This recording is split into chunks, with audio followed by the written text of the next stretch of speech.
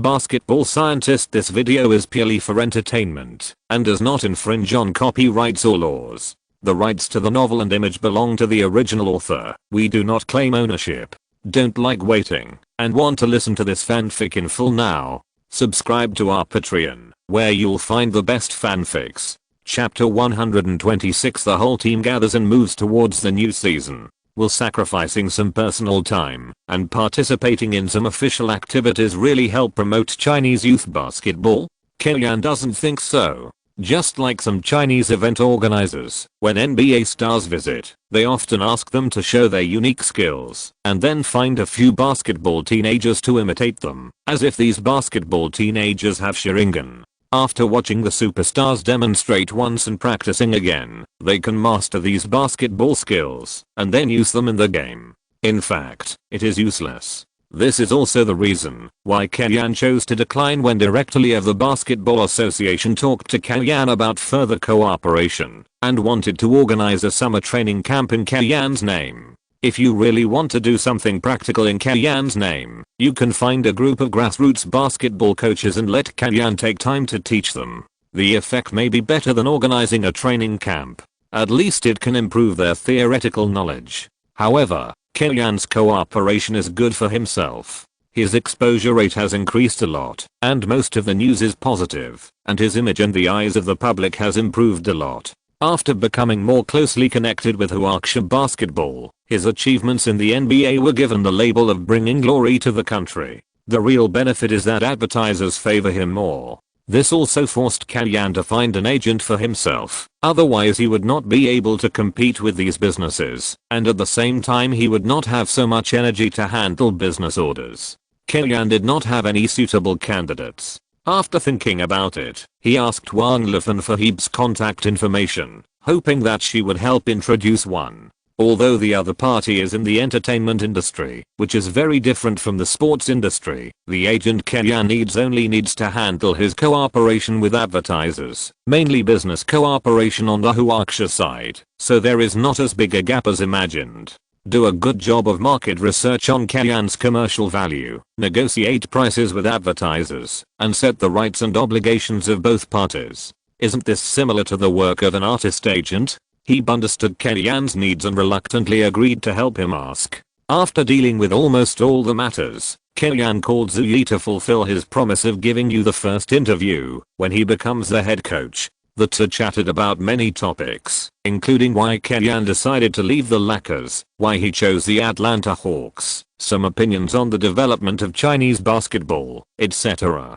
Kellyanne also answered honestly. Leaving the Lakers was decided in March. The two sides reached a tacit understanding a long time ago that the Lakers need a new helmsman. The Hawks are not the team with the highest salary, but they are the most sincere team. The boss tried his best to meet my requirements and build the team according to my ideas. I'm confident that the team will let fans experience that basketball is a kind of enjoyment next season. Regarding the development of basketball in China, I have two suggestions. First, don't kill the goose that lays the golden eggs for the 2008 Olympics. The funds that should be invested in youth training should be invested in youth training.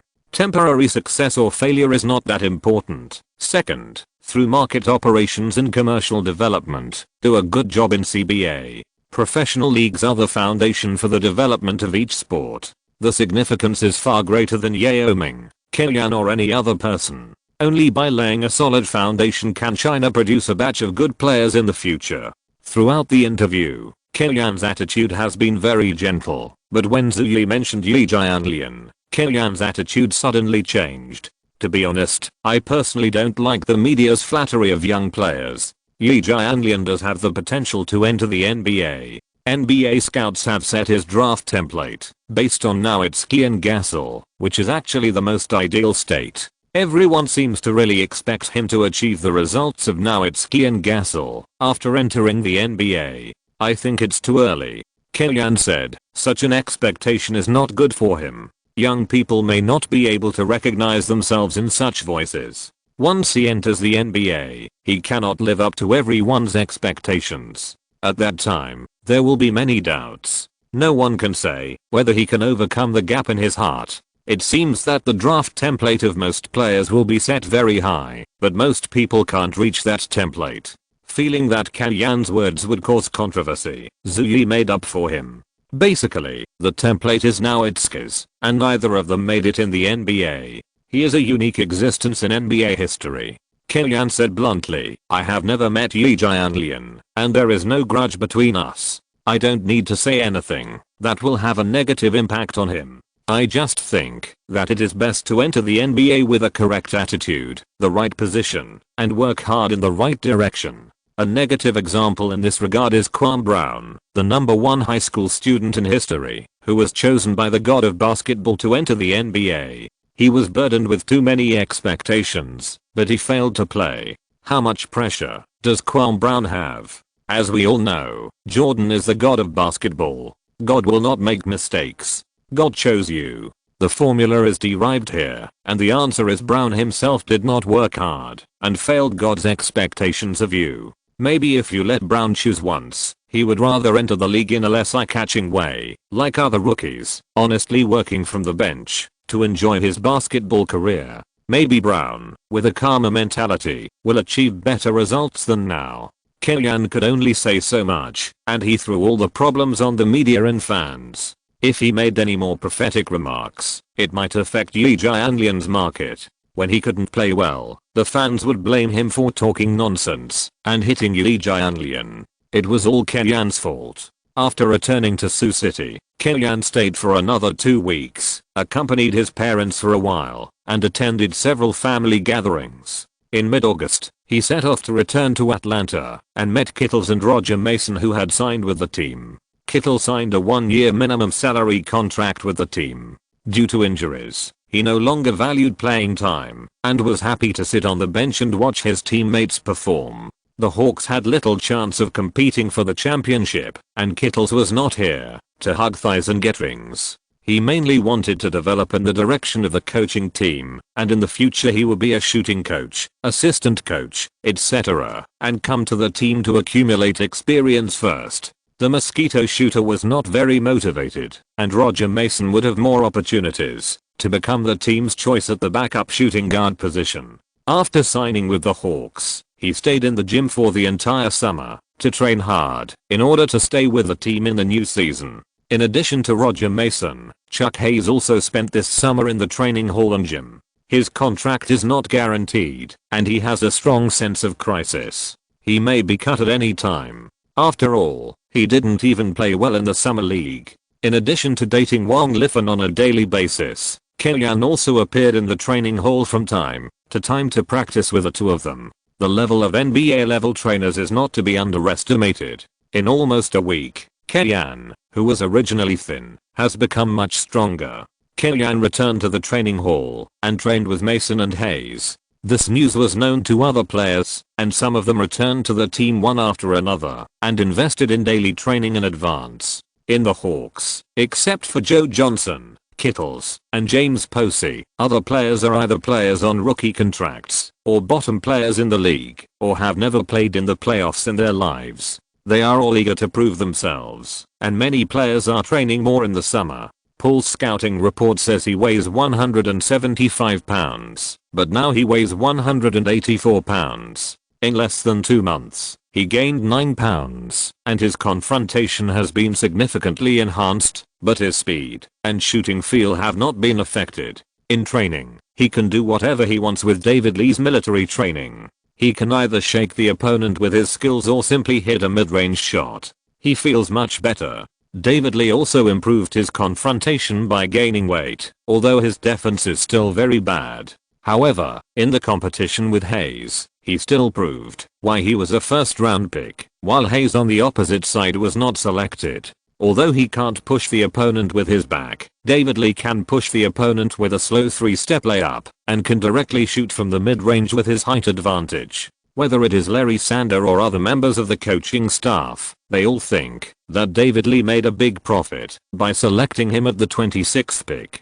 99% of rookies enter the league. The first thing they must do is to gain weight and strengthen their confrontation. Even for agile players like Iverson and Irving, it is the same. Otherwise, no matter how good their skills are, or how strong their core strength is, they can't hold on. The key is to be reasonable and step by step. Don't demonize it. In addition to the two rookies, Barnes, Mickey Moore, and Josh Smith also returned to the team in advance and started training. The Hawks lineup has changed dramatically this season. Everyone thought Kellyanne was going to create a new Hawks, and Josh Smith once thought he would be traded away. Fortunately, Kellyanne called him as early as after the draft and told him that the new season was in his plan and that he would build him in the way of Marion, which made Josh Smith happy. He likes the fast-paced offense and defense transition, and he once imagined that, if it was himself next to Nash, he could shine like Marion. He is Marion of the Hawks, and Paul is Nash of the Hawks. During the training, Josh Smith was very enthusiastic about Paul. After each dunk, he would hug Paul, but the good boy Paul was shocked. Paul was really a good kid among black people when he first entered the league, but later he became a veteran. Kellyanne's starting lineup was Paul, Joe Johnson, Percy, Josh Smith, Dyer. Since Joe Johnson, Percy and Dyer did not return, Kellyanne asked Kittles, Barnes and David Lee to play the roles of three people in the training, so that Paul and Josh Smith could experience the subtleties of Kellyanne's tactics. Chris, do you think we can play an offense like the Suns? After the training, Josh Smith was excited, but also a little confused. Just now, Kellyanne stopped the training many times and adjusted Josh Smith's running position. At first, his tone was relatively gentle, but later he was obviously a little irritated. If it works, he will not have any opinions. The key is to run according to Kellyanne's needs, without the opportunity to directly attack the basket or interfere with the opponent's defense. The boss used to be an assistant coach for the Suns. I think he must have had his reasons for letting you cut in like that. Didn't he say that to me several times? Paul's performance in training was very good, which initially proved Kellyanne's vision, and that it was right to choose him with the second pick. Players including Josh Smith also tacitly agreed that Paul was the team's tactical core for the next season and were adapting to Paul's rhythm. However, when Paul instinctively grabbed a rebound from his teammates and stopped to receive the ball, Kellyanne would always blow the whistle to remind him and then run forward as soon as possible. In a normal game, you will not control the ball for more than 12 minutes. These 12 minutes determine what kind of player you are, and when you don't have the ball for 36 minutes, what you do determines how high you can play. Kellyanne repeatedly said this to Paul. The players were a little confused about Kellyanne's tactical training. Kellyanne actually understood, and he even knew clearly where the problem was, that is, the other two ball holders of the team, Joe Johnson and Dio, did not return. Especially Dio. If Paul is the tactical core of the team, then the Frenchman is a formation I and a transmission in Kellyanne's system. The transmission here is not just about acceleration or deceleration on the offensive end, but about rhythm. If there is an opportunity to play offense and defense conversion, Dio can directly control the ball after grabbing the rebound, or he can find opportunities to pass the ball on the way. In the positional warfare offense, Dio can threaten the inside line of a single opponent with his own footsteps, and at the same time, he can explore opportunities in the high and low positions, so that the Hawks offense can break away from the offensive system led by Paul, and enter a different rhythm. Kellyanne took the risk of the penalty area being exploded, the rebounds being snatched, and the defense being penetrated, and he also had to reuse Dio because of his ability to change the team's offensive situation on the offensive end. Unfortunately, Dio does not seem to have any plans to return to the team for training in advance, including Joe Johnson, Posey and others. The league stipulates that the assembly date is September 10th. And before that, the team cannot ask players to return to the team. Dio did not come to Atlanta in advance, but Kellyanne welcomed another visitor. He came to find Wang Liffen, and coincidentally, Wang Liffen left for Los Angeles early, and the two passed each other. It just so happens that I have something to ask you. He was a little regretful. I asked about the agent for you. If you don't mind, our company will help you handle some business invitations. Your company? Kellyanne smiled. What I want to say is that in the United States, the agent only takes 4% to 8% of the player or coach's fee. I can only give a compromise of 6%. We should be able to talk about this. After all, Kellyan is not an artist, and he does not need the agency to spend time cultivating and taking care of him. I will not participate in your company's activities and cooperate with you to hype up scandals. Kellyan said seriously. Go to hell. Heeb's face turned cold, and she turned around to leave, but was stopped by Kellyan. Sorry. Kellyan smiled and held Heeb. I just told you my request. No harm. Sorry, the company may want to use your popularity to expand its network of relationships in the mainland. At most we can tie you up to shoot commercials. There is no need to hype up the scandal, okay? Heeb was straightforward and directly reported the intention of her own agency. Do you think I really want to have a scandal with you? In fact, it is a mutual benefit. Kellyan has a professional agent to help him manage, and he can turn his fame into real benefits. Huan has more contact with advertisers, which may evolve into the company's resources in the future. After thinking about it, Kellyan has agreed to this proposal in principle, and is waiting for Huan to draft a formal contract. Then we will be colleagues from now on. Kellyan extended his hand to Heeb, but Heeb slapped him away. Call me senior sister. Hadaro, asterisk asterisk. Oh, Kellyan showed a helpless smile. I owe you a favor. If there is a chance, I will give you a gift you can't refuse. Heeb is a singer, and Kellyan has already made plans on how to repay her. It's better for you never to pay it back. In early September, the league officially announced the schedule for the new season. The new season of the Hawks will start on November 1st. The first game will be a guest game in Milwaukee to challenge the Bucks. This is not only a duel between the former head coach of the Hawks, Stotts, and the current head coach Kellyan, but also the first confrontation between the number 1 pick, Bodig, and the number 2 pick, Paul. It is very interesting for fans. At the same time, the Hawks were also assigned to participate in the NBA China tournament, and their opponent was the Minnesota Timberwolves. The two teams will play against each other in Beijing on October 14th, and then move to Shanghai and Guangzhou to play against the Chinese national team. Kellyan was well prepared for this. NBA has always developed the Chinese market with Yao Ming and the Rockets as the core. News about the two has been hot in China, and once the two teams are eliminated, the NBA will immediately be cold in China. Finally, Kellyan changed this pattern last season. The game between the Lakers and the Spurs helped Kobe's popularity in China soar. The league must continue to consolidate Kellyan's popularity in China. As for the Timberwolves, on the one hand, it is because Garnett is popular in China, and on the other hand, it is also because of the lack of strength of the Hawks, so they are arranged with an evenly matched opponent. On September 4th, Joe Johnson returned to the team a week early and participated in team training. His hometown is Little Rock, which is less than 100 kilometers away from Atlanta. Playing for the Hawks perfectly fits the principle of more money, closer to home. Joe Johnson resumed training and quickly integrated into the Hawks' offensive system. He is a very comprehensive scorer who can attack with the ball and can also cooperate with Nash to play without the ball. It is not a problem to partner with Paul. And Joe Johnson has another advantage. As long as the money is in place and the desire for power is not strong, it doesn't matter if Paul has more ball rights. It doesn't matter who the Hawking is. Such a player is suitable to be the partner of Paul, who has a strong desire to win. In addition to Joe Johnson, other players also arrived at the team on September 7th and September 8th. In fact, most players will not delay until the deadline on the 10th to report. It's okay if you don't arrive early. If everyone else has arrived, you insist on business as usual. The coach doesn't say anything, and it's not easy to be a person in front of your teammates. All members gathered, and the Hawks preseason training was officially adjusted to 2 trainings a day. The physical reserve before the start of the season is very important, which directly determines your state after the start of the game. In this regard, the negative example that most affected Kellyan was Wall in his previous life. After every off-season, he would gain a lot of weight.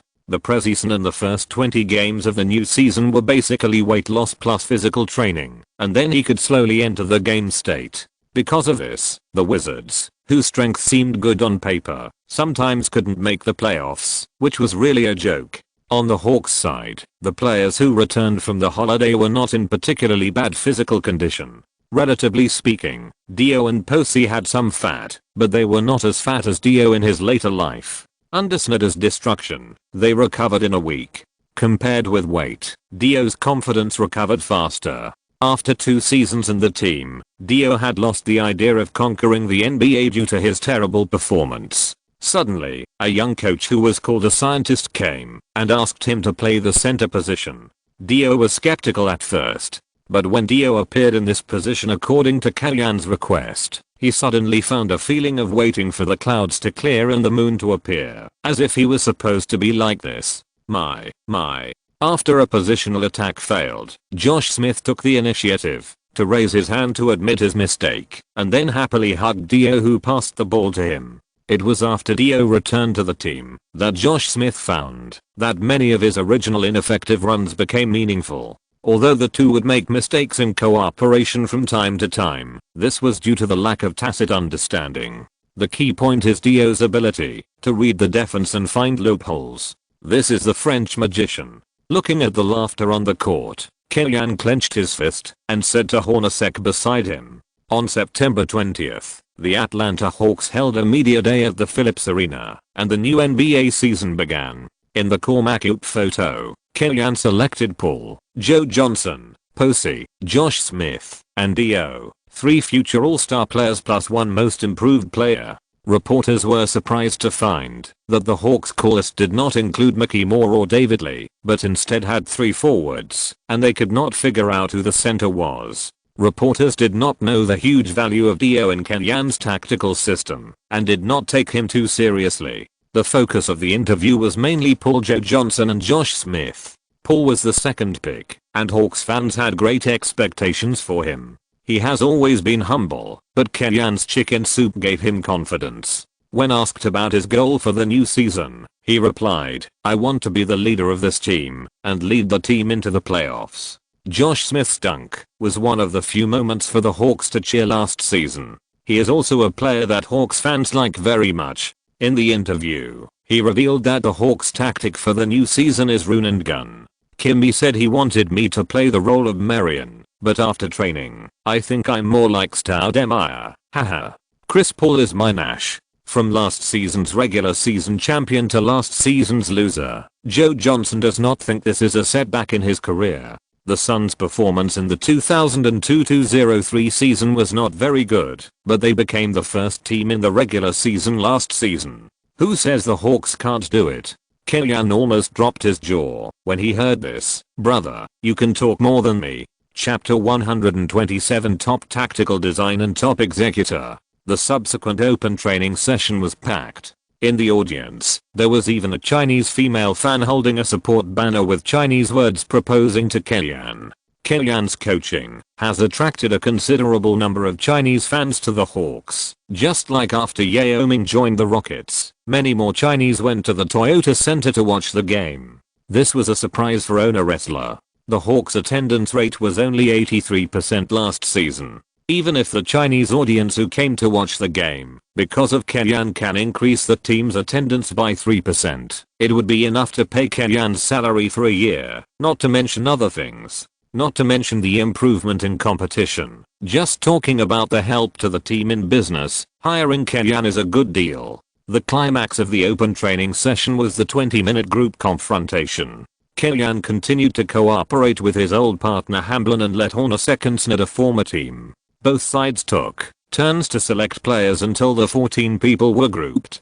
Kellyan asked Paul, Dio, David Lee, Barnes, Mason, Dota Smith, and Hayes respectively, and the players wore black training suits. On Snyder's side, Joe Johnson, Josh Smith, Posey, Mickey Moore, House, Kittles, and Royal Ivy wore white jerseys. Josh Smith was a little depressed. During the training period, he was very comfortable with Paul and wanted to work with Paul even more. Last season, Kellyan led the team to compete with the main lineup in the training game and did not lose. He initially gained fame. In this game, Snyder was not going to be soft-hearted when facing Kellyan. He wanted to teach Kellyan how to be a man and show his face at the same time. However, Kellyan dared to adopt the rotating selection system. In his mind, he had already designed a tactic to dismantle Snyder's defensive system. He put David Lee into the starting lineup.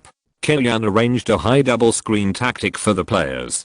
Dio held the ball at the top of the arc, and Barnes ran from the bottom corner to the right at 45 degrees, covering Poole to receive a hand-to-hand pass from Dio. After Poole received the ball, Barnes bounced out to the three-point line. Dio cut to the basket. Afterwards, Poole could evolve a variety of offensive routines according to the changes in the opponent's defensive formation. It could be the person being screened receiving the ball to attack, the screener to attack, or the ball holder to attack. The specific application and changes of the high post double pick and roll will be explained in detail later in the game. Relying on the cooperation derived from this high post double screen, the black team hit the white team 6 times in a row at the beginning of the game, which made Snyder's face pale on the sidelines. His face, which already looked like a perverted murderer, became even more terrifying. Reporters didn't even dare to take a picture of his face, for fear of scaring Zio Pengayu. Snyder is a coach who broke out of the NCAA.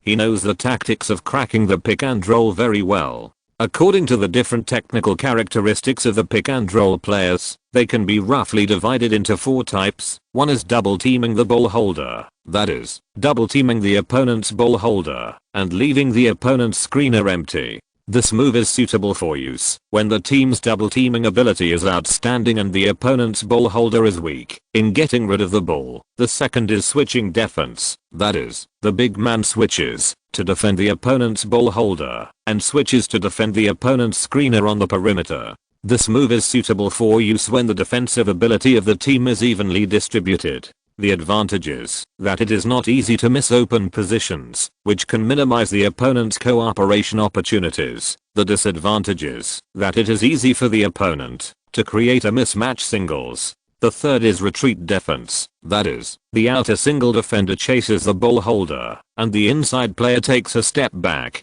This move can protect the inside, but it will miss the middle distance and even the outside, which is suitable for use when the mobility of the big man of the team is poor. The fourth is delay and return to position. That is, the big man first delays the opponent's ball holder, and the guard quickly squeezes through, or bypasses the screen wall and repositions. This can ensure that there is no loss of position, but it requires a high degree of tacit cooperation between the guard and the inside player. However, Snyder tried all these 4 methods, and none of them could be used to deal with the pick and roll designed by Kellyanne. Not only Snyder, who is an academic, but even Hornacek, who has played pick and roll for many years in the Jazz, is helpless. Top-level tactical design combined with top-level tactical execution. This is the combination of Kellyanne plus Poole. Experts see the doorway, while laymen watch the excitement. The fans watching the game on the sidelines did not have the media's interpretation and could not see the tactical battle between the 2 coaches.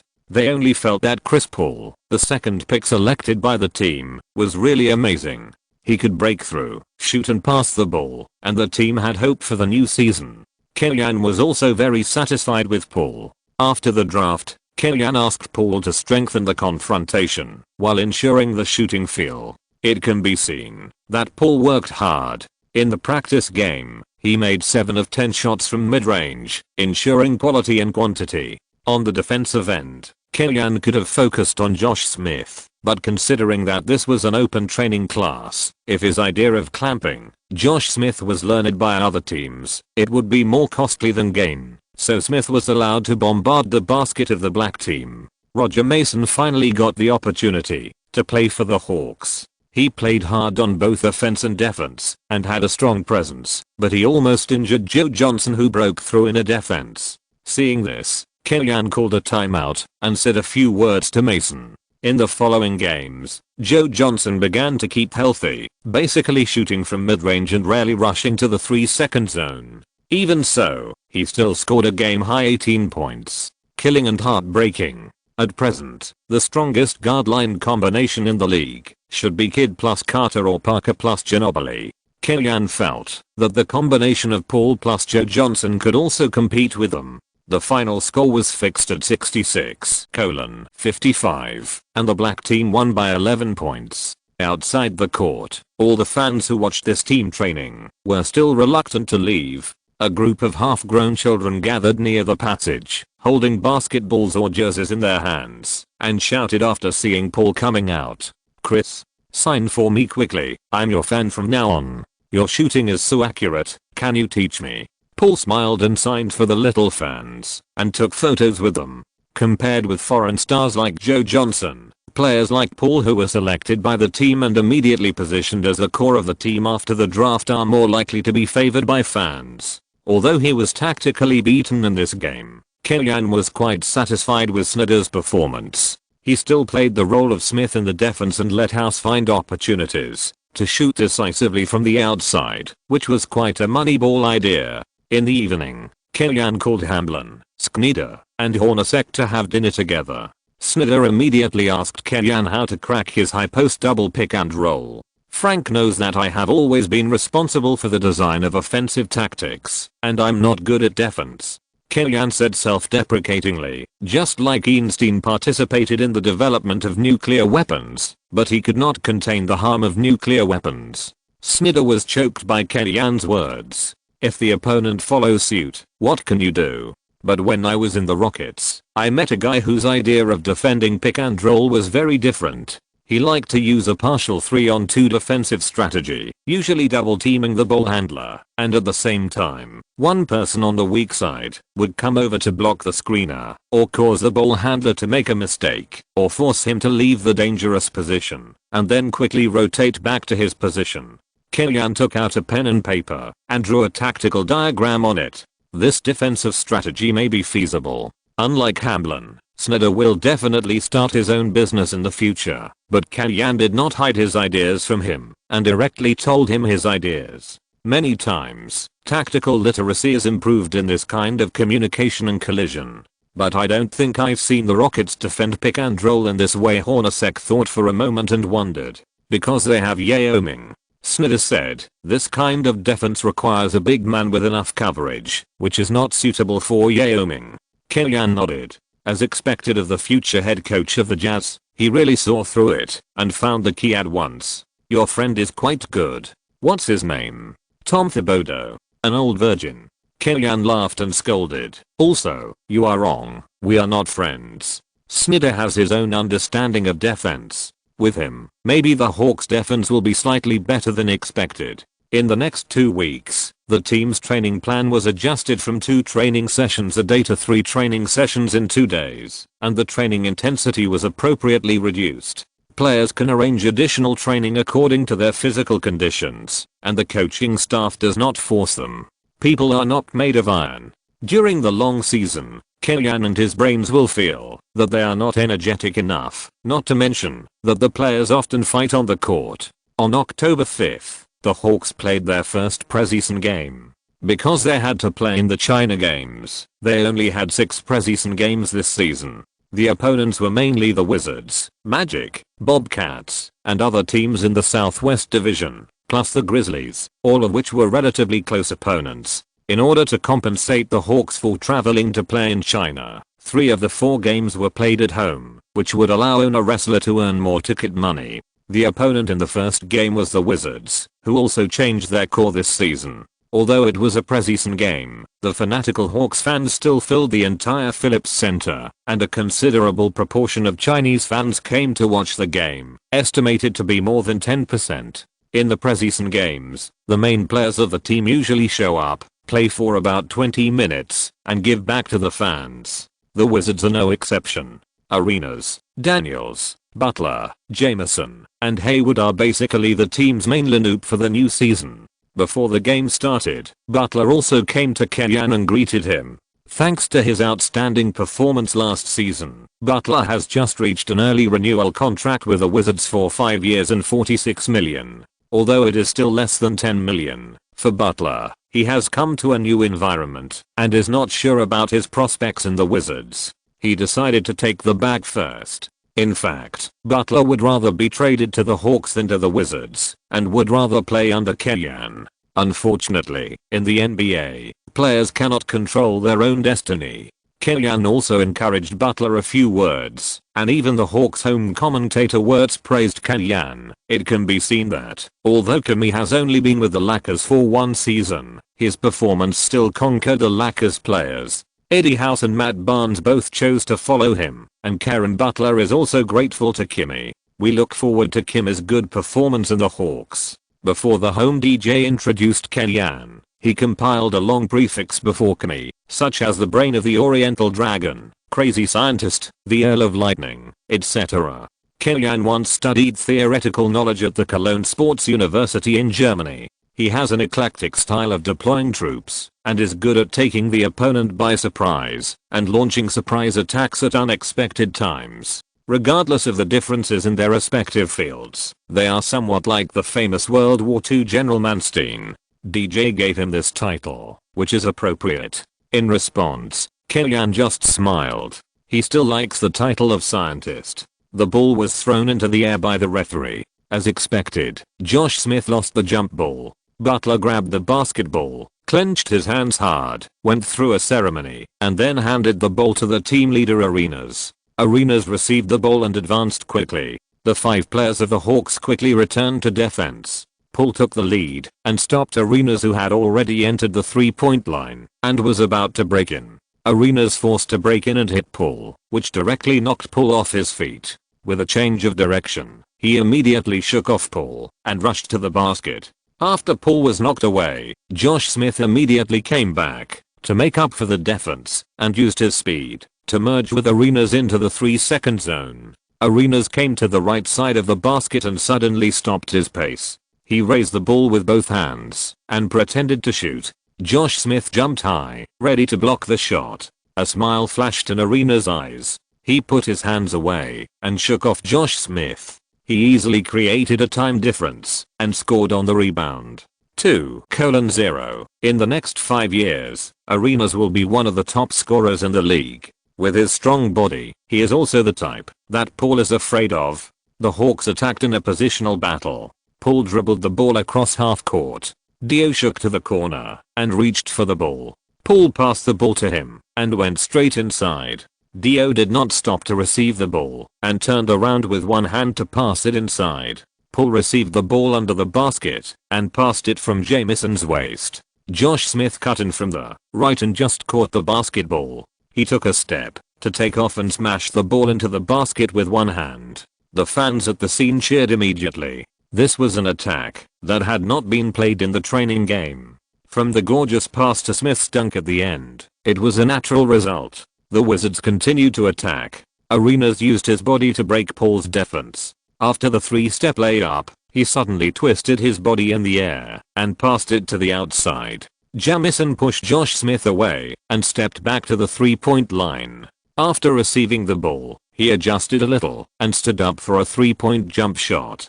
Josh Smith took a big step forward, leaned over and stretched his arms, but still failed to block Jamison's shot. The basketball drew a beautiful arc and flew into the basket. Swish! It went into the basket. Without waiting for the Wizards to return to defense, Dio, who served the ball from the baseline, sent the ball directly to the midline. Josh Smith, who had just rushed out to defend Jamison's 3-pointer, received the ball directly and rushed directly to the Wizards' restricted area like a tiger descending from the mountain. Facing Butler's backup defense, he changed direction with a European step. Although there was no one defending in front of him, Josh Smith couldn't find his own layup rhythm.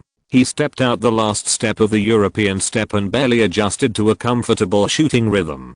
Josh Smith tried to hit the rebound, but failed to hit it. Fortunately, Joe Johnson, who followed up from the back row, grabbed the rebound and held off Daniels to make the shot, thus avoiding Josh Smith from making the top 5 embarrassments. At first, Eddie Jordan also questioned in his heart whether Kellyanne was too arrogant to put a 203cm player in the center position. But after 2 rounds, Dio's 2 wonderful passes dispelled his doubts. If the first ball can be explained by a flash of inspiration, then the position, method and technique of the second ball pass will show that Kellyanne recognized Dio's ability and arranged it this way. However, what about the Hawks' restricted area defense? Eddie Jordan's doubts were soon answered. Arenas crossed the half court with the ball, and the Hawks suddenly sandwiched the ball holder with Paul and Posey. Under pressure, Arenas turned around to protect the ball, but could not find a suitable opportunity to pass the ball. He could only force the ball after jumping, but was interfered by Josh Smith. Joe Johnson behind him completed the steal. In the first time, the Hawks made a 4-line fast break, and Joe Johnson stepped on the joint camp and scored a dunk. The team's offensive after the opening was full of vigor. In the eyes of the fans, it already had the feeling of the Suns last season. The fans at the Phillips Arena cheered, and Eddie Jordan signaled the players to hold on. The Hawks played fast, and the Wizards played slowly. Arenas slowly dribbled the ball across half court, asked Jamison for a pick and roll, dodged a space, and shot directly at Josh Smith, but missed. Joe Johnson moved inward to help Dio protect the rebound. Karen Butler stepped forward to block the Hawks' first pass, and indeed did not let Dio pass the ball.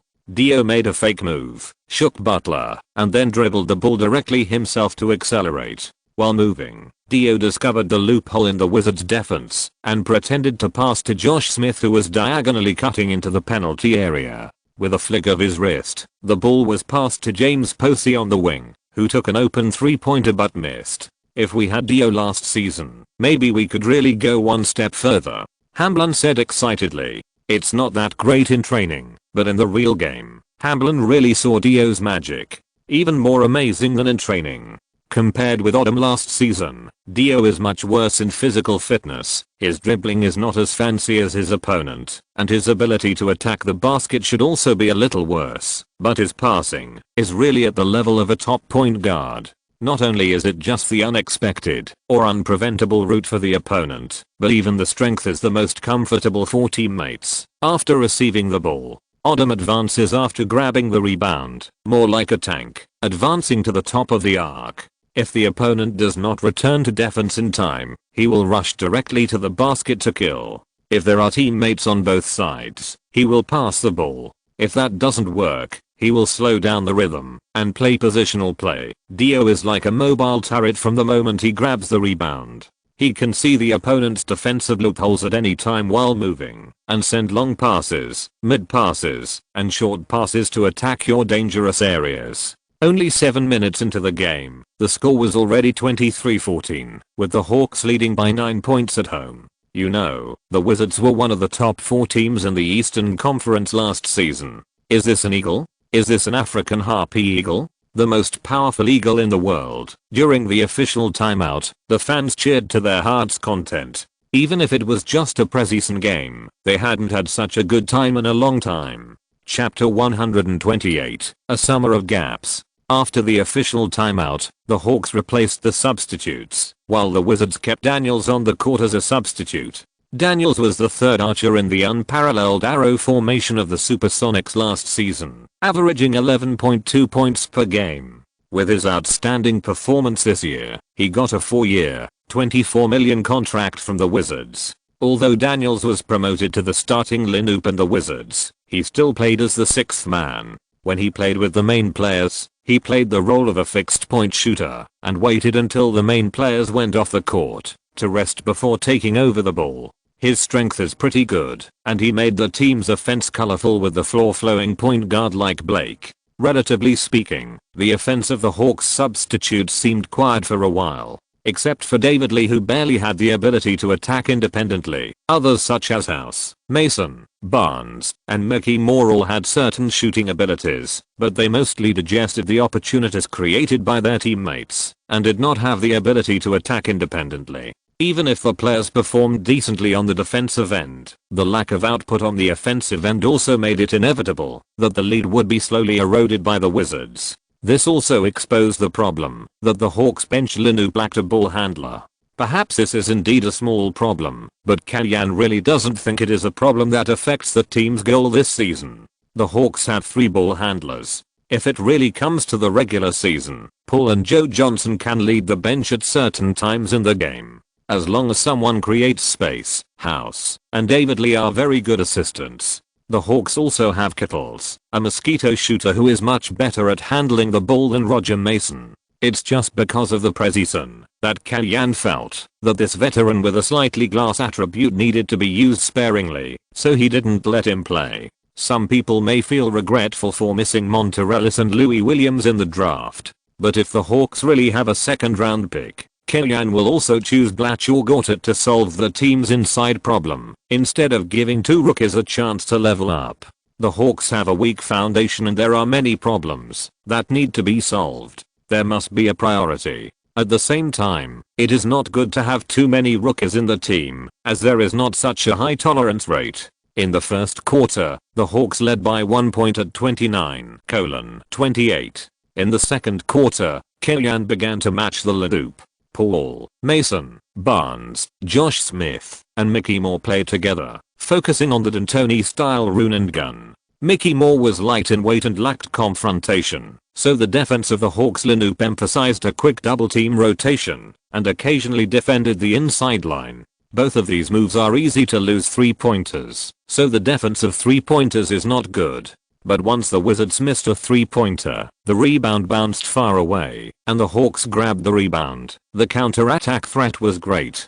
Paul pushed the counter-attack. Mason and Barnes went down along the two sidelines, and Smith and Mickey Moore went straight in the middle. Without guarding the two shooters baseline, Paul can pass directly to the two bottom corners and find an easy shot opportunity. If he pulls to the side to block the three-pointer, Smith and Mickey Moore's follow-up in the middle will be more lethal, and Paul's ability to attack the frame directly is also very strong. Even if you limit Paul's speed and prevent the Hawks from achieving a fast break, the Hawks can still play a V-shaped defense and positional warfare.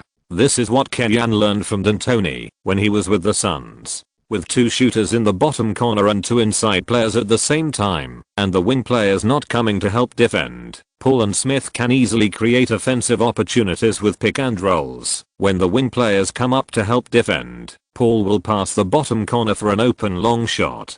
How many offensive routines have you mastered? Snyder looked at Kellyanne sitting next to him with a fanboy look on his face. Before coming to the Hawks, I didn't admire Kellyanne so much. I always felt that Kellyanne was overrated. The Lakers' record last season was certainly due to his proper command, but the lineup itself was also good. It's not incredible to reach the Western Conference semifinals. Now, following Kellyanne, I just realized that it was the Lakers who restricted Kellyanne. If you really give him the right lineup, he can play tactics for you. Arenas and Jamison worked together and could barely cope. But in the second half of the second quarter, the Wizards replaced their substitutes and were completely defeated by the Hawks lineup of House plus Joe Johnson plus Posey plus Diawa plus David Lee. At the end of the first half, the Hawks led the Wizards by 16 points, 65:49, and the fans' concerns about the weak bench lineup were completely dispelled. Although it was a preseason game, Eddie Jordan felt that he had used at least 70% of his strength, but was still beaten by the Hawks. He was even more afraid of the flying and jumping young man on the opposite side. The Wizards did not play at their best, but did the Hawks play at their best? During the halftime break, in the locker room, Kellyanne affirmed the team's performance. The Wizards were one of the top 4 teams in the Eastern Conference last season. Their offensive firepower is very good, but it is obvious that they are much worse than us. If we continue this performance, we can blow up the entire league in the new season. While everyone was excited, Kellyanne was not overwhelmed by the victory. He told Snyder beside him to focus on James Posey in the second half. In the first half of the game, James Posey made 0 three-pointers, and all of them were open three-pointers. He was one of the relatively lacking players in the Hawks. Combined with the previous training games, Posey's three-point shooting field was very average, which is also worthy of the attention of the coaching staff. In the second half of the game, Kellyanne's dispatch was basically the same as in the first half. In the third quarter, the main players and substitutes were clearly divided. In the fourth quarter, the main players and substitutes took turns to play, mixed and matched. The last 2 minutes of garbage time were left for the water dispenser to appear, which was a little reward. Eddie Jordan quietly increased Arenas and Jamison's playing time. The two core players of the Wizards played for 27 minutes and 26 minutes respectively, and scored 38 points together, helping the team narrow the gap and look better. The final score was 117:105. The Hawks defeated the Wizards at home and ushered in a good start in the preseason. Throughout the game, the Hawks' offense was smooth and the coordination was dazzling. Kellyanne's drastic transformation of the team began to bear fruit. Sander, who was watching the game on the spot, received a call from the boss wrestler, Larry. I said Kobe is very powerful, but you still don't believe it. We will definitely make the playoffs this season. Yes, keep it up, we can make the playoffs. Sander had doubts about Kalyan, but he didn't think he would be slapped in the face if the other party succeeded. As the general manager, he also did a lot of work. And if Kalyan really triples his performance and leads the team to the playoffs, he will most likely be nominated for best coach, and he will also be nominated for best general manager, a win-win situation. The team's running in went smoothly, and Kalyan was very happy. He felt that it was the right decision to come to the Hawks, which was much better than being bullied in the Lakers. Although one of the two teams is a top 4 team in the Western Conference with Kobe, the number 1 killer in the league, and the other is a last in the league with nothing but a few jumping men, for Kalyan, the Hawks is really more suitable for him. First of all, it is a Linu problem.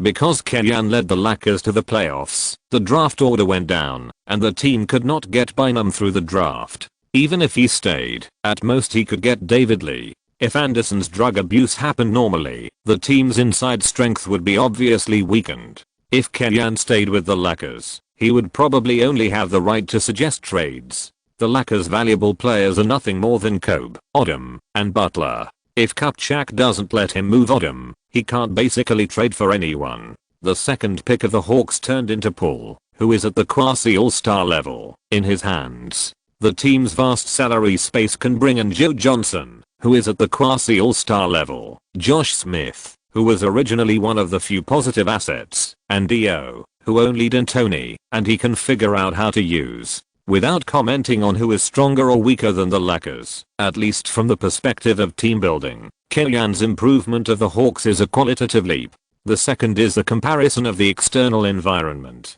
In the West, the Spurs, Mavericks, and Suns are 3 major teams. The Rockets, who have the Yao McGrady combination, can still have considerable hard power, as long as they add some useful role players. The Nuggets, Grizzlies, and even the Clippers, who have made targeted reinforcement this summer, are all strong. If Kalyan does not have real power and relies on his own micromanagement, the limit is the lower half of the playoffs.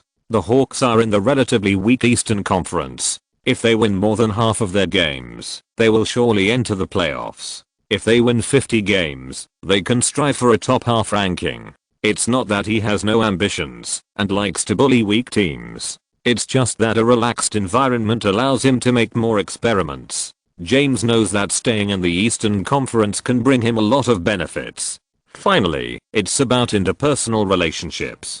Kalyan was dealing with the management and Kobe and the Lakers, and he was constrained in everything he did. When Odom was suspended, Kupchak would call him for a talk. In the Hawks, he has a special sword and doesn't have these troubles. Because of the time difference, Eastern Conference games are all early in China. CCTV gave him face by broadcasting the game and playing highlights at the same time as being able to appear on Sports Express. This is very rare in CCTV. Only the Rockets have this treatment. Usually, NBA game highlights are put on the sports news at 6 p.m. The Hawks' dazzling offense is more enjoyable after being edited by CCTV, which is a novel experience for many fans who only pay attention to Yao Ming.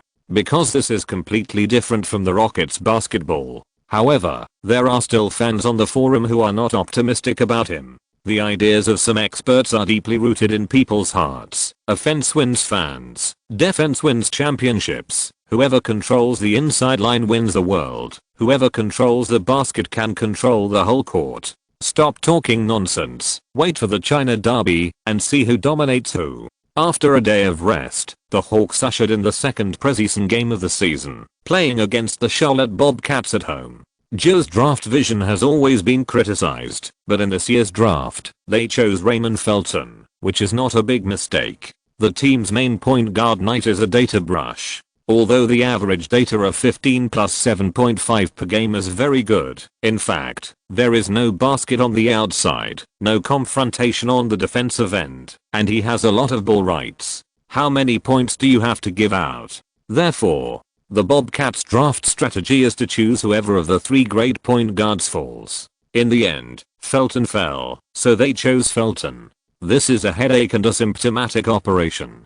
but compared to their old rival, the Jazz, who packaged 2 first-round picks to trade for the 3rd overall pick and intercepted Darren, the Bobcats seemed a little bit lacking in courage. As a team dominated by young people, the Bobcats also sent out all their main players in this game. Felton, Carroll, Gerald Wallace, Okafor, and Brezek. Boss Joe is looking forward to the team's success and Felton's ability to prove that he is better than Paul.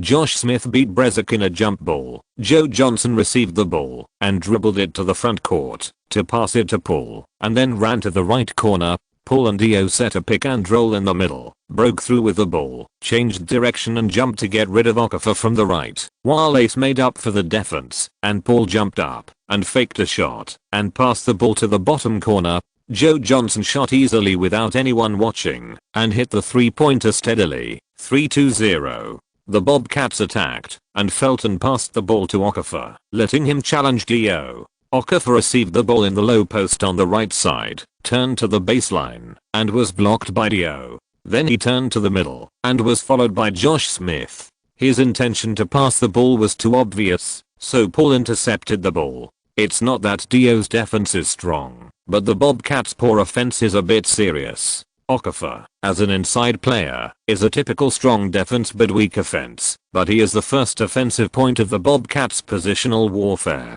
Paul accelerated across half court and passed it to Joe Johnson who followed. Joe Johnson took a step and pulled the ball up, carrying Carroll away and easily making a layup. 5-2-0. White shooter Matt Carroll, who is about the same size as a point guard, has good shooting skills, but nothing else to say. In the Bobcats offense, Gerald Wallace received the ball and challenged Posey. He failed to get past Posey with his skills and forced his way into the basket for a layup.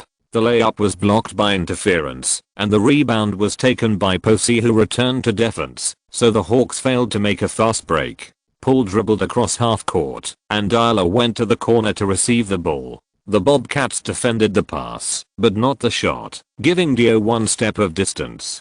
Dio easily made a jump shot and hit it. 7:0. Not to mention that Dio himself is a technical flow. He played as a small forward last season, but he was already at the corner, and he was given so much space, which was really a bit of a disdain. The Wizards at least have a veteran like Jameson, an old subordinate of Kenyon like Butler, and a top scorer like Arenas. When the Hawks attack, they can also respond. The Bobcats, who focus on defense and not offense, faced the Hawks and retreated step by step at the beginning. It was not until 4 minutes into the game that Gerald Wallace made a foul in the counter-attack and scored the first point with a free throw. At this time, the Hawks had already scored 11 points. The game continued, and the gap was still obvious. Paul and Joe Johnson helped the Hawks to firmly control the situation of the game and did not give the Bobcats a chance to close the score. Last season, the Hawks had 13 wins and 69 losses, and the Bobcats had 18 wins and 64 losses, ranking the last 2 in the Eastern Conference.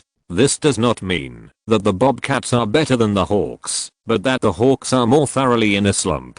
However, in a summer, the two teams are facing completely different situations. The Hawks seem to have found the core of the team. Although it is only the preseason, Paul's performance is currently very eye-catching. Felton, on the other hand, cannot be said to be bad, but he does not seem to be able to revitalize the team. After the official suspension, SYNOPSIS, the most solid player in the Bobcats' interior offense, came on the court, and the team's offense has improved a bit. SYNOPSIS was the #1 contributor to North Carolina's NCAA championship last season. However, among the 4 young players in North Carolina, his draft pick was only ranked 3rd, only higher than McCants. There is no way NBA scouts pay more attention to the ceiling and potential. Just like the runner-up team last season, the University of Illinois, the team's boss seed was not selected by the Rockets until the 23rd pick, while Darren was selected as the 3rd pick.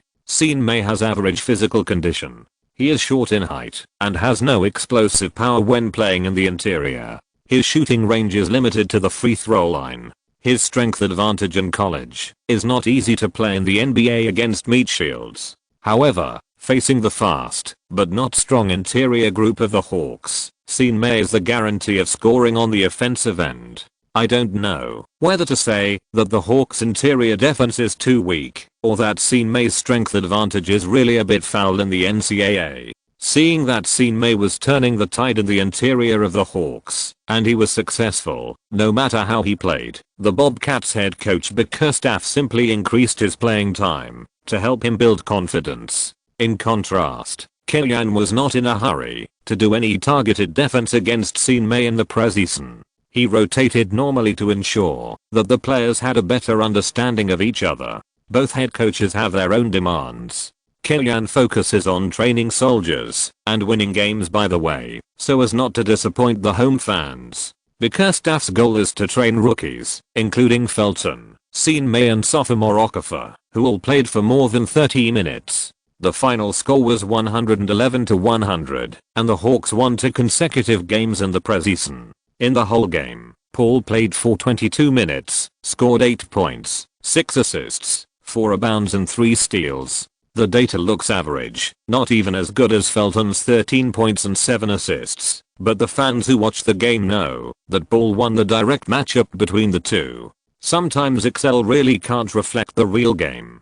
Today's update is a little late, mainly because of toothache, which affects my thinking. I thought it was gum inflammation.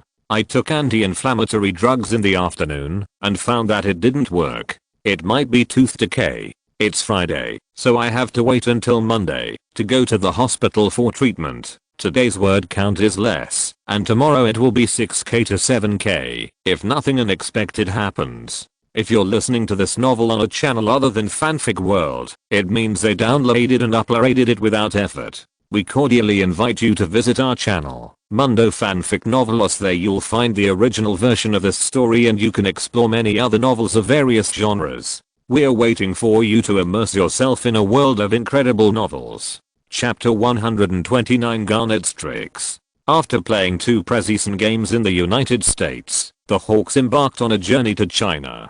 Kellyan once again felt the gap between ordinary teams and wealthy teams. The Lakers plane has been specially modified, and the seats are more spacious than those in the first-class cabin, while the configuration of the Hawks plane is no different from that of an ordinary passenger plane. In fact, it doesn't cost much to renovate the interior of a plane. It is estimated that it will cost at most $1 or $2 million, which is almost the same as 2 veterans' basic salaries. However, as long as it is not a hard rule of the league, some bosses are unwilling to spend more money. Kellyan was a little dissatisfied, but he had no choice. He could only bear it this season. When he achieved good results, he must propose a plan to renovate the interior of the plane to provide players with a more comfortable journey. Cuban even bought a plane specifically for the team. After a 16-hour journey, let alone the players, even a quiet person like Kellyan felt uncomfortable, let alone this group of energetic players.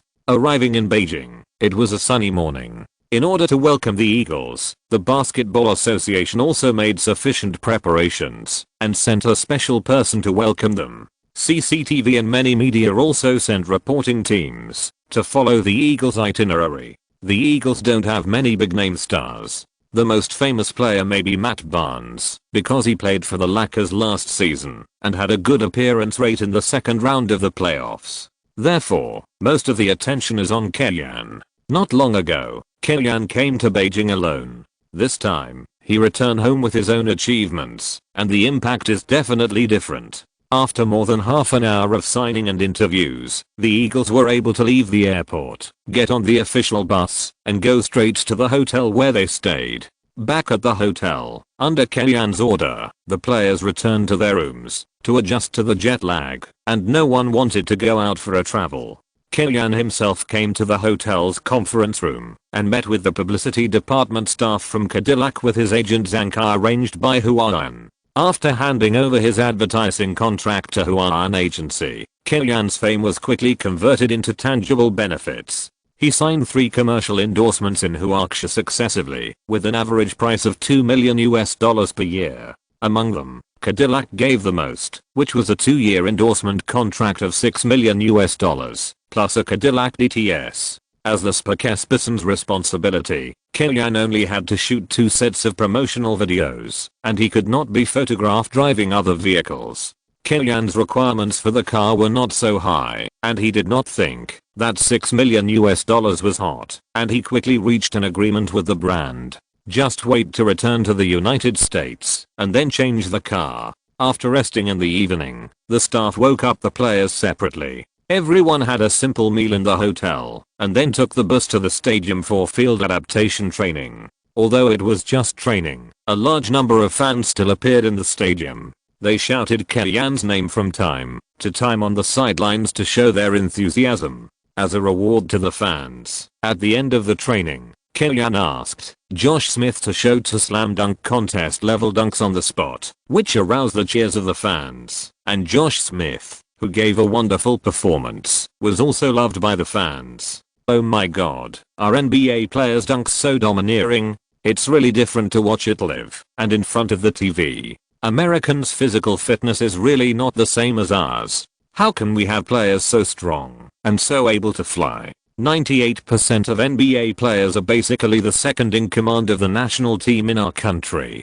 Compared with the Hawks, the Timberwolves don't pay so much attention to the Chinese market. They came to China on the second day, and there was no such thing as training on the field. They just arrived at the gym an hour before the game, and did a simple shooting training. Even so, Garnett still has the most fans among all the players in the game. There is only a wrong name, but no wrong nickname. The title of Big Ticket is applicable everywhere. Garnett's passionate playing style has won him a large number of fans in China. There are even quite a number of Garnett fans who not only disdain Nowitzki, but even dare to compare Garnett with Duncan, believing that Garnett's achievements are not as great as Duncan's, because his team is weak, but his hard power is not inferior. The degree of outrage is comparable to the 09 duo. Kellyan has a good impression of Garnett, mainly because Garnett's technical characteristics perfectly match Kellyan's tactics. Garnett has the top-level assisting defense ability in the interior, and the coverage on the defensive end can almost compete for the first place in history. At the same time, he has outstanding defensive awareness and can make the right defensive method after assisting defense and oppression on the offensive end. Garnett is versatile enough with a mid-range shot that is second to none at the power forward position, and he also has other scoring methods. The biggest shortcoming is the ability to attack, which is easily magnified in the playoffs. However, in the next few years, Garnett seems to have no need to worry about this shortcoming. Last season, McHale was unexpectedly blocked from the playoffs. He decided to rebuild the Timberwolves. The team first fired the meritorious head coach Saunders and hired Mavericks assistant coach Cassie to run the team. Then, when the contract renewal conditions could not be negotiated, he gave up the alien castle and did not renew the contract with family breadwinner Sproul.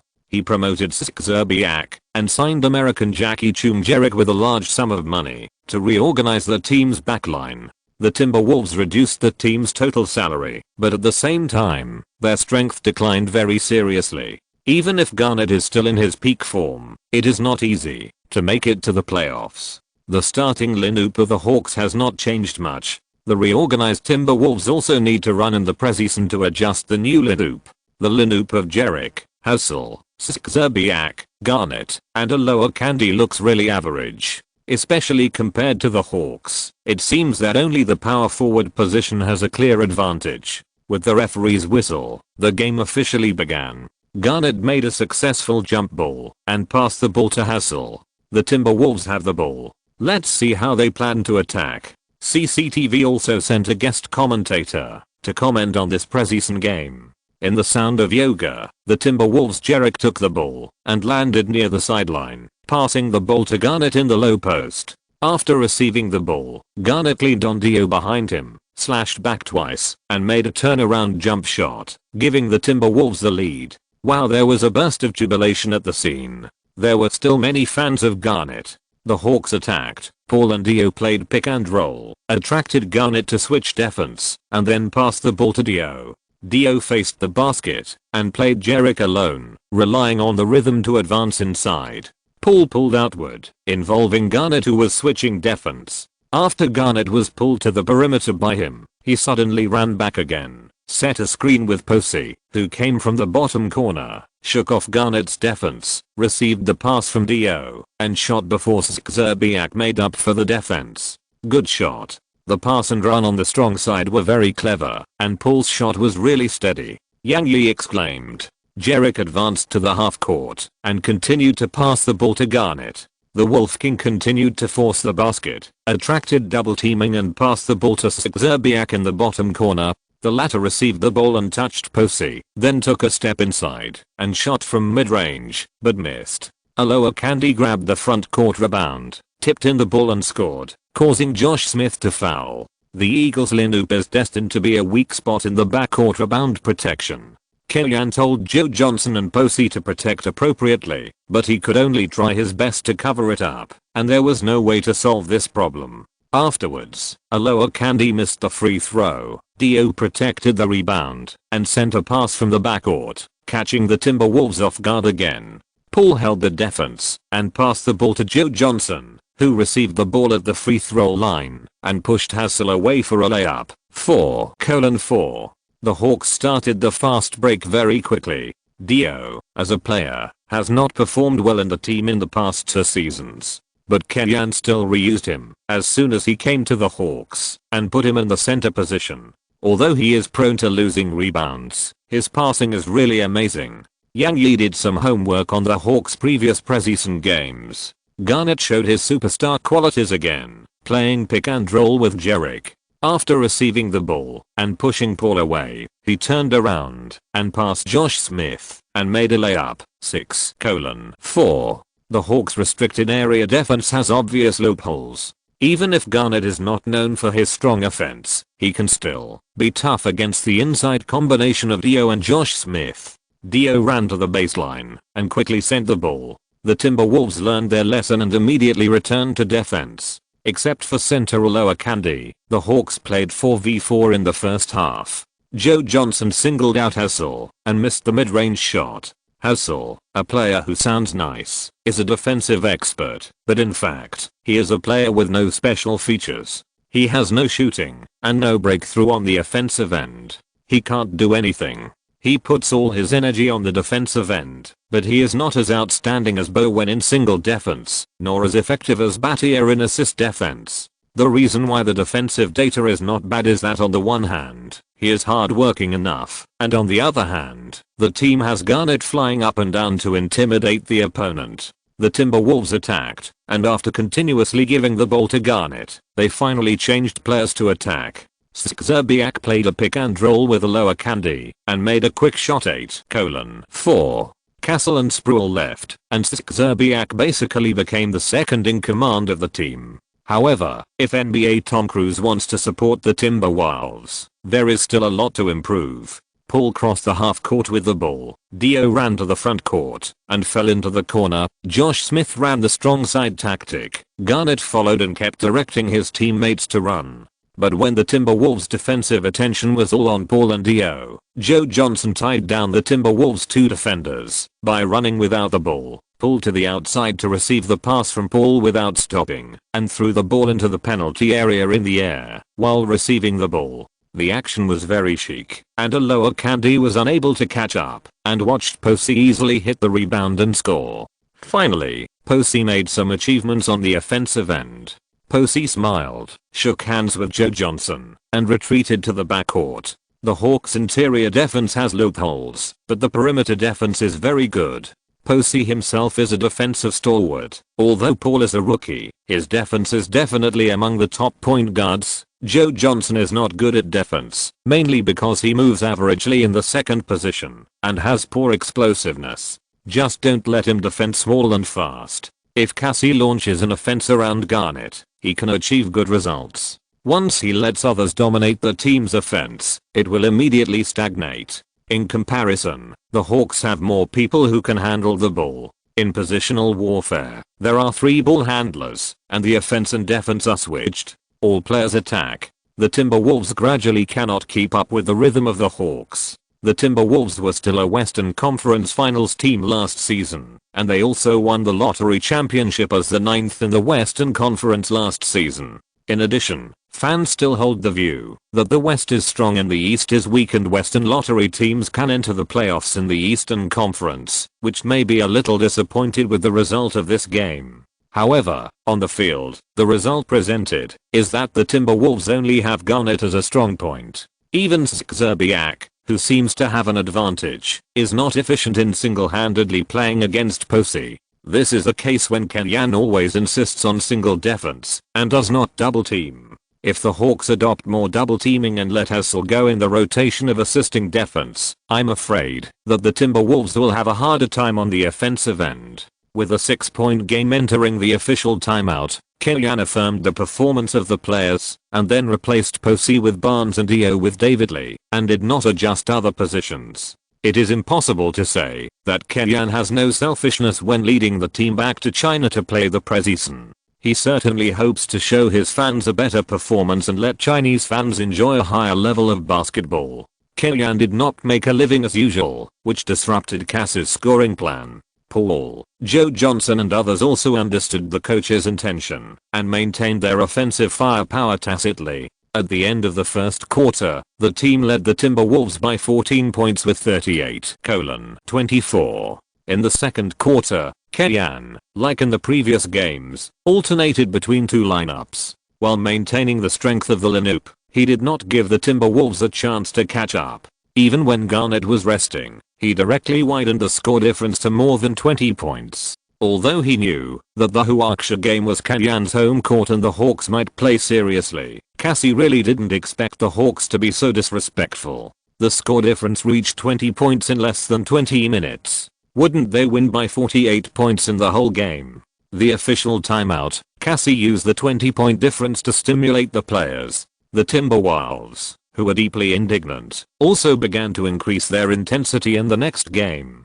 The representative figure was Garnett. As the league's famous trash talking, he chased after Paul and sprayed trash talk from the moment he dribbled across half court. It was as ugly as it could be, and Paul directly complained to the referee on the spot. Although Garnett's trash talk caused him to be punished with a technical foul, it also successfully disrupted Paul's mentality. In the next two consecutive offensive rounds, Paul had sluggish handling of the ball, and the Hawks failed to attack twice in a row. It was a bit tasteless, but this was one of Garnett's ways of influencing the game, and it was also the weakness of young players.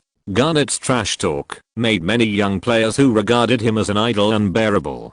Howard was very angry about his trash talk, and later he directly fought with him on the court. When French center Noah was a child, his house was full of Garnett posters. During the game, Garnett directly asked, "Can I touch your hair like a woman?" which made Noah angry and turned against him.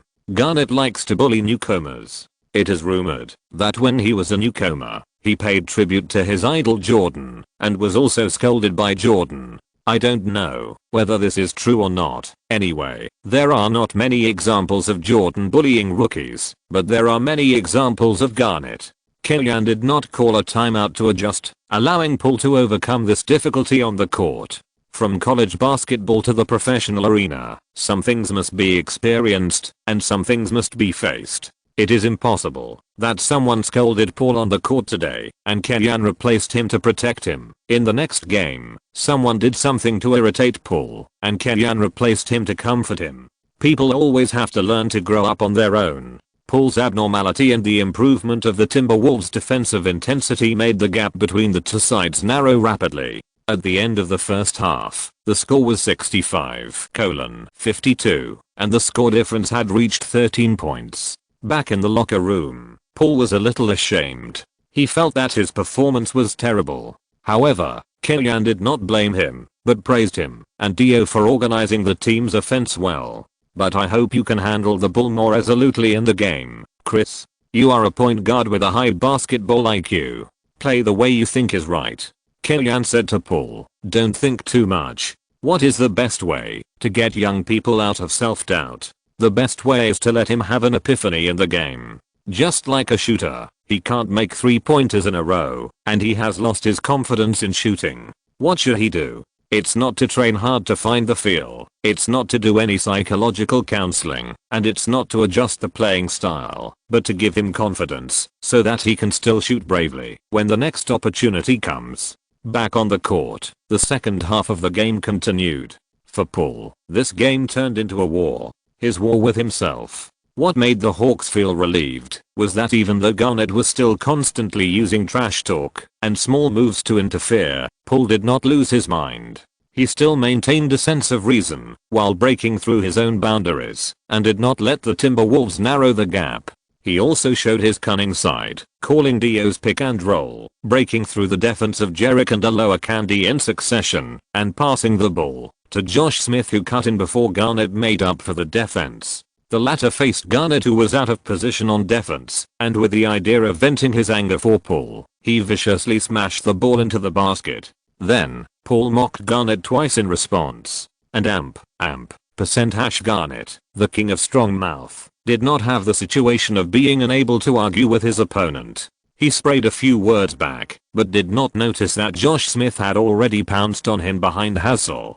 Smith completed the steal and pretended to dunk, but after attracting Garnett to jump, he turned around and passed the ball to Paul. Paul stepped on his feet to receive the pass, and then he flew into the air and dunked over Garnett, who had just landed and had no time to take off again. "By St. Paul, grandfather," Yang Yi exclaimed. "He looks like a small guard and plays very calmly, but I didn't expect him to be so capable." Yang Yi was not the only one who was amazed. The audience also cheered for Paul's dunk. This was also the deepest impression Paul left on the fans in this China game. Since then, the name Chris Paul has been imprinted in the minds of Chinese fans. "Haha, this time I assisted you. You have to give it back to me in the future."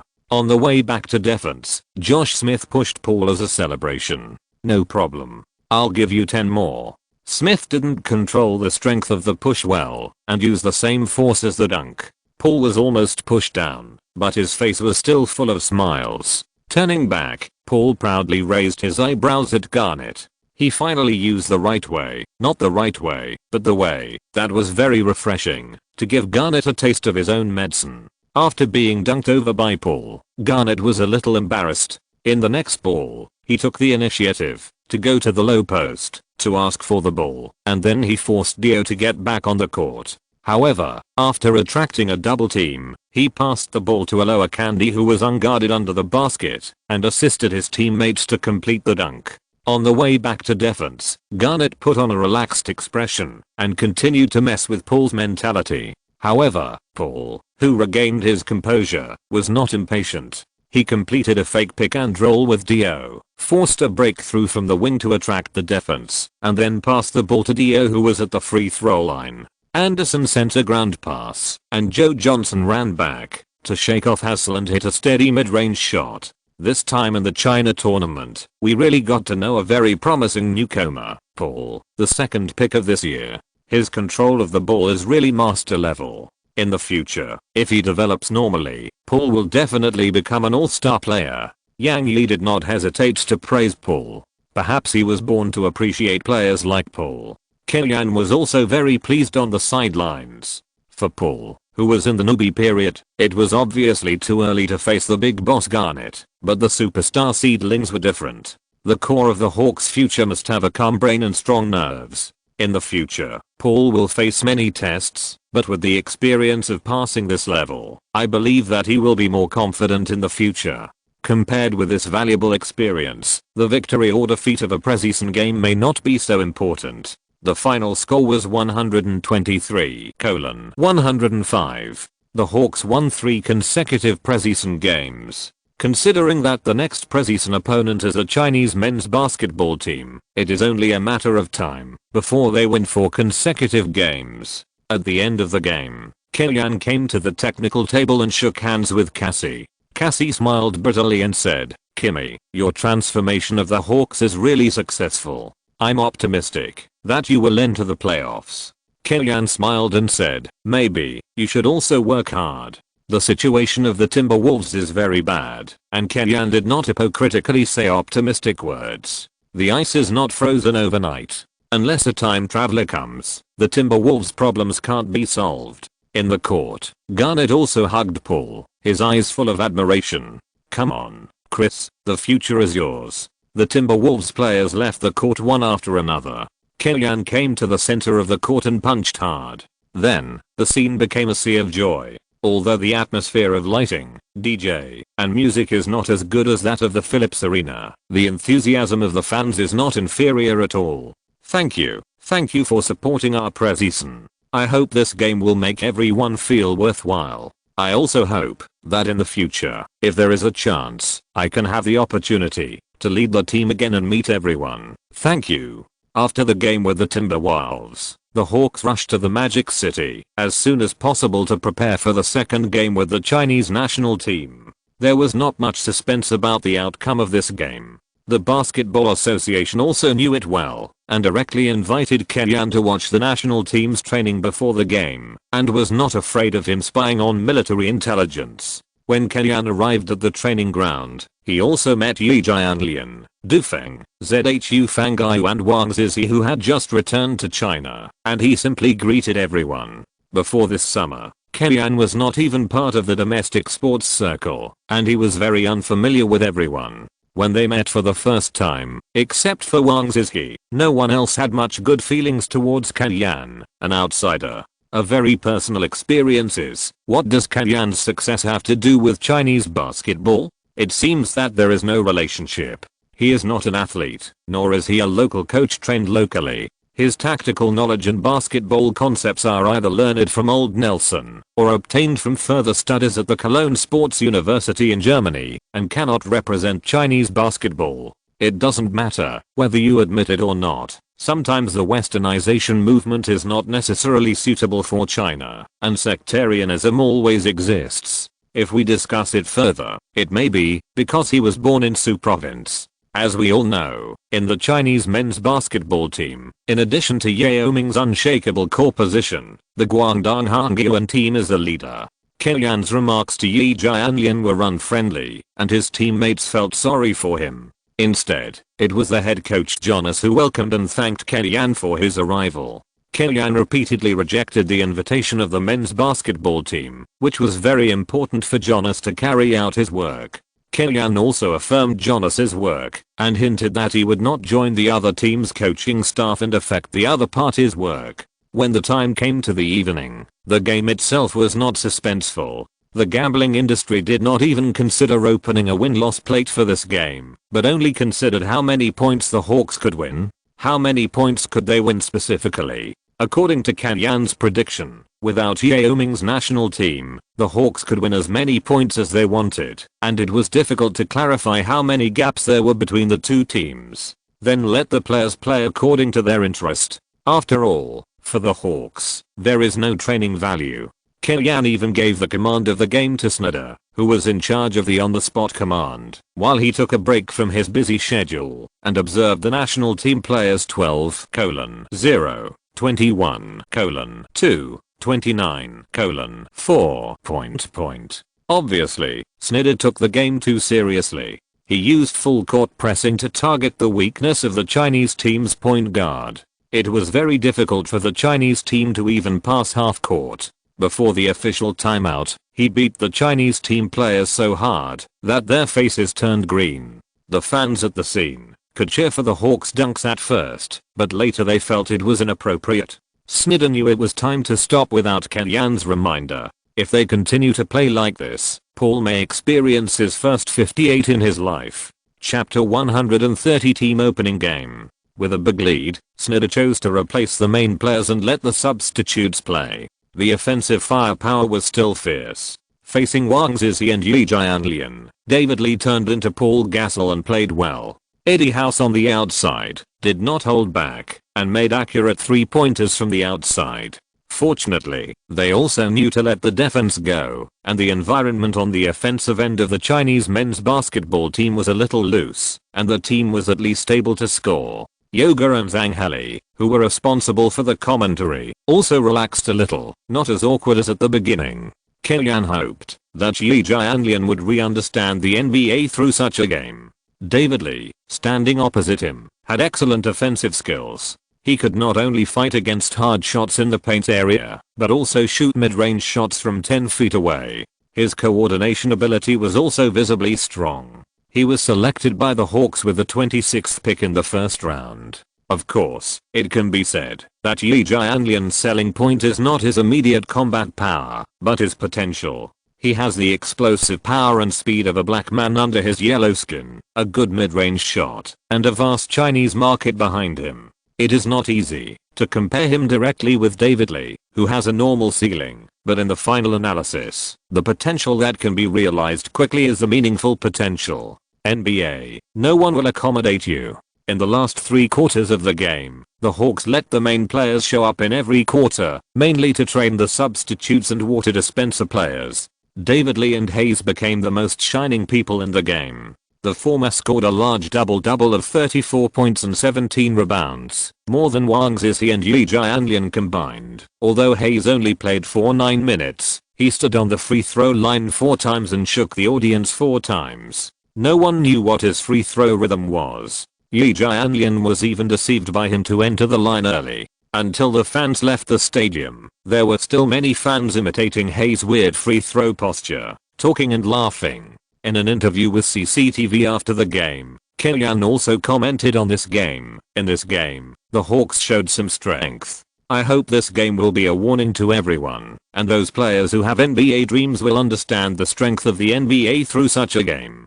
Maybe even if you can score 20 plus 10 or 30 plus 10 in China, you can't get 1 point in the highest level of competition. Yao Ming is responsible for being the bright knight of Chinese basketball, igniting the passion of Chinese people for basketball, and becoming the idol of thousands of fans, while Kellyan is playing the role of a dark knight. He would rather suffer some criticism than burst some bubbles behind the glitz and point out the crisis hidden deep inside. Kellyan is looking forward to Yi Jianlian finding him. Even if it is a simple communication, Kellyan is confident that he can provide some advice to the other party. However, until the Hawks returned to Atlanta, Yi Jianlian did not come. Maybe it's because of his introverted personality, but this is not an excuse. In the NBA, only those with strength can live according to their own personality. Role players must be sociable if they want to get opportunities. After completing the mission in the China Games, the Hawks returned to Atlanta and rested for 2 days before playing the last 2 preseason games.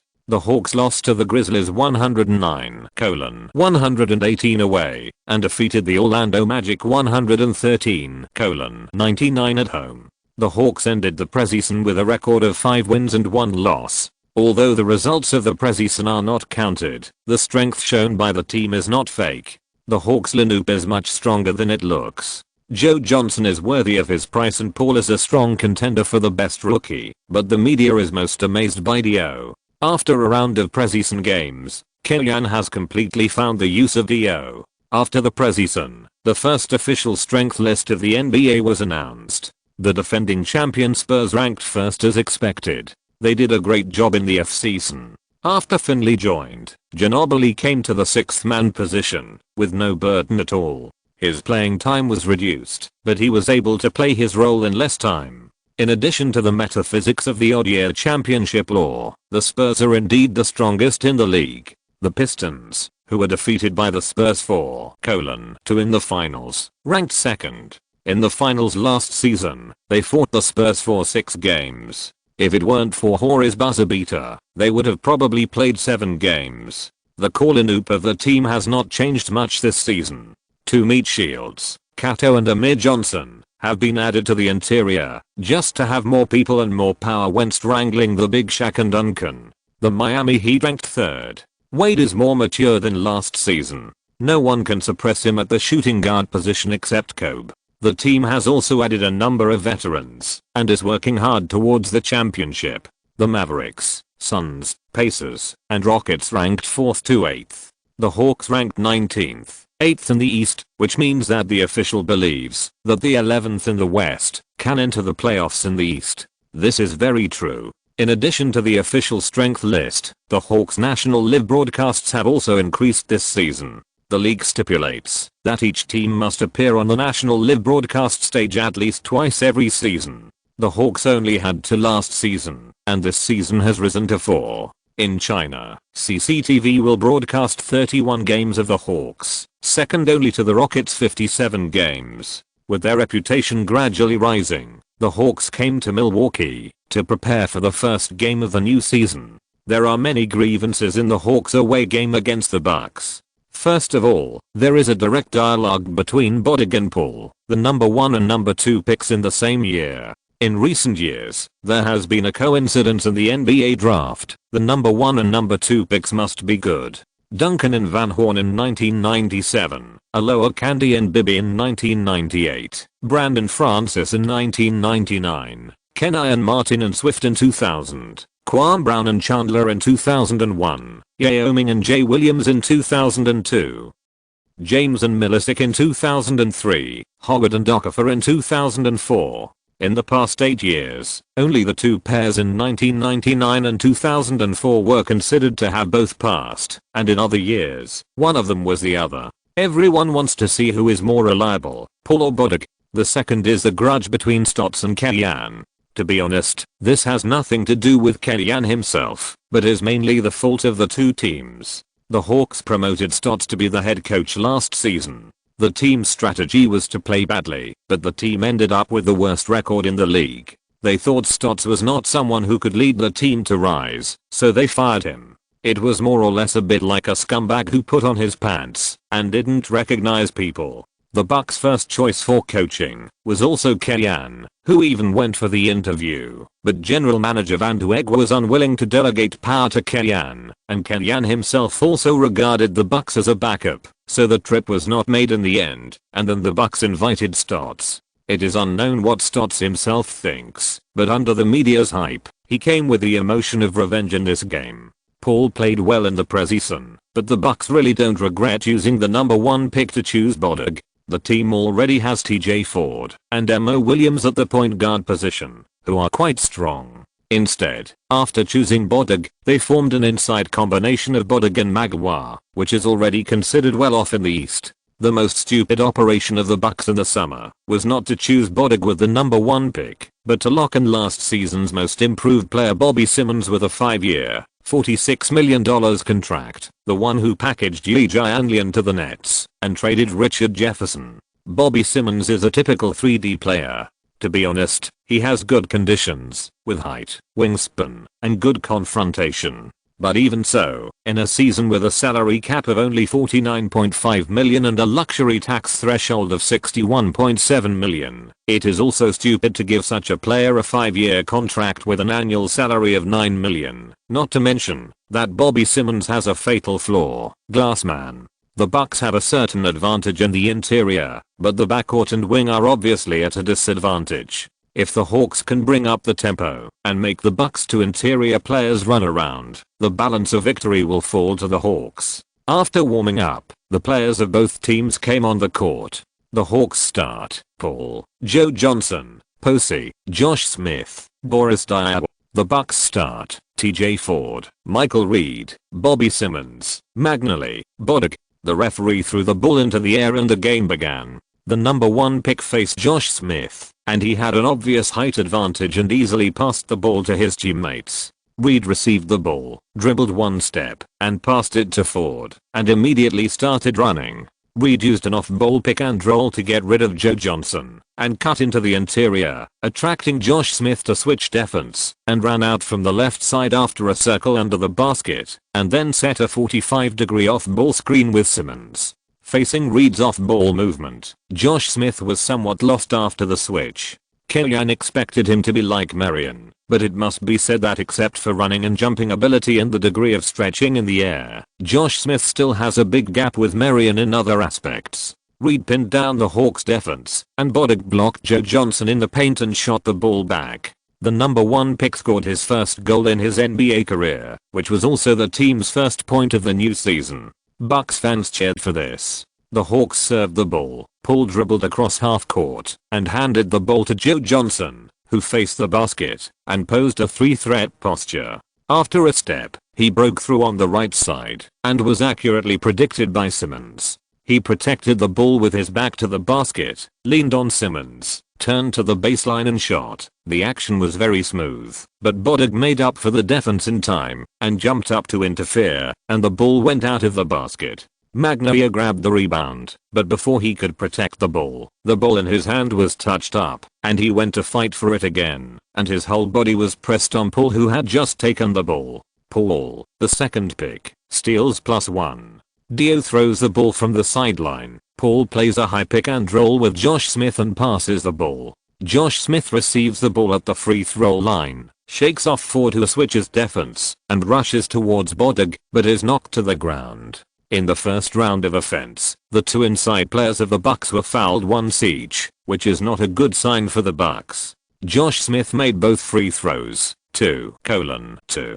The Bucks attack. TJ Ford plays a pick and roll with Bodig, trying to use speed to force the ball. On the Hawks side, Paul's speed is not at a disadvantage, sticking to Ford and interfering with Ford's shot. Ford may be the fastest in the league, but basketball is not a 100-meter race after all, and this absolute speed is not that meaningful. If there is a peak James chasing and blocking behind him, can Ford, who is absolutely faster, really be more confident in getting the ball in than Wade, Parker and others? If not, what is the significance of being 0.0x seconds faster?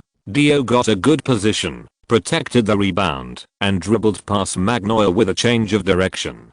The Hawks then attacked with all their forces, with 5 versus 3 in the front court. Dio dribbled the ball straight into the 3-second zone, and passed the ball behind his back, to Josh Smith who followed behind him. The latter pulled his whole body back into a bow shape, swung the arc, and slammed the ball into the basket. This shot really has the flavor of the Suns last season. The Bucks attacked. Reed received the ball, first took a step to the right, made a pick and roll with Magnolia, separated Joe Johnson, and then resolutely broke through inside. Josh Smith followed closely and didn't fall. He cruised from the left wing to the right corner, but still couldn't get rid of Smith. Reed forced a shot, but missed due to Smith's interference. Josh Smith grabbed the rebound and was about to advance with the ball when he was hit by Bodig behind him. The number 1 pick seemed to have forgotten that he had already committed a foul and instinctively tried to stop the Hawks' fast break, but ended up committing his second foul. Stotts had no choice but to replace Bodig with substitute center Gadzuric. Gadzuric is a typical blue-collar center whose skills are all based on strength. He is at a disadvantage against the small lineup of the Hawks. Paul and Dio played pick and roll. After breaking into the 3-point line, Paul felt that the distance between him and Gadzuric was empty enough to park a bus. With a clever lob, Paul also hit his first goal in the NBA. 2:6. Bodig, who was the most confident in the inside attack, left the court. The Bucks' offensive focus was completely deflected to the outside. Reed knew that Josh Smith would be difficult to deal with after the switch, so he simply took advantage of the first space after the pick and roll to take the lead. Swish. Reed's lightning fast shot hit the target accurately and then narrowed the score. 5:6. The Hawks continued to play pick and roll, taking advantage of Gadzuric's weakness that he could not defend. Joe Johnson shot from mid-range. Although he missed, he caused Reed, who was chasing behind, to foul. Joe Johnson made 2 free throws. 3 minutes into the game, the Bucks had already committed 4 fouls. 5:8. Compared with the Hawks' multiple points, the Bucks' offense was very difficult. Reed played pick and roll with Gadzuric again. Joe Johnson and Dio directly double-teamed Reed, almost causing Reed to make a dribbling error. When Reed picked up the ball and passed it, he still couldn't avoid being intercepted by Paul. He dribbled the ball and shook off the defense, and Paul made a layup. Stotts called a timeout, rearranged the tactics, replaced Magnolia with dunking Mason, and used a small lineup to compete with the Hawks. Compared with the old Magnolia, Mason, who played from small forward to power forward, has much stronger impact, and the team also has one more ball holder on the court. His involvement helped Bobby Simmons in the bottom corner find a chance to shoot, and he raised his hand to hit a 3-pointer. 8-10. Stotts has his own set of tactics on the offensive end, and his substitutions and adjustments are also occasionally brilliant, but his tactical thinking is always the same. He prefers shooting guards to shoot resolutely after the pick and roll causes a mismatch. On the defensive end, he adopts a strategy of chasing and defending. He doesn't follow the inside line easily. He can defend the basket and pinch 3-pointers, but he can easily be shot to death by mid-range shooting masters. It was the same later in the Trail Blazers. He is a good coach, but not that good. Paul and Dio set a pick and roll at the top of the arc and passed the ball to Dio, who was coming down. Ford and Mason chased Dio at the same time. The latter looked back at the moon and threw the ball to Paul at the top of the arc. Paul adjusted, attracted Reed to make up for the defense, and then passed it to Joe Johnson at 45 degrees. The latter adjusted his rhythm, ignored Simmons's defense, and hit a three-pointer. 8-13. Although there was no increase in the statistics, Dio's pass directly made the Hawks' offense clear, and Paul handled the ball very calmly. After attracting the defense, he passed the ball to Joe Johnson, the team's most accurate three-pointer. The Bucks' offense improved, but they still couldn't do anything to the Hawks on the defensive end. When the official timeout came, the score was 12-18, and the Bucks were 6 points behind at home. Thanks to the book friend, 500 points plus 1500 points of reward. I'm going out to eat, so I'll post the first update first, and there will be a second update in the evening. Chapter 131 to consecutive away games, to consecutive wins. In the short time he played, his role on both ends of the offense and defense was still visible, but his lack of experience still restricted him. Paul, on the other hand, performed quite perfectly in the first half of his debut, with 4 points, 1 assist and 2 steals, reflecting his irreplaceable value on the court. After the timeout, the Hawks' offensive efficiency began to decline. The positional offense relied too much on mid-range jumpers, and problems would arise once the touch declined. Especially for Paul, his mid-range shooting ability was okay, but it was not at the level of the mid-range master in later generations. The Bucks narrowed the gap to 2 points, and Kenyon made timely adjustments, replacing Josh Smith with David Lee and Posey with Kittles, to strengthen the coordination of the positional offense. The Hawks attacked. Dyler went to the wing and backed up to Joe Johnson to make a hand-to-hand pass, and by the way, he hung up Reed, who was defending, helping Joe Johnson to get rid of the defense, cut into the penalty area, and attracted Gazurek to make up for the defense, and pass the ball to David Lee, who easily scored a layup. The Bucks still tried to play pick and roll, but the Hawks retreated to the inside to help defend in time. Mason held the ball, but didn't force it. He passed the ball back to Ford. There were 8 seconds left in the offensive time. Ford could only bite the bullet, and made a front body change of direction, pressing Paul to break through from the right. Paul followed him calmly on the right side, not giving him the opportunity to go to the middle, with his right hand raised high and covering his head. Ford rushed in with Paul and suddenly stopped, raised his hands high as if to shoot, but Paul didn't jump, just raised his right hand to block Ford. Ford raised his hand and shook it twice, but Paul just didn't jump. There was not much time left for the offensive time. Ford had no choice but to make a backward jump shot, but Paul was still not in a hurry to jump, but kept pushing Ford, exerting resistance on his lower body, and then jumped to interfere with Ford's shot. Bang! This Paul, the defense is really good, Stotts said enviously. Ford was completely suppressed by Paul, and Stotts called Mo Williams to replace him to enhance his shooting on the offensive end. David Lee grabbed the rebound and immediately passed the basketball to Joe Johnson, who was nearby. The latter observed the situation and did not rush to push the offense and defense conversion. He continued to attack from the position. After dribbling across half court, Joe Johnson passed the ball to Paul and ran to the right from the right corner with David Lee without the ball screen. Reed was slow to chase and defend, and Paul arrived, and the ball arrived. Joe Johnson received the ball and made a three-pointer. The rhythm was perfect and the ball went into the net. 16-23. The Bucks made a substitution adjustment, replacing Ford with Mo Williams. He was completely suppressed by Paul. Ford himself was very dissatisfied and threw a towel to vent his dissatisfaction. The score difference was widened again, and the Bucks players became more cautious. Reed used the pick and roll to break through from the top of the arc to the inside, attracted the defense, and passed the ball to Mo Williams, who hit a long two-pointer. The effect was immediate after he came on the court. Mo Williams has made obvious progress in the past 2 seasons and has been eyeing TJ Ford's starting position. Reed and Mo Williams, this backcourt combination has stronger shooting ability and is more in line with Stotts' tactical thinking. The Hawks were on offense. Paul was holding the ball, and Dio was still setting up a pick and roll for Joe Johnson. The Bucks had problems defending the off-ball situation again, and all of them rushed to Joe Johnson, leaving Dio open. The latter got the ball from mid-range, and Gazurek came out to make up for the defense. Dio made a casual bounce pass, assisting David Lee to dunk under the basket. The two rookies of the Hawks performed very well. The fans watching the game in the bar cheered excitedly for the team's selection of players this season. An excited fan shouted to the camera, "Listen, Lakers, you got Phil Jackson, and we have a scientist." The Bucks were on offense, and Mo Williams set up a pick and roll in the middle. David Lee defended the breakthrough, but not the shot, and retreated relatively far back. Mo Williams made a quick stop jump shot inside the three-point line. 2025. David Lee knew that his defensive performance was not good, and his defensive choices were also somewhat not seeking credit, but seeking no mistakes.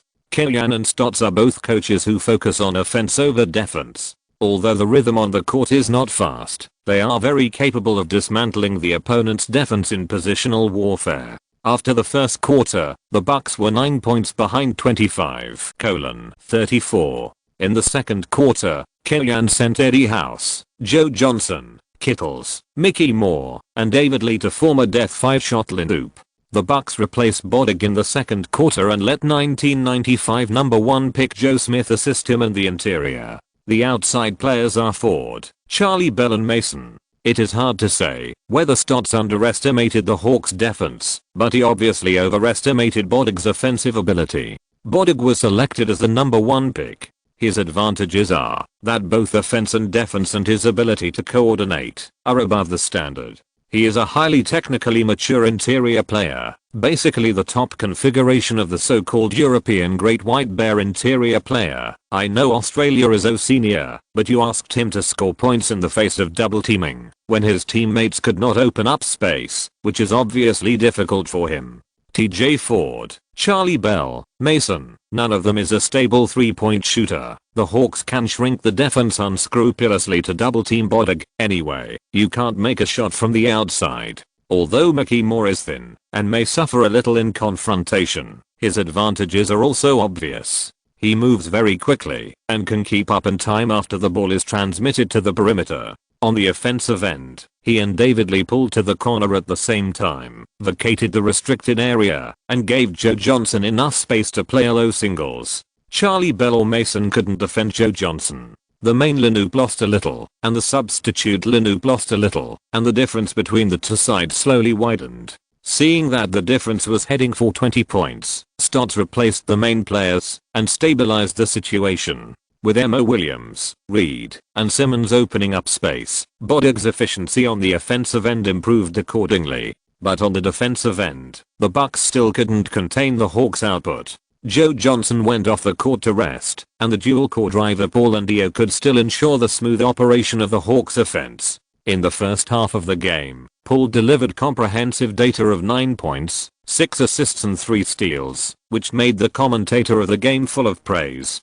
Dio, whose data was not conspicuous, was another shining figure in the game. He had pitted the Hawks for 2 consecutive seasons. In the 3rd season of his NBA career, Dio told the Hawks fans why he was nicknamed French Magician. The Bucks' defense was hard work, but in some rounds, Dio's understated pass could make the Hawks' offense suddenly clear 48:64. The Hawks led by 16 points at halftime. The second half of the game was exactly the same as the first half. In order to catch up, Stotts had increased the playing time of Reed and Mo Williams. In addition, the foul crisis was resolved, and the Bucks, who attacked with the strongest Lanoop, played a good offensive efficiency. But the Hawks' offense was even more terrifying. Stotts coached Dio for a season and thought about putting Dio at the power forward position, but never thought that he, who was 203 centimeters tall, could reach the center position. I never realized that Dio had such organizational talent.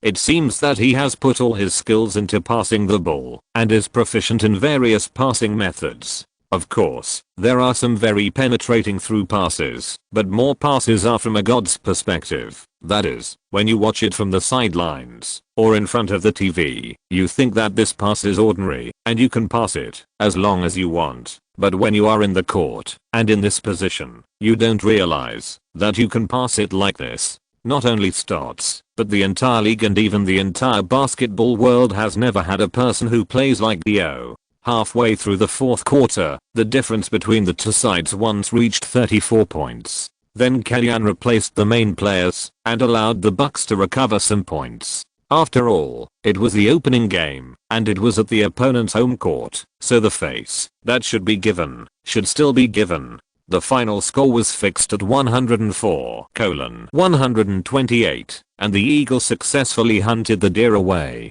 Since the game lost suspense early, Paul missed the opportunity to start his career debut with a perfect 20+10, but his data of 20 points, 9 assists and 4 steals in the whole game still beat Bodog's double-double data of 15 points and 10 rebounds, winning this no 1 versus number 2-inch duel. The highest scorer of the Hawks was Joe Johnson, who scored 27 points in the whole game. In addition, the Hawks had 2 players who scored in double digits. Josh Smith scored 18 points and 7 rebounds, and David Lee, who was also a rookie, scored 14 points and 6 rebounds, proving that he was as worthy of the expectations of Hawks fans as Paul. The team's victory belongs to everyone, but in terms of merit, Dio's contribution is at least in the top 3.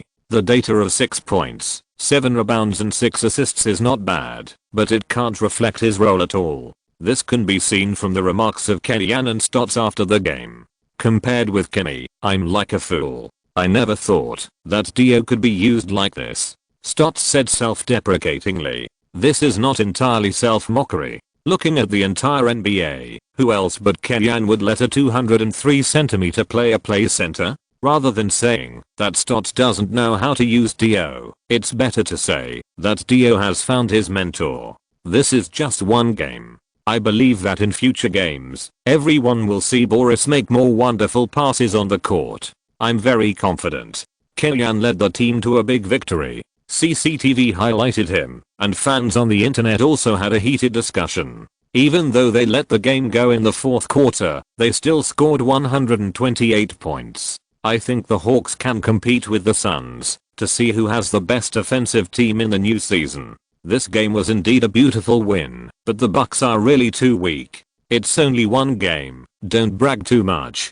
The Bucks may be a weak team, but last season, the Hawks were ranked last in the league. You expect the Hawks to beat the Spurs in just one summer. Compared to Kellyanne's offensive system, I admire his draft vision more. The previous favorite for the second pick was Marvin Williams, but Kellyanne chose Paul. Of course, Paul was predicted to be the third pick, and although this choice is awesome, it doesn't reflect anything. Using 3 second-round picks in exchange for the 26th pick to select David Lee was really a stroke of genius. David Lee beat Yi Jianlian and Ada in the preseason, and scored in double digits in the first game of the regular season. He is definitely a pleasant surprise. Kellyanne's vision for people is amazing. Kellyanne has performed well as a leader, and the Lakers are under some pressure. Phil Jackson considered the word "commie" a taboo word, but everyone felt sorry for it. Especially Kupchak, who knew best how much Kellyanne wanted Dio last season. The best way to dispel these voices is to lead the team to win. However, in the season opener at home against the Rockets, the Lakers' inside line was blown up by Yao Ming. The Chinese giant scored a large double-double of 33 points and 17 rebounds in a single game, leading the Rockets to win the victory from the Staples Center with a score of 112-99. In the whole game, Kobe scored a gorgeous data of 37 plus 6 plus 4, but unfortunately his hit rate was not high, and he only hit 13 balls in 31 shots. Odom scored a double-double of 14 points and 10 rebounds. Looking at the data alone, it is indeed not bad, but fans can also see on the court that Odom is not as comfortable as last season. Fortunately, Phil Jackson's past honors are strong enough, so he will not encounter doubts after a game. After a day of rest, the Hawks continued their road trip and went to Canada to challenge the Toronto Raptors. Carter's departure did not bring any valuable chips to the Raptors.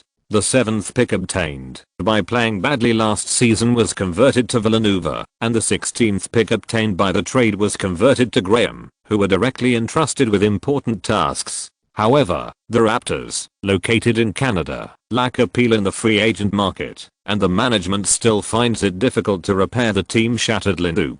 This season, the Raptors' season goal may be to trade new players and win a high draft pick for another year. With this mentality, the Raptors players, who did not have much psychological burden, played well against the Hawks. Facing the inside ATM composed of Dyer and Josh Smith, Bosh played high post singles, low post turnaround jumpers, and direct pull-ups after pick and rolls, showing the strong offensive performance of the new Dragon King. Villanova, who had just arrived, also wreaked havoc on the weak interior of the Hawks. The hairless Warriors' attack range extended to outside the three-point line, and he could also push the ball in directly with his big butt. The Hawks' interior was very uncomfortable on the offensive end.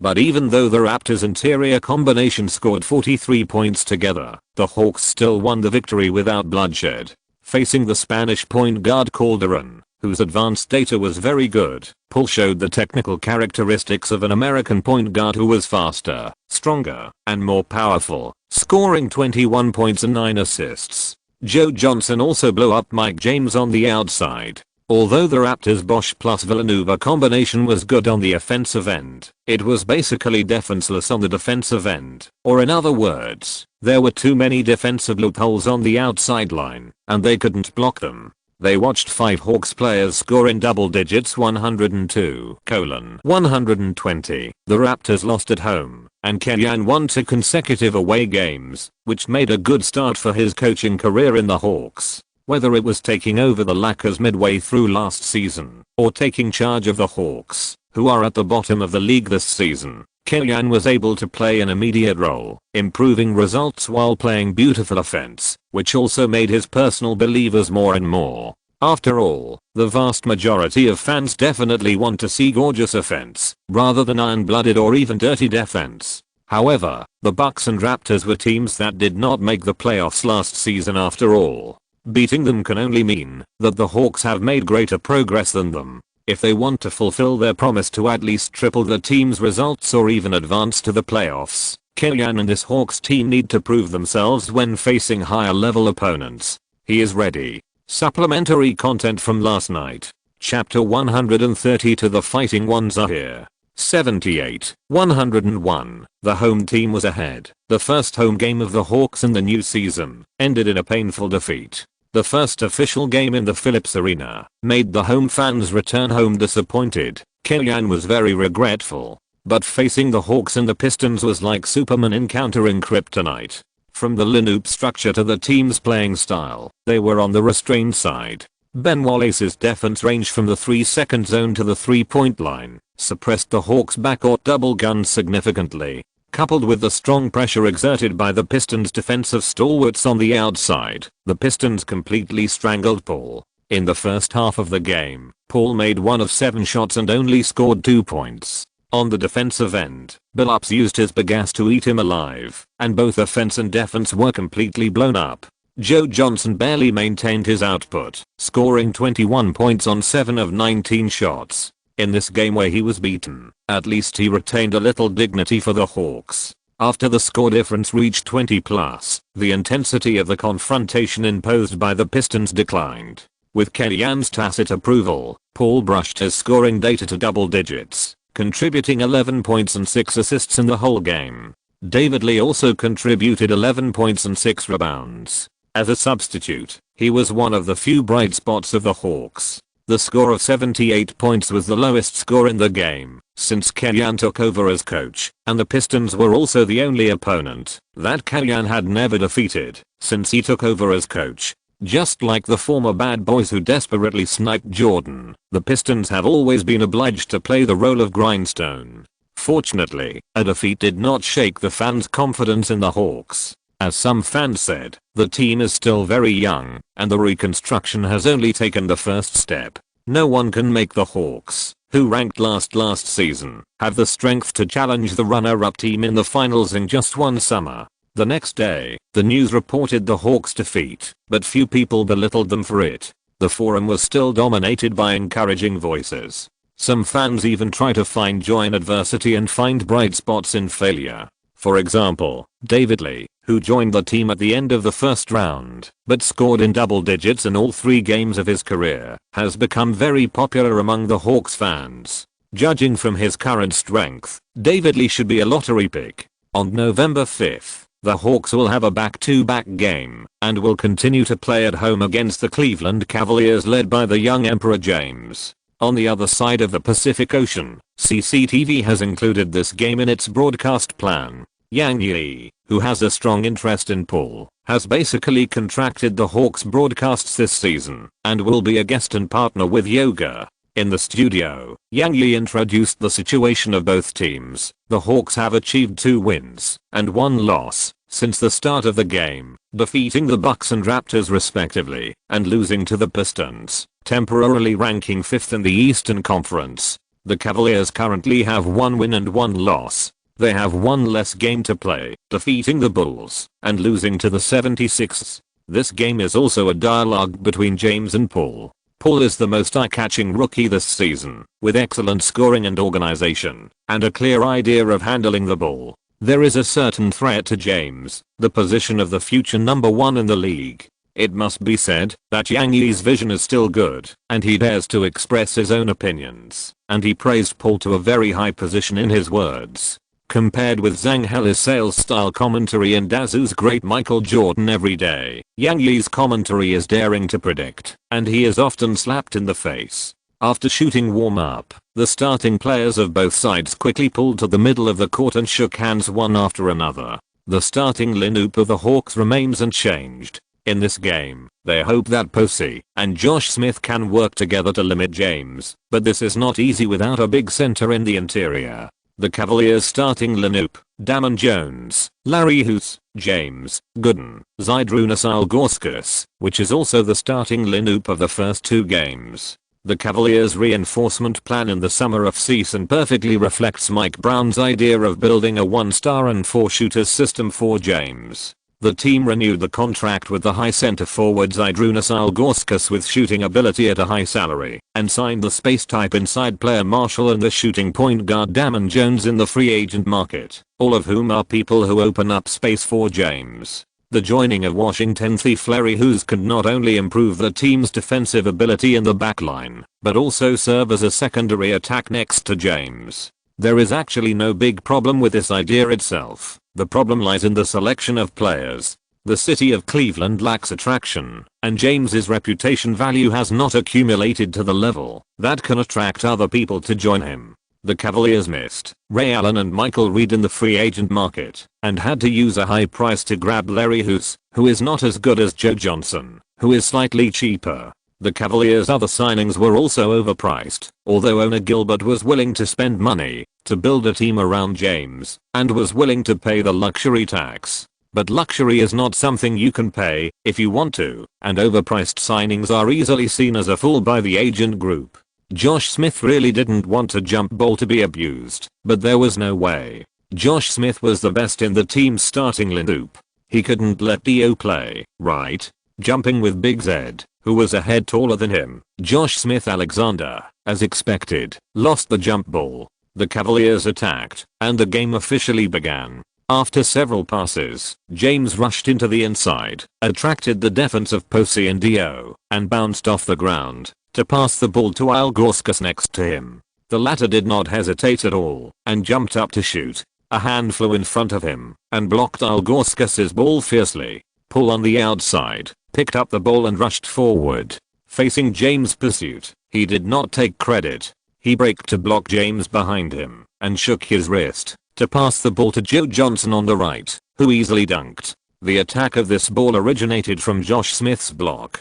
Although he was still a little far from Marion, Josh Smith was already working towards this direction. Although he thought he was Stoudemire, Killian asked him to work towards Marion, and he was happy to obey. Be it Stoudemire or Marion, when your inside partner is Dio, don't worry that he won't pass the ball to you when you run out. James brought the ball across half court, raised his hand, and made a gesture, and his teammates immediately understood. Damon Jones, Larry Hughes and Gooden immediately pulled to the left, while Ilgauskas ran out from the left and blocked James Posey. James accelerated and broke through, and came to the right alone. Seeing that Dio was defending, he shook his body and changed direction without mercy, rushed into the inside from the baseline, stepped into the 3-second zone, faced Josh Smith head on, jumped directly, and stayed in the air for a while. When Josh Smith's body gradually fell, after jumping up to block the shot, he flicked the basketball in his hand with one hand and hit the basket. 2:2. The Hawks started the game quickly. The Cavaliers immediately returned to defense and looked around. Paul found that there was no good opportunity. He took the ball to the right 45-degree angle and threw the ball to Dio in the low position. He then ran to the top of the arc, then suddenly ran back and got a short gap with the help of Josh Smith's screen from the inside. Dio had been paying close attention to his teammates' running positions and passed the ball to Paul at the right time. Paul took the ball and shot. Damon Jones was a step slower and did not interfere with his shot. He could only watch the basketball fly into the basket with a rapid rotation. The game continued.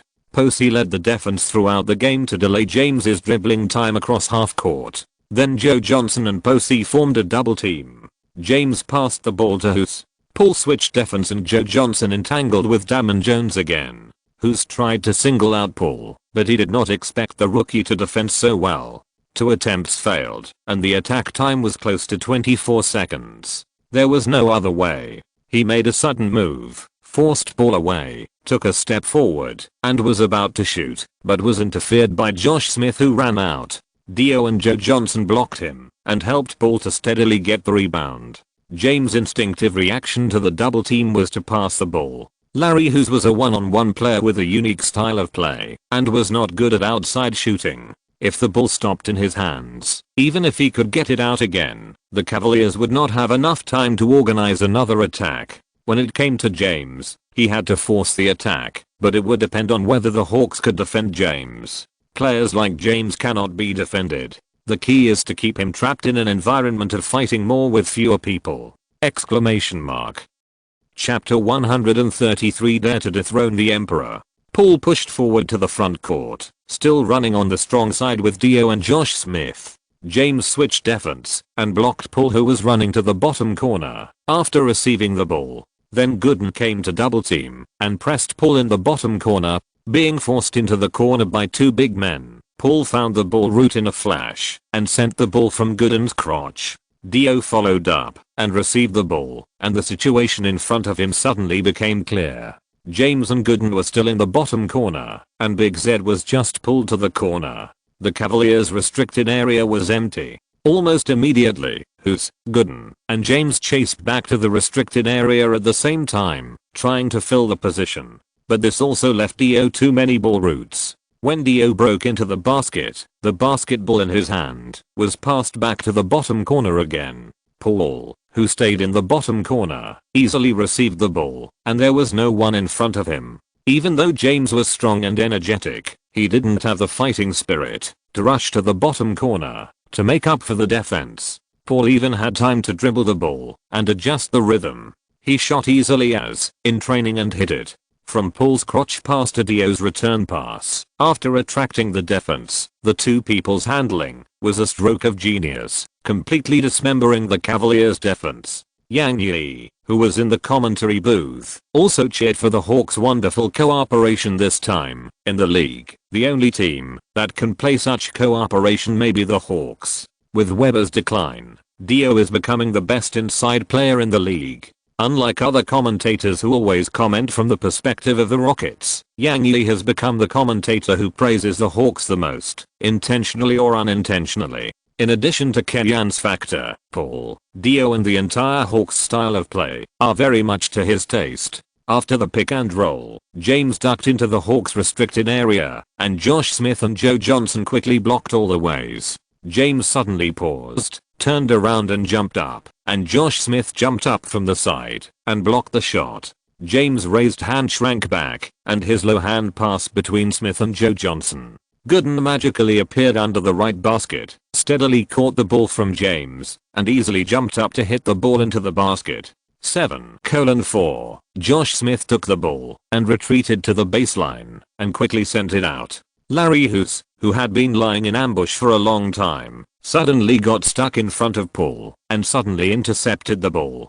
Taking advantage of the chaos of the Hawks defense, he directly rushed to the basket, resisted Josh Smith's defense, and forced the ball into the basket, and caused Josh Smith to foul. Larry Hughes made a free throw and the Cavaliers tied the score. This wonderful 2+1 is the highlight moment of Larry Hughes since joining the Cavaliers. His performance in the first 2 games was not good, and his cooperation with James was not as smooth as expected. He needed an opportunity to break the current embarrassing situation, and he finally waited for it in this game.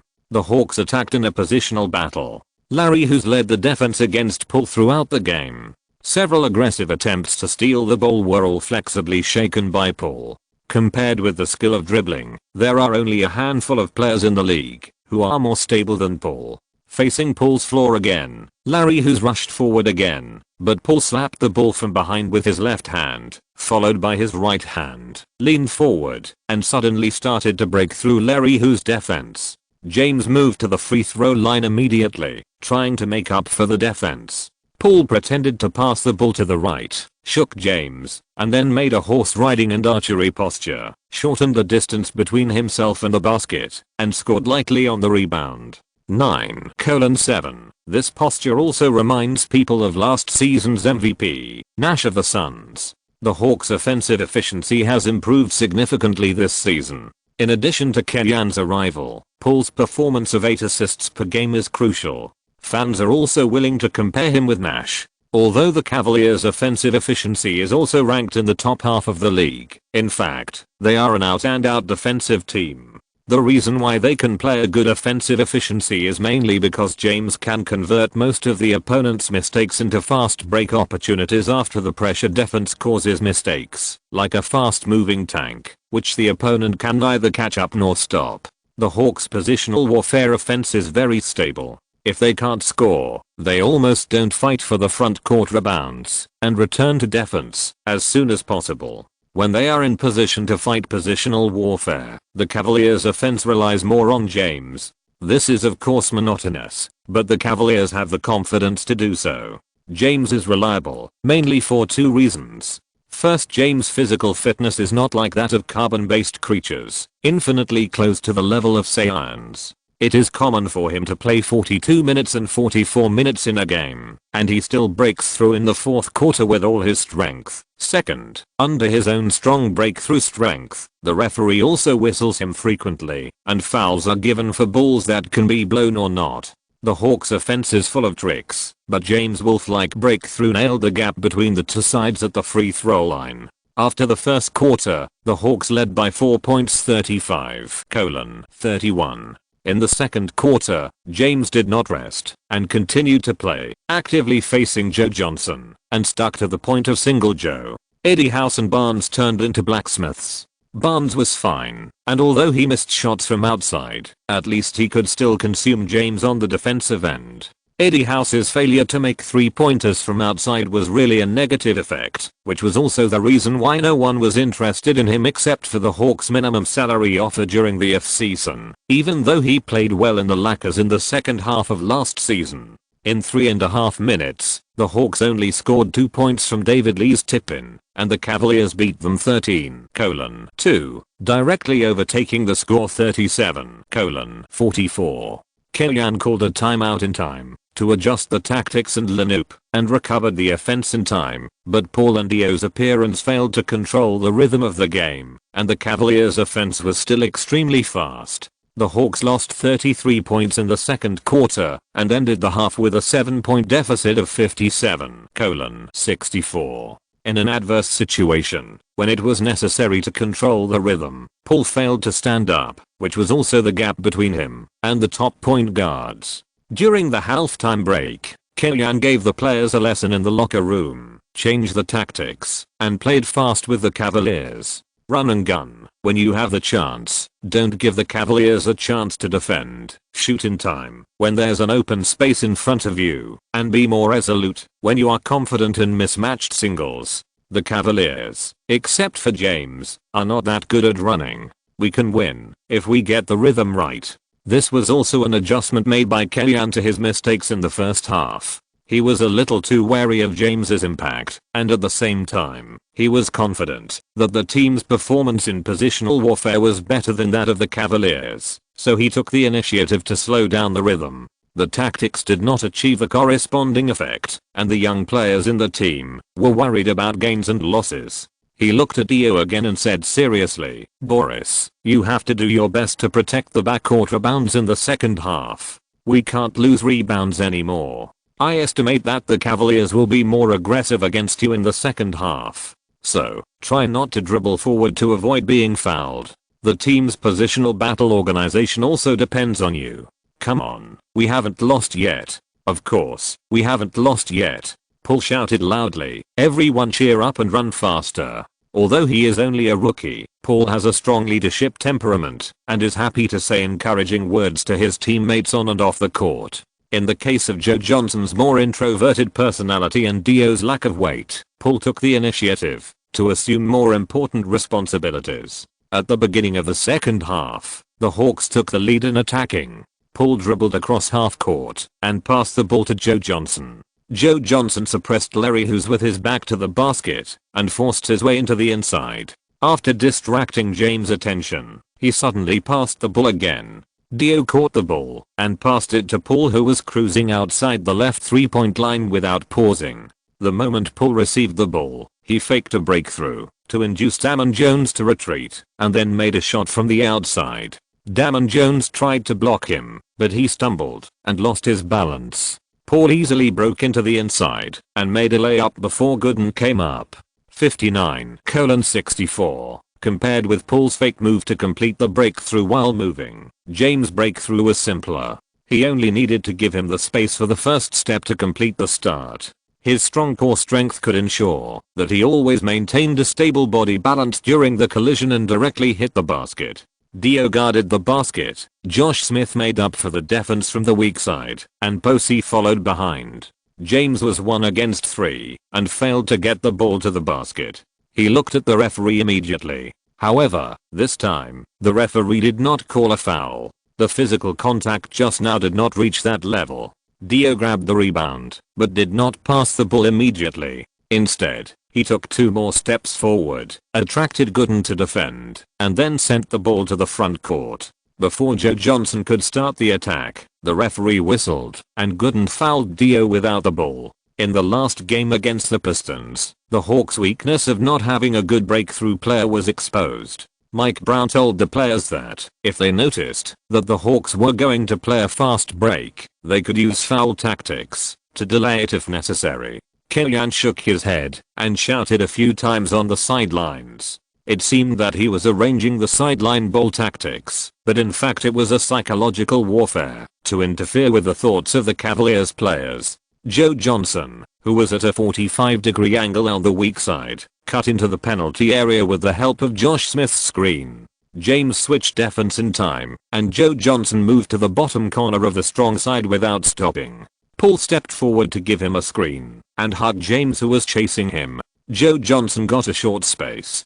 Dio immediately passed the ball to him, and Joe Johnson took the ball and shot without hesitation, and the basketball went into the net. 62:64. The Hawks quickly closed the gap, and the Hawks audience, which had been somewhat quiet due to continuous fouls, gradually became lively. James complained to the referee that Paul's pick and roll was obviously a foul, but the referee ignored him. Many small actions of NBA players, when they are off the ball, are illegal. As long as they are not too excessive, the referee will turn a blind eye. This is already an unspoken rule. The Cavaliers attacked. James and Gooden played a pick and roll, attracted the defense, and then passed the ball to Gooden, who took the ball and turned around cleverly to pass Dio, who was defending, and scored a layup. 62:66. Paul passed the ball across half court and passed it to Joe Johnson outside the 45-degree 3-point line on the left. Joe put the ball on his waist and James guarded him. After the others moved away, Joe Johnson made a continuous 3-threat move. After James' center of gravity moved slightly, he stepped out with his left foot and rushed in from James' right side. James stuck closely to him. Joe Johnson only dribbled 2 steps and stopped abruptly on the left side of the free throw line. He raised his hand and looked at the basket as if he was going to shoot the next moment. James jumped, Joe Johnson shrank, James fell, and Joe Johnson jumped with a slight backward arc and shot. Swish. Among the 4 shooting guards who were highly sought after in the free agent market in the summer, Joe Johnson was the most pleasing to the fans. It was no big deal to send Harrington and a first-round draft pick to him. The offense of both sides went back and forth. The Hawks' offense became more resolute. The team pushed the counter-attack faster and faster, making the Cavaliers players other than James and Larry who's gradually unable to keep up. Needless to say, the 2 inside players, Damon Jones is used to playing positional warfare behind O'Neal. If you ask him to shoot open 3-pointers while running, he can't find the rhythm of a shooter. In fact, the Hawks also have such a player. After joining the Hawks, James Posey has not been able to adapt to the team's fast-paced offense and defense transition. Last season, he came to the Hawks with a 3-point shooting rate of 37%. In the official game, he shot 3 of 12 3-pointers, only 25%. However, Killian encouraged Posey, if there is an open position, feel free to shoot boldly. If you can't make a shot, find the field on the defensive end. The team obviously can't outrun the Hawks, and the height advantage of the inside line can't be played. If it is a coach with strong on-the-spot command, either give up some fast break opportunities and suppress the offensive rhythm, or simply replace the small in-oop to attack the Hawks. Mike Brown didn't touch either end and replace the immobile Ilgauskas with Vergeo, but the soup didn't change the medicine. The Hawks played 33-21 in a single quarter and regained the advantage in the score. 82-75. In the final quarter, Mike Brown continued to punish James, while Kellyanne replaced him with Barnes and Mickey Moore to double-team James. Even if the score was close, he had to buy Paul and Joe Johnson 3 minutes of rest time. In the 3 minutes, only David Lee made 2 free throws for the Hawks, and the Cavaliers launched a 10-to attack wave and overtook the score.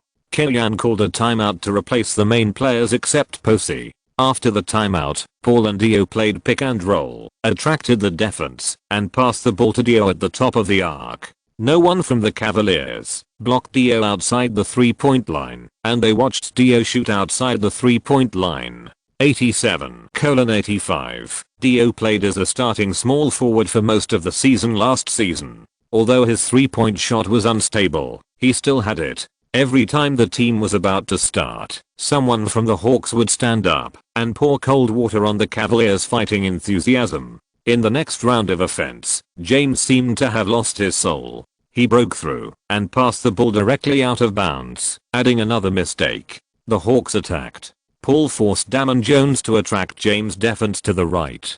Joe Johnson and Dio set a no-ball screen in the middle to get rid of Hoos. They ran to the right 45 degrees to receive the ball and attracted Vergeo to switch defense. They half-turned and transferred the ball to the middle. Dio did not stop the ball at all when he received it and threw it directly to the left.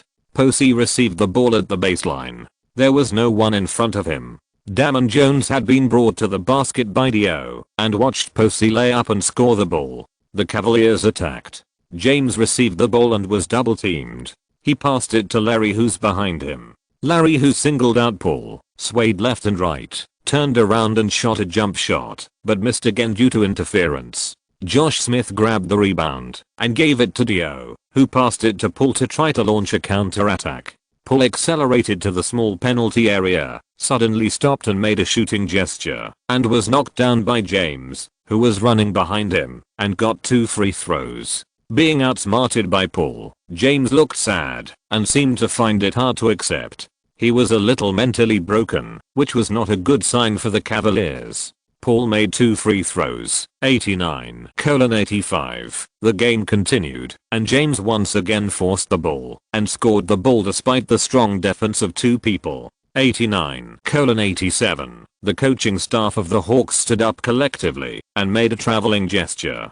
Kellyanne expressed his dissatisfaction with the referee. Please check how many steps James took, or you can directly propose to President Stern to cancel the traveling rule. If it was James's iconic 3+1 step, Kellyanne would not want to say anything. Damn, James just took 5 or 6 steps, and the defensive rhythm of Posey and Josh Smith was dizzy. Fortunately, this was the Hawks' home court. In the next round of defense after the Hawks' offense was successful, the referee did not call a suspicious push foul on Josh Smith. After stealing the ball, the Hawks made a quick counter-attack. Dio assisted Paul to score a layup and caused Gooden to foul. After the free throw, the Hawks widened the gap to 7 points. 94-87. The first home win was within reach, and the home fans were all excited. Under heavy pressure, James and his teammates made mistakes in coordination again. This time, the whole audience was even more jubilant. The official timeout came at the right time, and the Cavaliers just got a chance to breathe.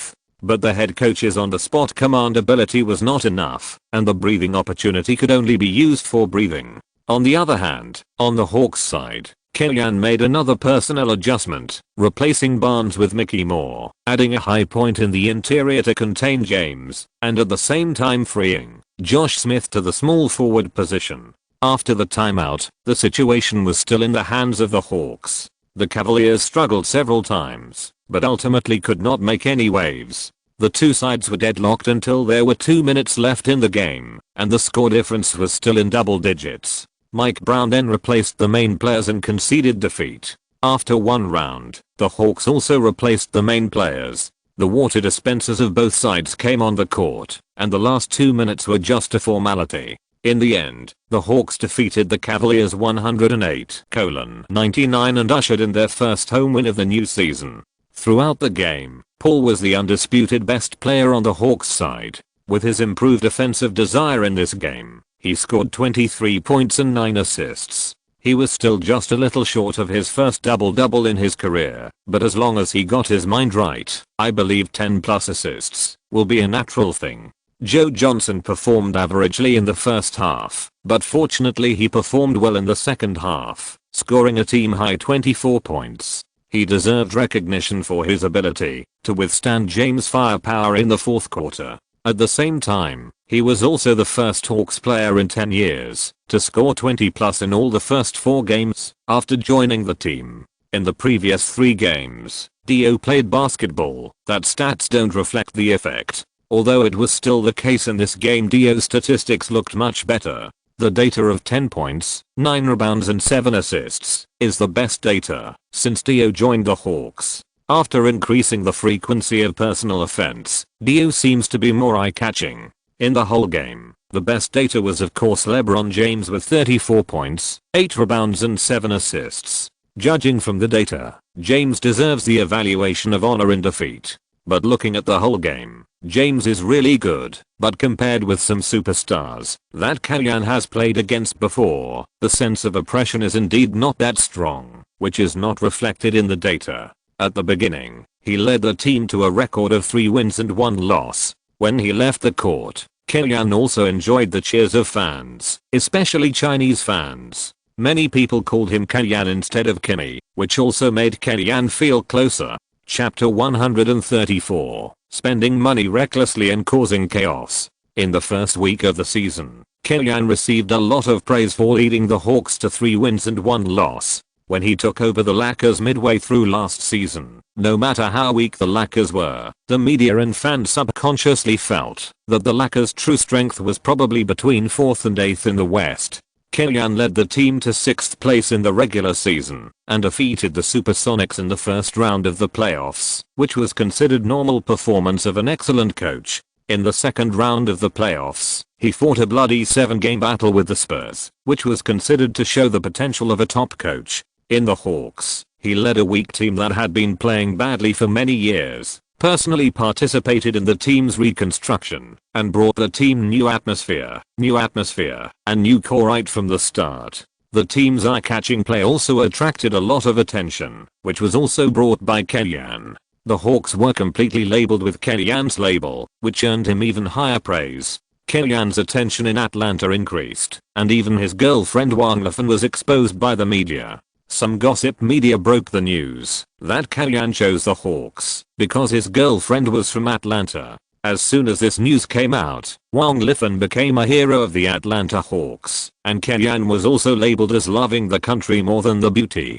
As long as the team performs well, the fan group will not have any opinion on Kellyan because of his motives for coming to Atlanta. In the eyes of female fans, Kellyan's choice is similar to the plot in idol dramas, where the male protagonist would rather give up his status as a wealthy family to be with the Cinderella heroine, and the pursuit of Kellyan is even more enthusiastic. The Hawks have been at the bottom of the Eastern Conference for many years, and the media makes a fuss when they have a little achievement. Kellyan's vision will not be so low. The season has just begun, and there are still many challenges in the future. On November 9th, at the Continental Airlines Center in East Rutherford, the cheers were boiling, and the Nets fans gathered here stood up and applauded, cheering loudly for the home team. The Nets naturally had an advantage on the court to make them so excited, and Kellyan's silence on the sidelines explained everything. The game between the Nets and the Hawks has entered the fourth quarter, with the home team leading 98-81 and winning the game. Before the start of the season, many people felt that the Hawks were a weakened version of the Nets, with all core players being outside players, focusing on offense and neglecting defense, empty inside, and the head coach is a young man. The difference is that the Nets' outside players are more star-studded, and the trident combination of Kidd plus Carter plus Richard Jefferson is ranked among the best in the league. In contrast, the Hawks' Paul plus Joe Johnson backcourt double guns are slightly weaker, and Posey and Richard Jefferson are not even at the same level.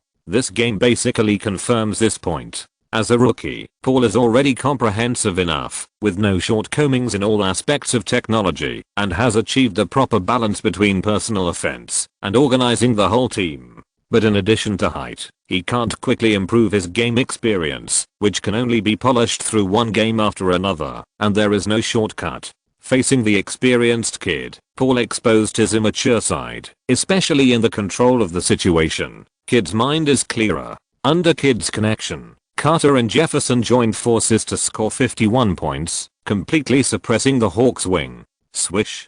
On the court, Joe Johnson faced Jefferson's defense and hit a fadeaway jumper, helping the Hawks recover 2 points. But before the coaching staff counted the points and decided whether to continue to fight, Carter broke through Posey's defense, forced a layup against Josh Smith's defense, and caused Josh Smith to foul.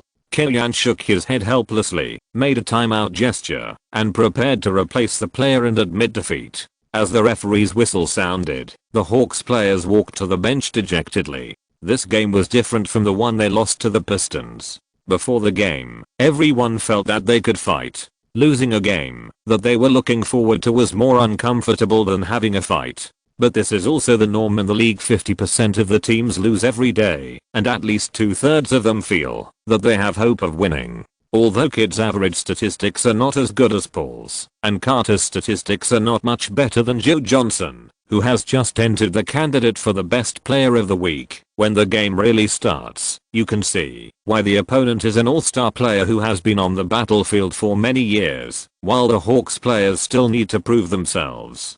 Kellyan took a deep breath, restrained his emotions, and high-fived and hugged every player who walked off the court, whispering encouragement in their ears. In this game, everyone has completed my requirements. There is no need to blame yourself. I should reflect on myself.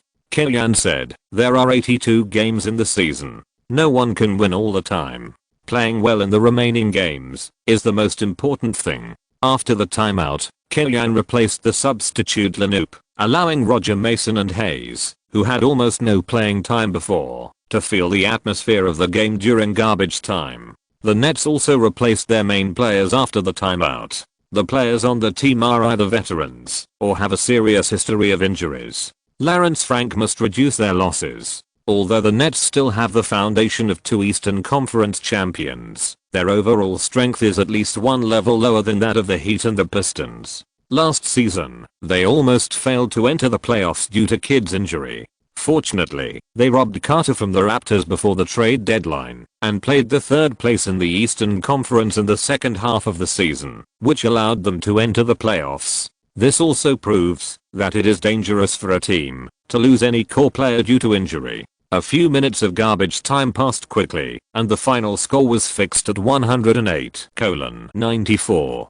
The Nets defeated the Hawks at home, and with the advantage of the win-loss relationship, they overwhelmed the Hawks and occupied the 5th place in the Eastern Conference. The Hawks ranked 6th in the Eastern Conference. In the whole game, Paul scored 16 points and 6 assists, and his performance was acceptable, but compared with the previous game against James, it was a decline. Of course, this is also the price that must be paid for growth. Joe is still the most reliable firepower point of the Hawks. He made 9 of 19 shots in the game, scored 22 points, and scored 20 plus in 5 consecutive games. He kept his record of consecutive 20 plus points, which is also the only gain of the Hawks in this game. Among the stars who changed teams in the past offseason, Joe Johnson performed the best. The investment of the Hawks in him is also highly recognized. Because the next game is against the New York Knicks, the Hawks directly set up camp in the hotel in East Rutherford to rest. On the contrary, the Knicks, who played at home, hurried back to New York from Toronto after finishing the game with the Raptors. The home team traveled far away, and the away team rested and waited for the opportunity. This is also an inexplicable advantage of the Hawks and the Knicks in this game, and it seems a bit absurd. In the past offseason, the team with the most exaggerated adjustments in the league is of course the Hawks. The team has undergone a major change. Among the players who played for the team last season, only Josh Smith, Boris Diaw, Dota Smith, and Royal Livy remain in the team. The latter 2 players were placed at the water dispenser position by Kellyanne. Larry Brown, the old coach from the Pistons, also brought dramatic changes to the Knicks. The Knicks first signed and traded for Eddie Curry, the little shark of the Bulls, and then offered a 5-year, $35 million contract to introduce Jerome James, who supported the Sonics inside line last season, to form a double insurance in the inside line. Since the team already has 2 excellent singles players, Marbury and Crawford, on the outside, there is no need for someone to share the ball. The Knicks signed Quentin Richardson, a small forward of the Suns who has strong off-ball ability and accurate 3-point shooting, with a 5-year, $25 million middle-class contract. The Knicks' reckless spending in the free agent market has caused the Knicks' total salary to exceed $90 million, which is 2.5 times the total salary of the Hawks. With so much money spent, and a famous coach, even if they don't care about cost effectiveness and only pursue luxurious Lanoop, it is enough to be deterrent. As soon as Larry Brown joined the team, he transplanted his troublesome defensive system from the Pistons. In this match against the Hawks, at the beginning of the game, the Knicks' defensive system made Kellyanne feel very difficult. In addition, Eddie Curry relied on his fat in the interior to turn around like a rolling barrel, and the Hawks' restricted area defense was scattered. The Knicks established a 7-point lead in the first half of the first quarter. However, after the official timeout, the situation of the game began to reverse. Paul used Marbury's bold statement last season, "I'm the number 1 point guard in the league," to imply this lone wolf. In the face of Paul's provocation, Marbury responded with trash talk on the surface, but in fact, his heart was turbulent, and he was determined to teach this ignorant kid in front of him a lesson with his own strength.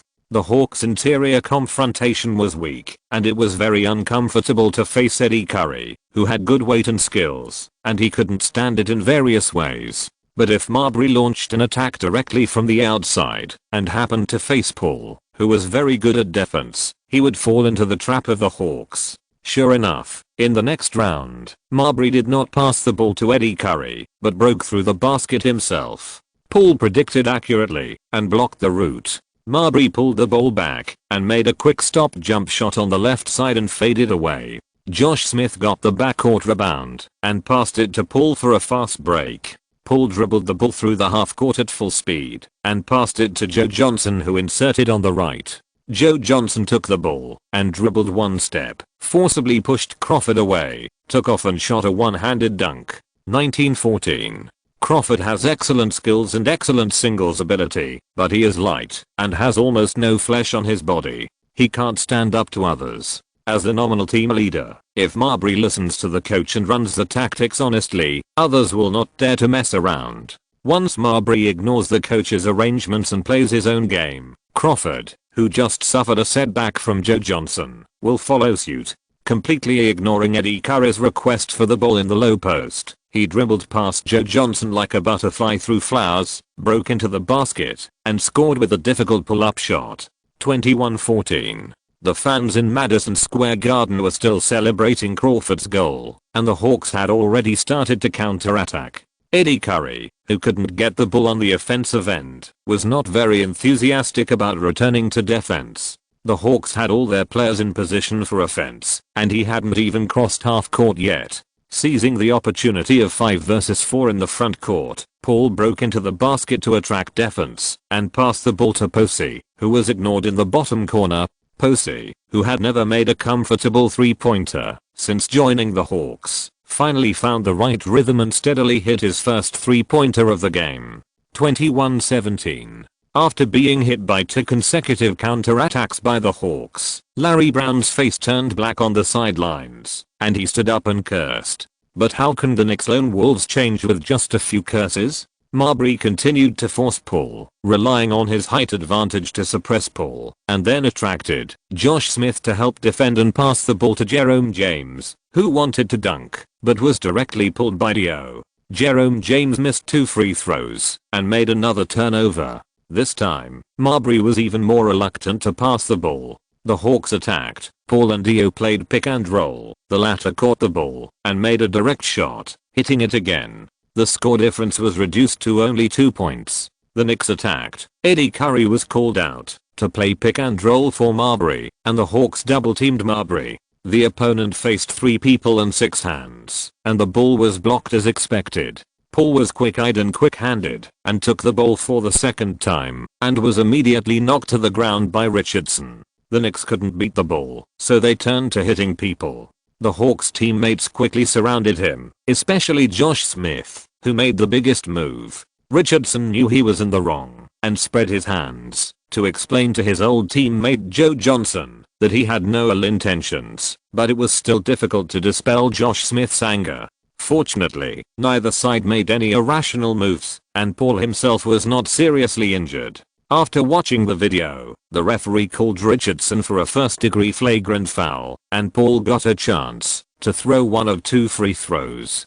Taking advantage of this timeout, Larry Brown was furious on the bench and scolded Marbury harshly. Marbury sat on the bench without saying anything, and it was unknown whether he heard it. On the Hawks side, Paul was sure that he was not seriously injured. In fact, although Richardson's action was a bit big just now, Paul had already taken precautions and formed a protective muscle. The reason why he fell to the ground was so big was to win the sympathy of the referee. This is not acting, but against the fighting players on the court, sometimes you have to protect yourself. After returning from the timeout, Paul first made 2 free throws, and then played a wonderful cooperation with Dio, playing tricks on the Knicks' restricted area defense. The 2 people's passing operation completely concentrated the defensive power of the 2 inside players of the Knicks on the left side, and when Josh Smith, who was inserted from the right side, entered the restricted area, there was no one in front of him, and he presented a slam dunk like a rock spreading its wings.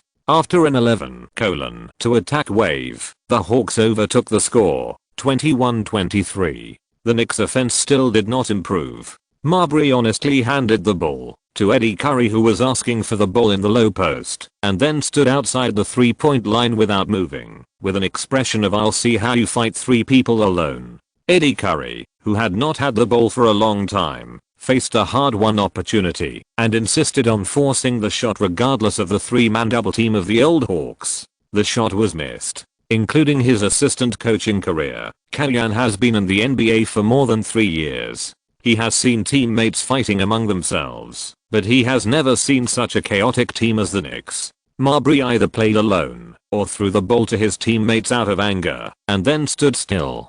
Although Eddie Curry has great lethality in the low post, he moves slowly, and his physical strength is difficult to sustain after traveling, and he is completely useless on the defensive end. His defensive level was so high that Chandler couldn't even clean up his ass when he was with the Bulls, let alone Jerome James. With Crawford and Richardson also involved, the Knicks' offense was independent, and the defense was riddled with holes, and they were quickly pulled away by the Hawks. In the last 3 quarters, the Hawks always maintained a lead of more than 20 points, and finally defeated the Knicks 114-87 without any wind or rain, and the team's record came to 4 wins and 2 losses. In this game, Joe Johnson completely suppressed the Knicks wing, making 14 of 27 shots, 4 of 9 3-pointers, and scoring 37 points, 2 assists and 3 rebounds, scoring the highest score in his career. Paul also had explosive data in this game. Although he only scored 14 points, he sent out 13 assists, and completed his first double-double in his career. What's more exaggerated, is that Paul grabbed 7 rebounds in this game. If Kenyan could signal his players to help Paul brush his data like Donovan helped Westbrook, Paul might even get a triple-double. Paul is not that concerned about rebounding statistics now. He is more concerned about the team's victory and whether he can get some tangible personal honors, such as Rookie of the Month. At present, it is as stable as a dead dog. Chapter 135. Whoever defends will be a grandson. After the game with the Knicks, the Hawks returned to Atlanta, and Kenyan also got a day off. Although he still lives alone, Kenyan's life in Atlanta is not as boring as before he met Wang Lifan in Los Angeles. When he is free, he can drive to the Great Smoky Mountains alone, which is the most popular national park in the United States. He can also go to Savannah, a beautiful seaside town. He even has plans to go to Nashville, the capital of country music, and maybe he can meet Taylor Swift there. Life in Atlanta is more comfortable. It is true that Atlanta is a city that you don't want to leave after living here. But no matter how interesting a city is, living alone will always feel lonely and boring. Wang Lifan will have at least another year to complete his studies. Kenyan thought about it and found a way to relieve his loneliness. He can keep a pet. He thought about keeping a dog in Los Angeles before, but at that time he didn't know how long he would stay in Los Angeles and where his future would be. He is still homeless and has no control over his own destiny. If he rashly raises a dog, he will be irresponsible to both people and dogs. Now, he has temporarily established a foothold in Atlanta and basically does not consider leaving within a year or 2. If he really leaves, Kenyan is sure to find a job again with the reputation he has accumulated. So now is also a good time. When he learned that Kenyan planned to raise a dog, the most excited person was not the pet shop owner, but Abby, the daughter of the Hornacek family. This little girl is a bit pet obsessed. After coming to Atlanta, her family has already raised a cat and a dog, but that's not enough. When Kenyan raises a pet, she will follow him to give advice and make various introductions to Kenyan in the pet shop. When she grows up, if she doesn't become a sports reporter, she can consider becoming a veterinarian or opening a pet shop, which will surely be a prosperous business. I have a schnauzer at home. He is very lively and active. He is a little fierce to strangers and not very obedient, but I still like him very much. Oh, Kenyan looked at the schnauzer in the cage, who looked like a little old man, and just yelled at him. He decisively chose to ignore it. If you don't have a lot of time to accompany him, I suggest you consider raising a cat. For example, this American Shorter Cheese cat is very good. Abby took a kitten out of the cage, put her nose close to the cat's back, took a deep breath, and then handed it to Kenyan. Here, try it. After taking a breath of cat's breath, Kenyan finally decided to buy a dog. Under Abby's strong recommendation, he chose a border collie, who Abby said was the dog with the highest IQ. Abby when I'm not at home, can you come to my house to help feed the dog? Kenyan asked. Me. Abby's face was full of surprise. Of course, I will ask my dad to nail a house for the dog. Poor old Huo was sold out by his daughter like this. Can I name the dog? Abby hugged the dog, leaned her face forward, and kissed it hard, then looked at Kenyan eagerly and asked. Kenyan couldn't bear to refuse the innocent look of the little girl. Just call him Oscar. What do you think? Pointing her finger at her lips, Abby pretended to think, thought for a moment, and suggested. Then Leonardo will be jealous of me in the future. After all, I have Oscar, and he doesn't. Kenyan laughed at himself, and he didn't dislike the name. Abby certainly didn't understand the joke of little Leo, and looked at Kenyan with a confused face. No big deal, just call him Oscar. Kenyan touched Oscar's head casually, but the little guy turned his head away, so he could only change his target and touch Abby's head. Then, Kellyanne followed a bee to the pet supermarket and bought a lot of dog-specific products, such as dog cages, dog boxes, traction ropes, chew sticks, combs and other products. After packing them, he took them home and arranged them at home according to the instructions. From now on, such a big apartment will not only be Kellyanne's, but also Oscar, a new life. Wow, I'm so tired after arranging everything. Abby sat cross-legged on the floor and drank the drink that Kellyanne gave her in one breath. Don't drink water like that, it's not good for your throat. Kellyanne taught her. I don't know if Abby listened to it. In a blink of an eye, she lay on the floor and played with Oscar again. Kellyanne smiled dotingly and turned to the kitchen to prepare snacks for her. When Kellyanne was studying in Germany, he worked in a dessert shop for a long time to earn rent and living expenses. During that time, in addition to learning basketball knowledge, he also improved his skills in making snacks. At least Abby was very happy to eat, and she packed a portion to take away before leaving. Excuse me, Kimmy. When Hornacek came to pick up his daughter, he thanked Kellyanne. He thought it was Kellyanne who helped him take care of the child for the whole afternoon. No, I asked Abby to accompany me to the pet store. She did me a favor. Kellyanne explained for Abby. Yes, Dad, I'm helping Mr. Earl. Being held in the arms of old Ho, Abby defended herself. He also asked me to take care of Oscar when I'm free. Compared with the title of scientist, the nickname Lightning Earl is obviously easier for children to accept. Kellyanne nodded to Hornacek, and Hornacek nodded in agreement. On November 11th Singles Day, the Hawks welcomed their first Western Conference opponent of the season, the Dallas Mavericks, at home. The strength of the two teams is incomparable. The real strength of the Mavericks is in the top 3 in the league, which is difficult for the Hawks to match. Even the home fans are not optimistic about the Hawks' ability to win.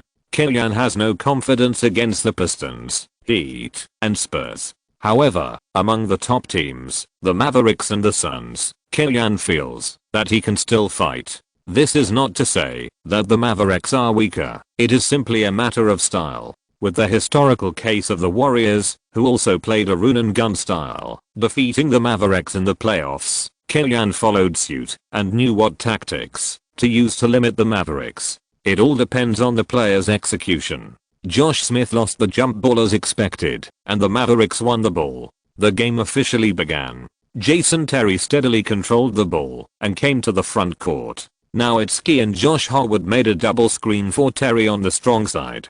Terry walked to the baseline with the ball, took away Posey, and then handed the ball to Josh Howard, who took the ball and forced Poole to the front. He forced his way to the low post and made a layup. 0:2. Since he was not a member of the 2011 Mavericks championship team, Josh Howard's position was underestimated by many fans, and many people even regarded Terry as the second in command of the Mavericks. In fact, Josh Howard is the other all-star of the Mavericks besides Nowitzki. He can break through, play back, and provide the team with top-notch wing defense. His presence is also the reason why the Mavericks are willing to make a 2B trade such as Finley for Grant to save money. The Hawks quickly opened the baseline ball, and Poole quickly advanced with a large disguised acceleration to pass Terry and rushed to the basket. Josh Howard assisted in the defense of the basket and was fouled by Poole. Poole's style of play has always been relatively stable, and he rarely rushes so hard. This sudden change caught the Mavericks off guard. Poole made 2 free throws steadily and tied the score, 2:2. The Mavericks attacked. Terry and Nowitzki played pick and roll. The Hawks resolutely switched defense, and Terry seized the opportunity to shoot directly and hit. The Mavericks have a rich offensive tactics, which can be roughly divided into 5 sets, namely Nowitzki singles, Josh Howard singles, Jason Terry singles, Devin Harris egg attack, and Stackhouse singles. Finding a pick and roll, and then playing one-on-one with a mismatch, is the Mavericks' strongest tactic. It sounds like a 3-pronged strategy, but few opponents can stop it. Even the Spurs are afraid of the Mavericks' unlimited one-on-one. To deal with such a team, the best way is to resolve their mismatch advantage. Nowitzki's mismatch advantage is either to break through and eat the taller and slower big men, or to rely on his size advantage to find shooting space and eat the smaller ones. Kellyanne arranged Josh Smith who is neither tall nor short, does not suffer a disadvantage in confrontation, and is very flexible on his feet, to fight with him. It cannot be said that he suppressed Nowitzki, but it also reduced the Mavericks' mismatch advantage. The Hawks attacked, and Paul took the ball to the front court and passed it to Dio. Dio held the ball high with one hand, and Dampier moved one step before the free throw line. The Mavericks' restricted area was empty. Josh Smith and Paul completed a pick and roll without the ball. Nowitzki switched defense a step slower and failed to keep up with Paul. He watched the opponent break into the basket and lay up. The 5 players of the Hawks are all very capable of working outside the restricted area. Dampier played, except for helping the team gain an advantage in rebounding, but his other effects were not obvious. However, if he did not play, the team could not hide the defensive loophole of Nowitzki. Terry crossed the half court with the ball and handed it to Nowitzki at the corner for a single shot. The German tank's realistic fake move ignited Josh Smith, and then rushed to the basket and dunked against Dio. After landing, his expression was a bit arrogant. Compared with other power forwards, Nowitzki's dunks are indeed not very many. It's rare to complete it once, so of course he has to put on a good expression. The Hawks' offense still started from Dio. Dio guarded the ball in the middle and waited for his teammates to run. Joe Johnson found a screen on the right to receive the ball. This time Nowitzki switched defense and followed. Joe Johnson guarded the ball and retreated a step, attracting Nowitzki to follow up. A high throw to the basket. Josh Smith received the ball under the basket, carried Josh Howard, turned over and dunked the ball 6:6. Avery Johnson on the sidelines was somewhat dissatisfied with the team's defense and kept shouting something to the sidelines.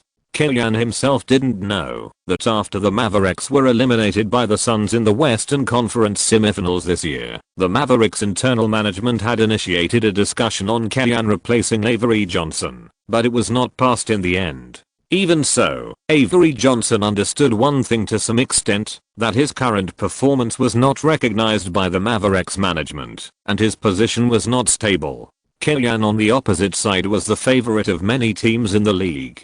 Avery Johnson hoped to defeat Kellyan and prove himself. The Mavericks attacked. Terry and Nowitzki played pick and roll. Nowitzki lowered his center of gravity when receiving the ball and took 3 slow steps to the basket against Paul. Dio and Josh Smith retreated together to defend, forming a double team under the basket. Nowitzki passed the ball to the outside line. Terry received the ball, aimed at the open space and shot, and hit it 6:9. MD. The Mavericks' offensive resources are simply amazing.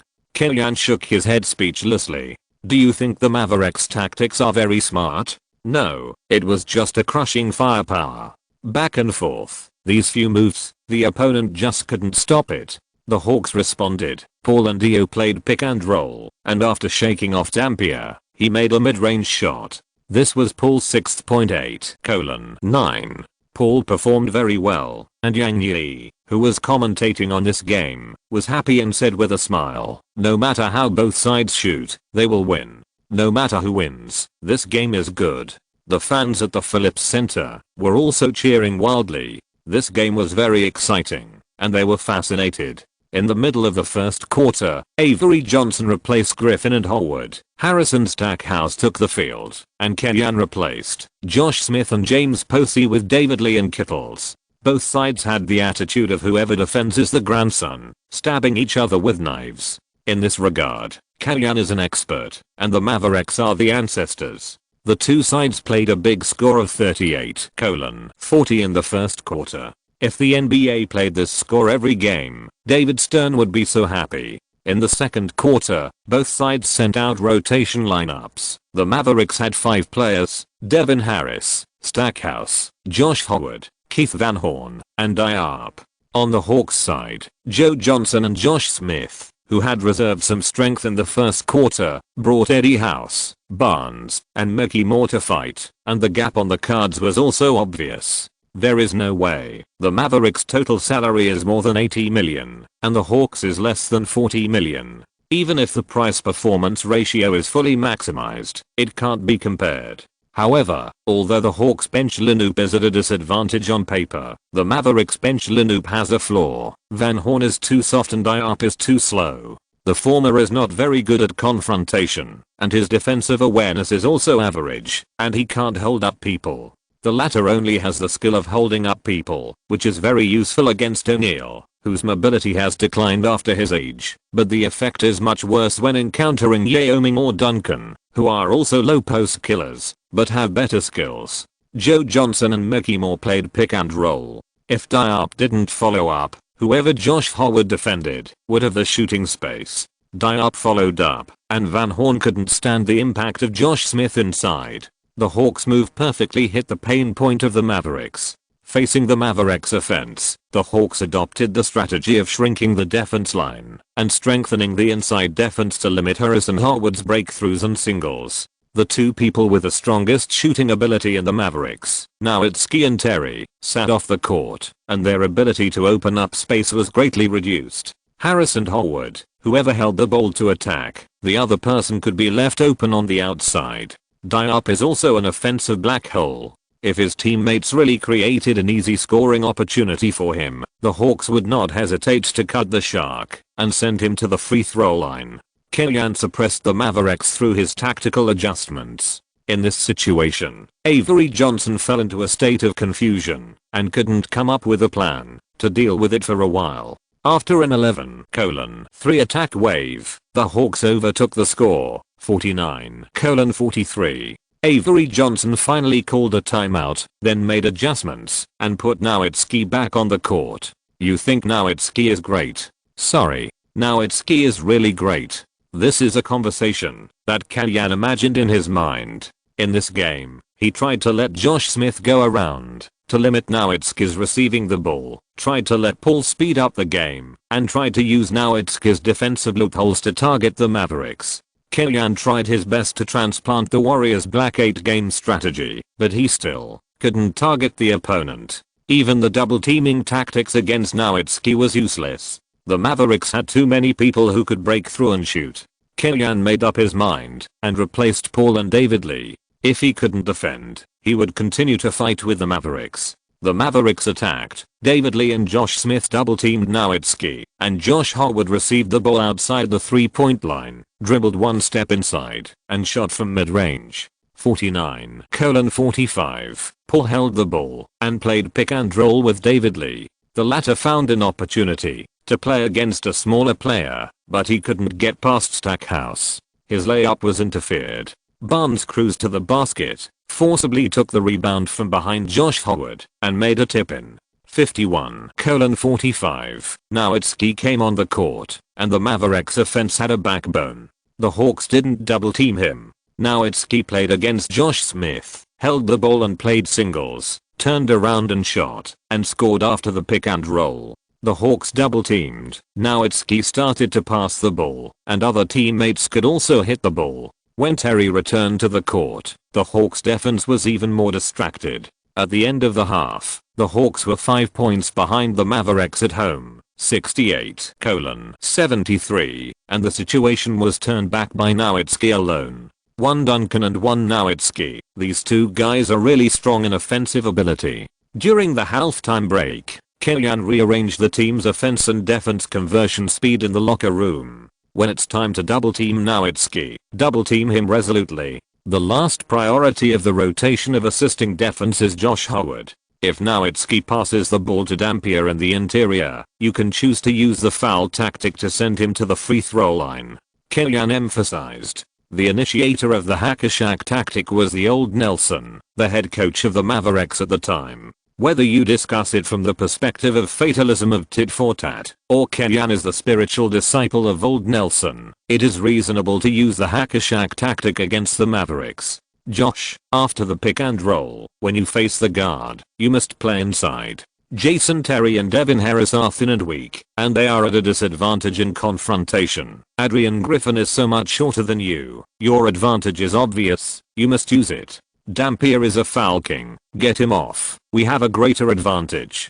Kellyan made a lot of arrangements and pointed out the weaknesses of the Mavericks. The players agreed with this and believed that following the tactics of the boss, there is a fight, and their spirits were restored. This is a very important game. We need to beat some strong opponents to complete our own transformation. I believe everyone can do it. If you're listening to this novel on a channel other than Fanfic World, it means they downloaded and uploaded it without effort. We cordially invite you to visit our channel, Mundo Fanfic Novelos. There you'll find the original version of this story and you can explore many other novels of various genres. We're waiting for you to immerse yourself in a world of incredible novels. Chapter 136. First kill Shaolin, then destroy Wudang. At the beginning of the third quarter, the Hawks attacked first. Paul pushed through half court, and with his quick movements and flexible changes of direction, he broke through Terra's defense. Nowitzki blocked Paul's breakthrough route in time. After 2 quick pats, Paul did not stop at all, and made continuous fake moves while moving. In just 2 steps, there were 3 different fake moves, which opened Nowitzki's center of gravity. As the 2 bodies collided with each other, the referee immediately put the whistle to his mouth. Knowing that he had committed a foul, Nowitzki lowered his shoulders and made an obvious forceful move, not wanting the opponent to make a 2+1. Although Nowitzki was criticized by many fans as a soft egg, his confrontation was not bad at all. This move made Paul lose his balance and his movements were a little deformed. But fortunately, his core strength was very strong, and he was able to aim at the basket and throw the ball before falling to the ground. Beep. Sure. At the same time as the referee whistled, there was also the sound of a basketball passing through the net. Paul made a beautiful single play, causing Nowitzki to foul. Sitting on the ground, Paul also raised his finger to the cameraman. The free throw was made, and the score difference was narrowed to 2 points. 71-73. Paul's beautiful 2+1 boosted the morale of the Hawks. In the next Mavericks offense, Terry and Nowitzki played pick and roll, and the pass, after attracting the defense, was intercepted by Paul and Josh Smith. Paul directly advanced to the front court and sent the ball high to the backboard. It bounced into the air. Josh Smith followed up and took off. After grabbing the basketball, he pulled an arc in the air with both hands. A beautiful windmill reverse dunk locked the first place in this week's 5 best shots in advance. Oh, this ball. Paul sent it so comfortably. Yang Yi praised crazily. Looking back at the slow motion, this shot is not only at the level of the top 5 shots, but it is likely to be included in Josh Smith's career masterpiece. He was also very happy. After landing, he made a birdman flapping wings gesture to encourage the fans in the stadium to get even more excited. The Hawks fans at the scene fulfilled Josh Smith's wish and celebrated this wonderful dunk with a tsunami of cheers. Looking back, Nowitzki was soft on the offensive end again. He missed a mid-range jump shot after facing Josh Smith.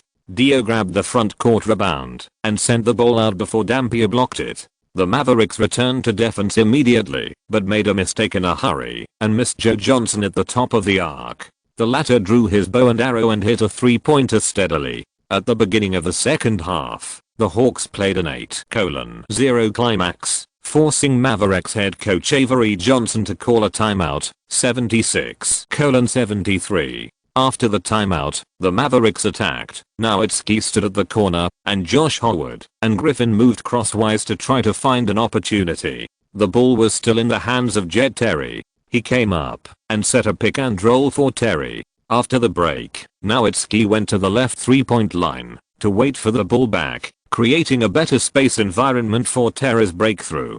Terry forced Josh Smith, and the two had a slight collision. Terry suffered a loss in the confrontation and his steps were a little disordered. The route to the basket was blocked by Josh Smith. The route to Nowitzki was blocked by Paul, or Thief. In addition, Terry himself was a two-way guard and his passing ideas and deduction and prediction of the ball distribution were not enough. He simply chose to force the basket directly, and then took a step and shot a backward jump shot. The ball rolled on the basket for several times and finally fell into the net. Putting aside the stability, Terry's ability to force shots is still good. Getting up from the ground, Terry chased back without stopping. Almost without stopping, the Hawks offense roared again. The frequency of this repeated back and forth running was really as strong as the intensity of the Western Conference semifinals against the Suns last season. Dio and Joe Johnson played high-low cooperation. After Joe Johnson broke into the basket, he returned the ball to the free throw line. Facing a wide open space, Josh Smith tried a mid-range shot and hit it accurately. 78:75. Josh Smith's mid-range shooting ability is average, but not so rough, and the free throw line is the distance he is most comfortable with. The Mavericks attacked. Terry took the ball to the front court and passed it to Nowitzki in the middle. The latter took the ball and leaned against Josh Smith and turned to the left. Dio was unable to make up for the defense and was rushed to the basket by Nowitzki and made a layup 78-77. Paul dribbled the ball across half court. Dio came forward to cooperate with Paul to pass the ball. Paul pulled the ball horizontally to get rid of Dampier, attracted the defense, and passed it to Posey in the bottom corner. The latter finally did not waste the opportunity and hit a three-pointer in the bottom corner, where he is best 81:77. Compared with the Mavericks' stronger singles ability, the Hawks' tactics are more varied. Paul, Joe Johnson, and Dio quickly established a tacit understanding, making the team's operation smoother. Unlike the Suns' system, driven entirely by Nash, the Hawks do not rely entirely on the point guard. At the same time, unlike Nelson's random bombardment system, the Hawks focus on sharing the ball on the offensive end, but when there is an advantage, they do not rule out using singles to break the game.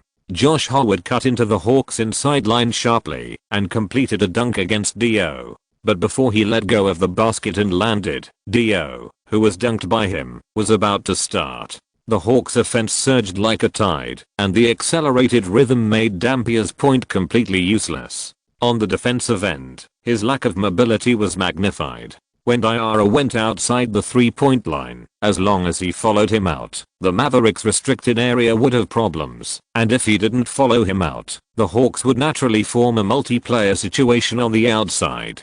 Paul, Joe Johnson and even Dyer himself could use the advantage of numbers to shoot directly from the outside. Push Nowitzki directly to the center position. Avery Johnson thought of this plan, but then he felt it was not appropriate.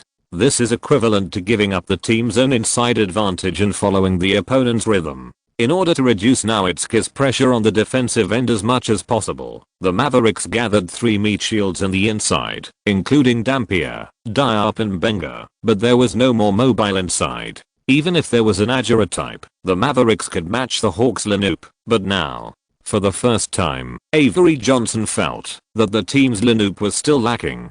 Fortunately, he just felt that, if he dared to say it, Cuban would not be able to kill him. With Josh Howard, the second in command of the team, still holding a rookie contract, the total salary has exceeded $80 million. Facing the Hawks, whose total salary is less than $40 million, you say the team Lanoop is still lacking. What else can you do? Although Johnson can't do anything to Kalyan, the Mavericks Lanoop is still strong. Nowitzki, Terry, Howard, Harris, all kinds of singles still make the Hawks unable to withstand it. Relying on the highly efficient singles, the Mavericks did not let the Hawks pull away. The Hawks entered the fourth quarter with a 9-point lead of 106:97. At the beginning of the fourth quarter, Kalyan once again showed his Lightning Earl character, sending Paul and Eddie House's double point guard Lanoop, and the front three Workitals, Barnes and Mickey Moore, with full mobility, playing full court pressing with the Mavericks.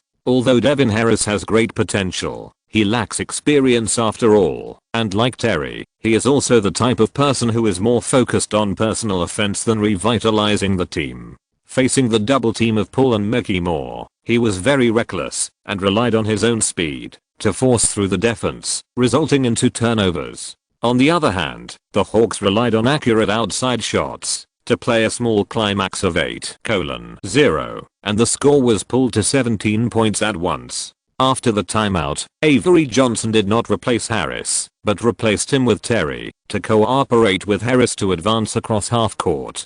Terry's appearance can solve the Mavericks' advancement, but the team's offense still encountered trouble. Mickey Moore, the flyweight inside player, became the Hawks' surprise weapon to limit the Mavericks' offense. Mickey Moore's physical confrontation, let alone against the inside, can't stand up to strong wings like Carter and Jefferson, but he can limit smart guards like Terry and Harris. On the offensive end, he even has a mid-range shot. The score difference went straight to 20 points, and Avery Johnson was not willing to do it. He replaced Nowitzki again to make a last-ditch effort. Good guy, this head coach is a good one. The offensive tactics are basically a single play after the pick and roll, and if there is no mismatch, the ball is given to Nowitzki. The tactical adjustment is to give the main players some rest time by replacing the substitutes. If they are suppressed, the main players will be replaced in advance. The change that Avery Johnson brought to the Mavericks is just to change the old Nelson's crazy offense tactical thinking, and remind the players to pay attention to defense. Entering the final half of the decisive battle with a 19-point lead, the Hawks did not give the Mavericks too many opportunities. Although Nowitzki made 3 3-pointers in the last half of the quarter and scored 13 points by himself, Paul and Joe Johnson's steady control of the game still kept the score difference at double digits. In the end, the Hawks defeated the Mavericks 135-123 at home, and on singles day, a big upset broke out. In the whole game, Nowitzki made 14 of 22 shots, scored 35 points, 8 rebounds, 3 assists and 1 block. His personal performance was impeccable, but the 3 heroes of the Hawks fought against Lubu. Paul sent out a double-double of 24 points and 10 assists, the first 20 plus 10 in his career, which is worth remembering. Joe Johnson performed steadily, scoring 25 points on 8 of 17 shots, and his shooting percentage was close to 50%. Josh Smith scored 19 points and 9 rebounds, a quasi 20 plus 10 data, and dedicated a dunk that can be replayed countless times in the Phillips Arena during the game. In addition to the above 4 people, former Hawks King Terry returned to the old place and scored 18 points and 7 assists, which is considered the average level of the season. However, Terry's problems were exposed more obviously. With the playing habits of two-way guards as a point guard, Terry lacks the thinking of a point guard. He is relatively single-threaded and routine in organizing offense, which is easy to be targeted. Dio scored 8 points, 9 rebounds and 6 assists in this game. Hawks fans have become accustomed to his role of performances greater than data. After this game, the Hawks' record came to 5 wins and 2 losses, rising to the 3rd place in the Eastern Conference. When was the last time the Hawks sat in this position? Even the team owner wrestler forgot. Killian's wonderful performance after taking office has made the outside world full of expectations for the Hawks. At the press conference after the game, Killian's reply was cautious in my opinion. The Mavericks are one of the top 3 teams in the league. Our victory is a combination of many factors such as time, place, and people. Their goal is the championship, and our goal is the playoffs, and this will not change. This is not to belittle the players' efforts, but sometimes, the pride that is bred can also be the biggest enemy of young players. And the Hawks are really not that strong. They swept the league this season, relying on Killian's development of Dio's organizing center skill. The opponents currently encountered, except for the Pistons, are not adapted to this change. But this does not mean that everyone will not be able to come up with a solution. At the same time, the Hawks have too many young players. Youth means vigor and room for improvement, but it also means inexperience, mistakes on the court, and even hitting the rookie wall. Killian can foresee the ups and downs that the team will experience in the rest of the season, and he does not want to say too much. After 2 days of rest, on November 14th, the Hawks began their long road trip.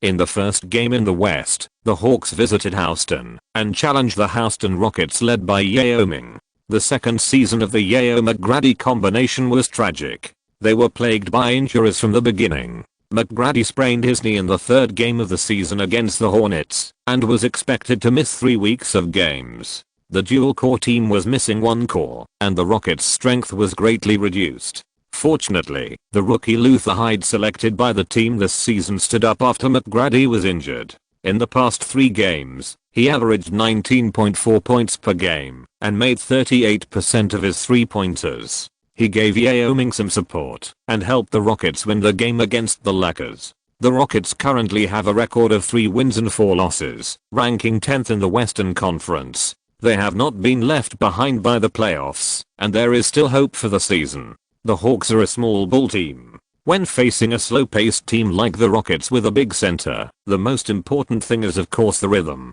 Yao Ming is not O'Neal. His lethality on the offensive end can be curbed, but he can never kill the small ball. What's more, the Rockets don't have McGrady. Without him on the outside to coordinate, the Hawks can double team Yao Ming unscrupulously. Open space. Help defense and rotation. Let Bowen shoot. Let him shoot 10 open shots. How many can he make? Lutherhead's 3-pointer is indeed good, but he is good only for 3-pointers. Just pinch his 3-pointer and let him rush in. He has no confidence in mid-range shots. Ryan Bowen, I don't need to say more, right? Alston's confrontation is average, but his dribbling skills are really good.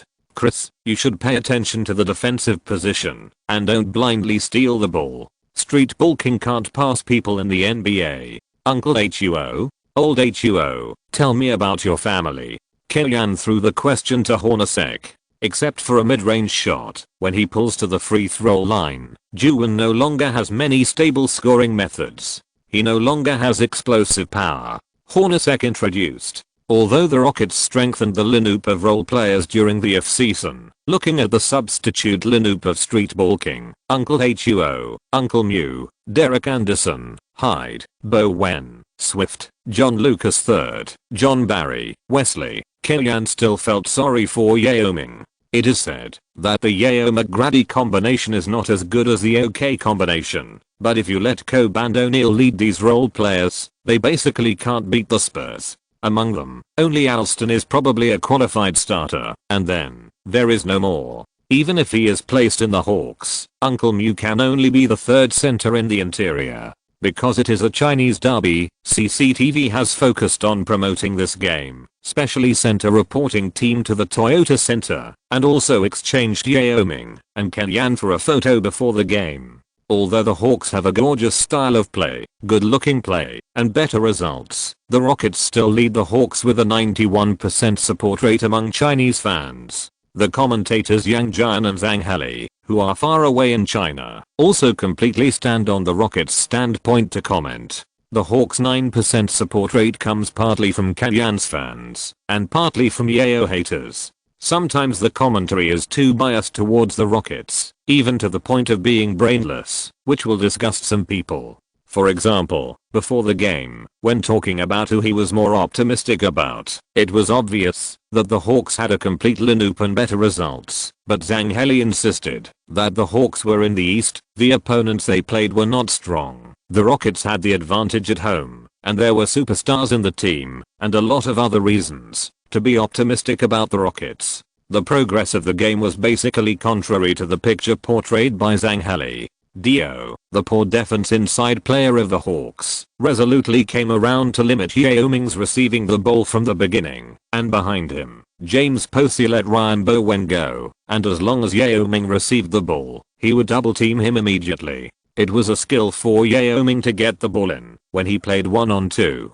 If he couldn't get the ball in, the Hawks would play a quick counter-attack without any drag. Hyde, who surprised Rockets fans in the first 3 games, also disappointed the fans at Toyota Center in this game. Joe Johnson resolutely blocked his 3-pointer, with a style of letting him break through but not let him shoot, which made Hyde very uncomfortable. After missing consecutive mid-range shots, Hyde hit the rookie wall, and fell into confusion.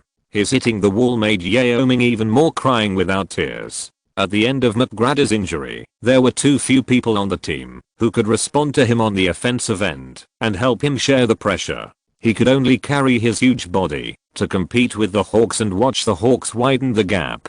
A head coach who is extremely old-fashioned and has rigid tactical thinking, a boss who is extremely stingy and reluctant to spend a penny on luxury tax, a general manager who is blind and can never find the right person through the draft or Teo. It is really tragic that Yao Ming and McGrady met such a management team. The Hawks rushed the Rockets to pieces and finally defeated the Rockets 109-97, defeating 2 of the Texas top 3. Killian ushered in his first China derby since he took office as head coach. After the game, he took the initiative to shake hands and hug Yao Ming. The Rockets' injuries this season seem serious.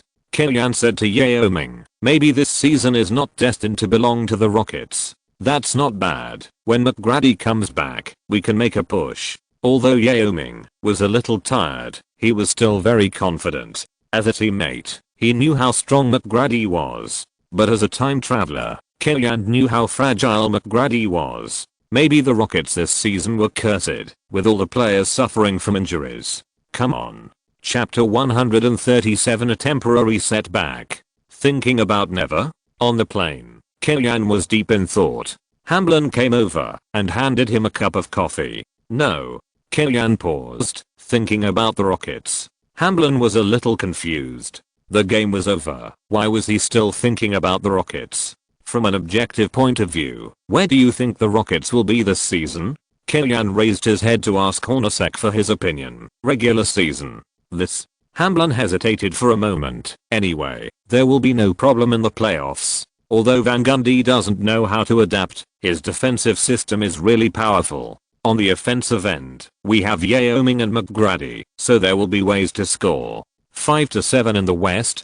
Killian gave the answer according to Hamblin's words. In fact, in terms of hard power, apart from the Spurs, Mavericks and Suns, it seems that no one is stronger than them. At most, they can be the champion team of the Northwest Division. Hamblin concluded, but they have serious injuries. McGrady is injured and is expected to be absent for a while. Yao Ming is not an Iron Man. The competition in the West is very fierce. It is possible that they will fall to 8th place. Yeah. Next, Killian asked Snyder, Hornacek and others for their views on the Rockets this season.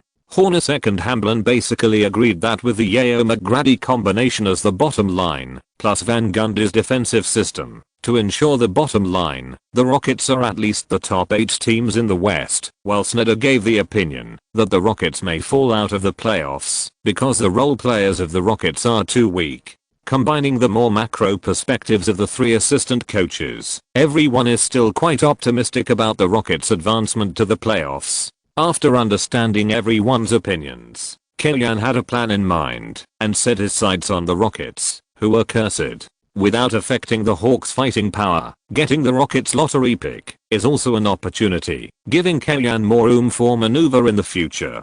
Coupled with Brandon Cammon's inside attack power, the Clippers have assembled a very offensive lineup.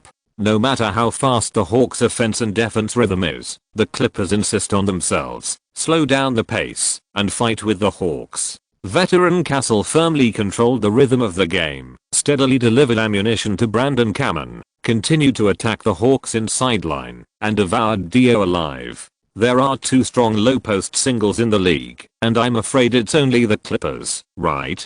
Killian frowned and complained. This lineup is very retro, but it works wonders against the Hawks. The Hawks' weakness of lacking an inside meat shield was infinitely magnified in this game. When facing an old man like Castle, Paul himself also exposed his lack of game experience, which is a problem he needs to slowly solve in future games. 111:99. The Hawks lost away, ending their 3-game winning streak, and their record was tied by the Nets. Due to the disadvantage of the win-loss relationship, they fell to 4th place in the Eastern Conference. 6-3, Phoenix, Arizona. Phoenix welcomed a new visitor. After the Hawks lost the game against the Clippers, they came to this desert city the next day to challenge the Suns. In the hotel where the Hawks stayed, Killian was watching the video of the Suns game in his room with a solemn expression.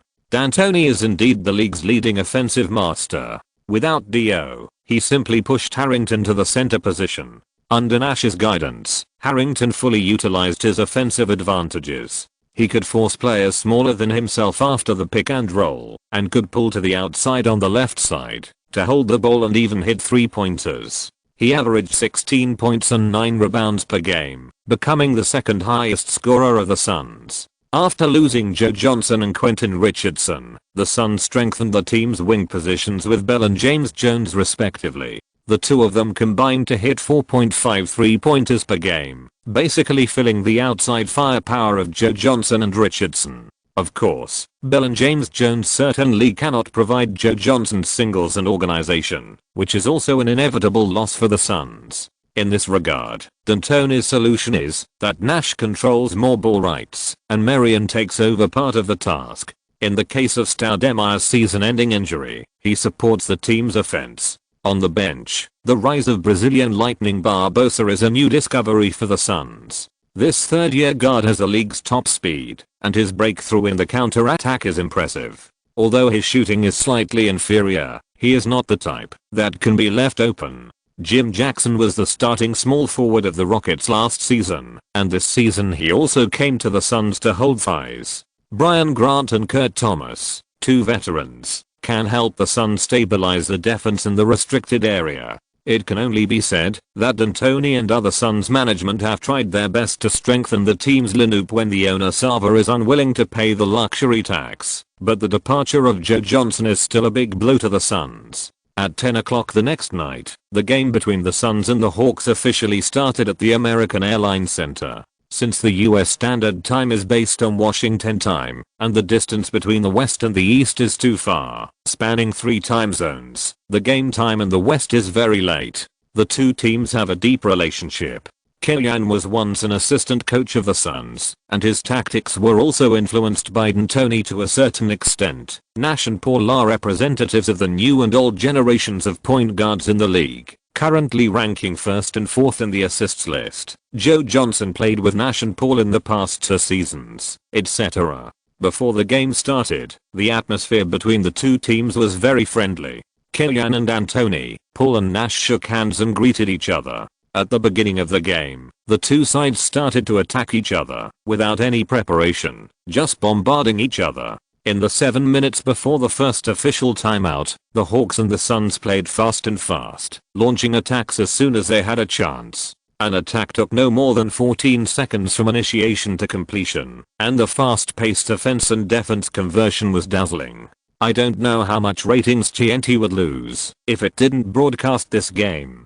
Nash firmly controlled the situation of the game in this unpredictable rhythm, and organized the Suns' offense in an orderly manner. His smart passes often appeared in the weak points of the Hawks' defense. Although his personal offensive data was not as good as Paul's, his assists soon reached 6. Maintaining this efficiency, Nash can break the league's single-game assist record of 25 assists. However, Nash's assist efficiency exploded, but the Suns did not establish a leading advantage. The Hawks' offensive efficiency was also very high. Harrington just scored a layup at the basket, and Joe Johnson responded with an accurate 3-pointer. Paul has encountered Billups, Kitt, and Castle this season, and they were suppressed on the field, but Paul did not suffer against Nash. He even completed a steal on Nash on the defensive end, and then dunked in a fast break.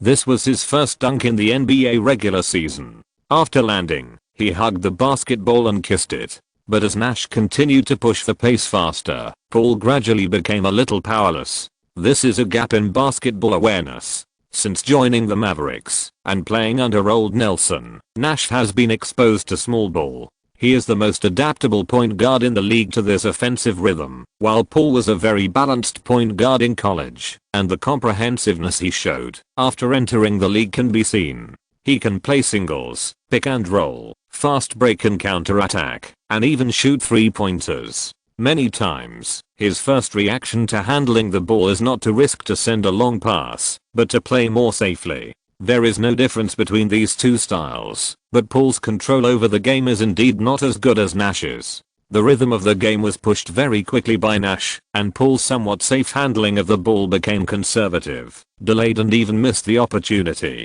After 10 minutes of the first quarter, the Suns led by 5 points 38-33, and the two teams began to make substitutions. On the Suns side, Barbosa, Jim Jackson, Brian Grant, and Kurt Thomas appeared on the court, while the Hawks withdrew Joe Johnson, James Posey, Josh Smith, and D.O., and replaced them with Kittles, Barnes, David Lee, and Mickey Moore. In the substitute lineup duel, the Hawks focused on pick and roll, using David Lee and Mickey Moore's mid-range shooting ability to create opportunities for Paul to play small against big.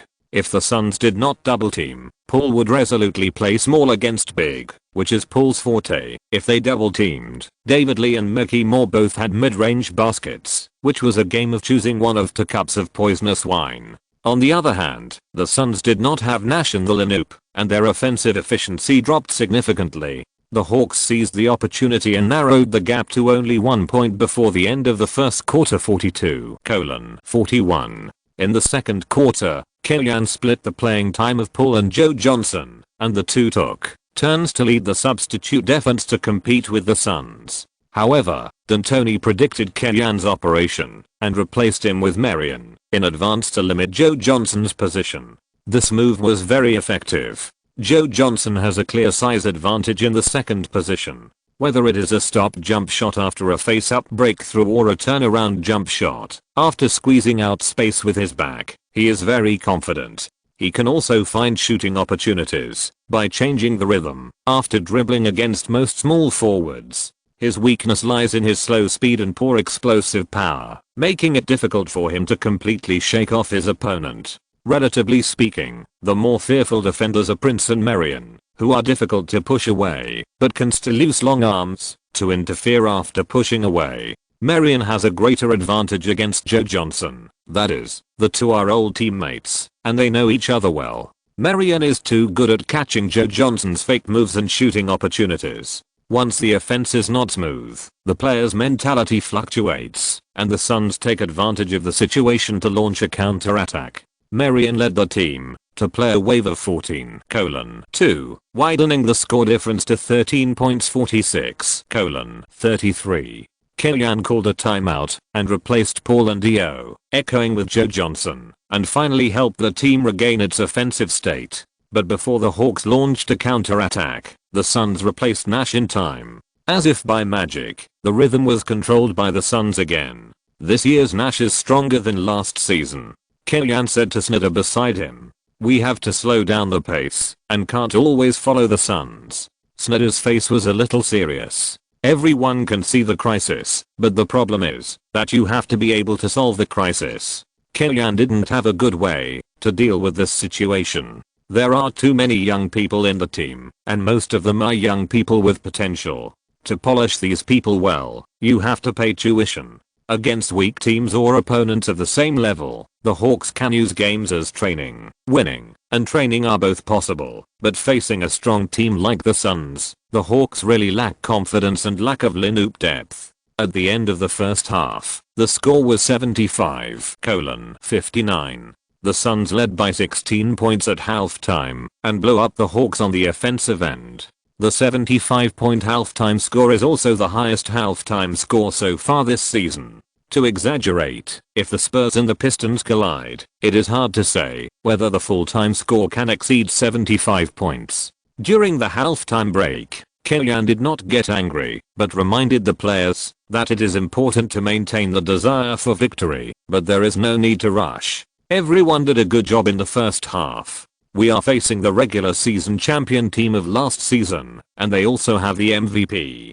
Chris, don't have too much pressure. We are still a long way from them, but I believe that we can narrow this distance, not necessarily in this game, but always narrowing it. Kellyan specifically mentioned Paul, because this disciple's competitive spirit is too strong, and sometimes things will go to the extreme and backfire, causing unnecessary pressure on teammates. I said in front of the reporters that our goal this season is the playoffs. This is my true thought. I hope you can do this. Don't be too happy when you win, and don't be too discouraged when you lose. Don't be complacent because of a period of surprisingly good performance, and don't be obsessed with some games that are beyond your ability. You are all young, and I'm also young. The future is ours. What time is it? It's time, Hawks.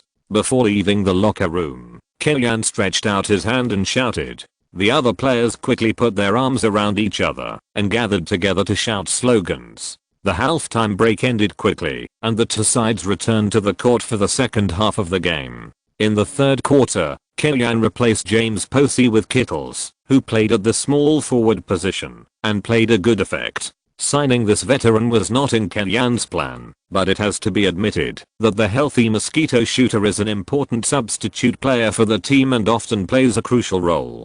On the defensive end, Kittles can keep up with James Jones. Both of them are three-point shooters with poor confrontation.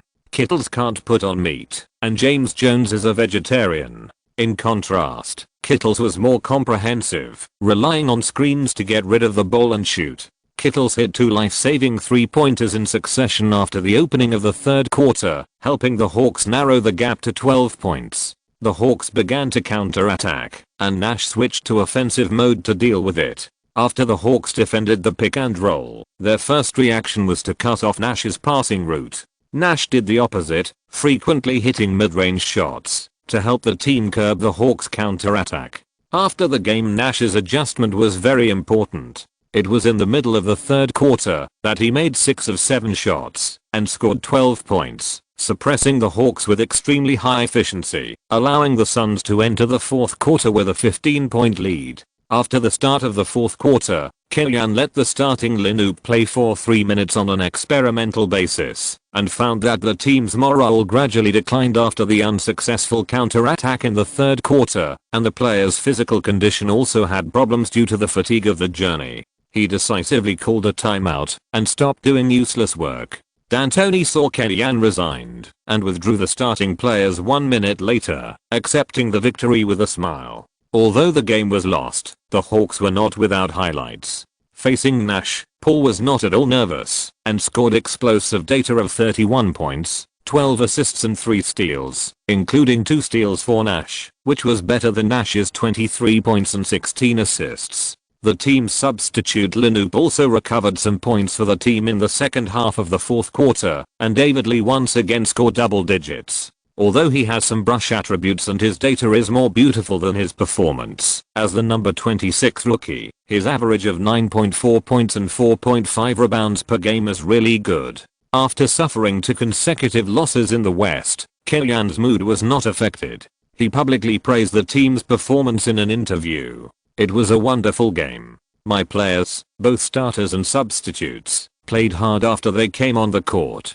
In the final moments, we kept chasing points. I like playing against the Suns very much, and the fans will like it too. So I look forward to the next match." D'Antoni was interviewed and asked about the performance of Nash and Paul. He praised Paul highly. "Since the end of the draft, I knew that Paul was the favorite for this year's best rookie. Kimby has a very clear understanding of how to use point guards. But I didn't expect Paul to be so good. In time, he should be the leader of point guards in the league."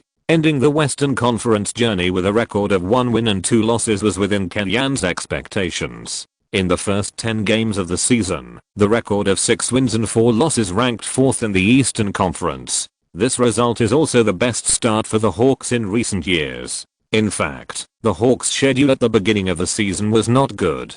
They had already played against 3 strong teams, the Pistons, the Mavericks, and the Suns. If the schedule was a little easier, they might have won at least one more game. Chapter 138 Transaction Planning. After finishing the 3-game road trip in the West, the Hawks returned to Atlanta and had 3 days of rest. After the plane landed, Kellyan also announced very humanely that the players would have a day off, so that everyone could relax physically and mentally after the long journey. He paid great attention to the quality of training, and the training sessions were even slightly longer than other coaches, but he still emphasized basic humane management. The suggestions for the players' private lives were the same as during the Lakers period. "You can play, but don't touch things prohibited by law. Go home and sleep before 2 o'clock in the evening, and ensure adequate sleep." In later generations, members of the Kardashian family were praised as the best defensive players, and a group of fans always used remarks such as 13 is poisonous to tease them, which was actually putting the cart before the horse. For most people, indulgence will not cause any physical damage, let alone these energetic athletes.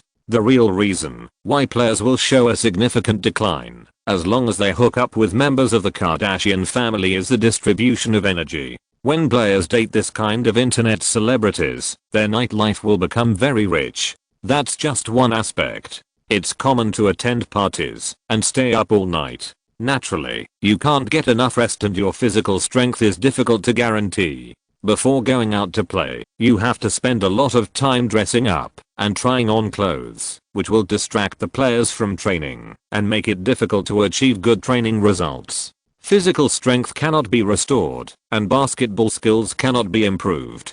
In the long run, do you think it will decline? There are many nightclub regulars in the Hawks, and they will find Kellyan's requirements a bit troublesome at first. But sometimes life is a process of mutual compromise. Except for Joe Johnson and James Posey, the other players of the Hawks either have rookie contracts or minimum salary contracts.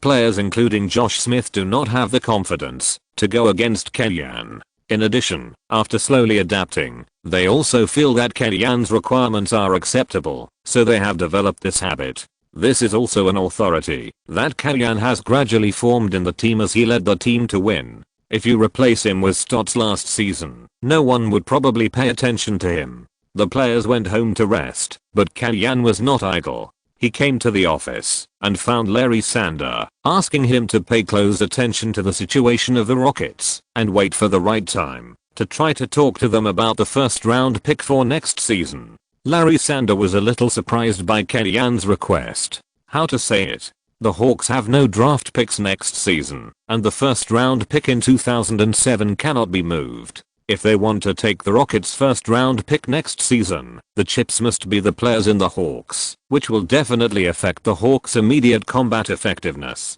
The Hawks are only 6 wins and 4 losses now, and their performance is indeed good, but they are still far from achieving the season goal of entering the playoffs. Is Kellyanne really so confident that he can still lead the team to the playoffs when the team's strength is damaged? Just pay attention, because I judge that the Rockets' performance this season may be lower than expected.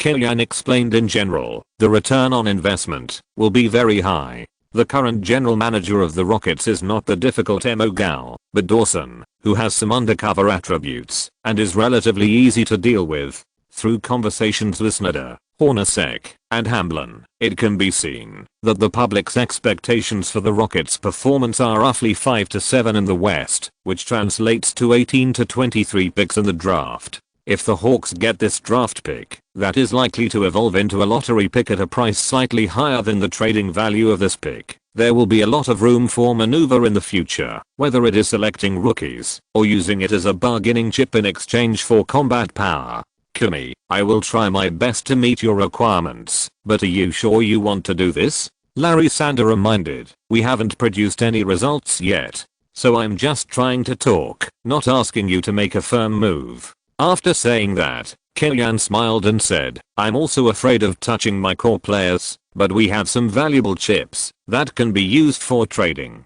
Kellyanne knows which players are not for sale, which players are looking at offers, and which players can be traded to upgrade the lineup if they have the opportunity. Okay, I'll find someone to help test it out. Sander didn't need to do it himself. He could find the general managers of other teams to test the waters. If it was appropriate, the Hawks could contact them again. Whatever the feedback is, you must tell me, Kellyanne asked. Last season, the Lakers almost traded Walton for Dyer, but Kupchak thought Walton was a treasure and didn't agree to it directly, nor did he tell Kellyanne about it. Kellyanne only found out about it after he came to the Hawks. He didn't want this to happen again. At 10:30 p.m. on November 21st, the Hawks, who had rested for 3 days, played at home against the Washington Wizards, the opponent they had defeated in the preseason.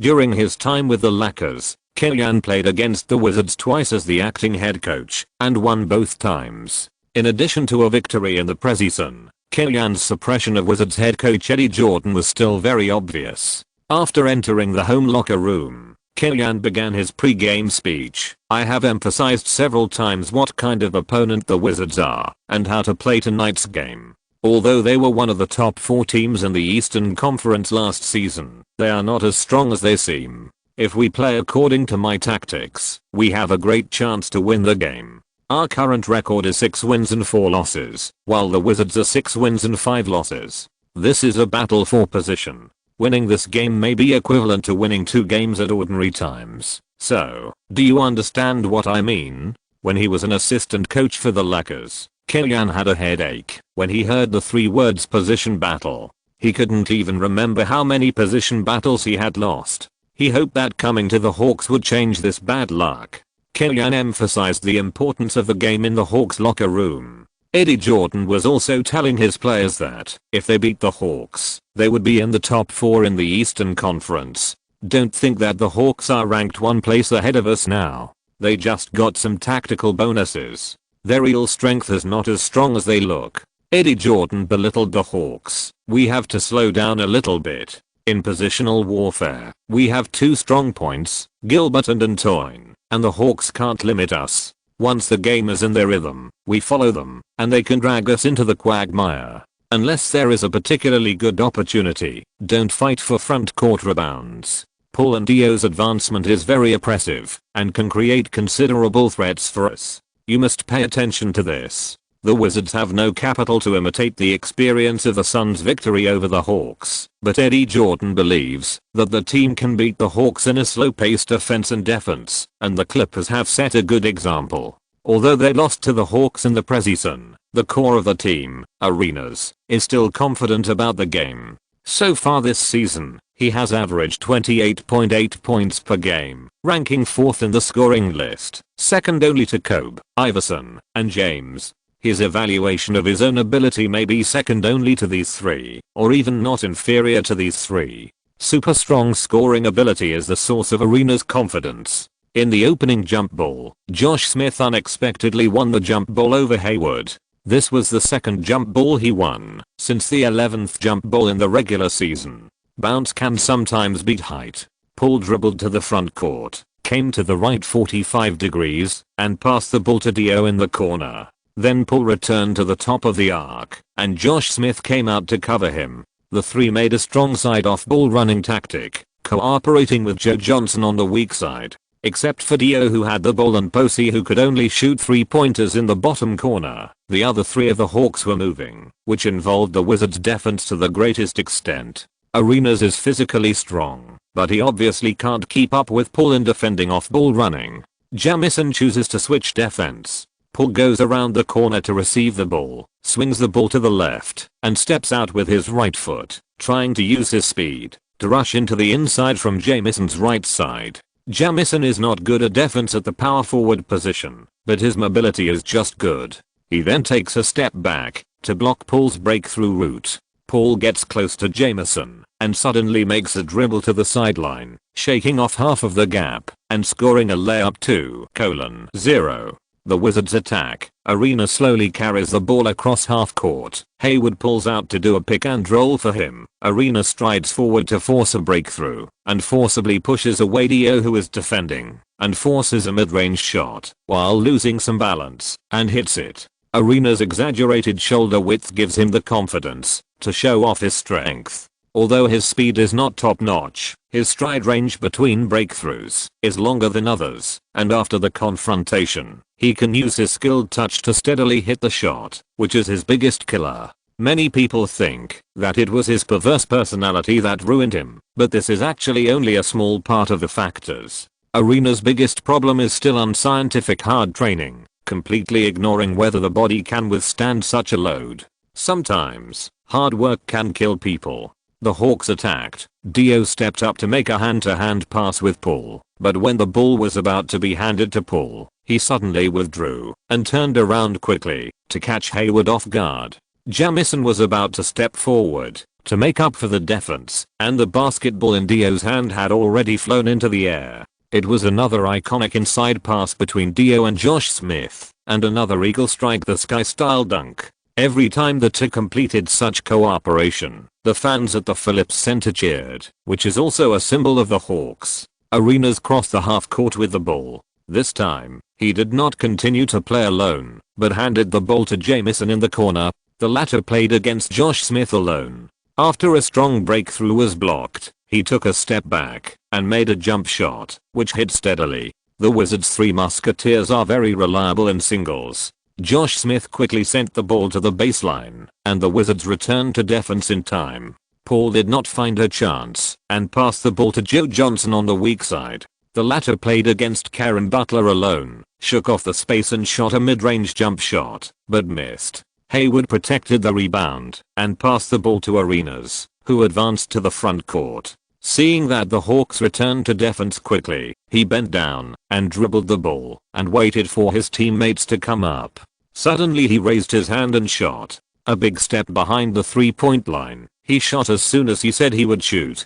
Do you think you are Curry? However, before Curry, the most daring NBA player to hold the ball and throw a super long distance three-pointer was Arenas. His shot this time was only a little bit short, and the basketball hit the inside of the basket. Joe Johnson grabbed a long rebound and immediately launched a counter-attack with the ball. He rushed all the way to the basket and passed the ball to Posey, who was a little slower, but also in position to the 3-point line. The latter shot in time from outside the 3-point line and hit it. 7:4. Kylian was very excited on the sidelines, not because of the 3-point lead, but because the Hawks' fast break counter-attack was like the Suns last season. Last season in the Suns, Big Q was not very fast, but as a shooter in the back row, he was able to accurately hit 3-pointers during the fast break counter-attack, which was also a key factor in the Suns' fast break becoming more diversified and three-dimensional. Originally,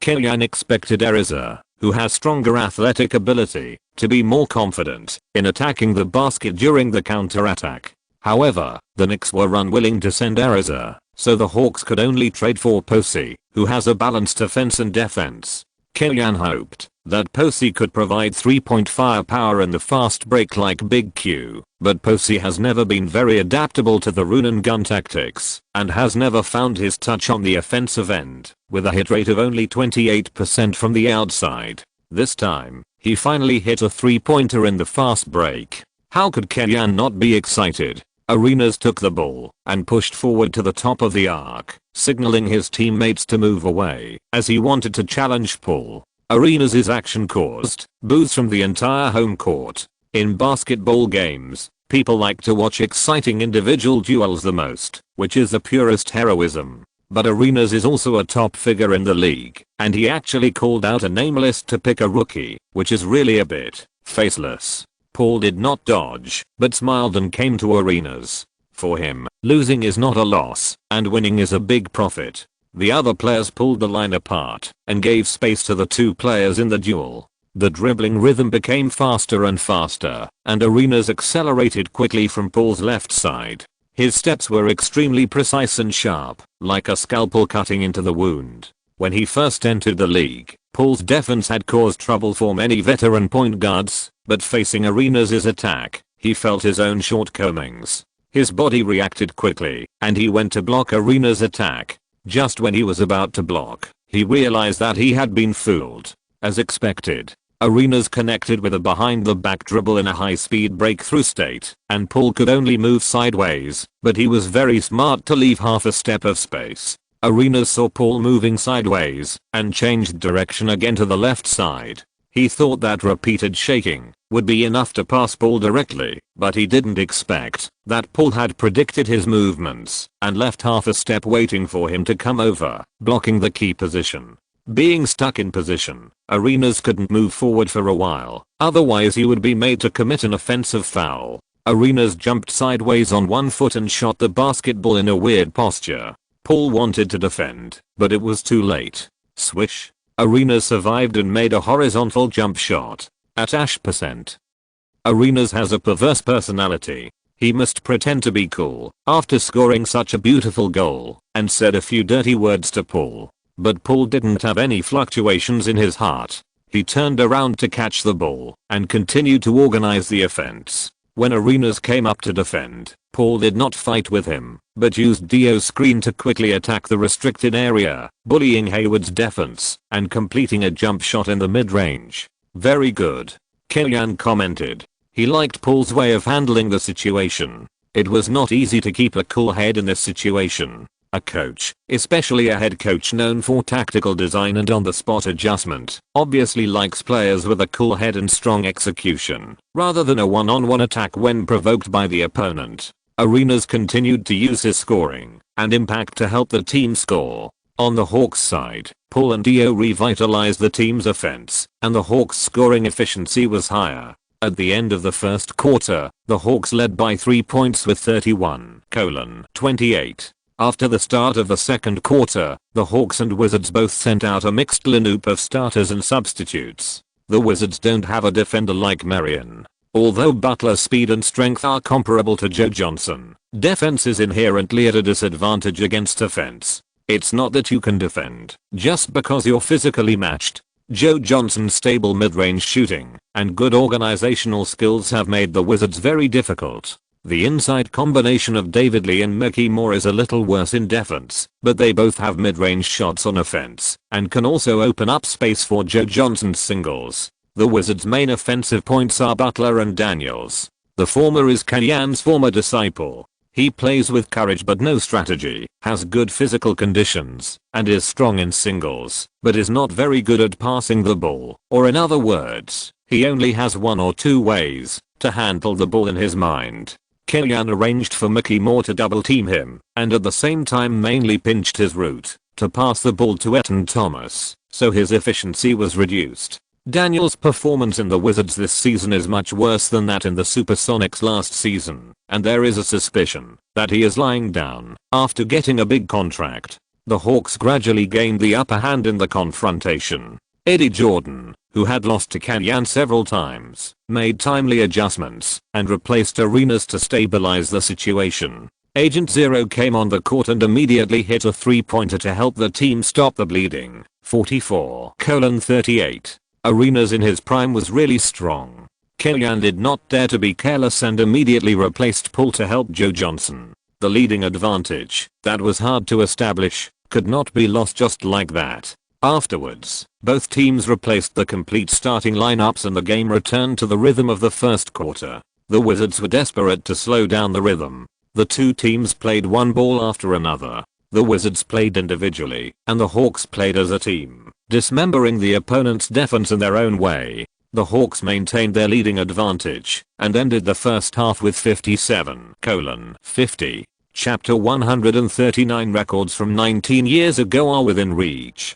Beep. With the referee's whistle and hand signal, the Wizards sent the ball to the baseline and the second half of the game began. Arenas advanced to the front court with the ball. His expression was not as playful as in the first half, and even a little solemn. His dribbling was obviously much more cautious than in the first half. The Paul on the opposite side was worthy of being a strong candidate for this year's best rookie. Not only was his offensive means very comprehensive, but his defense made Arenas feel inferior. He was quick to act, had good predictions, accurate positioning, and precise rotation. The only disadvantage was that he could not interfere with the shot, did not lose his position, but the pressure was not enough. Arenas did not insist on playing alone, but waved to Hayward to come up and cover. But Hayward had not come yet, and Josh Smith came first. He directly gave up Jamison, who was in his position, and rushed over to double team Arenas, who was holding the ball. Arenas was a little careless and was double teamed by Josh Smith and Paul. He took a few steps back, but he still protected the basketball with his strong body and passed the ball to Jamison, who was pulled to the outside line. After Jamison received the ball, Josh Smith immediately returned to his position, and Dio in the penalty area also filled in. Jamison instinctively passed the ball to Hayward in the 3-second zone. Post's rotation came, and he carried Hayward in the low post. Although he failed to hold his opponent and was pushed away for some distance, he also delayed Hayward's attack. Posey immediately stuck to him again and blocked Hayward, preventing him from exerting force comfortably. Hayward adjusted his rhythm, but still couldn't squeeze out the offensive space and barely passed the ball. After a consumption, the Wizards had 5 seconds left in the offensive time. Jamison received the ball and forced a shot in the face of Josh Smith's defense, but missed. The Hawks played a quick counter-attack again.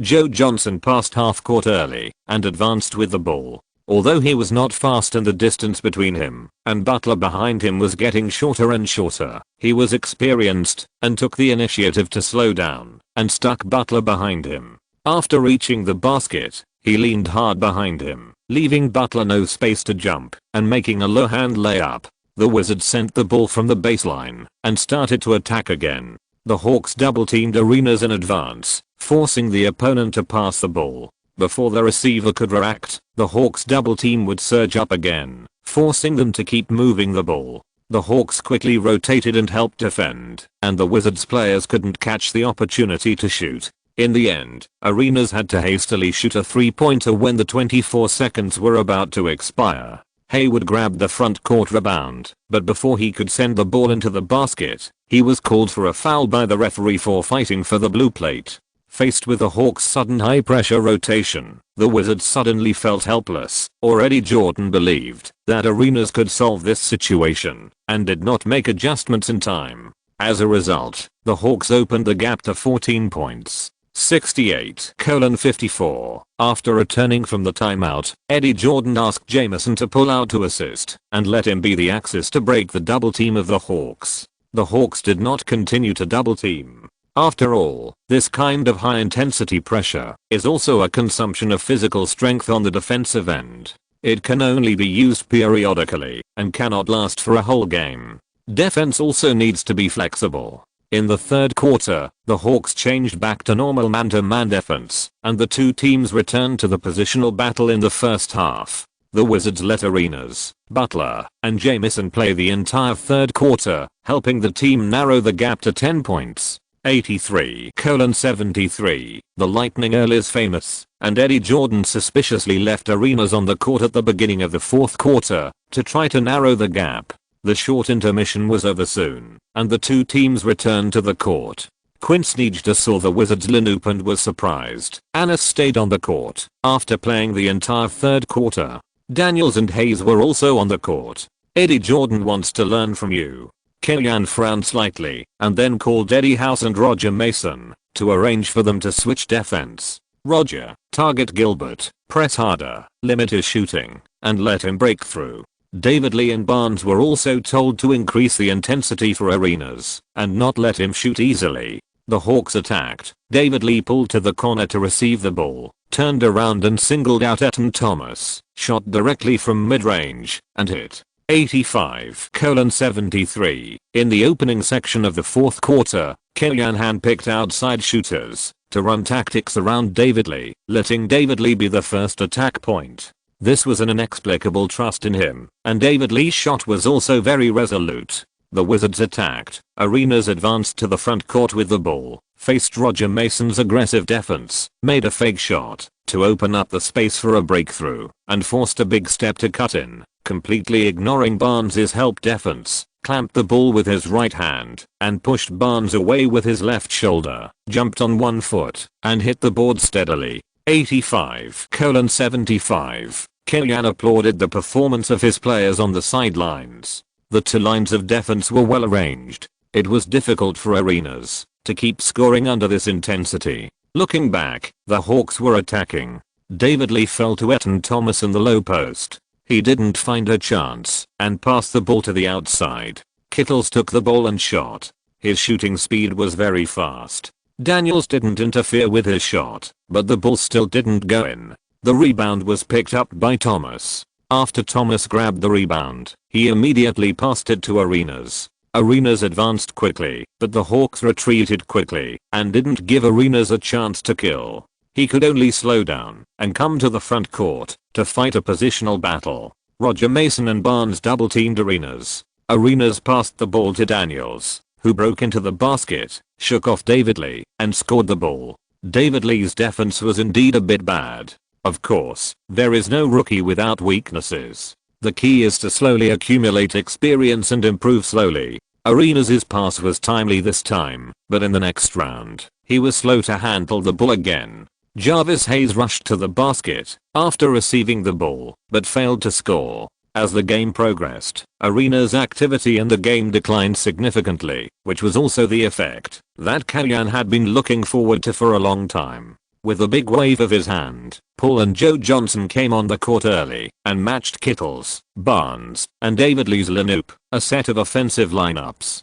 Killian's change of tactics also hit Eddie Jordan's pain point. He wanted to replace Arenas and buy him at least 3 minutes of rest time before the decisive battle with the Hawks. Unexpectedly, Killian pressed forward step by step and brought the decisive battle time forward. Eddie Jordan could replace Arenas and use Butler and Jamison to lead the team to compete with the Hawks. This is equivalent to the middle horse against the upper horse. Eddie Jordan felt that the team could hardly withstand it. But if Arenas was not replaced, would there be any problems with his physical fitness? Killian is good at blitzkrieg, but this move requires a chain of links. Before making a move, Killian has already thought about what to do if it succeeds and what to do if it fails. Eddie Jordan only saw the surface, but did not grasp the essence. What's more, before Killian used this move, he never let the core players play the full third quarter. After hesitating for a while, Eddie Jordan continued to put Arenas on the court as a distraction point on the offensive end, while Butler and Jamison, who were substituted on the court, served as the main attackers.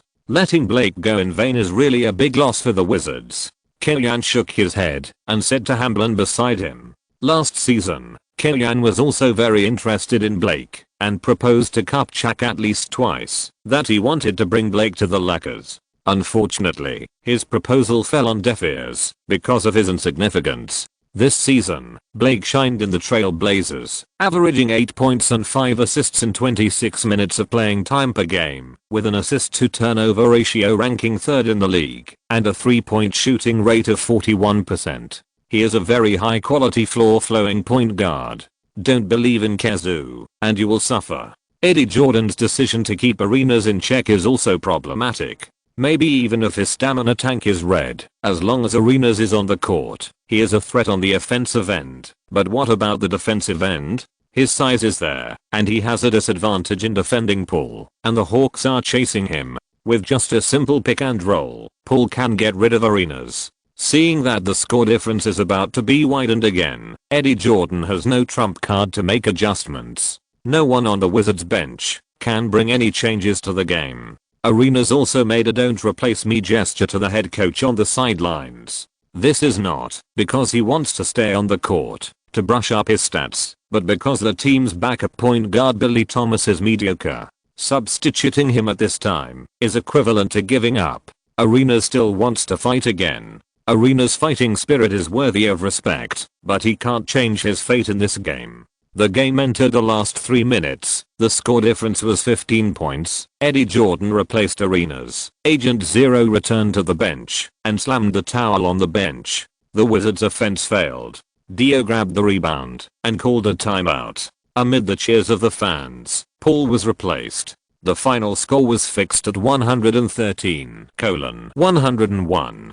The Hawks won at home and won the first game after the end of the Western Conference trip, avoiding the embarrassment of 3 consecutive losses. After the game, Kellyanne found Eddie Jordan and shook his hand. Eddie Jordan forced a smile on his face. "Congratulations, Kimmy, you played an excellent game and deserve this victory. Gilbert is really strong. I was also very nervous on the sidelines."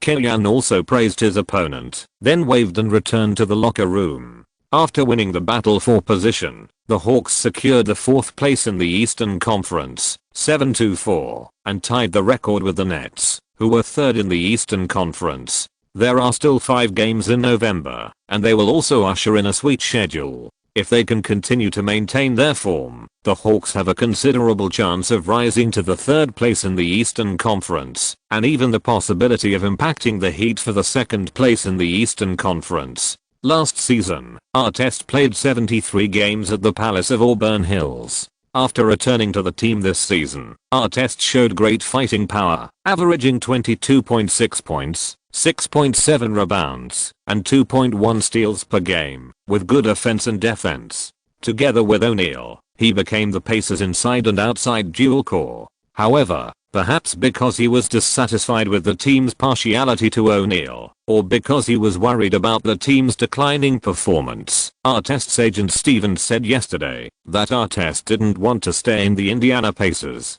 Good guy. He made trouble at the Palace of Auburn Hills last season, and O'Neal, Steven Jackson, and David Harrison went up to help, ruining Miller's last season's hope of winning the championship. The team has always supported Artest, but he came back, played a few good games, and shouted for a transfer. Seeing the newspaper, Kellyanne also disdained Artest's character. Is this something a person can do? But Kellyanne didn't like Artest. He revealed that he wanted to join 3 teams, including the Hawks. They were the Knicks, Hawks, and Cavaliers. This happened in history, but there was no Hawks. Larry Sander even called to ask Kellyanne if he wanted to ambush him. This player is a 20+ scorer, and he is good at both offense and defense, which can effectively improve the team's defense. Larry, do you think Artest is suitable for running and gunning? Probably not. He is quite strong. Do you think he is suitable for pick and roll? How about his 3-point shooting? Okay, I understand what you mean. Hang up. Regardless of whether the playing style matches, even if considering the atmosphere in the locker room, he would definitely not want such a bomb. Although Artest later joined the Rockets and the Lakers and became a good younger brother, Artest has been crazy in recent years. One of the reasons for leaving the Pacers is that the team's chosen tactical core is O'Neal. He doesn't even care about O'Neal. How can he convince Paul and Joe Johnson? The Hawks' record has improved this season, and the locker room atmosphere that Kellyanne worked hard to create is very important. He personally selected Paul as the core of the team, let Josh Smith be Paul's Marion, and add Joe Johnson, who only cares about money, not power. The three players with the best statistics and the most say in the locker room of the Hawks are all firmly controlled by him. Others either played in his hands or are bottom players in the league, and they are no threat to Kellyanne. Kellyanne said one thing, and others dared not say two. Kellyanne wanted to go east, and everyone went east. He kept his word and enforced his orders. A team with such a good record, betting on Artest? Even if you are Garnett, I won't. There is no way to make him integrate. Artest's trade? Hornacek asked. He was visiting Kellyanne's home with a bee. A bee held a lollipop and said to Oscar, "You take a bite, I take a bite, you take a bite, I take a bite. Whoever wants this bomb can take it. Anyway, I won't step on the mine." Kellyanne regarded Artest as a monster, which surprised Hornacek. Putting aside his thorny attributes, Artest's strength is still nothing to say. But Hornacek also agreed with Kellyanne's rejection of Artest because of the locker room atmosphere. Hornacek, who was a player, knows how important a good locker room atmosphere is to the team. "I'm not a superstar Pokemon coach. I prefer to win with the power of the system." After the game with the Wizards, the Hawks went to Charlotte to challenge the Charlotte Bobcats, their rivals in the same district, and finally won 109-102, winning 2 consecutive victories. 8-4. Paul continued his good form, shooting 10 for 22, scoring 28 points, 9 assists, 3 rebounds and 2 steals. So far this season, he ranks first in the rookie list in terms of points, assists and steals, and ranks third and second in the league in terms of assists and steals, respectively. He can already win the Eastern Conference Rookie of the Month in the first month. If he keeps this form and doesn't hit the rookie wall, he won't face any challenges in winning the Rookie of the Season. 2 days later, the Hawks returned to their home court and faced the challenge of the Chicago Bulls, who are also a young guard. Last season, the Chicago Bulls emerged as a dark horse and made it into the top 4 in the Eastern Conference despite not being favored.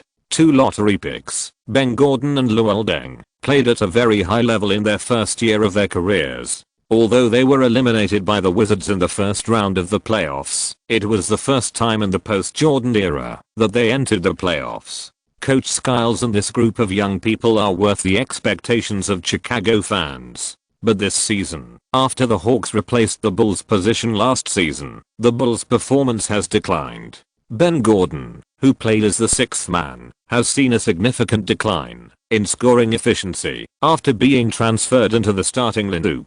Luol Deng's mediocre ball handling ability was exposed. Hinrich's physical fitness was poor, and he could not withstand the impact. Eddie Curry and Tyson Chandler, the twin stars in the interior, both left, and the veteran PJ Brown, who was replaced, was just a pure blue-collar worker and could not protect the Bulls' restricted area at all. This Bulls team has too many problems. The young people of the Bulls have been targeted more this season, which is also a problem that the Hawks will face in the future. But drink today and worry tomorrow. In this game, Kellyanne did not show any mercy and made full use of the physical advantages of the backcourt double guns to target the combination of floor-flowing point guard Hinrich and short point guard Ben Gordon. Paul sent out a large double-double of 22 points and 11 assists, concluding the Eastern Rookie of the Month in November. Joe Johnson scored 29 points as steady as a dead dog. If Skiles hadn't come to his senses in the fourth quarter and used Luol Deng, who was at the small forward position, to defend Joe Johnson, he would have probably scored 30 plus. 111-98. The Hawks defeated the Bulls at home and won 3 consecutive games for the second time this season. 9-4. Looking back, everyone found that the Hawks won 10 games in a single month last season, which was the distant 86-87 season, and it has been 19 seasons since then. And in the first month of Kellyanne's coaching, he is just a stone's throw away from achieving this achievement. Chapter 140. And so, you should be tougher. The next hurdle for the Hawks to achieve 10 wins in a single month is the Orlando Magic, a rival team in the same division. At the second stop of Kellyanne's interview in the summer, he even made a package plan for the future development of the Magic, including sending away Grant Hill, who had just recovered last season, but was still somewhat high-paid and low-skilled, Francis, who was the boss, and I'm the second, promoting Turkish agent Turkoglu, using the 12th draft pick to select Danny Granger. And then introducing floor-flowing point guard Blake. If everything goes according to Kellyanne's idea, Kellyanne is confident that he can at least lead the Magic to the Eastern Conference playoffs. Later, with the progress of Howard and Granger, and the salary space freed up by sending away the two veterans, whether it is to build a lineup around Howard or to eat first-class stars to impact the championship, the Magic has a bright future. Unfortunately, Magic general manager Wiesbrod did not intend to delegate his power to Kellyanne, missing the best opportunity to lead the Magic to rise. I just don't know what he thought when he saw that Kellyanne conquered the fans of the Hawks in just 1 month. Under Brian Hill, the Magic's starting lineup remained the same as always, with Francis as the point guard, Stevenson as the shooting guard, Grant Hill as a small forward, Tony Batty as the power forward, and Howard as the center. This lineup doesn't look bad, but when it comes to playing, no matter how you play, it's just not coordinated.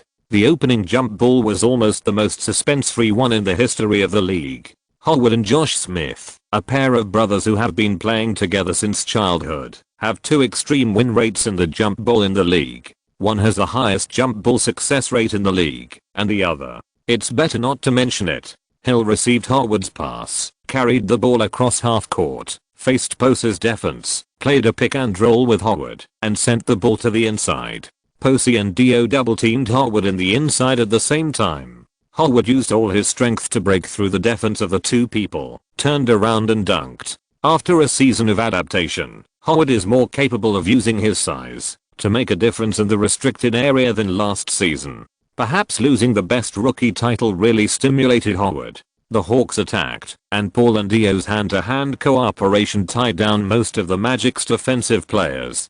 Posey flexibly went from the baseline to the basket, received a back-to-back pass from Dio, dunked and scored, and successfully stole the ball. No one knows who is the best passer in the Hawks, Paul or Dio. CCTV also broadcast this game. Yoga used this evaluation to affirm Kellyanne's development of Dio's passing ability. Paul may have the level of the best rookie, and many people guessed it. Joe Johnson can contribute 20 plus outputs stably, and many people also guessed it. But Dio has transformed from a useless swingman at the 3rd and 4th positions to an organizing center, averaging 6.2 assists per game, which no one expected. Howard served the ball, and Francis finally touched the basketball, reaching out to Tony Batty to screen for him. Paul's resolute defense put Tony Batty, a space-type inside player, in a vacuum. But Francis, my life is my own, not God's, forced into the basket, facing Josh Smith's defense, and using his signature stunt folding layup,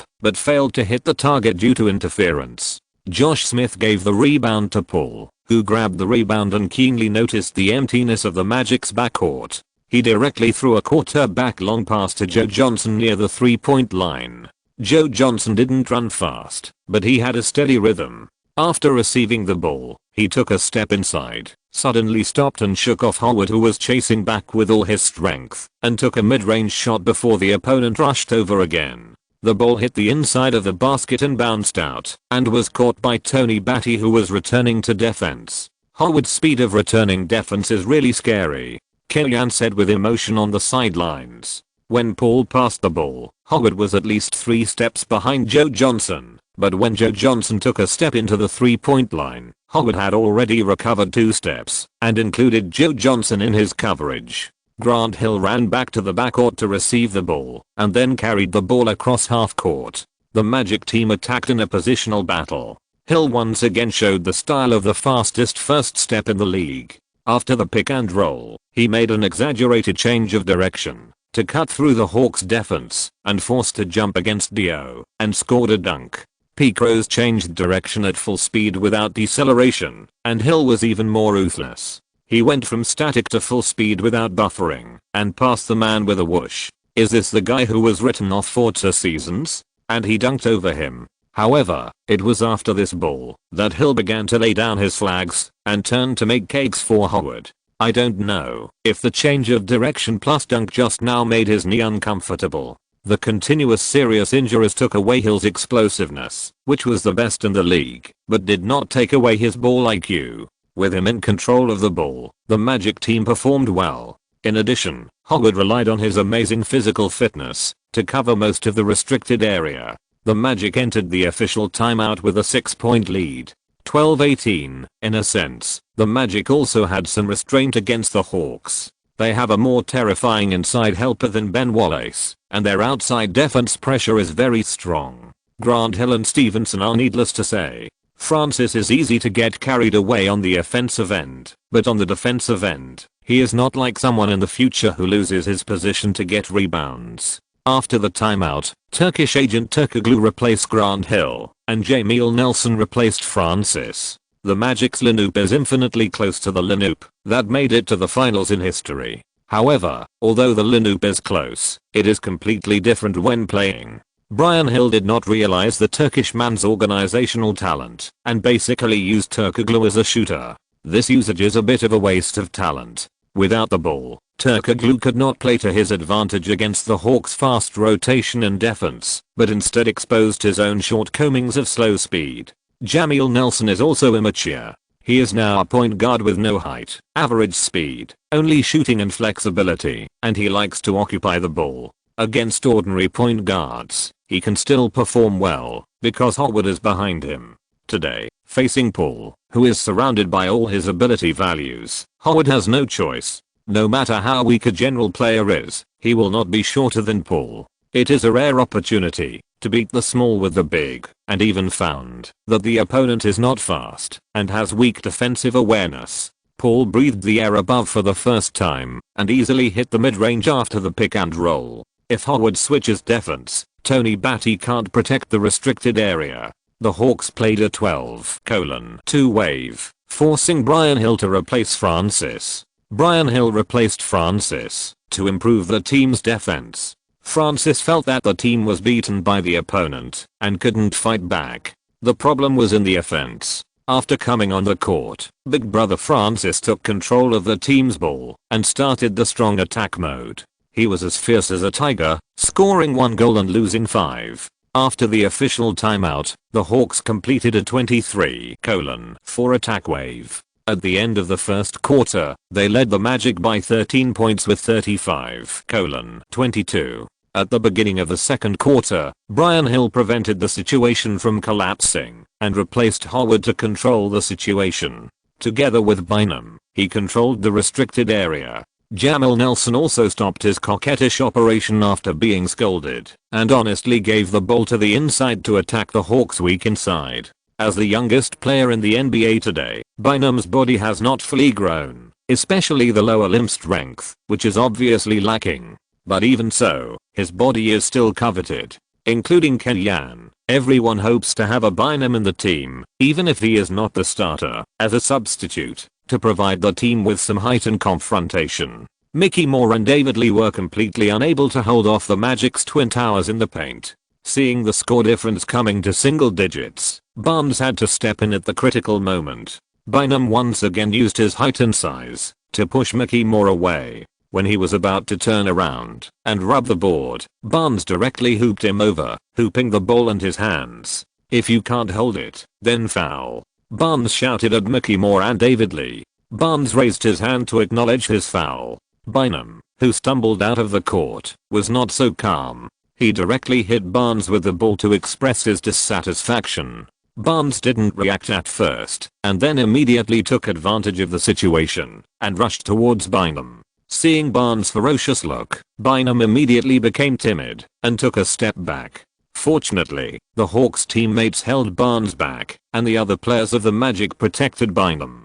The referee called a technical foul on Bynum, and Kittles took the free throw and made it 38:28. Then, Bynum took the free throw, but missed both. Oh my goodness, the Magic didn't get a single point in the offensive round, but lost a point. You are too stingy. Shocked by Barnes' fierce look, Bynum was in a trance, and Barnes slipped through the baseline and dunked him. 40:28. Don't let Matt cause this kid to have a psychological trauma. On the court, Barnes took advantage of the situation and yelled at Bynum.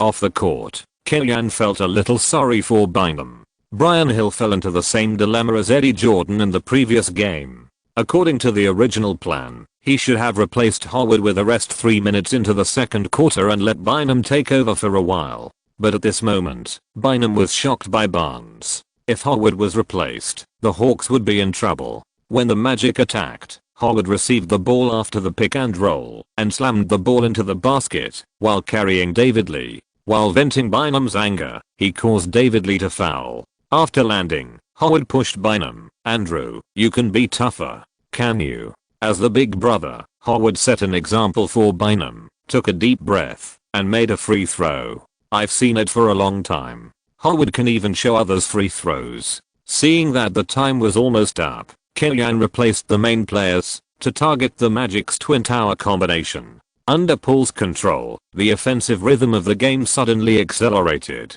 The energetic Howard was also a little tired this time. He rested for less than 2 minutes in the first quarter and kept playing the rest of the time. Learning from Eddie Jordan's lesson in the last game, Brian Smith chose to replace Howard and let Bynum stay on the court to protect the frame. "You're talking nonsense. Bynum is more afraid of running and gunning than Howard." Kellyanne was afraid that Bynum would run back and forth with Francis, and his already fragile knees would be directly broken. After leaving the court, Bynum gasped for breath, feeling the double malice from his own head coach and the villain on the opposite side. I don't know if his knees are broken or not. Anyway, the Magic's good cards were broken by Brian Hill. The last name Hill, the hit is not compatible with the Magic. At the end of the first half, the Hawks led the Magic by 21 points 68:47. It seems that Hill doesn't have to worry too much about Howard's physical fitness. If the game goes normally, Howard will not be needed in the fourth quarter after the third quarter. In the second half of the game, as Kellyanne predicted, the Magic team failed to stir up any waves. The Hawks have been controlling the situation of the game. The only bright spot on the field was in a certain section of the stands, where fans sang loudly the song they wrote for Kellyanne, "Come Atlanta Hawks" is Mr. Right, which was specially written for Kellyanne by the diehard fans of the Hawks. Hearing his own song, Kellyanne was also somewhat moved and couldn't help but smile, patting his chest and then reaching out to the fans, meaning to remember the feeling in my heart. This is a very touching picture. The scientist from China conquered the local fans with his performance in the first month in Atlanta. I sincerely hope that we can have more players and more young coaches who can go out and experience the baptism of the NBA like Yao Ming and Kellyanne. CCTV's broadcast also recorded this scene, and Yoga was also inspired. At the end of the third quarter, the score difference was still 21 points, and basically there was not much suspense in the fourth quarter. The entire Phillips Center has become a sea of celebration. Winning 10 games in a month is not a difficult thing. If you can achieve 50 wins in a season, you can probably do it once. Even if you can achieve 45 wins, you can still achieve it once, if you are lucky. This indicator is really not difficult. But the Hawks have really waited for 19 years. The last time they achieved this result, the 3 letters of NBA were still Northeast, Boender in Chinese pinyin for Kellyanne. Kellyanne remained rational and did not celebrate much. Except for a few guys who looked like KFC, Kellyanne was very polite to other colleagues, whether they were masters or rookies, and maintained a decent relationship. "If others don't offend me, I won't offend others." 128:111. The Hawks broke the Magic at home and raised their winning streak to 4 games. More importantly, he achieved a long-cherished wish of the Hawks. For Kellyanne's years with the Hawks, this beginning couldn't be better. After the game, Kellyanne wanted to leave the court, but was taken to the basket by the team mascot Harry Eagle, who handed him a microphone and asked him to give a speech. "From the moment I decided to coach the Hawks, I had confidence in myself and the Hawks. I believe we can do well and get out of the current predicament in the shortest possible time. I'm glad I did it. But to be honest, I didn't regard the 10 wins in a single month as a very important milestone, because I think I and the Hawks have many records to break and many honors to win in the future. So, forgive me for not being as excited as everyone else. Guys, let's win the 11th game, okay? Kellyanne shouted to the players on the sidelines. Okay. In the box, wrestler and Larry Sander tasted red wine while watching the post-match interaction in the arena. How about it, Larry? I said, there will be no problem trusting Kimmy, right? Wrestler asked proudly, shaking the red wine glass. Liu bang chased, Hansen under the moon, what a classic illusion. In addition to the record, our ticket sales work has also been done very well. At present, our tickets are hard currency. Larry Sander continued to report the good news to the boss. If Kimmy has any ideas, continue to satisfy him. Wrestler gave Larry Sander a target. I understand. Larry Sander enjoyed working with Kellyanne. Although Kellyanne seized power, he had less things to do. His reputation in the media became better. He had the hope of winning the best manager, and his future work and life would be more secure. Who wouldn't like to have such a big shot? After winning all 4 games in the sweet schedule, the Hawks continued to attack and went to the West to challenge the Memphis Grizzlies. Compared with the previous 4 opponents, the Grizzlies are not easy for the Hawks to deal with. The team's main point guard is old flying squirrel Damon Stoudemire, an experienced point guard. It's not so easy for Paul to play against him. Although Eddie Jones doesn't have the strength of his youth, he is a little relieved from being liberated from the Heat's number 3 position to the Grizzlies' number 2 position. Battier, who plays as a small forward, is good at single defense and top-notch help defense, and can clean up Eddie Jones's ass. Gasol and Lawrence and Wright are 2 white inside players who are good at both offense and defense. Balanced offense and defense, and balance between inside and outside are the biggest advantages of this team. Since the beginning of the season, they have also been ranked 5th in the Western Conference, much better than the Lakers and Rockets, that fans are more optimistic about. However, after the game started, the Hawks took the advantage of the game and caught the Grizzlies off guard. Don't get me wrong, it's not that the Lightning Earl has come up with any new tricks. It's simply a fist is afraid of a young man. Paul beat Damon Stoudemire in this regard. In the last game, against Jameer Nelson, Paul finally breathed the air above and accumulated sufficient experience in big against small, all of which were used on Stoudemire, who is only 178 cm tall. A one-on-one breakthrough, a mid-range jump shot after a pick and roll, a hand-to-hand match and a counter run. Paul was so excited that he directly picked up a 3-pointer after a pick and roll. This kid is really disrespectful to the elderly. Stoudemire was chased by Paul, and Gasol could only distract himself to help defend. And then, Josh Smith performed a death dunk. After Josh Smith set a screen for Paul and went down from the left, Gasol first cooperated with Stoudemire to double-team Paul, and Josh Smith took off directly with murderous intent. After receiving the pass from Paul, Gasol saw that Josh Smith was going to wreak havoc on his team's head, so he took the initiative to meet him, and Josh Smith flew in the air, pressing over with unstoppable momentum, almost making Gasol suffer the humiliation of crotch. Bang! After landing, Josh Smith faced his own half and howled to the sky. Dio in front of him also howled and walked towards Josh Smith, and Josh Smith closed his eyes and threw a punch. Chapter 141, The 5 Most Embarrassing Stories of the Century. The counterfeit number 2 pick joins the team. What's this? The team doctor on the scene held up a finger in front of Dio. 1. What's this? This time it was 2 fingers. 2. What's 1 plus 1? The team doctor shook 3 fingers. 3. Okay, unconscious, maybe a concussion. Oh my god. Is there still law? Is there still law? After a death dunk that can be recorded in history, it was followed by a teammate accidental injury that was destined to be recorded in history. Josh Smith punched Dio on the head and directly sent the French magician to the neurosurgery department. Garnett's neck felt cold, as if he thought of the summer of 2000, when Carter's fist was only 1 centimeter away from his head. Angels and demons, both Josh Smith. Shock.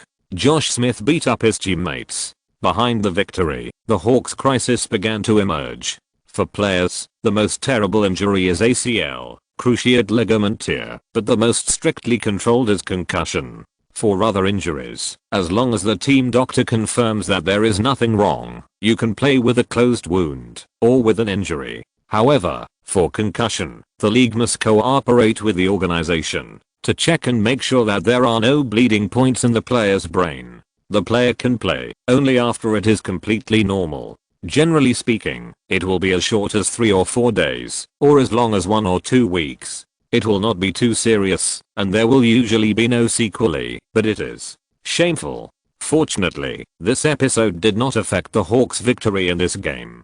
Paul scored 34 points and 9 assists, a near double-double, and his scoring data set a new personal career high. Josh Smith, who accidentally injured his teammate, scored a double-double of 22 points and 12 rebounds, which can be regarded as atonement. But after the game, and even after the end of this season, the picture of Josh Smith swinging his fist at Dio will be circulated and photoshopped, becoming an eternal classic. After the game, Josh Smith and Kellyanne went to the neurosurgery department of the hospital to visit Dio, who was lying on the bed with an fourth drip in one hand and a coffee cup in the other.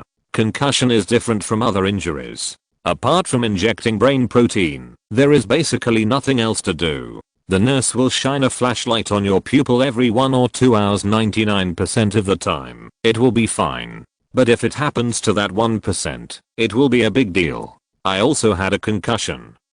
A lively young man stayed in the hospital for 8 days until all the intracranial hemorrhage points recovered, and he was discharged. Seeing the instigator who caused him to be hospitalized, Dio was not too angry. Instead, he asked the nurse to make a cup of coffee for Kellyanne and Josh Smith. There are 3 treasures for violent fights: coffee, red wine and photography. Although French coffee is good, please don't drink too much. On November 27th, the Hawks went to the away game to challenge the Indiana Pacers, who were deeply involved in transfer rumors. On the Hawks side, Dio was absent. The Pacers also suspended Artest internally, and neither team gained an advantage. Both teams also used rookies of this season to start. Kellyanne replaced Dio with a concussion with David Lee, while the Pacers promoted Danny Granger, who has a mature style of play. Both teams used rookies, but the starting points of the two sides were different. The Hawks were obviously passively adjusted. David Lee's data was not bad, but his performance on the field was not as good as the data showed. He was a type with comprehensive offensive skills, but he was easily trapped in a scoring drought when encountering tough defenders. On the defensive side, in addition to his height, he was obviously not good enough in confrontation and rim protection. The Pacers were optimistic about Granger's potential and had the idea of cultivating Granger to become the core of the team. This small forward was comprehensive and outstanding in defense. He was very accurate in shooting after catching the ball, after running without the ball. He could also use his height advantage to play big against small players. Artest applied for a transfer, and the Pacers were not panicked at all. The progress of the game also reflects the importance of Dio to the Hawks. The Hawks' offense lacks this inverter, and the tactics can only be played around the double guns on the outside, which is monotonous and relatively easy to defend. Artest was replaced by Granger, and the Pacers' wing defense was still terrifying. Granger and Steven Jackson teamed up to block Joe Johnson.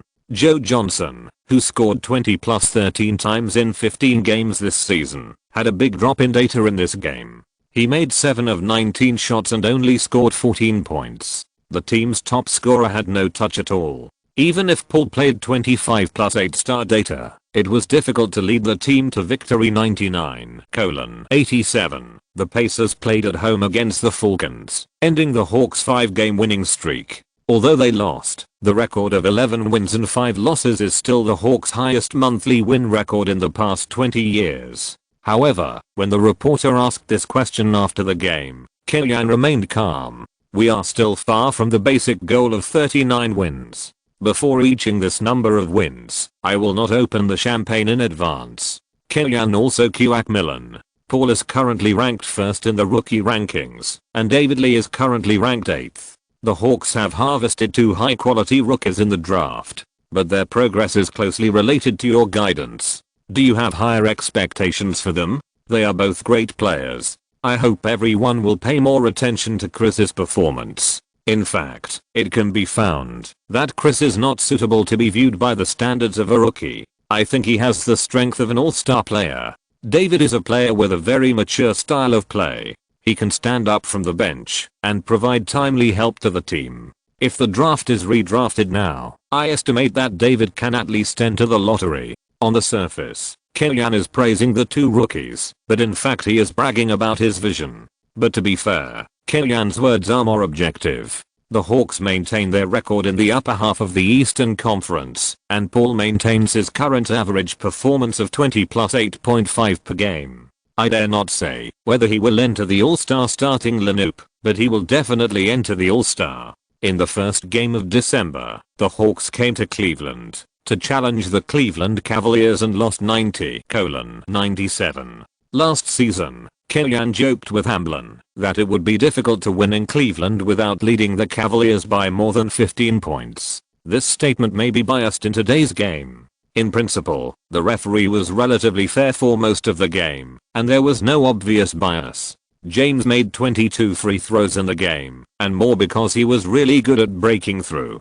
Posey gave a step of space on the outside, but he still couldn't stop his breakthrough. It is not very useful for outside players to simply defend against breakthroughs, but not against shots for James. The key inside line still needs a big center to protect the frame. The Hawks really lack such an inside player, which is also a weakness that Kellyan urgently needs to solve. Although there was no DO, and although James killed 7 in and 7 out of the restricted area, the scores of both sides were always mixed in the first 45 minutes of the game. The referee made 2 controversial penalties intentionally or unintentionally at the critical moment, which established a slight advantage for the Cavaliers, shook the mentality of the young players of the Hawks, and helped the Cavaliers win away. Throughout the game, the penalty scale was actually within the reasonable range of the home whistle, but because the controversial penalty occurred at a critical moment, coupled with the unstable mentality of the young players of the Hawks lost. It can be said that the Cavaliers had the triple advantages of time, place, and people in this game. Well, maybe there are subjective reasons, so Kellyan criticized Paul by name in the locker room. But at the same time, at the press conference after the game, Kellyan also fired at the referee of this game, Silas. It is very troublesome to accept an interview after losing. I think Mr. Silas should be the one to accept the interview. Mr. David Stern should consider my proposal. Kellyan almost said Silas and the Cavaliers are in the same group. Fortunately, the league did not issue a ticket for the insinuation that there was no fine, but only issued a referee report. The report proves that in the last 2 minutes of the game, the referee's penalty was basically accurate. You have the ability to issue a referee report for the last 3 minutes. Kellyan muttered on the plane back to Atlanta. A wave of 2 consecutive losses did not affect the Hawks' 3rd place in the Eastern Conference. Compared with the more intense competition among Western teams, the Eastern teams are more clearly divided into different levels. The Pistons and Heat are in the first tier, firmly occupying the top 2 in the Eastern Conference, and are definitely capable of competing head-on with Western teams. The Charlotte Bobcats and Toronto Raptors are weak, and this season they have no other choice but to play badly. It is not news for the 11 teams in the middle to enter the playoffs. It all depends on who makes fewer mistakes. Kellyan reorganized the core lineup of the Hawks, designed an unexpected tactical style of play, reaped a wave of tactical dividends, and helped the team achieve excellent results. But now, more and more opponents have begun to pay attention to the Hawks, and next, it is time to test the team's internal strength. After returning to Atlanta, Kellyan began to study the player lists of various teams in the league, and began to seek the possibility of strengthening the inside line. Kellyan's team building ideas are relatively crazy, but he is not extreme. Including in the summer, he actually wanted to introduce 1 or 2 meat shields to supplement the lineup. It's just that the old player Diop chose the Mavericks, who offered a higher price, and Ainge's asking price for Perkins was no different from robbery. After choosing and choosing, there was no suitable one. Kellyan chose the flyweight center Mickey Moore in an extreme way. A meat shield with a wide waist, fat body and tons is a treasure in every team. Some people whose names have never been heard of have a mini middle class contract of $3 million. It shows that there is a market for meat shields now. Even though Kellyan has his own ability to identify people, he can't make other teams willing to trade. Fortunately, after a night of searching, Kellyan barely found a few guys who are not in good condition recently. They may not be players that meet the needs of the Hawks, but they should be able to improve the team's strength. On December 2nd, Killian met with Larry Sander in the manager's office. I also think that our inside line really needs a suitable supplement, otherwise it is really not easy to play. Larry Sander's tone of "I have foresight" made Killian uncomfortable. TMD, who doesn't know that the Hawks lack a strong inside line? I just want Howard. Can you get him? I have already selected the initial target, and the trade will not be difficult. I believe you should be able to handle it. After saying that, Killian handed a document to Larry Sander. Millie, this is not the first time Killian has proposed trading this fake second pick. In the Lakers, Killian had once thought of trading Mim, but unfortunately, the management did not support him. With the joining of Cato in the summer, Milicic has completely become a water dispenser in the Pistons. So far this season, he has not played a single minute of the game. Not only is he completely desperate about the NBA, the Pistons must also want to get rid of his salary of less than $4 million. This guy is only 20 years old this year, younger than half of the rookies. I dare not say how high he can play, but at least he can be a big man.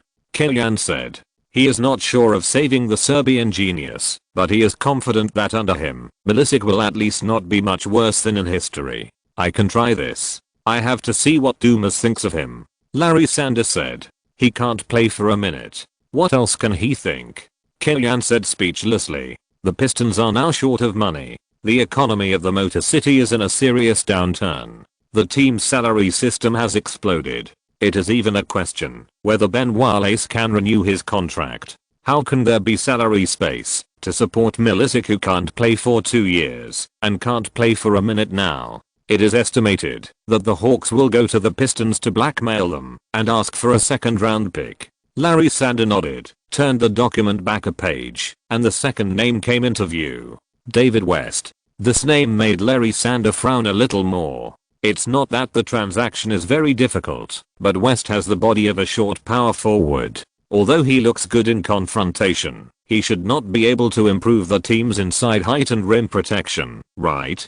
His style of play is a perfect match for Paul. He can bring more changes to our style of play. If we give him enough playing time, David can bring us double-digit output, Killian said confidently. Speaking of which, West fell to the bench of the Hornets, averaging only 5 points and 3 rebounds per game, partly because of the butterfly effect brought by Killian. He used the second pick to select Paul, and West did not wait for his real son of destiny. The Jazz selected Darren, and the Hornets picked Marvin Williams, who was in the same position as West. With the careful cultivation of the team, Marvin Williams averaged 11 points and 6 rebounds per game, showing his potential, so West, who was in the same position, could only be abandoned by the team. If it were other players, there might be problems such as tactical running in and technical characteristics matching. Paul and West are perfect. If it weren't for the fear of scaring Larry Sander, Killian would even dare to say that West has the strength of an all-star in the future. In comparison, Killian's third choice is not so famous. Reggie Evans, the rebounding maniac of the Supersonics, has a relatively simple technical feature, and his position is to be a meat shield and grab rebounds. Killian did not have too high expectations for him, but felt that he was a relatively realistic choice. After giving his own trading plan, Killian left the general manager's office and went to the airport to pick him up.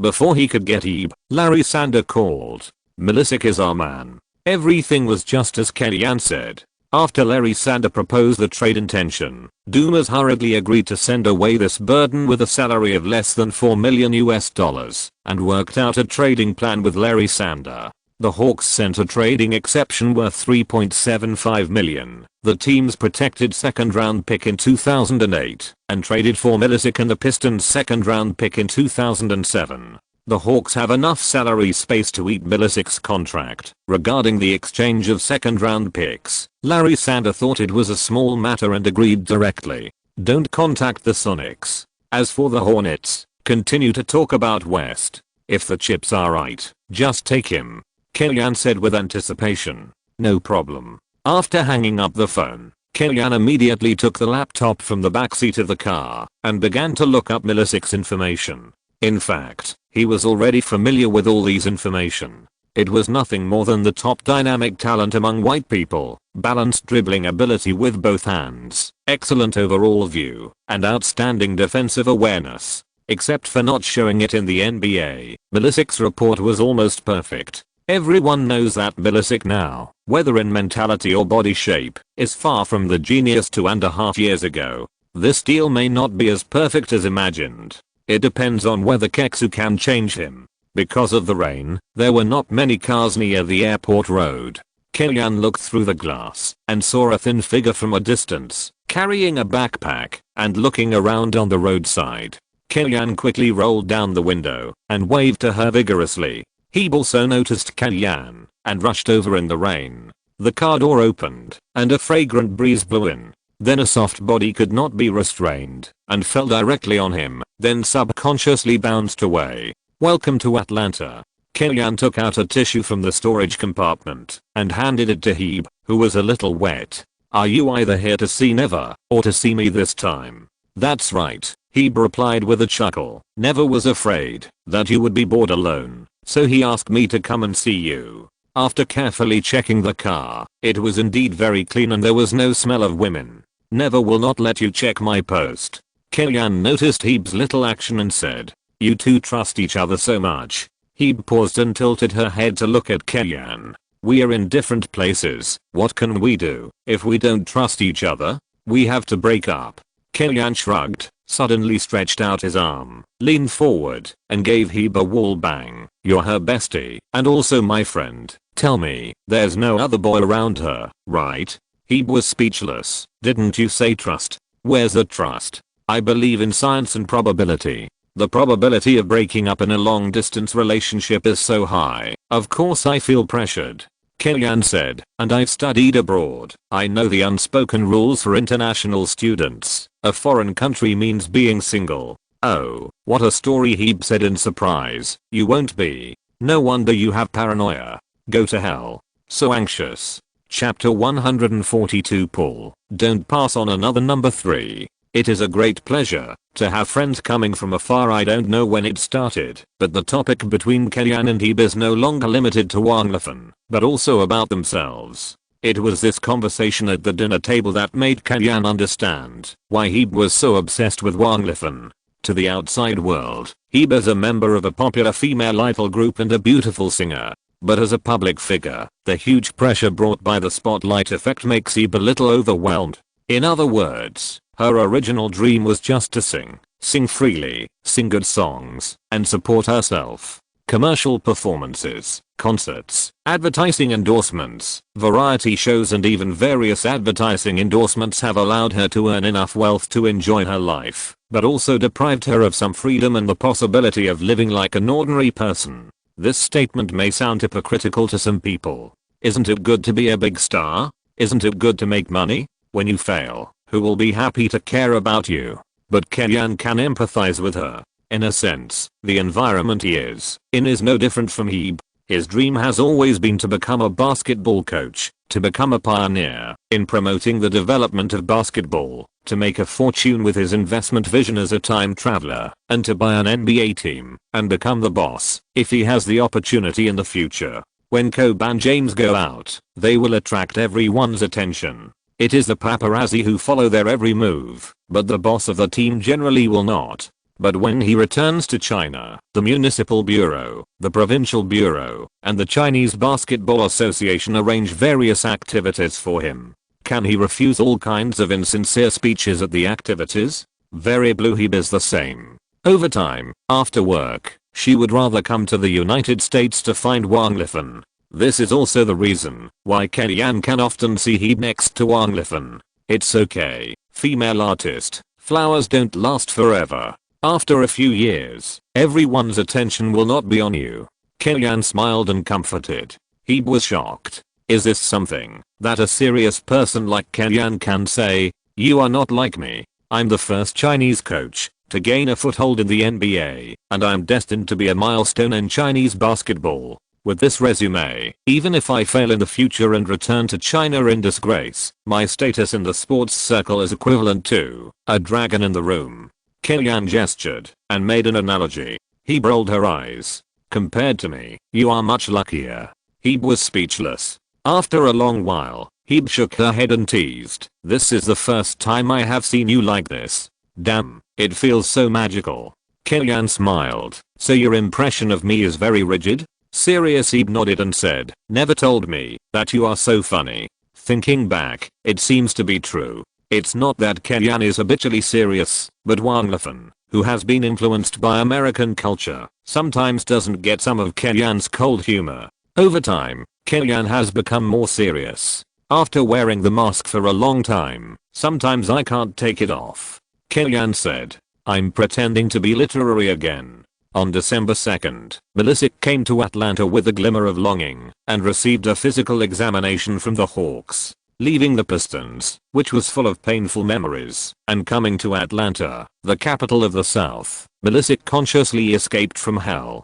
The head coach of the Hawks is a young scientist. In the past 2 seasons, he has brought out many young people from the bottom of the league. The team is in the rising period and there is a natural vacancy in the inside position. After joining, he can strive for more playing time. The core of the team is Chris Paul, who averages nearly 9 assists per game. Maybe he will have more opportunities to shoot on the offensive end. However, ideals are full, and reality is very skinny. Milicic's physical test data is quite bad. Larry Brown ignored him, and even poor Milicic. He also gave up on himself, muddled through in training, and lingered in nightclubs after training.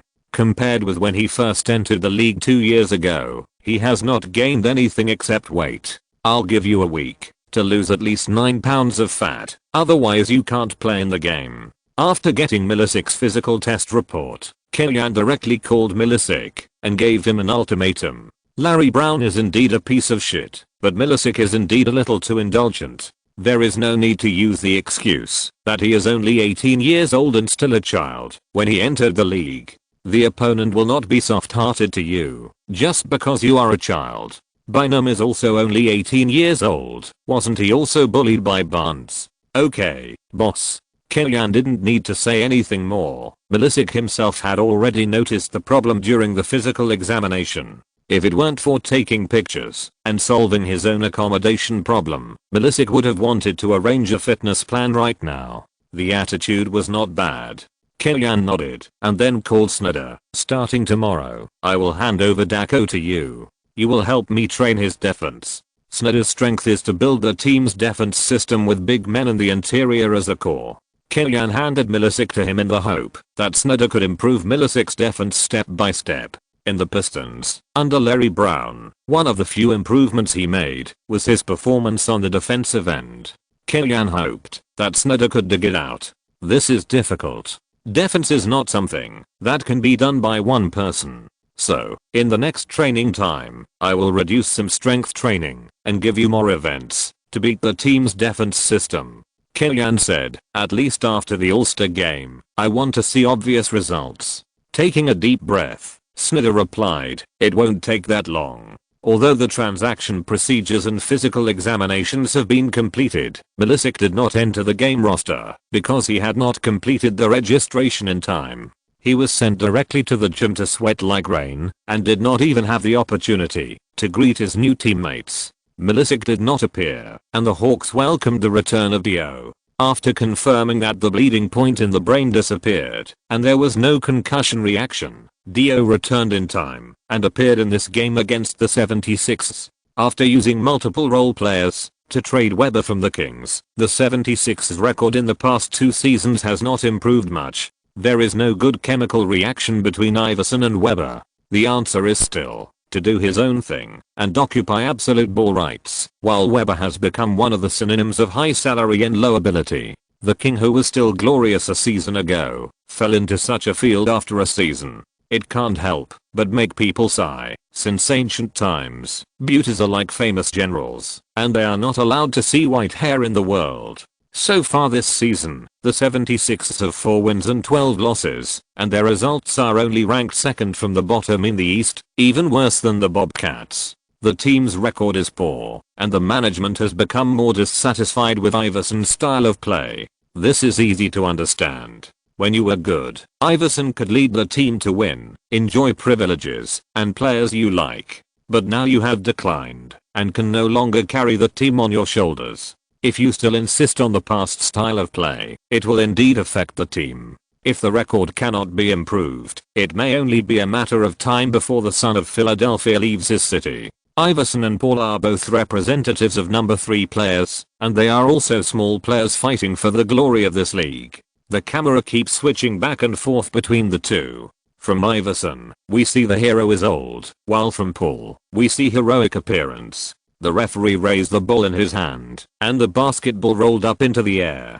D'Alembert and Josh Smith jumped up at the same time, and rushed towards the basketball in the air. The ball was touched by D'Alembert first, and the ball immediately fell to the right. Iguodala took a step forward, quickly grabbed the ball in his hand, and then immediately hugged it to his chest, leaving Paul, who came to steal the ball, helplessly going back to defend. Iverson received the ball in the backcourt, and under Paul's defense, he carried the ball to the Hawks' half. Paul pressed on step by step. Iverson did not want to fight, but passed the ball to Alonso on the left. Facing the defense of Joe Johnson, Alonso tried to break through twice, and then reluctantly passed the ball to Iverson, who ran over to receive it. Iverson held the ball in his left hand, and raised his right hand, to signal to keep it steady. The other players immediately began to run to the other side intentionally. D'Alembert also walked to the outside line alertly, but Dio ignored him, and stayed on Iverson's breakthrough route, ready to defend at any time. Iverson used his left foot as a support point, half turned to the right, and stood diagonally in front of Paul, protecting the ball well. Iguodala suddenly ran over, and leaned towards Iverson, while Posey behind him immediately stuck to Iverson. In that second, Iverson suddenly moved, swaying to the left. After Paul subconsciously moved, Iverson stepped out with his right foot, like a gust of wind, and like a flash of lightning, leaping through the gap between Paul and Posey. After patting the ball low, Iverson kicked his left foot hard, and his body suddenly reached full speed. Before Josh Smith on the side was ready, he stepped into the 3-second zone. The first step was to the left, and the second step came to the right, passing by Dio who was defending. He lifted the ball with his right hand and gently pushed it. The ball was thrown upward in an arc very softly, rubbed on the backboard, and simply changed direction, and fell into the basket. Killian on the sideline shook his hands lightly, his expression relaxed, but there was a hint of surprise. There is nothing to say about Iverson's personal ability. His ball sense, change of direction, and coordination are all top in history. Compared with Iverson's individual score, the Hawks' offense is more team-oriented. Paul and Dio's seemingly meaningless passing ball is constantly exploring the 76ers' defensive loopholes. After a few pulls, the 76ers defense line loosened, and Joe Johnson easily jumped in one step inside the right 3-point line.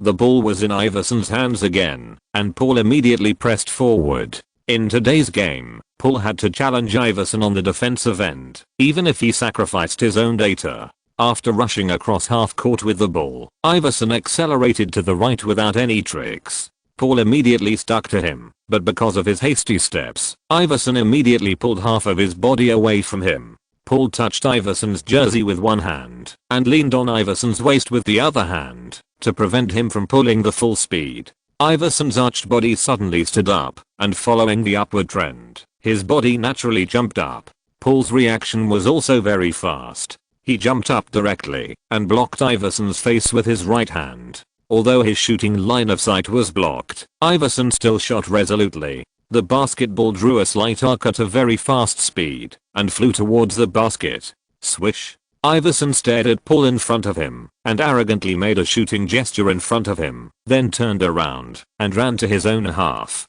The current 76ers team needs him to do more to boost morale. But this kind of provocation, in the eyes of opponents, is extremely unpleasant. Paul and Josh Smith played pick and roll. Facing Weber's switch defense, they suddenly changed direction, and rushed to the basket. After attracting Iguodala's defense, they passed the ball accurately to Posey on the outside. The latter shot decisively, and made a three-pointer. Although he acknowledged Iverson's personal ability, Killian has never been afraid of Iverson. If you have the ability, you can kill my entire team by yourself. The 76ers attacked. Iverson received the ball again, crossed the half court, and wandered a few meters away from the 3-point line. After waiting for his teammates to get into position, he passed the ball to Alonzo G on the outside and then immediately ran to the inside.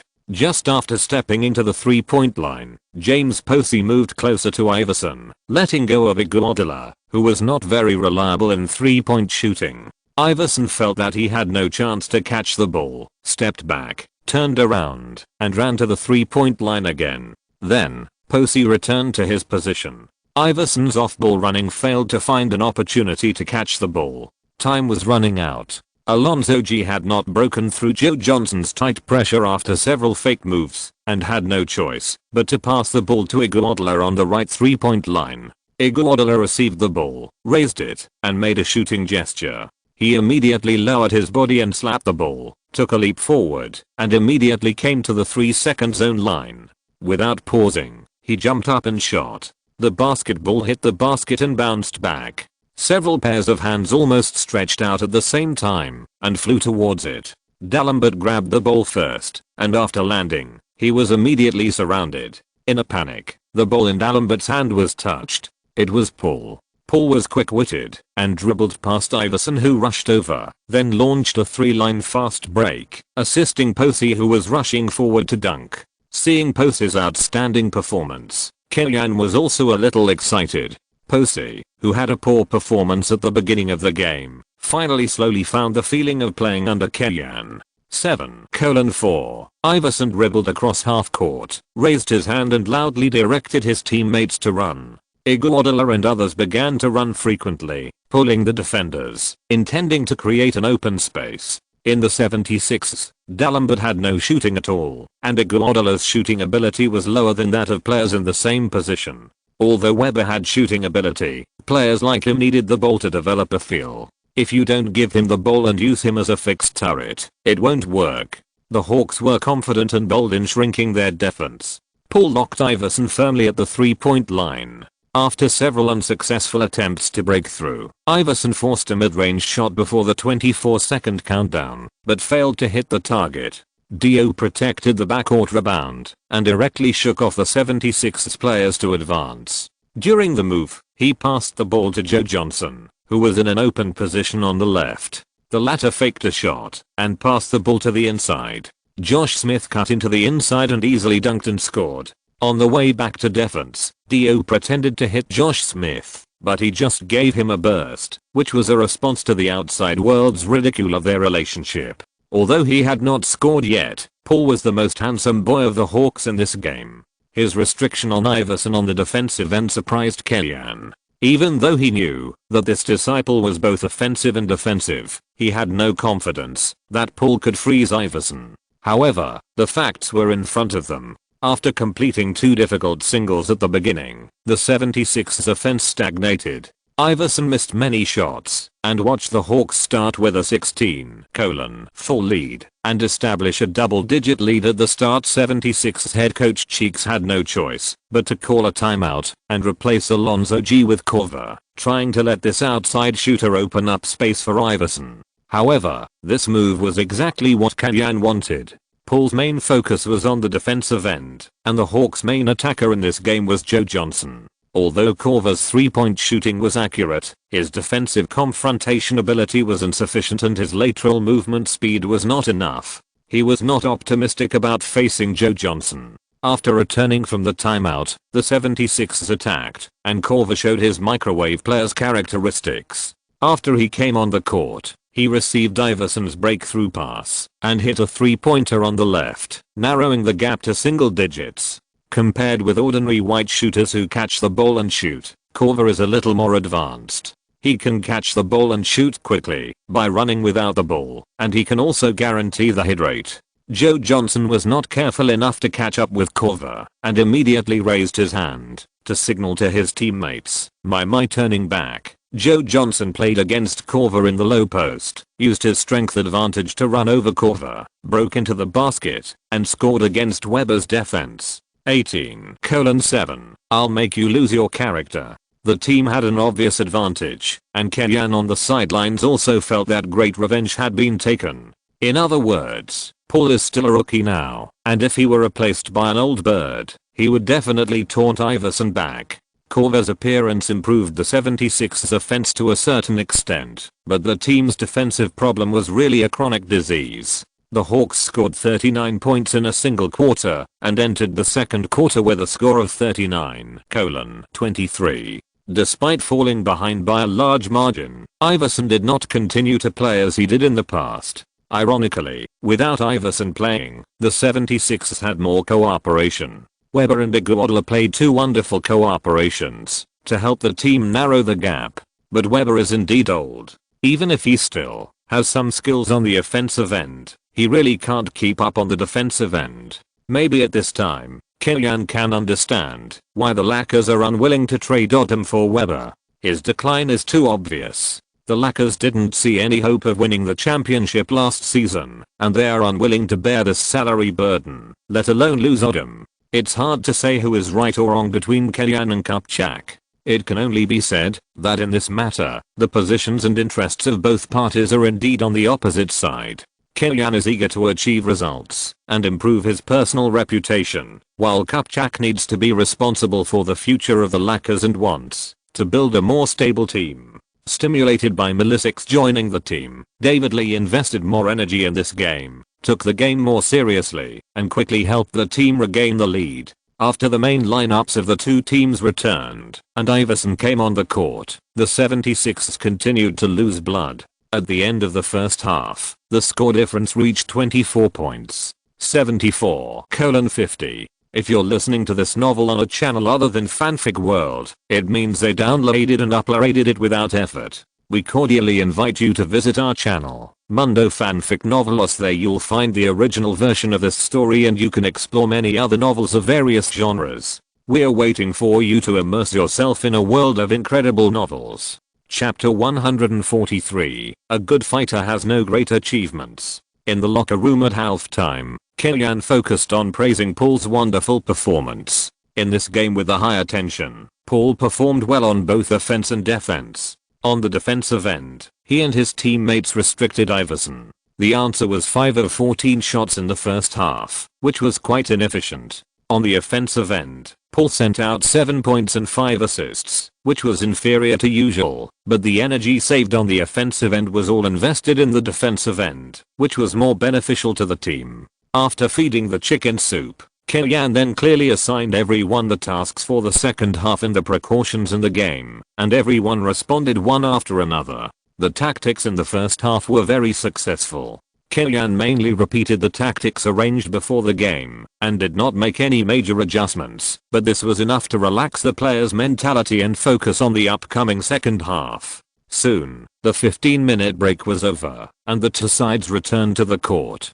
Fans who were eating, strolling, and shopping during the halftime break also returned to their seats one after another. Compared with the large number of empty seats last season, the Hawks market this season is much better, with an attendance rate of over 96%, ranking 7th in the league. The extra money from the ticket sales for one season alone is enough to pay the salaries of Kellyan and his entire coaching team. No wonder wrestler treats Kellyan like a treasure. Even when the 2-year contract has only been fulfilled for half a year, he has already considered re-signing the contract with Kellyan after the season and giving him a salary increase. The Hawks launched the first wave of offense. Paul crossed the half court with the ball. Dio came to the top of the arc to cover him. The French magician's cover was very solid. Iverson did not squeeze through. Of course, he might not have wanted to squeeze through. He just chose to bypass the defense after a little attempt.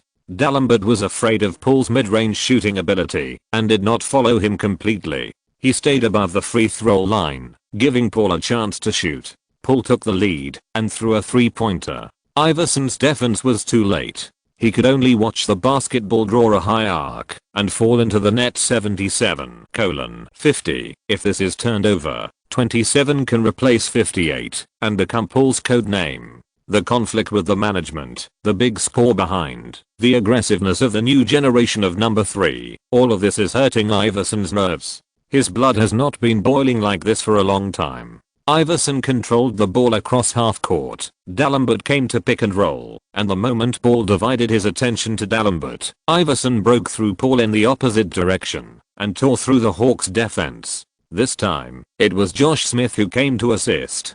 Frankly speaking, Iverson originally had a chance to pass the ball, but he didn't. He hit Josh Smith's upper body and then shot the basketball into the basket with an action similar to horseback archery. Sure. Beep. Not only did the ball go in, but he also got a free throw. Iverson made the free throw and made a three-pointer. The Hawks attacked. Dyler went to the outside to make a pass and cut and sent the ball to Posey, who was diagonally inserted into the penalty area on the right. The latter rushed to the basket, but failed to score the ball due to the interference of D'Alembert. At the first time, Posey signaled to the referee that the opponent blocked the foul, and Kenyan also reminded the referee on the sidelines, "This is our home court. Don't talk about the home court whistle or anything. At least don't disgust the Hawks for giving Iverson the lone hero persona." But you don't say. The league really likes to play this trick sometimes. Iverson continued to play pick and roll with the Haitians. The Hawks double teamed. Iverson passed the ball. Iguodala received the basketball, faked a shot, deceived the defense, and passed it to Alonzo, who easily jumped. Sure. If you don't know, you might think he was possessed by Paul. The score difference was narrowed to 21 points. The fans still thought it was nothing, but Kenyan had already smelled a hint of danger. When Iverson broke into the restricted area again and again, or scored a layup, or made a foul, things were serious. The commentator said that Paul couldn't defend Iverson in the second half. There was one reason, but more importantly, when the referee appropriately supported the weaker 76ers, the young people of the Hawks became impatient again on the court. Once the team's offense can't score, the defense will be Alexander. Considering that the team's inside combination is Dio and Josh Smith, they are more afraid of breakthrough players like Iverson and James. The key is to adjust the team's offense. Hornacek reminded. The score came to 84-69, and Kenyan couldn't help it and called a timeout to suppress the momentum of the 76ers. Kerry, you go on the court and replace James. Go around from the baseline to the corner, do a pick and roll with Dio, and catch the ball at 45 degrees to find an opportunity to shoot. On the defensive end, pay attention to the double teaming of Iverson and give Iguodala some space when necessary. David, you replace Josh and deal with this Haitian monster for me. If he gets the ball in the penalty area, just foul him and send him to the free throw line. The referee is a bit unethical and messed up the mentality of the young people of the Hawks. It's okay for Kenyan to use the hack-a-shack tactic, right? I'm a disciple of old Nelson. I'm so unconventional. If you have the ability, don't use D'Alembert. If you don't accept it, you can chop Dio and David Lee. I won't be picky. The Hawks attacked, and Dio and David Lee both went to the free throw line. First, Dio went to the top of the arc to do the first pick and roll to take away Iverson, and then David Lee made the second wall, giving Paul the opportunity to challenge D'Alembert. Paul easily dribbled past his opponent and scored a layup. 87-69. The offensive end found his touch again. In the next round of defense, Paul also kept up with Iverson's rhythm. Kittles also blocked Iverson's passing line when he was assisting defense and successfully intercepted the answer's pass. Iguodala fouled immediately and did not allow the Hawks to counterattack. The Hawks' positional warfare offense was still a high post double pick and roll. This time Iguodala chose to make up for the defense and missed Kittles. The Mosquito shooter raised his hand and hit a three-pointer, pulling the score back to 20 points. The Hawks lineup on the field has 5 players who can shoot, and it is not easy to limit them without Garnett, Big Ben, and Howard. But their defense has loopholes, and the 76ers can't catch them. Weber passed the ball to D'Alembert under the basket, and Dio directly pulled down the opponent and sent the Haitian to the free throw line. D'Alembert made one of 2 free throws, and this hit rate is worth cutting. Paul and David Lee played pick and roll, and David Lee, who was assisted, cut into the basket and scored a layup. The Hawks scored 3 consecutive attacks and completely suppressed the 76ers counter-attack this time. Kenyan's timeout adjustment directly extinguished the 76ers' hope of regaining suspense in the game. Perhaps this confirms the famous saying, a good fighter has no great achievements. In the fourth quarter, seeing that there was really no suspense in the game, the host simply brought up the deal that the Hawks had just made with the Pistons and kept discussing whether the Serbian genius boy could be resurrected under Kenyan's hands. It's like I have a system that can turn stones into gold at will. 129:109. The Hawks beat the 76ers at home and won the first game in December. You need me too much. After the game, in the locker room, Dio, who won the game, as soon as he returned, shouted to his teammates. The Frenchman is cheerful by nature, but he didn't play well in the first 2 seasons despite occupying most of the team's resources. He didn't even have the chance to show off. This season is different. He is now a representative of the organizing center, a milestone of science-changing basketball. In addition, he missed 2 games and the team lost 2 games in a row. Now he has a chance to be proud. Don't be proud too early. The boss traded for Daco, and it is obvious that he is not satisfied with the inside line. You'd better be careful about your starting position. Josh Smith reminded, while applying deodorant to his armpits. That's impossible. We are going to win this season. Without me, you can't win. Everyone cursed and shook their heads, collectively ignoring this boastful French chicken. In the post-match interview, some media also mentioned Kellyan's key adjustments in the third quarter. This is a question asked by media people who are experts in watching the game. The young players of the Hawks are better at offense. When the offense is blocked, the player's mentality may fluctuate. So I put out the most targeted offensive lineup on the court.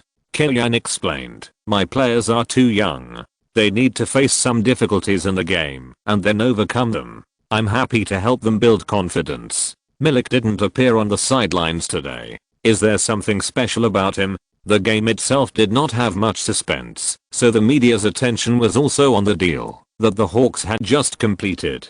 Daco has an extra practice task tonight. In the past 2 years, he didn't get too many opportunities in the Pistons, which was a waste for him. He needs to work harder to catch up with his former self. I will give him time, and I hope everyone will give him patience and not be too harsh on him. Although Kellyan is strict, he is still reliable when it comes to protecting players. When Posey performed poorly some time ago, Kellyan once stood up to speak for him. The same is true for Milicic. When they got home, the lights in the living room were still on. Hebe, who was staying at Kellyan's house, was still reading in the living room. Seeing Kellyan coming back, she stood up and said, "You're back, yeah." In this situation, Kellyan was a little distracted. Maybe this will be the life of him and Wanglafan in the future. Good boy, he waved at Kellyan, motioning him to come over. Kellyan's eyes widened. What was going on? Good boy. Come here. Seeing Kellyan standing there motionless, Hebe shouted. It was come here, come here. Kellyan breathed a sigh of relief. What kind of nonsense was this? Dang dang dang dang, motioning Kellyan to sit at the dining table. Hebe took out her room fee from the refrigerator, which looked like 2 potato cakes. What kind of cake is this? What cake? This is fried ice cream. One is cheese and the other is matcha. Hebe emphasized, it's my stay at your house. Wow, Kellyan still likes desserts very much. He couldn't wait to take one and took a bite. The skin was crispy and the inside was cold. The taste was very special. Is it delicious? Hebe took credit and said, in fact, it tastes better when it's hot. It feels like a fusion of ice and fire. It's good enough. Kellyan praised while eating. This time I met you, I really saw a different side of you. Wow, Hebe's really special. Thank you for the compliment. I'm honored. Hebe continued to show her liveliness. I'm going back to Taiwan tomorrow. When I have time in the future, I will have another place to stay besides Los Angeles. As long as I'm in Atlanta, it's okay. After eating supper, Hebe was left to clean up the kitchen. Kellyan went straight to the bathroom to clean up, and then came to the study with a notebook to look at the information and send and receive some documents. Scientist or Earl of Lightning. For a Chinese, these titles are not easy to earn. Kellyan also worked hard to have the ability he has today. There is a saying, if you want to hide your talents, you have to endure the pain of hiding your talents. After getting Milicic, the Hawks did not give up the plan of David West. The team led by Larry Sander continued to negotiate with the management of the Hornets. However, the Hornets did not intend to add bricks and tiles to the young guards of the Hawks. In terms of the choice of trading targets, they directly asked the Hawks for Josh Smith. This is basically the subtext of refusing to negotiate. It's as if I give you Josh Smith, and you can use him well. Killian secretly complained in his heart, Marvin Williams plus Josh Smith, isn't this a replica of the Hawks in history? If you don't have a top point guard to organize the connection between these two nonsense players, the effect is basically 1 plus 12. It doesn't matter. West's market will most likely only fall. Killian comforted Larry Sander in turn. It's not just a Paul problem. The more important point is that West and Marvin Williams have a position conflict. The Hornets are determined to rebuild, and they will definitely give Marvin Williams more playing time. No matter how good West is, he will have no chance to show his ability, which is completely opposite to the team's policy. With Milicic, the Hawks' originally weak inside line has one more head. It's not to say that he can play an immediate role, but at least it is a supplement to the team's shortcomings. At least he is a defensive inside line. On December 4th, the Hawks went to the away game to challenge the Celtics, and Milicic went with the team for the first time. Compared with the luxury lineup of last season, the Celtics' star power has declined this season. Antoine Walker and veteran Peyton teamed up to go to Miami Heat to hug the Sharks and strive for the first championship ring in their careers. The former All-Star center LaFrentz sat on the bench, and Blount, who replaced him, was still a kite-like center who used shooting as the main offensive means. In fact, it is not a bad thing for the Green Shirt Army to fade away some of the false gorgeousness. The Celtics have many qualified potential newcomers, and it is not difficult to build a lineup around Paul Pierce. But the team does not seem to realize the potential of players such as Tony Allen and Perkins. They have not been entrusted with important tasks. The only young man the team reuses is Delon West, a point guard with good scoring ability. However, Delon West, who is short and has average organizational skills, is basically the type of point guard that Paul likes to play against the most. Once again breathing the air above, Paul performed very bravely, and it feels like he wants to get back the points he didn't get in the last game against Iverson. Averaging 27.6 points per game, Pierce is the 6th best scorer in the league. Although he doesn't jump high or run fast, Pierce's triple threat and scoring skills are basically the ceiling of the floor flowing. Not only can he shoot in the face to frame offense, but he can also crush his opponent with his big butt when he is back to the basket. Both Posey and Barnes were tormented by Pierce and wanted to cry without tears. The two pools exploded their opponents in the matchup, and the two sides fought until the last quarter of the game. In the fourth quarter, the second person on the Hawks side stood up. Joe Johnson, who was responsible for leading the substitute players at this stage, had a hot hand after the start of the fourth quarter. He made 6 consecutive shots and devoured Ricky Davis, who was sent to the bench by Rivers.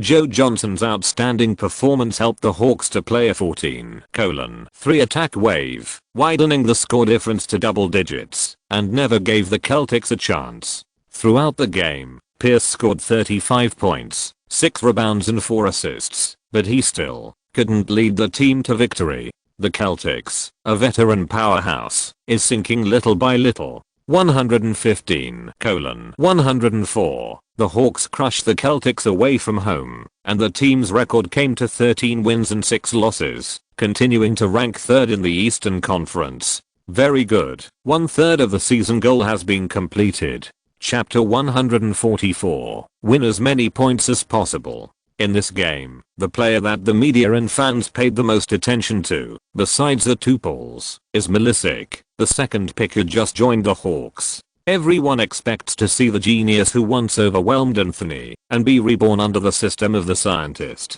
However, fans who hold such unrealistic fantasies may be disappointed, because in this game, Killian only gave Milicic 4 minutes of playing time, 0 points and 2 rebounds, and the data is also very thin. It can only be said that compared with the situation in the Pistons where he did not need to go to the locker room to take a shower, it is a slight improvement. But in the post-match interview, Milicic still expressed his excitement about coming to the Hawks. After joining the team, I talked to Kimmy. I will not enter the rotation lineup at the first time. Only after I reach his goal will I get more playing time. I think this is very professional.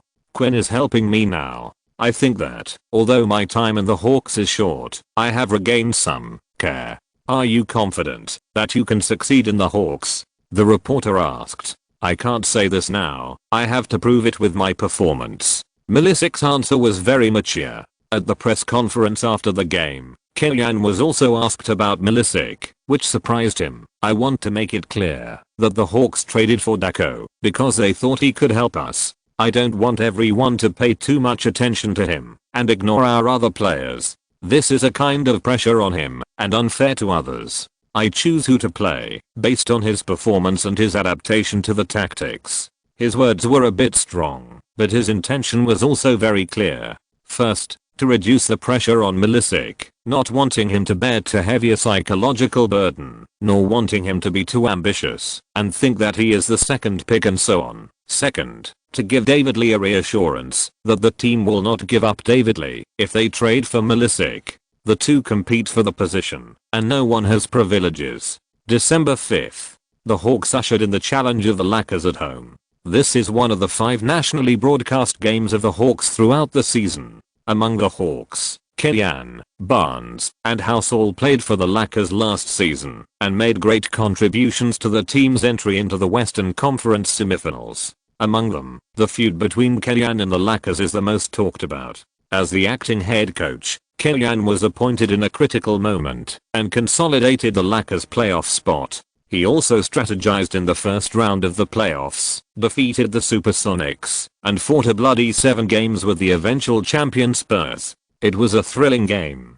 But the Lakers still abandoned Kellyanne like a worn-out shoe. Not only did they not make him a regular player, they also negotiated a contract with Phil Jackson before the end of the regular season, and even tacitly allowed Phil Jackson to appear in the playoffs to show off his power. Today, the Lakers have a record of 8 wins and 9 losses, ranking 11th in the West. In a sense, is this considered buying the casket and returning the pearl? Although Phil Jackson, as the champion coach of 9 championships, enjoys a certain degree of immunity from public opinion, and fans and the media can give him a certain degree of tolerance, if he fails to make the playoffs even with Kellyanne's Western Conference top 4 lineup, I'm afraid no title can protect him. At present, the team's record is not good, and Phil Jackson has felt a certain amount of pressure, but his attitude to the outside world is very relaxed. In professional sports, it is normal for a team to face ups and downs. The Lakers have at least reached the Western Conference semifinals in the past 7 seasons, and are the best team in the league.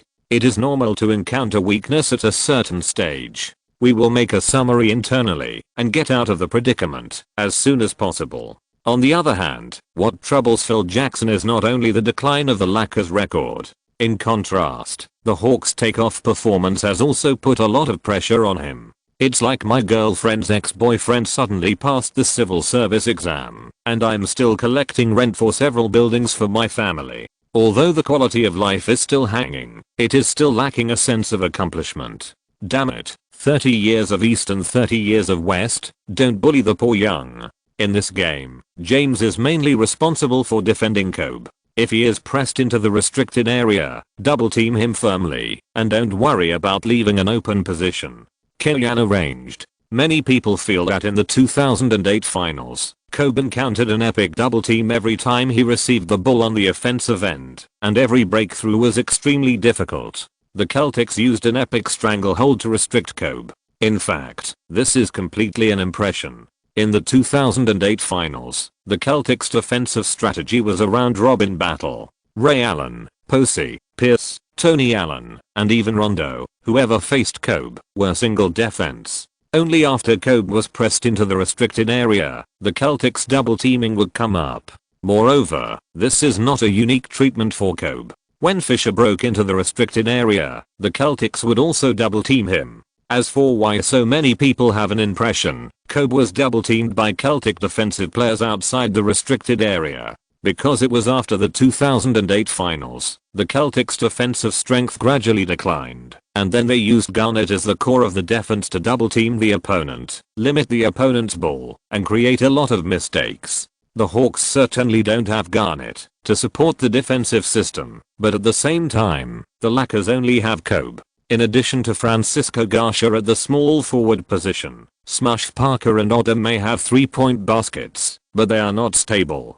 Players from both sides came on stage, and TNT commentary team Barkley and Kenny Smith immediately introduced the lineups of both sides. Barkley clearly stood on Kenyan's side and believed that the Hawks had a higher chance of winning. Barkley is now a believer in Scientology. Of course, this Scientology is not the Scientology that Tom Cruise believes in. It's just that Barkley is optimistic that the Hawks can win against most opponents, and many times, he has said on the show that if he can meet a coach like Scientist in his career, he may have a chance to win. Starting, the Hawks 5 players: Paul, Joe Johnson, Posey, Josh Smith, Dio. The Lakers 5 players: Parker, Kobe, Garcia, Odom, Kwame Brown. Josh Smith won the jump ball unexpectedly, and the Hawks attacked first, with the outside formation opening up.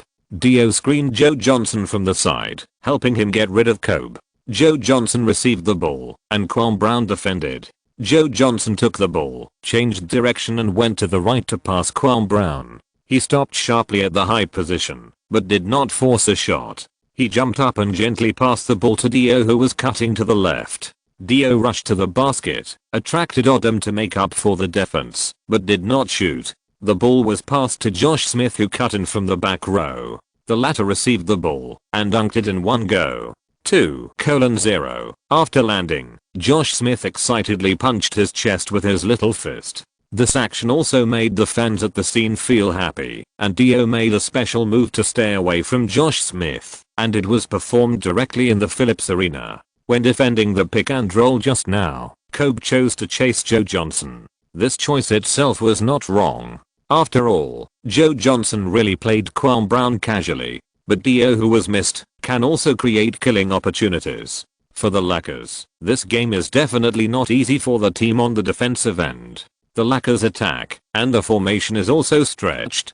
Parker dribbles the ball across half court and passes it to Odom in the middle. He runs to the bottom corner. Odom passes the ball to Kobe in the low post on the right side. The main defender is Posey. Posey's speed is slow, and he is not very adaptable to the Hawks running and gunning, but his strength and confrontation are still good. He holds Kobe in the low post. Kobe turns his back and breaks through. Paul comes up to double team him, steals the ball from the bottom 3, and leaves Parker empty.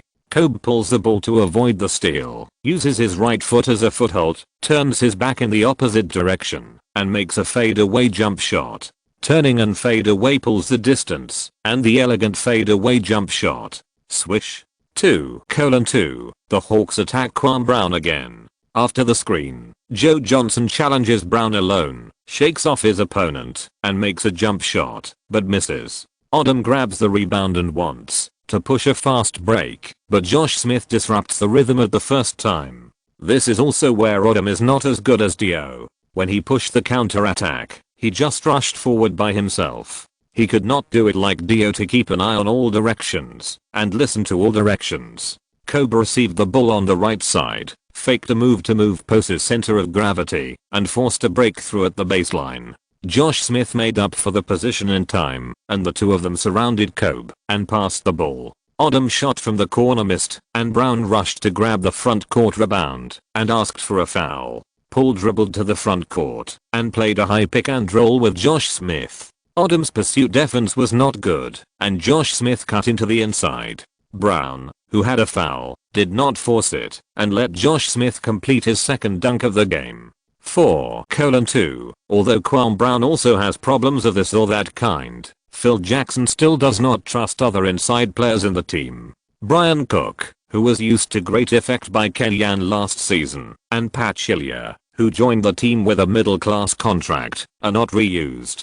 Kobe was surrounded near the restricted area again, and passed the ball to Garcia on the perimeter. The latter missed the shot due to the interference of Joe Johnson, and the rebound was protected by Josh Smith. In the transition of offense and defense, the Lakers were not stable. Paul dribbled into the basket and passed the ball to Josh Smith. Josh Smith did not adjust his steps well and failed to take off, but he also compressed the Lakers defense. Joe Johnson, who was in position on the outside, received the ball and made a steady three-pointer. 7:2. The Lakers attacked. Kobe received the ball and was double-teamed. He passed it to Odom, who shot a three-pointer in a wide-open position, but missed. Last season, under Kellyanne's request, Odom had a 3-point shot, with a hit rate of about 32%, which was not qualified, but at least the opponent would not let him go easily. However, this season, Odom's outside hit rate has dropped to 27%, which is still a serious decline. Dio continued to hand off to Paul for a hand-to-hand screen. Parker was very active in circumventing the defense. Paul made a 45-degree emergency stop and passed the ball back to the middle. Dio took the ball and shot. Brown didn't expect Dio to take a long 2-point shot, which was far away, and the ball went in again. 9:2. At the beginning, the Hawks pressed the Lakers to the ground. Even if Phil Jackson didn't like to call timeouts, he couldn't just sit on the sidelines and blow the whistle at this time. After the timeout, the Lakers still couldn't organize an effective offense. Kobe was double-teamed again and again, and Jackson had no way to deal with it. He didn't even make a substitution adjustment, and he was the starter at the beginning. However, on the defensive end, Odom's coverage is larger, and he will choose to let Josh Smith go to help defend. Josh Smith lacks shooting ability. Even if the help defender can't block his first step, Brown in the interior should stand in a good position, and don't let him take off easily. His ball handling skills are relatively rough. Josh Smith was blocked from eating the cake, and the Hawks' offensive focus shifted to the outside. The backcourt double guns used the pick and roll to play singles in a mismatch, using local advantages to create opportunities. Without top-level help defenders, the Hawks' lineup on the field is indeed unsolvable on the offensive end. The team that can beat them must either be able to beat them on the offensive end, or have top-level help defenders rotate.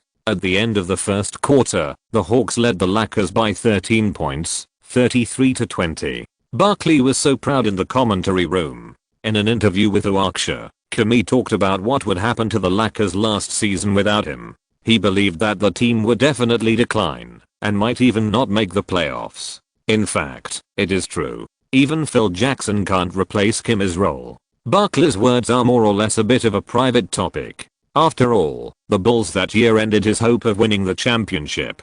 In the second quarter, the Hawks still had a clear advantage in the substitute competition. The firepower of the Lakers substitute lineup is mainly led by Atkins and Delfino. Without Butler and Finley leading the substitutes, the Lakers substitute lineup is obviously lacking a ball handler. The team's substitute lineup is weak in scoring, which is also the main reason for the Lakers' poor record this season. As for the Hawks, Kellyanne asked the players to be careful of Pachulia. In fact, the Georgian, who is in good physical condition, is just a European white bear defending in the low post, and has not yet turned into a scumbag. David Lee and Mickey Moore both have qualified mid-range shots, so the Hawks substitute lineup plays the inside double pick and roll. Obviously, the substitute lineup does not have qualified ball handlers, but relying on all shooters, the formation is very open, and the Hawks can play the tactics. Kittles and David Lee frequently attack in the mid-range. After playing for 3.5 minutes, the Hawks lead reached 19 points, and the Lakers hurriedly replaced Kobe, Smush Parker, and Odom. There is no way to play this ball. When he left the court, Atkins threw the towel in frustration.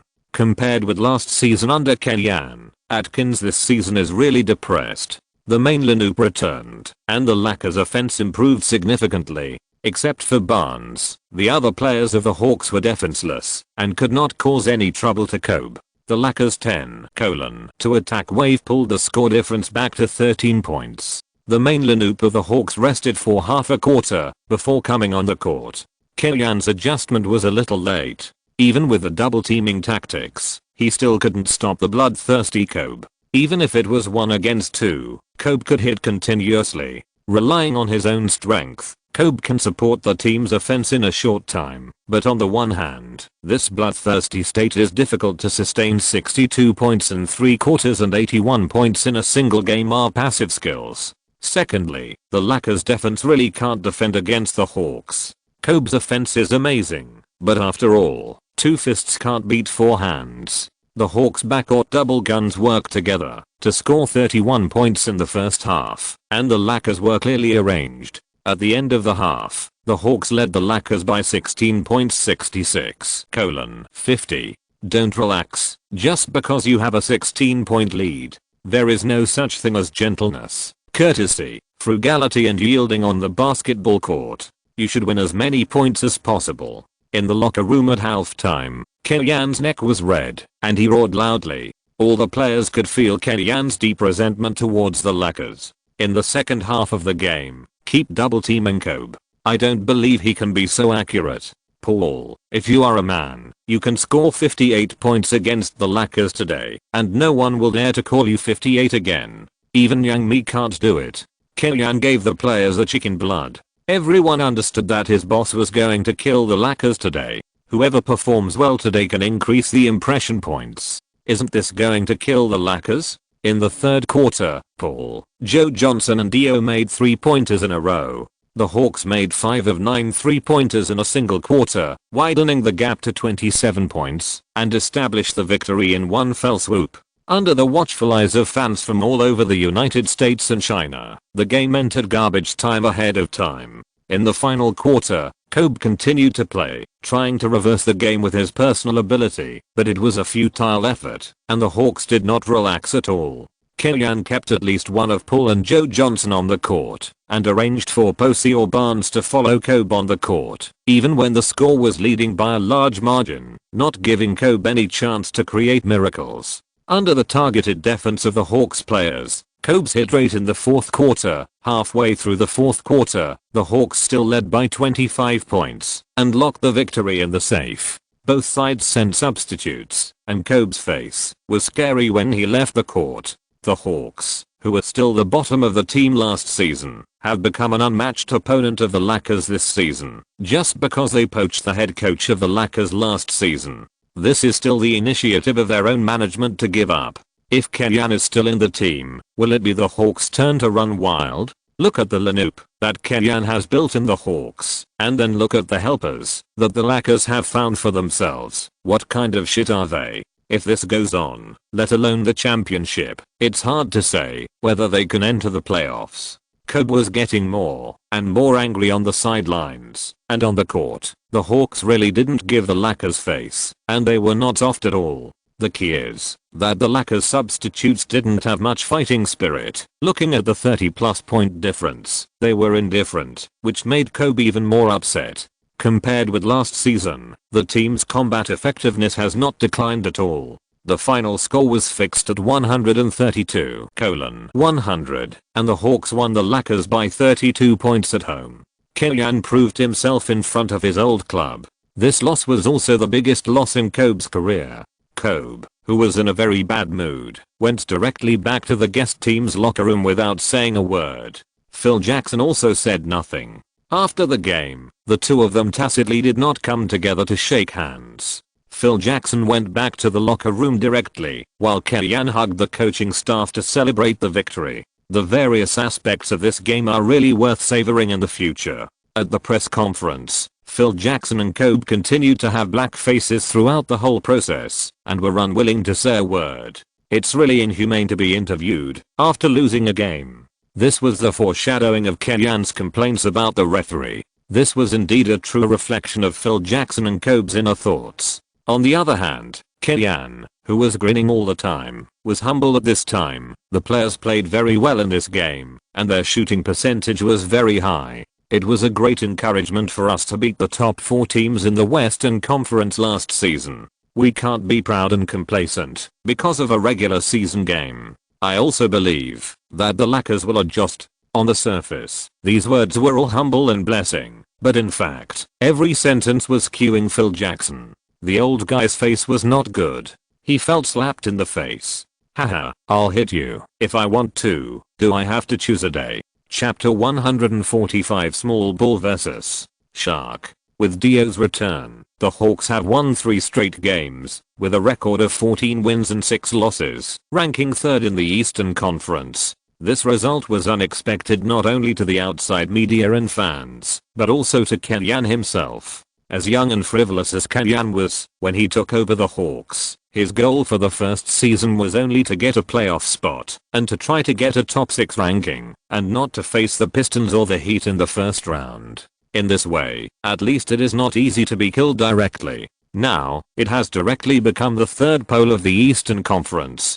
Kellyanne only wonders if he was cleansed when he was reborn, and the attribute points were redistributed, and the luck attribute was maximumed out. Of course, if you analyze it carefully, the seemingly unreasonable record can be traced back to the source, and the reason can be found. First of all, the external environment is strong in the West and weak in the East. This season, the top teams have a winning rate of only 38% against Western teams. There are only 4 Eastern teams that have a winning rate of more than 50% in cross-division dialogues, namely the Pistons, Heat, Hawks, and Cavaliers. Including the Nets, which are now ranked 4th in the East, they are almost in a situation of collapse against Western teams. The external environment that Kellyanne faces as the coach of the Hawks is much better than the dangerous Western Conference last season. The second reason is that Kellyanne puts Dio in the center position, which forms a tactical dimensionality reduction strike against many opponents. It is not an exaggeration to use this word. The meat shield type inside line is very popular in the trading market and the free agent market, which itself shows that in everyone's concept, doing a good job of inside defense is a basic plate of the team. The Hawks are just avoiding the heavy and focusing on the light. Except for David Lee, there is no inside line who will sit in the low post to play singles. Dio frequently pulls to the free throw line or even outside the 3-point line to coordinate, making all the blue-collar centers at a loss. In the games that Dio played, the Hawks had 14 wins and 4 losses, and the winning rate was even more exaggerated. If the title of scientist last season was more because of his name, then this season, Kellyanne creatively put Dio in the position of organizing center, which is really a breakthrough in basketball philosophy. As for the third reason, it is also his benefit as a time traveler. Most of the players he strongly advocated to introduce can play well. The people he pulled into the coaching staff are also future famous coaches who can create more sparks with him in communication. On December 8th, the Hawks defeated the Sonics, who had declined seriously this season, 108-91 away, winning 4 consecutive games. Last season, relying on a group of contract year players, the Sonics played the best record in recent years.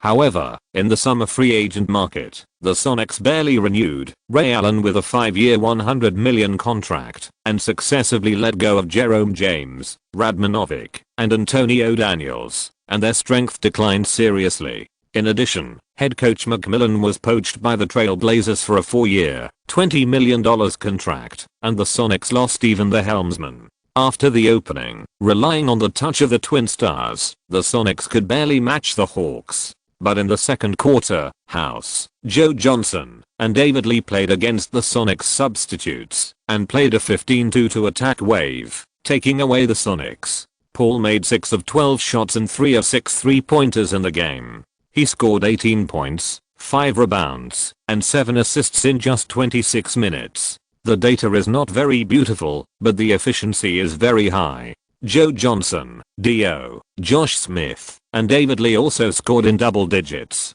The Hawks had more players. Although no one scored more than 20 points, they still won the game with the strength of the team. Because the game entered garbage time early, Milicic also got 9 minutes of playing time in the second half. Is the data of 4 points and 4 rebounds considered to be acceptable? Anyway, Kellyanne felt it was pretty good.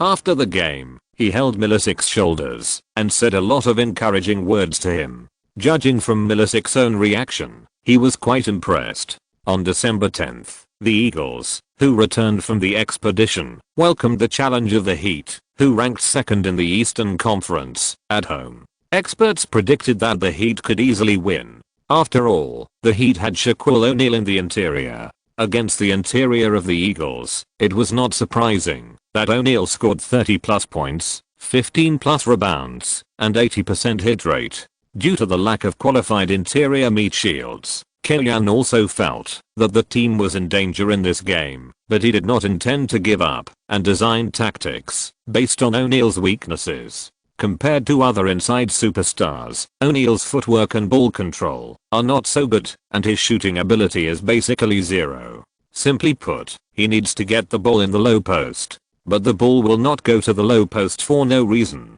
What we need to do is to try to limit the Heat's passing. Don't let the Heat's guards pass the ball easily. No need to say more on the offensive end. Resolutely play pick and roll. I want to see whether O'Neal follows or not. Except for the opportunity, resolutely shoot from mid-range. Don't be afraid of missing the shot. We have nothing to lose.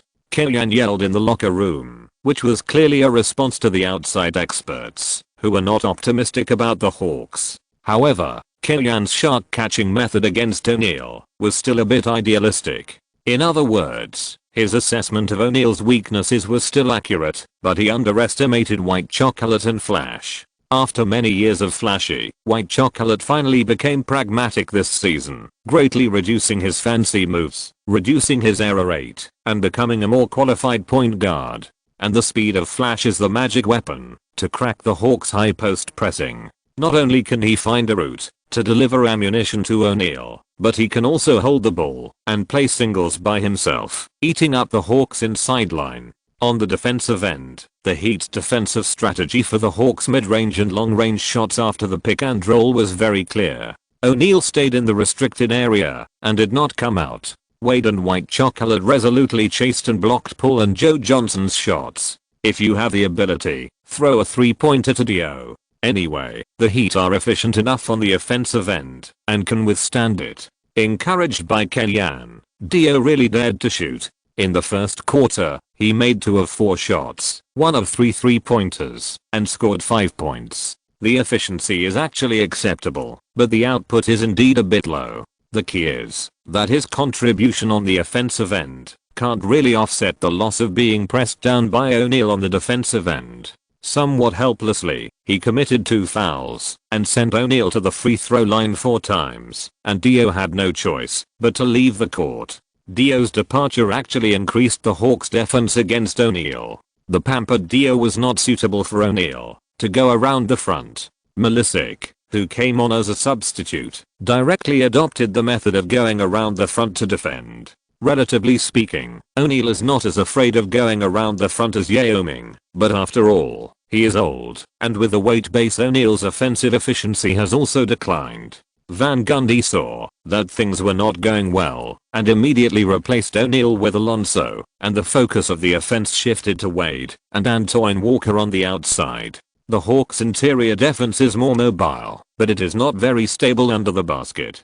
Defending Kobe and Ray Allen can reduce their efficiency, but Wade can't stand up against James. At the end of the first quarter, the Hawks were 12 points behind at 22-34. These 2 top teams in the East are more restrained against the Hawks and can suppress the Hawks. This is not to say that the Hawks bully the weak and fear the strong, but they are suppressed in terms of tactics and star quality. On the contrary, the Hawks can get a bite against the 3 in the West. Last season, due to the excessive loss in the O'Neal trade, the Heat lacked qualified role players and relied entirely on O'Neal and Wade. This season, the team has successively acquired players such as White Chocolate Williams, Gary Payton, Antoine Walker, and Capono. With the addition of Hadlman Morning, there is no need to worry about the game entering the dilemma of 2v5 core players. In the second quarter, Kellyanne tried to narrow the gap by working hard on the main players, but the veteran Payton on the Heat side is not a pushover.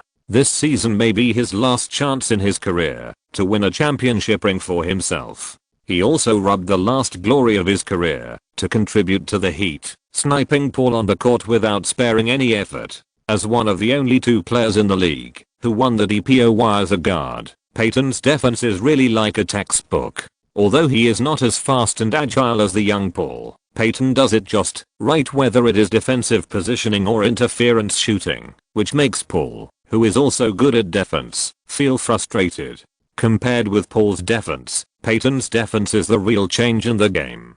Kellyanne nodded frequently on the sidelines. In the case of it being difficult to win, it is also a gain for Paul to improve himself in the confrontation with Payton, an old point guard. Failure is the mother of success. Although the saying is a bit old-fashioned, it is indeed realistic in competitive sports. There are very few who can go smoothly as soon as they enter the league. Halfway through the second quarter, the Heat replaced O'Neal and Wade again and continued to hammer the Hawks around the 2 core players. The Hawks' offense was barely holding up, but on the defensive end, there was really nothing they could do with this pair of giants. At the end of the half, the Heat led 65-48. At the beginning of the second half, Kellyanne directly replaced Milicic, defending O'Neal. If he couldn't hold on, he would foul and send O'Neal to free throws. This was the last gamble of doing one's best and leaving the rest to fate. After playing for 4 minutes, O'Neal only made 1 dunk, 5 of 8 free throws, and scored 7 points. Milicic had 4 fouls and went off the court to rest. Mickey Moore came on the court and continued to hack the Shark. Wade also got a lot of free throws, not to mention body hair. Just seeing Wade throw himself into the air like a sandbag again and again, and then fall to the ground, Kellyanne was worried that he would hurt himself. Although Wade's landing posture was correct, and he had a protection for himself, it hurt to watch. Relying on the use of the slash the Shark tactic and the touch on the offensive end, the Hawks narrowed the gap in the third quarter 75-90. At the beginning of the fourth quarter, Kellyanne replaced the main players for a rest, but Van Gundy arranged for Wade to lead the substitutes, catching the Hawks off guard. After 3 minutes of play, the score difference widened to 23 points. This score difference also directly announced that the next game would end to garbage time. Kellyanne did not force a desperate struggle, but honestly resigned. The final score was fixed at 99-119. The Hawks lost to the Heat at home, and their 4-game winning streak was ended. 14-8. On the Hawks side, Paul and Joe Johnson both scored 20 plus, making full use of O'Neal's weakness of not being able to defend against pick and rolls. This is also the most ideal strategy that the small ball tactics can come up with when facing a big center. The Hawks' offense is actually quite good. The key issue is still defense. If it was just O'Neal, it would be easy to say, but the Heat also have Wade, White Chocolate, and Walker, a group of elite soldiers surrounding O'Neal, and the Hawks are a little overwhelmed. Give us more time. We are still young and need time to improve. I believe we can become a strong team like the Heat, Kellyanne said sincerely in an interview after the game. No fans will complain about the Hawks losing to the Heat. Although the fans' appetite has been raised by Kellyanne, and they are no longer satisfied with tripling the record and aiming for 39 wins, the Heat is still a difficult mountain for the Hawks to climb. On December 11th, the league teams officially submitted their all-star candidate lists. Each team provided a list of 6 candidates, and fans can vote for them directly on the official website. For players who are not on the list, fans can only write letters to the league and then send votes. Under normal circumstances, it is not easy for players who are not on the list to be forcibly selected as all-star starters by letters. After all, when submitting the candidate list, the team will not only refer to the team's status, but also appropriately consider the popularity. The list submitted by the Hawks includes Paul, Joe Johnson, Josh Smith, Dio, Posey, Kittles. Basically, none of them can be selected as the all-star starter. Although Paul has performed well and has a high probability of getting a spot in the main competition, it is difficult for him to participate as a starter. In the final analysis, popularity still needs some accumulation. If you are third in the East, it is not impossible to select 2 players. However, Joe Johnson's overly low-key personality will definitely suffer at this time. Even if Carter participates in the voting as a forward, there are at least 5 players in the East backcourt: Iverson, Arenas, Kit, Billups and Paul. Most Eastern teams are built around backcourt stars, and the competition for backcourt all-stars is not small at all. Joe Johnson's reputation is lagging behind, and his playing style is not explosive, so his chances of getting in are not great. Josh Smith's data looks good, but his position in the team is 3rd or 4th. Focusing on the dunk contest and striving to win the Dunk King may be a more realistic choice. Kellyanne's attitude towards the All-Star game is relatively general, and he is also happy that fewer people on the team will participate. In the few rest times during this busy off-season, wouldn't it be nice to have a good rest? Today I'm stuck in a serious writer's block. I feel really bad about typing, so the number of words is a little short. Please forgive me. When I'm in a better state, I will make up for the 1,000 words missing today. I will not lie down and do 4K. Don't worry. Chapter 146, Rookie Report, All-Star Promotion. Kellyanne has excellent results leading the team and has more say in the team. As soon as the Eagle Scout team completed the player report for this season's NCAA games, they immediately sent a copy to Kellyanne and asked him for his next suggestions on who to focus on. Since the NBA has reached an agreement with the NCAA, future drafts will no longer accept applications from high school players and have set age restrictions on draft players. Therefore, the situation of underage players like Bynum entering the league has completely become history. In addition to international players, teams can only select players from the NCAA. Aldridge. 2.11 meters tall, 2.25 meters wingspan, 2.79 meters standing reach. He is a tall man with a very good wingspan. As an inside player with his hands over his knees, Aldridge has excellent athletic ability, skilled offensive skills and excellent shooting touch. His mid-range shots are very accurate, his excellent physical fitness allows him to jump easily, and his fast bounce speed gives him an advantage in rebounding and dunking. His body is not strong enough, and his playing style is not tough enough. He tends to be weak when facing extremely strong and tough inside opponents. Rudy Gay, soft touch, height, and arms long wing, excellent physical fitness, excellent fast break ability, stable mid-range jump shot, poor overall view, does not like confrontation and fouls. Randy Foye, he plays with a street ball style, his moves are gorgeous, and he can use unconventional moves to break through opponents. He has excellent physical fitness, running and jumping are also excellent, his style of play is strong, and his shooting percentage is very high. Although the Hawks did not have a first round pick this season, and even the second round pick was picked from the Pistons, the Hawks had a great success in the 2005 draft.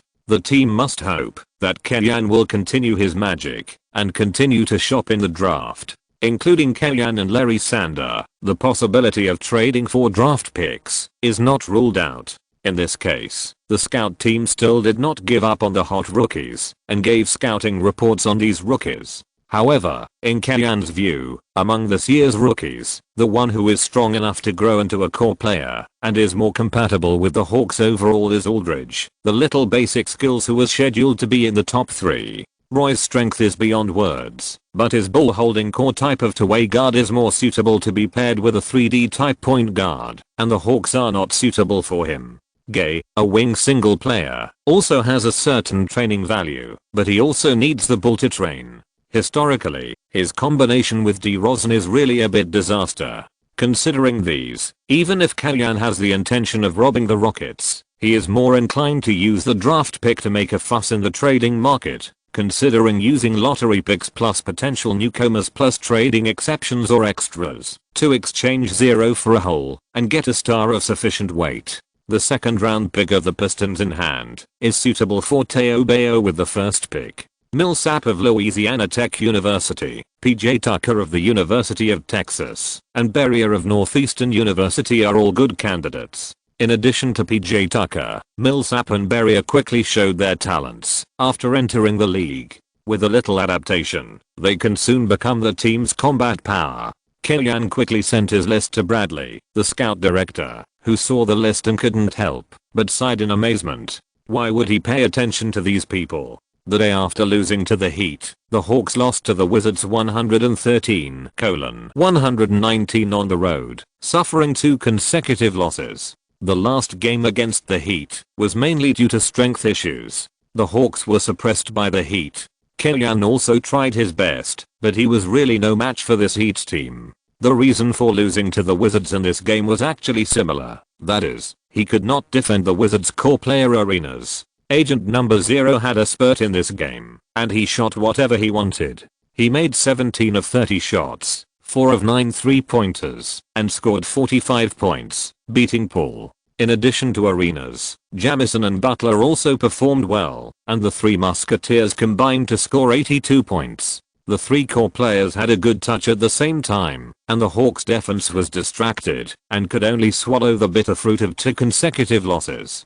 To put it another way, Arenas almost hit 60% of his shots, and we only lost by 6 points, which shows that our performance is not bad, right? After the game, Kellyanne comforted his players. In this game, it was not because the players missed the defense, lost their positions, or made the mistake of focusing on the ball instead of the player that caused the loss of points. It was all because Arenas' touch was explosive, and he broke through the two lines of defense of the Hawks. In this case, Killian would not have too many harsh words for the players. After all, Arenas is the top scorer in the league. Even if you let the peak Peyton defend, you can't stop Arenas, who is entering his peak. There are always bad luck and the opponent will use a big move. Who hasn't stepped on shit in their life? On December 14th, the Hawks played against the Charlotte Bobcats at home and defeated their opponents 108-90, ending their 2-game losing streak.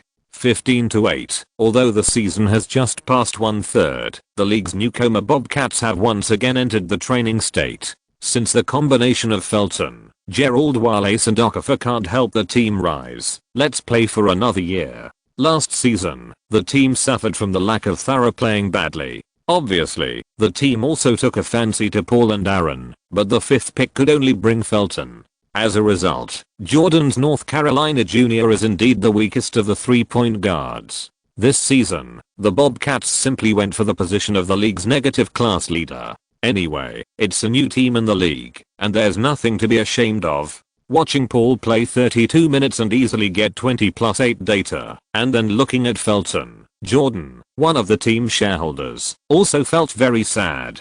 Although he has fulfilled his wish to become a team owner, the god of basketball has a long way to go to improve the strength of the team. On December 15th, the league broke out the biggest deal since the start of the season. The Pacers officially announced that forward Artest was traded to the Sacramento Kings in exchange for 3-time All-Star player Stojakovic. Artest has performed very well this season, averaging 22 points, 6 rebounds and 2 steals per game, which is completely at the All-Star level. On the other hand, PJ, who is strong in offense, but weak in defense, has also dropped to 16.5 points per game, and his playing style is becoming more and more like a pure shooter. It should be said that the Pacers' strength has declined significantly, but Larry Bird has no choice. The team is determined to cultivate Granger, who joined the team this season, and Artest, or Thorn, is not suitable to stay in the team. Not only Artest, but also other Thorns including Steven Jackson. Bird plans to trade them away. In the case of young players worth cultivating in the team, Killian thinks that Bird's approach is not a big problem. Some thorny players will really lead young people astray. Sometimes it is not a bad thing to cut off the arm and stop the loss in time. We can also pay attention to Steven Jackson. He is more suitable for my tactics than James, Killian said to Larry Sander. Historically, Steven Jackson was a member of the Golden State Gang who created the Black 8 Miracle, and his status in the team may be second only to Byron Davis. In the series that beat the Mavericks, Steven Jackson was also the main defender of Nowitzki, which caused great trouble for the MVP of that year. Stoudemire went to the right and passed the ball to the middle. Gasol squeezed Paul to the inside line, and Josh Smith stepped forward to form a double team. Gasol passed the ball, Wright received the ball in an open position and made a layup, but was interfered by the retreating Posey and missed. Beep. It was an obvious foul. Posey did not argue and raised his hand to admit the penalty. Wright made one of 2 free throws, and the Grizzlies took the lead. The Hawks attacked. Paul passed the ball to Dio, who was pulling out of the perimeter, and then ran to the right bottom corner. Joe Johnson was on the right side at 70 degrees. Posey and Josh Smith were on the left, and the offensive formation was all opened. Facing Laurent Wright's defense, Dio broke through the inside with the ball, and after pressing to the free throw line, he faked to the side and suddenly shot a jump shot from the middle. His touch was very soft and the strength was just right, and the shot went into the net. Dio is good at passing, but he is not without scoring ability. Against most centers, Dio has the advantage of footwork and a shooting skill that sometimes works and sometimes doesn't. After flashing out of the attack angle, he can directly shoot and kill the opponent. The Grizzlies settled in and played positional defense. Josh Smith tried his best to limit Gasol's receiving the ball, and Gasol was forced to go from the left to the right without catching the ball. Look a little more ferocious, and you'll catch up with James. Killian thought of a famous scene in the future and joked. Unable to receive the ball in the low post, Gasol pulled to the left to screen Mike Miller, who ran 70 degrees to the left and received the pass from Battier. The Hawks' defense was out of tacit understanding. Josh Smith and Joe Johnson both rushed to Miller. Miller shook out a little space and passed the ball to the left to Gasol, who was cutting. Gasol took the ball and took a big step straight to the basket. He faced Dio and dunked the ball into the basket with a somewhat arrogant expression. Gasol is a little weak when facing top power forwards, but he is good at bullying weak players. He is tall and has long arms. He looks thin, but has strong core strength and comprehensive skills. He can force low post defense and can also play pick and roll. He even has a half-court shot. The Hawks are attacking. Poole dribbles the ball to the front court. After the pick and roll, he attracted the pressure of the Grizzlies inside line to shrink the restricted area and pass the ball to Joe Johnson. Joe Johnson leaned against Miller on the left side and shot a backward jump shot. He hit the ball under interference. 4:3. The Grizzlies are attacking. Stoudemire continued to play a pick and roll with Gasol in the middle and led to the right side, attracting Josh Smith's defense and passed the ball back to the middle. Gasol did not shoot in front of Joe Johnson, but passed the ball to the left. Mike Miller singled out Poole, broke through Poole's defense with a strong step, and made a mid-range shot. 4:5. When he was on the Lakers last season, the Grizzlies wing group gave Kenyan a headache. This season, the Grizzlies sent away Posey and Bonzi Wells, but their strength has not weakened much. Mike Miller has made obvious progress and has grown into the team's second scorer. Poole controlled the rhythm well, brought it to the front court, and pretended to play pick and roll with Dio. At the moment Dio was in position, he suddenly rushed in the opposite direction, passed Stoudemire, and made a realistic fake move to the basket to dodge right, and easily scored a layup. 6:5. The Grizzlies attacked, passed the ball back and forth, but finally did not find an open space, so they could only give the ball to Gasol to play singles. The offensive time was not enough, and Gasol barely jumped and missed the basket. The rebound was protected by Dio, who dribbled the ball and saw through everything in the first time, creating a killing opportunity. Poole took the lead and rushed to the basket. After observing the aggressive defense of Battier behind him, he did not force a shot.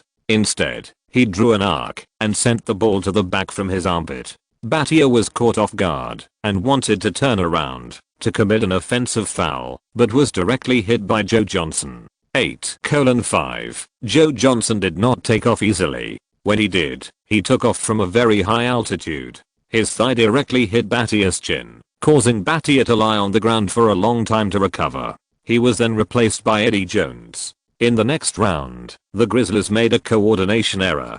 Gasol attracted a double team and passed the ball. Eddie Jones ran to the side to receive the ball and accidentally stepped on the sideline. The Hawks attacked, and Joe Johnson ran to the side to receive the ball and shot a three-pointer. 11-5. Although Mike Miller's defense was also good, Battier was the defensive core of the Grizzlies' perimeter. He was first-rate in single defense and top-notch in assist defense. When he left the court, the Grizzlies could no longer defend against the Hawks. Gasol finally suppressed Josh Smith in the low post and received the ball with his back to the basket. He turned to the baseline and used his height advantage to force a turn and shot on the right side. He scored on the rebound and scored 11:7. The Hawks played a high pick and roll. Poole cleverly passed the ball to Josh Smith to help him take off in 3 steps, but Laurent Wright, who was defending, still interfered with Josh Smith. The latter shot under the interference and missed. The opportunity has been created, but Josh Smith's finishing ability is not stable. There is no way. If you build Josh Smith in the way of Marion, you can't expect the opponent to have the finishing ability of Stoudemire. In the Grizzlies' positional battle, Mike Miller got rid of Gasol's screen again, received the pass from Stoudemire. Dio switched defense in time and successfully interfered with Mike Miller's shot, and the latter missed the shot. Wright rushed to grab the front court rebound. Josh Smith confronted in time. Wright did not choose to force it and was able to pass the ball. Eddie Jones challenged Joe Johnson alone, shook out half a body, and made a jump shot but missed. The backcourt rebound was taken by Dio again, and he suddenly made a long pass to the front court after landing, and Poole was about to get off. After receiving the ball and rushing into the penalty area, Poole jumped with both feet, stretched his body, and completed a double-handed dunk, which ignited the whole audience. This dunk certainly cannot be compared with Josh Smith, who will participate in the dunk contest, but it is more rare and rare. Although Paul has good physical fitness, and it is not difficult to complete a dunk, he has a calm personality, and usually does not stretch his body to dunk like this. Not long after the start of the game, the team had been hit by the Hawks twice in a quick counter-attack. Kobe Bryant immediately called a timeout, and asked the players to improve their offensive efficiency, not to fight for the front court rebounds if the opportunity is not particularly good, and pay attention to returning to defense. The Grizzlies can stay in the top 8 in the West, and excellent tactical execution is the key. After returning from the timeout, they immediately launched a more efficient offense around Gasol, and gave up the fight for the front court rebounds, resolutely returned to defense, and did not give the Hawks the opportunity to make a fast break. The Hawks also adjusted the team's offensive focus immediately. The backcourt double guns used the pick and roll to single-handedly give the Grizzlies a headache. They couldn't defend at all. In the second half of the first quarter, in order to limit the Hawks' backcourt double guns, Kobe Bryant arranged a double team and relaxed the defense on Posey and Josh Smith. Posey's touch, which he had finally found, was gone again. He missed 2 consecutive shots and his touch was not good. Killian immediately made a substitution. Veteran Kittles came on the bench and replaced Josh Smith with David Lee. This substitution was effective immediately. In the next round, Eddie Jones double-teamed Paul, who broke through. Kittles received the ball in the right corner and hit a three-pointer steadily. On the defensive end, the Hawks consciously let go of the Grizzlies' number 15 rookie Hajim Warwick this season. This player is the same type as Swift, who was just poached by the Rockets from the Grizzlies. He is a power forward with outstanding running and jumping ability and strong impact. His disadvantages are average basketball IQ, height, and confrontation. Not as good as Swift. As the game continued, the Grizzlies gradually couldn't keep up with the intensity of the Hawks. At the end of the first quarter, the Hawks led the Grizzlies by 11 points with 37-26. In the second quarter, Killian sent House, Joe Johnson, Barnes, David Lee, and Milicic. Joe Johnson played more of a ball holding and feinting role on the court, creating more shooting opportunities for David Lee and House. Milicic, who successfully lost weight, finally entered the team's rotation lineup in this game, but the Serbian genius's task was to start with defense, do some pick and roll, position, and frame protection, and the effect was pretty good.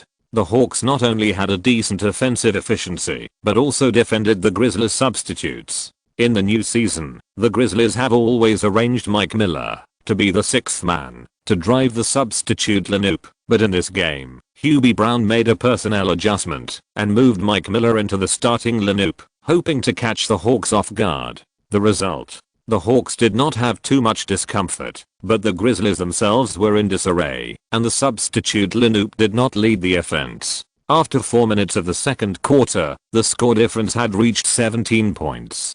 Kobe Bryant had no choice but to bring Gasol and Battier to help the team stabilize the situation and not let the score difference widen. However, facing the double teaming of Milicic and David Lee, Gasol's appearance did not bring immediate improvement to the team's offense and was unable to change the Grizzlies' shortcomings of poor offense. In terms of strength, Gasol is indeed up to the standard of the big boss, but in terms of playing style and mentality, Gasol is still a little soft. When his teammates can't get in, he dare not go hard against the double team. This character is really a perfect match with Kobe. In the second half of the second quarter, Paul, Kittles, Posey, Josh Smith, and Dio came on the court. The Hawks may directly play run and gun, and the rushing Grizzlies may lose sight of one thing, or play a positional battle around Paul, focusing on the old flying squirrel, and continue to widen the score difference. At the end of the first half, the score was 66-42, and the game was almost suspenseful. For a team that has always been accustomed to playing slow-paced positional warfare, falling behind by 24 points is almost equivalent to losing. This is not just the difference in points, but also means that the team's defense can't withstand the opponent's impact. Similarly, this type of team has a relatively slow scoring efficiency, and it may take only one quarter to score 24 points. Compared with the team's victory, Killian is more happy that Milicic has gradually integrated into the Hawks team. In the 2 seasons with the Pistons, Milicic's aura has been worn out, but it must be said that his confrontation and defense have improved somewhat, and these are exactly what the Hawks need. Milicic is also happy about the change in his situation in the Hawks, which is also a factor of psychological expectation. Entering the NBA as the 2nd pick in the draft year, Milicic's benchmarks are James, Anthony, Bosh, and even Kaman. The outside world is dissatisfied with him, and he himself finds it difficult to accept it. Being thrown to the Hawks as a junk contract, Milicic's benchmarks are some famous studs in history. Now there are signs of resurrection, and naturally there is more longing in his heart. The final score was fixed at 114:98. The Hawks held back a little in the second half, and did not humiliate their neighbors, but at the same time, they did not let the Grizzlies close the score to a dangerous level. The final 16-point difference is just right. 16-8. In the post-match interview, Killian affirmed the performance of the players, especially Paul. In the interview, Killian made Paul's core position clear, hoping that everyone would vote for him and send him to the All-Star game. It is indeed very difficult for a rookie to be selected as an All-Star. Even a strong player like James did not make the All-Star game list in his rookie season. The last rookie to make the All-Star game in his first year was Yao Ming in 2002, which was a dimensionality reduction strike in voting.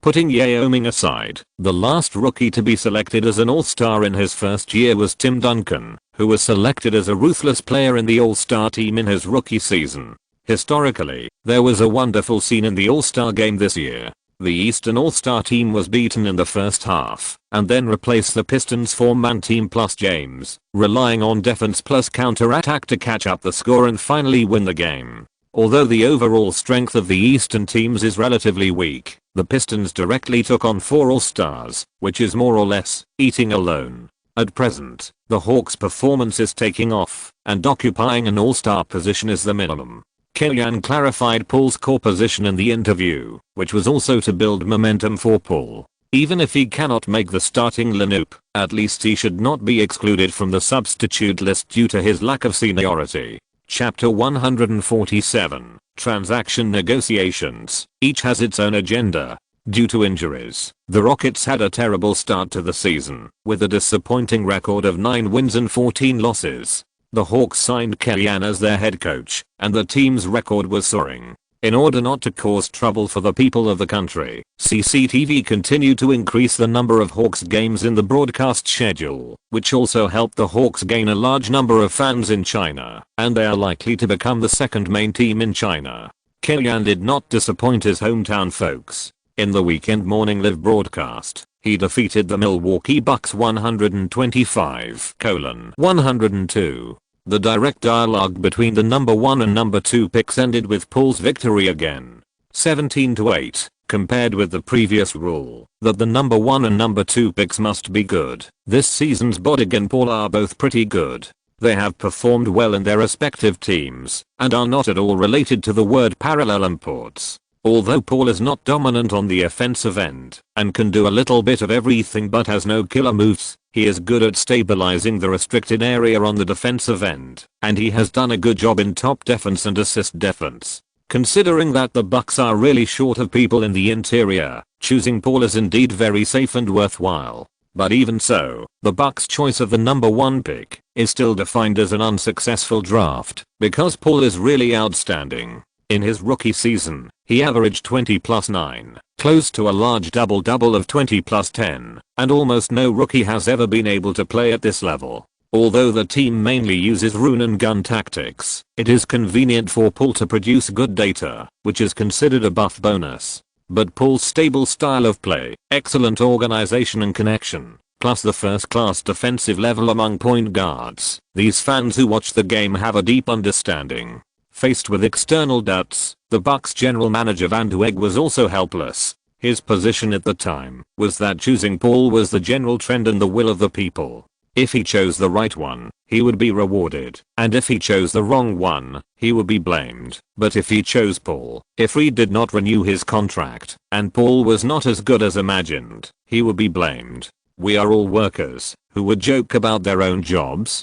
Besides, Bodig is still okay now. With the overall decline of the Eastern Conference, the Bucks' inside level is definitely above the standard. In a sense, the timing of Kellyan and the Hawks' rise is just right. Just in the year when the Rockets crashed due to injuries and the Chinese fans' preference had nowhere to go. It was after this game that the Hawks first made a tentative approach to the Rockets to negotiate the Rockets' first round pick in the 2006 draft. Larry, are you kidding me? You know how serious the injuries we have suffered this season. It's not polite to talk to me about draft picks at this time, Carol Dawson replied angrily after receiving a call from Larry Sander.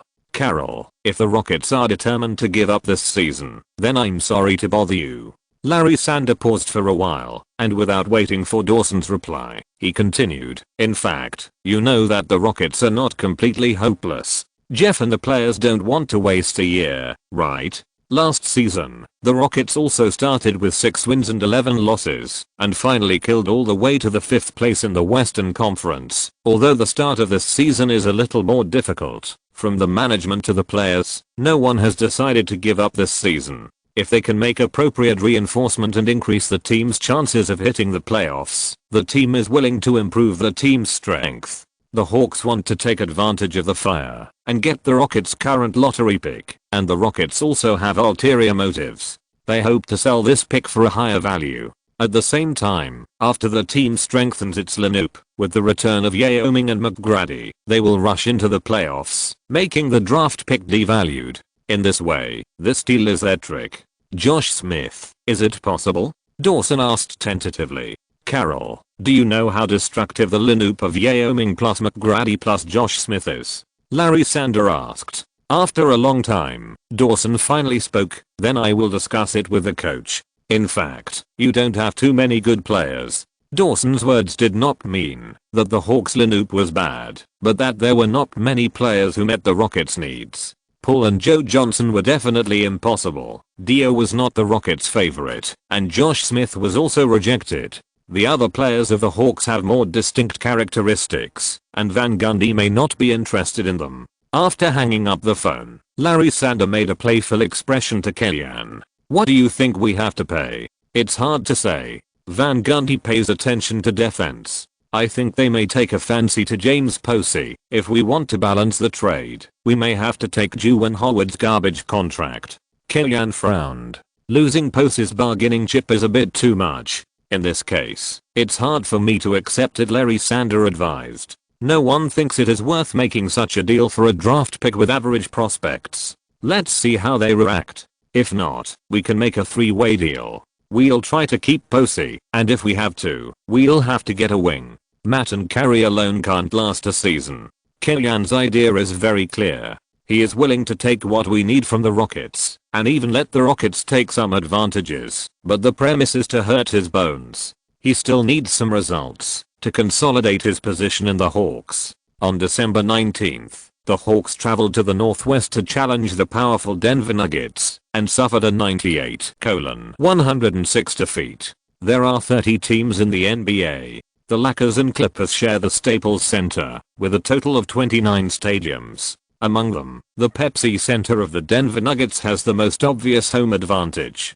Denver is 1,606 meters above sea level, and the Pepsi Center is the highest stadium in the league. The home team players don't feel much in Denver in their daily life, while the visiting team will inevitably have some physiological reactions when they come to such a place to play, and their competitive state will decline significantly, which is why the Pepsi Center is called the Devil's home court. The Eagles, who are mainly young players, were in trouble. After the opening, they lost all their competitive state. No matter how they shot, they couldn't score. The Nuggets beat them 23-6 and entered the official timeout. During the timeout, Kellyan made some tactical adjustments, but the players were not in good physical condition, as if they were wilted. Any tactical arrangements were in vain, and the difference between the two teams once reached 21 points. It was not until the end of the first quarter that the players slowly adapted to the atmosphere of the Plateau home court and played some content, narrowing the difference to 18 points.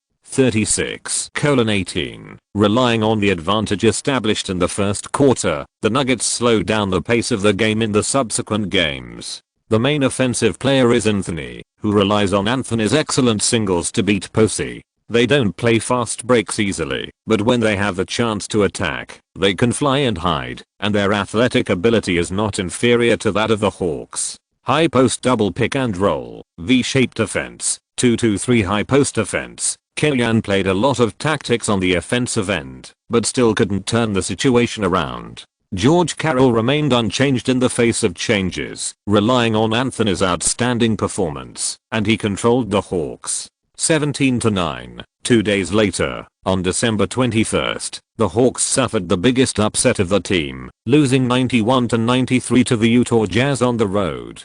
17-10. The Hawks led by 15 points in the first half, but were reversed by their opponents in the second half, especially in the fourth quarter, when the players seemed to be possessed by evil spirits and couldn't make any shots. Facing his lifelong enemy Deron Williams, Paul was unsurprisingly completely defeated. He made 6 of 18 shots, 1 of 3 3-pointers, 2 of 2 free throws, and scored 15 points and 5 assists. Joe Johnson was also inefficient, making 7 of 21 shots, 1 of 4 3-pointers, and 5 of 6 free throws, scoring 20 points, 5 rebounds and 2 assists. The Jazz won the game because of the home whistle, but the bigger problem was the poor performance of the Hawks themselves. The Utah double evil spirits of Deron and Boozer have not yet formed, and their power is not that great. The Hawks completely lost to themselves. Losing to the Nuggets was within Kellyanne's acceptance range, and losing to the Jazz unexpectedly was also the ecology of the NBA. There is no team that can only beat the strong with the weak, and there has never been a Oliver. On the plane back to Atlanta, Kellyanne found Paul and Dio, who were in poor condition recently, and gave them eye drops. On December 23rd, the last game before Christmas, the Hawks returned to their home court and faced the challenge of the Indiana Pacers. Not long ago, the Pacers just made adjustments to the team lineup, trading Artest for Stojakovic of the Kings. Although the team cleared a thorn, the Pacers' strength has declined somewhat after Artest was replaced by Peja, who is in decline. Peja's outside shooting is more threatening, but whether it is singles with the ball or outside defense, he is obviously not as good as Artest. After the trade, the Pacers' offensive positional warfare is more dependent on O'Neal. O'Neal won the jump ball and the Pacers took the lead in attacking. Tinsley steadily controlled the ball and came to the front court. Jeff Foster and O'Neal made a double screen for Steven Jackson on the strong side. Joe Johnson did not give up an inch and madly stuck to Jackson, not allowing Jackson to find a chance to attack in a mismatch. After Wu Sheng received the ball, he did not choose to force it himself, but handed the ball to O'Neal, who was not in a good position. Instead of receiving the ball in a comfortable position, O'Neal received the ball with his back to the basket, glanced at Dio, and turned to face the basket to attack. Shooting fake, dribbling, elbowing, pushing Dio away, and hitting the backboard lightly. In addition to being soft, hard, and dull, O'Neal is basically the strongest power forward in the league. Even compared with Stoudemire, whose statistics are more gorgeous, Kellyanne feels that O'Neal's ability is more comprehensive, and his defense is incomparable. The Hawks are attacking, Paul holds the ball, and Tinsley defends steadily. At the moment, when Dio pulls out to pick and roll, Paul is ready to hold the ball and prepare to break through as usual. O'Neal firmly blocks Paul and makes sufficient delays for Paul. O'Neal switches defense, Tinsley chases and double teams, and Dio is in an unguarded position. Paul tries to distance himself from Dio as much as possible, and then passes the ball back to Dio. Dio didn't have an open shot at the first time, so he took a step inside, and Foster's defense immediately rotated over.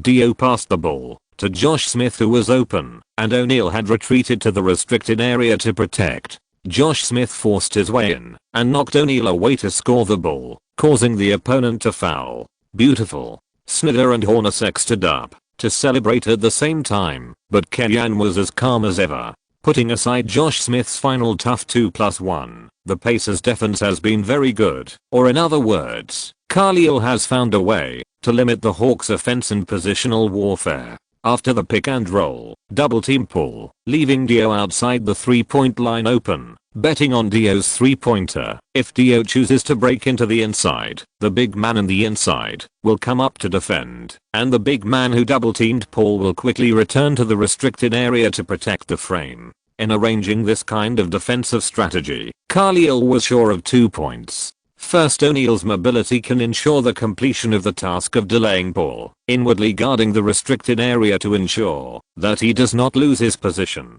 Second, Dio's 3-pointer is unstable. It is not to say that it is completely absent, but it is worth trying to put the Hawks' powerful offense on Dio's 3-pointer. Swish. Josh Smith made a free throw. 3:2. The Pacers continued to focus on O'Neal, passing the ball from high to low, allowing O'Neal to receive the ball in the low position.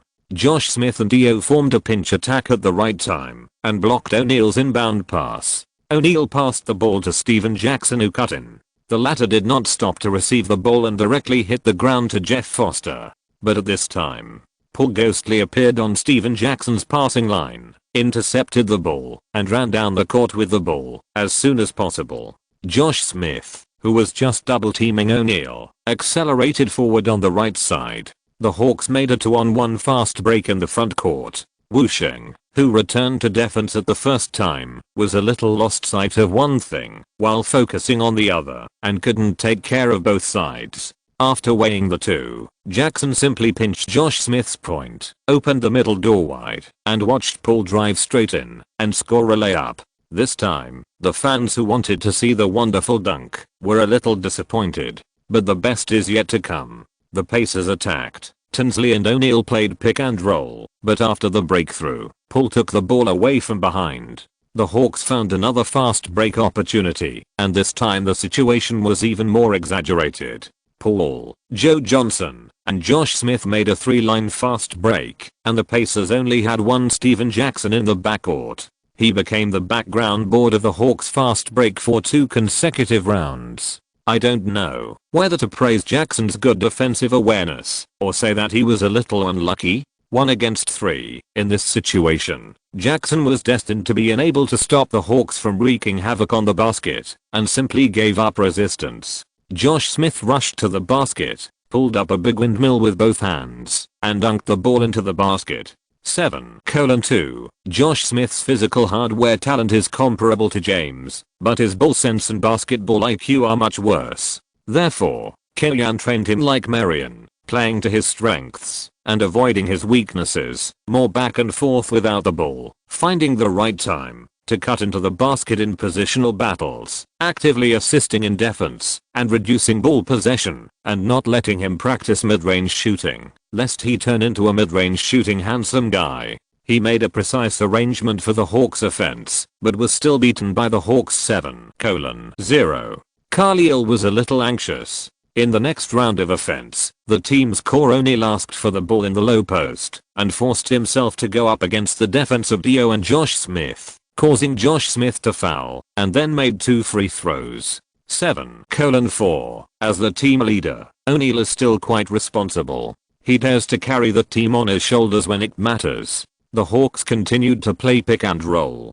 Dio followed Tinsley and Paul played against O'Neal. He shook off his opponent through the change of rhythm and continued to go deep into the restricted area. Before Foster came to help defend, he made a high arc floater on the move, helping the Hawks score in the positional battle. 9:4. In a blink of an eye, Dio found a way to deal with the Pacers' defensive thinking. He was indeed inaccurate inside the 3-point line, but when he went down to the free throw line, the threat increased exponentially, and Tinsley could not ignore it. This gave Paul the opportunity to train O'Neal. The Pacers attacked. This time Tinsley broke through the inside with the help of O'Neal's pick and roll. However, during the breakthrough, he used the space brought by O'Neal to pass the ball to Steven Jackson on the left at a 45-degree angle. The latter started to move the moment he received the ball, forcibly pushed Joe Johnson away, and went straight to the basket. Bang! Josh Smith was unable to make up for the defense and helplessly became the background board for Steven Jackson's dunk. Roar. Steven Jackson roared, as if he wanted to use this dunk to vent his anger for almost being dunked by Josh Smith. A lean camel is bigger than a horse. The Pacers have been in trouble in recent years, and the legendary Miller retired after the end of last season, but they are indeed strong, and did not lose to the Hawks in a head-on confrontation. The Hawks relied on a small climax of 7:0 at the beginning to establish a slight advantage. Under the dispatch of Khalil, the Pacers relied on a very competitive lineup to hold the score. Like Kenyan, Khalil is also a representative of the academic coach in the league, with extremely high tactical literacy and stable team performance. The two sides fought wits and courage, and the stalemate lasted until the end of the first quarter. The Hawks led by 4 points with 28:24. The turning point of the game came in the second quarter. After O'Neal Jr. went off the court to rest, the Pacers lacked the main offensive starting point, and the offense was carried out around Peja and Danny Granger on the outside, and the efficiency declined significantly. Although he was the second highest scorer in the league last season, Peja is really just a shooter with extreme accuracy. Players like him can play a huge role in the right system, but it is really difficult to immediately show strong combat effectiveness in a new environment. The key is that Granger is not a player who can play one-on-one with the ball. He is also good at catching the ball and then shaking it once before shooting quickly. The playing style and positioning of the two wing players overlap, and they have not formed a good tacit understanding. On the Hawks side, Joe Johnson and David Lee scored through pick and roll tactics. Facing Harrison, David Lee has an obvious advantage in footwork. He can face the frame and break into the basket for layups, or he can also make mid-range jump shots. Milisic's joining has unexpectedly activated David Lee. Not only has he been liberated on the defensive end, he does not need to defend the opponent's strongest inside line. On the offensive end, he can also be in high and low positions with Milicic to complete some cooperation. This is also the reason why Milicic replaced Mickey Moore and got more playing time. He can provide more changes to the team on the court. The Hawks made a concerted effort and widened the gap to 12 points. The main lineups of both teams returned. Milicic stayed on the court, matched with Dio, and limited O'Neal, and the effect was quite good. Compared with the previous encounter with the All-Star inside line, he could only surrender on the defensive end, racking his brains to speed up the rhythm on the offensive end and dragging down the opponent. Now Kenyan has one more choice. Milicic performed quite well in the blue-collar position, which also made Kenyan secretly proud that he did not pay too much and got a qualified inside substitute, which happened to be the type that the team urgently needed. At the end of the half, the Hawks led 54-43. In the second half of the game, the Pacers mainly launched the offense through O'Neal, which led the role players to play and once narrowed the gap to only 4 points. However, when O'Neal Jr. left the court at the end of the third quarter and the beginning of the fourth quarter, the score difference was immediately pulled back to double digits by the Hawks. After several twists and turns, the Hawks finally held on to the victory and won the game 110-97, ending their 2-game losing streak and allowing Hawks fans to enjoy the Christmas holiday in a good mood. 18-10, Rick Carlisle is the best tactician in the league. Every game against him is very difficult. Fortunately, the Hawks won the game today, and I'm very happy that the Hawks fans can leave the Phillips Center humming happy songs. In the post-match interview, Kenyan expressed his respect for Carlisle. Carlisle is not inferior to Kenyan in tactical attainments, but he may just lack some flexibility. In addition, Kenyan has more high soccer IQ players under him, and they will adjust themselves more on the court. This should be an advantage over the Pacers players. After winning the game, what kind of Christmas gift do you plan to reward yourself with? The reporter asked with concern. I hope Santa Claus will bring my girlfriend back from Los Angeles. Kenyan smiled bitterly when the question was asked. 90% of the head coaches in the league are married, and there are very few people like Kenyan who are only 25 years old and still unmarried. And she has a personality of coming to her city for love, so the media is naturally willing to pay attention to her. I think your wish will come true. Thank you. Chapter 148, a deal that is harmful in the short term, but beneficial in the long term. After the game on the evening of the 23rd, the Hawks got 3 days of rest and will welcome the New Jersey Nets at home on the 27th. The players also got 2 days of vacation and can enjoy Christmas. the players can relax, but the management still has work to do. For example, the team's financial report for this year. For example, the continued follow-up of the rookie report. For example, the trade negotiations with the Rockets are still ongoing. After McGrady's comeback, the Rockets' record has improved. In the last 4 games, they have 3 wins and 1 loss, and only lost 1 game to the Mavericks. The team's record has improved to 12 wins and 15 losses. The improvement of the team's combat effectiveness has made General Manager Dawson and head coach Van Gundy determined to use the draft pick to exchange for immediate combat effectiveness. However, the Rockets owner Alexander has the final say.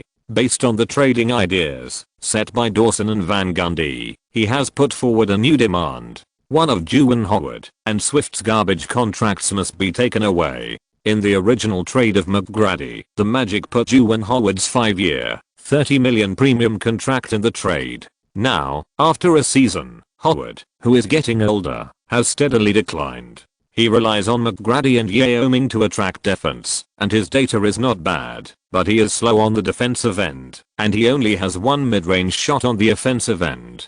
The remaining 4-year, $24 million contract can be completely characterized as a junk contract. This summer, the Rockets cut with a spoon through the Allen Houston clause, freed up a salary space, and signed Swift with a 4-year, $20 million contract. It's been very sad so far. This guy has no advantages except for his excellent running and jumping ability and violent dunks. On the offensive end, he has no ball IQ, can't run, and the quality of pick and roll is poor, not to mention shooting. On the defensive end, the lower limbs are weak, can't stand up, and have no sense of help defense. He is also very reckless and easy to be shaken. These 2 people each occupy the space of middle-class contract. The contract is long and boring, but the actual combat effectiveness is very average. The decline of the former is irreversible, and the latter shows no signs of opening up at all. It is not surprising that Alexander wants to take the opportunity to get rid of their garbage contracts.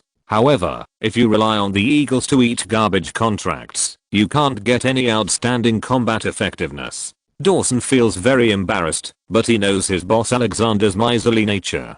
He doesn't care whether the team can advance to the 2nd round or even hit the championship. He doesn't care if the fans play Alexander's mother's death song every day. What he cares about is making money, using the lowest risk method to make money. Don't even think about asking him to pay luxury tax. Even under the salary cap, every penny saved is a penny. Van Gundy also found it difficult to do. According to his original plan with Dawson, there were 2 options for the trade with the Hawks. One was to trade Derek Anderson plus John Berry plus 1st round pick for David Lee plus Matt Barnes, and the other was to trade David Wesley plus Keith Boggins plus 1st round pick for James Posey plus Mickey Moore plus Pistons 2nd round pick. The Rockets upgraded both the power forward and small forward positions to increase their chances of making the playoffs.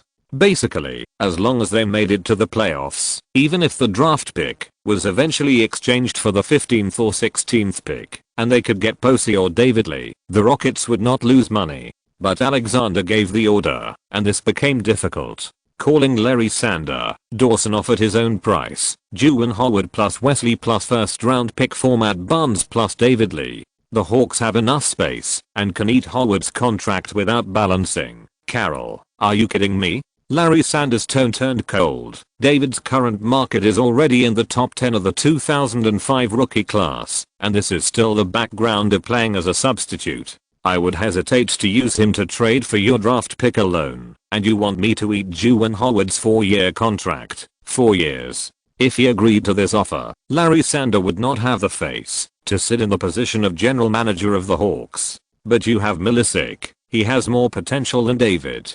Dawson reminded. Then do you think I can negotiate with other teams for a 1st round pick with David? There is no way to answer this question. It's hard to say now. After all, David Lee has only played 28 regular season games and only started in 2 of them. But as long as David Lee keeps up this performance, when the season ends and the draft lottery is over, the Hawks will have no problem trading him for a lottery pick. How do you plan to trade him? Dawson asked after a moment. I want to say that in our original plan, we didn't intend to take Howard's contract. This is not only part of the negotiation skills, but also a true reflection of Larry Sanders' inner thoughts. A 1 or 2 year garbage contract can be swallowed with a pinch of the nose, but a 4-year garbage contract will affect the future operation of the team. I need to discuss this with my team, Carol. Okay, stay tuned. After hanging up the phone, Larry Sanders looked at Kellyanne on the opposite side. What do you think? The role players of the Rockets are too weak. I'm quite sure that, as long as one of Yao Ming and McGrady is injured, this draft pick will definitely be a lottery pick. Kellyanne said, this lottery pick can expand our operating space in the future. But what if the Rockets insist on letting us take Howard's 4-year contract? Are you sure you can make good use of Howard? Larry Sanders asked. Or Swift. I think the Rockets may also be willing to accept giving up him. You can't just focus on the head and not the butt. Even if the team's high quality potential stocks plus draft picks can bring superstars, Howard's garbage contract will still restrict the development of the Hawks. You're right, this is a rubbish contract. I don't have the ability to use him well. Kellyanne admitted. After all, he is a player with an annual salary of $6 million, and he can only play the role of a minimum salary player. But I can find minimum salary players or rookie players to play the effective $6 million. This is a bit too much, but Kellyanne did use the minimum salary players well. Anderson, Eddie House, Diop, Barnes during the Lakers period, Kittles, and Mickey Moore during the Hawks period. I have to report this to Anthony. After all, it's a 4-year contract. Larry Sanders said.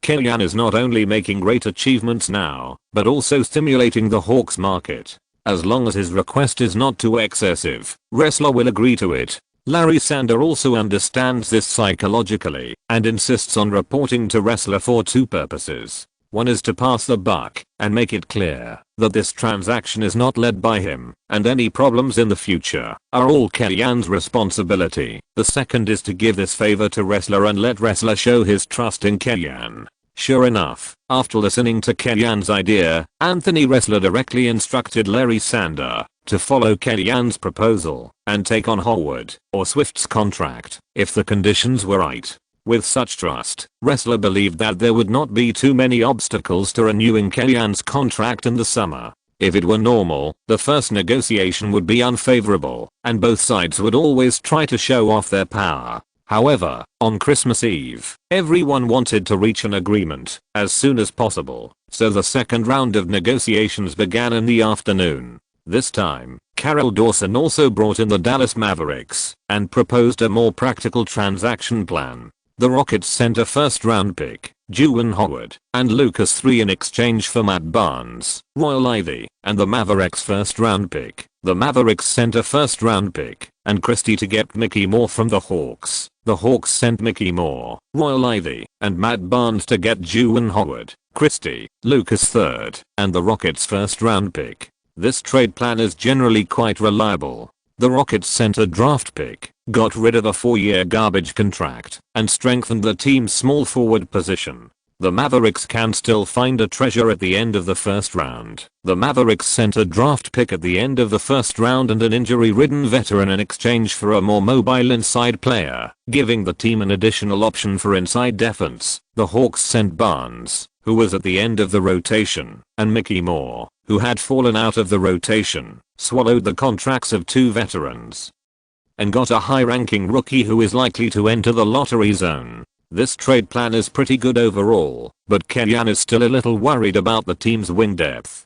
Christie used to be the league's defensive leader at the number 2 position, a real Kobe killer, but the 35-year-old has been plagued by injuries this season. He has only played 6 games for the Mavericks so far this season, and has been troubled by ankle injuries since then. Barnes' time in the rotation is not easy for him to replace, and he studied the player lists of each team again, and finally set his target on Udoka of the Knicks, pulling the Knicks into a 4-party trade. The Rockets sent a first-round pick, Juwan Howard, and Lucas III to get Matt Barnes, Royal Ivy, and the Mavericks' first-round pick. The Mavericks sent a first-round pick and Christie to get Mickey Moore from the Hawks. The Hawks sent Mickey Moore, Royal Ivy, Matt Barnes, and Dota Smith to get Juwan Howard, Amy Udoka, Christie, Lucas III, and the Rockets' first-round pick. The Knicks sent Amy Udoka to get Dota Smith. A big deal involving 10 players was finalized in the management's communication.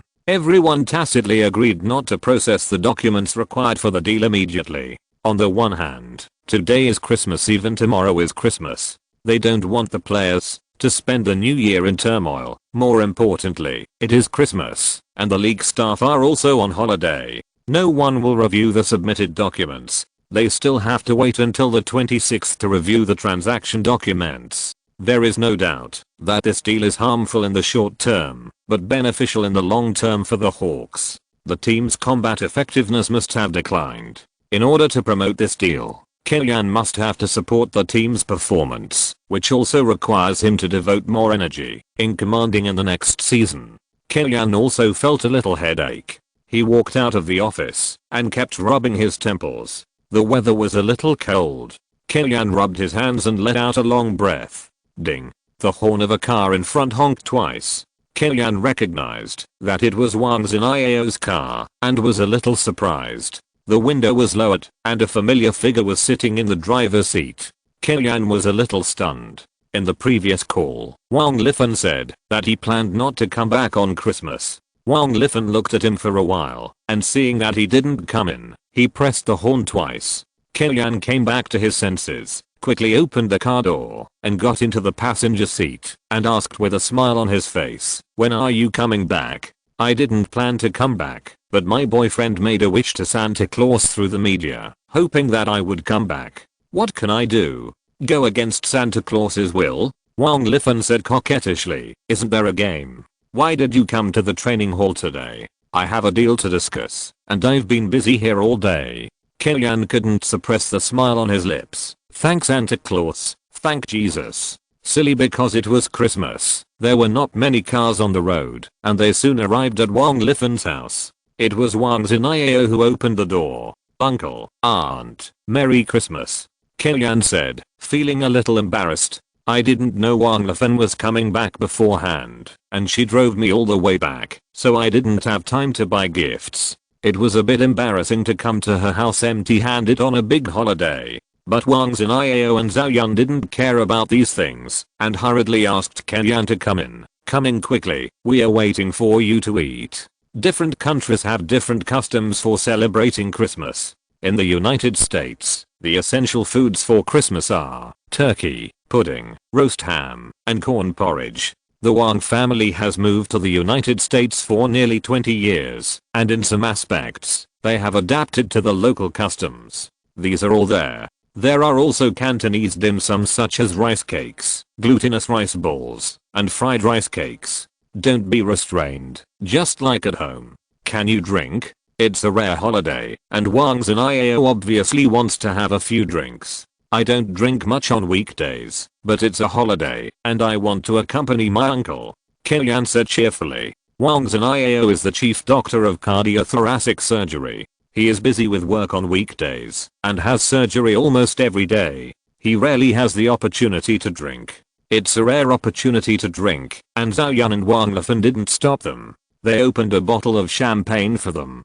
"You've done a great job with the Hawks. Many people in our hospital are now fans of the Hawks. In the past, no one bothered to mention the Hawks." Wang Zinao's words were not really compliments, but facts. It's been less than 2 months, and the Eagles have already won more games than last season. It's always easier to go from 0 points to 60 points, and the real test is to go up, Kellyan said modestly. "That's not necessarily true. Isn't there a saying that everything is difficult at the beginning?" Wang Zinao said, raising his glass. "It's not good to be too modest. He is like this. He is obviously very good, but he still feels that he has not done enough." Wang Lifan was apparently cueing Kellyan, but in fact he was still praising him. "Because now my achievements are still very empty, and I don't have real honors in my hands," Kellyan said. "Word of mouth is the most untrustworthy thing." That makes sense. Wang Zinao really appreciated Kellyan's words. "Uncle, I toast to you." Wang Zinao continued to talk to Kellyan. Zhao Yun kept putting dishes into Kellyan's plate. Wang Lifan curled his lips. "Who is your biological child?" The two of them finished a large bottle of champagne, and Kellyan felt that it was almost done. He made an excuse that he would be drunk if he drank more, and ended the banquet. After helping to clean up the dishes, the mother and daughter were doing the aftermath in the kitchen, while Wang Zhenao and Kenyan sat on the sofa. Do your parents know about you and never? Wang Zhenao suddenly asked. I have mentioned it to them, and have seen photos of them. Kenyan said. The two elders have a very good impression of never. My parents also hope that I can find a more stable girl. Kenyan gave Wang Zhenao a reassurance. There is no better profession than a doctor, not to mention that doctors in the United States have a high social status and a stable income. Moreover, being able to be admitted to a medical school in the United States shows that their IQ is very high, which is also valued by some families. Never used to be more playful, but after entering college, he became more stable. Wang Zhenao said firmly, your parents are public officials, so it is not convenient for them to go abroad. Then wait until the season is over, and our family will return to visit your parents. Ah. Kenyan was shocked. What do you think, uncle? Let's listen to Never's opinion. I don't want to put pressure on her. I'll talk about Never. After Christmas, 4 teams dropped a bombshell on the league. A big deal involving 4 teams, 10 players, and 2 draft picks detonated the league. At first, the public opinion on this deal was mixed. In the eyes of fans, Howard, as a veteran, can bring experience to the team, and his statistics are not bad. Christie is also a person who has seen big scenes, and there are draft picks as compensation. But when experts pointed out that Juwan Howard's $24 million contract for the next 4 years will greatly affect the future operation of the Hawks, fans realized the danger. 4 years. For a time, doubts arose. Fortunately, Kenyan had a sharp eye in this year's draft. Paul and David Lee's performance exceeded expectations, which made fans feel that Kenyan agreed to this deal because he had his eyes on a rookie. In addition, Howard's contract expires in 2009, which does not affect the Hawks' renewal of Paul and David Lee in 2009, or even the contract negotiation with Joe Johnson in 2010. Hawks fans felt that they had suffered a great loss, and they barely calmed down for Kenyan's sake, and did not attack on social media. Rockets fans also felt that they had lost money. The team sent Juwan Howard away, and brought in Barnes. It did save money, but the strength did not seem to increase much. There is a good thing, falling out of the playoff list. This is a lottery show. TMD used the lottery pick to take away the garbage contract to save money. Is there still a King's Law? Is there still law? The only ones who feel that they have made a profit are the Mavericks fans. They are a championship team. The draft pick is destined to be at the end, and there is no time to train rookies. In exchange for an experienced and distinctive inside player, there is no doubt that the benefits outweigh the disadvantages. However, Kenyan has always believed that it is best to evaluate a transaction after all the chips are cashed in. Whether the Hawks make a profit or a loss depends on what the Rockets' draft pick is. On the morning of December 27th, the Hawks completed physical examinations for 4 players, and then the 4 players attended a press conference with team staff, and took photos in front of the media with their new jerseys. The most excited one among them is Lucas III, joining the fast-paced Hawks. Playing under Kenyan, who is good at using young people, Lucas feels that his speed has a place to use, and even has the idea of competing with Eddie House for the backup point guard position. Udoka is also very excited, not because of joining the Hawks, but because of leaving the chaotic Knicks. Young players still need a good environment to grow. Obviously, the current Knicks do not have such conditions. Christie is plagued by injuries, and is considering retirement. After all, he joined the Mavericks with the intention of hugging thighs and getting a championship ring. He does not see any hope in the Hawks for the time being. Instead of this, it is better to retire early and enjoy life. Juwan Howard has the attitude of make the best of it. He just wants to get the full $24 million contract for the next 4 years. He doesn't care who pays him. Chapter 149 East 3 Card Battle. The registration of the player list was completed before the game, and the 4 new players entered the roster for the game between the Hawks and the Nets. The 2 teams are currently ranked 3rd and 4th in the Eastern Conference, with only 1 place difference in ranking, but the number of wins is 3 games different. In terms of winning rate, they are not teams of the same level. However, after seeing the Hawks make such a deal and a major change in the team, the Nets are more confident in pulling down their opponents. Although only Barnes is in the rotation among the players who left the Hawks, the major personnel changes in the middle of the season will definitely have an impact on the internal stability of the team, and the Hawks are still a young team. Killian also needs the victory of this game to stabilize the morale of the troops. Therefore, full preparations were made for this game. The starting lineups of the two teams did not change. As the basketball thrown by the referee gradually rose, Josh Smith and Jason Collins jumped up. Both of them are among the inside players with the lowest jump ball success rate in the league. This round of jump ball is also a typical chicken pecking snap. In the end, Collins' height narrowly beat Smith's bounce. Carter grabbed the basketball, but did not pass it to Kidd at the first time, but passed it directly. Jefferson, who had already started to run into the Eagles' restricted area, received the basketball, changed direction with a European step, shook off Dio, and dunked back to score. The Arizona Fire's ball handling skills were a bit rough, and his shooting was sometimes effective and sometimes ineffective, but his physical fitness was explosive. He was a very good offensive wing with Kidd's lead. After the offense and defense switched positions, Paul quickly brought the ball across half court, and it was Kidd who was defending him. Kidd is also a representative of the offensive and defensive point guard in the league. His career steals data is second only to Stockton, and unlike Iverson's gambling steals, Kidd's steals are mostly based on his superb basketball IQ to judge the opponent's passing line and complete the steal. In this regard, Paul and Kidd are somewhat similar. Paul did not force a breakthrough himself, but quickly handed the ball to Dio, who was pulled to the perimeter, and then used his speed to insert into the inside. Paul's speed is not comparable to Kidd's, and Dio's pass is also perfect. Receiving the ball at the free throw line, Paul took a step to the left side of the basket, tying up Kostick and Kidd's defense to the greatest extent, and returned the ball to the free throw line. Dio, who went down to the free throw line, easily made a mid-range shot. The cooperation of the two pass masters directly turned the entire Nets backline upside down. The Nets attacked. Kidd broke through with Kostick's pick and roll, and sent the ball to Jefferson at the bottom line in time. The latter shook Joe Johnson with a fake move, and missed the mid-range shot. Dio easily grabbed the rebound, dribbled forward a step, and sent a long pass. Carter desperately chased back, and reached out to break the ball out of the bottom line. The Hawks attacked in a positional battle. Facing Kostick's defense, Dio rarely fell to the low post to ask for the ball. He slightly bent his left elbow to hold Kostick, widened the distance between the two, and easily jumped up and made a small hook shot. 4:2. Jefferson played to at the beginning, and the Nets ball rights returned to Carter. Kostick pulled to the outside to set a pick and roll for Carter.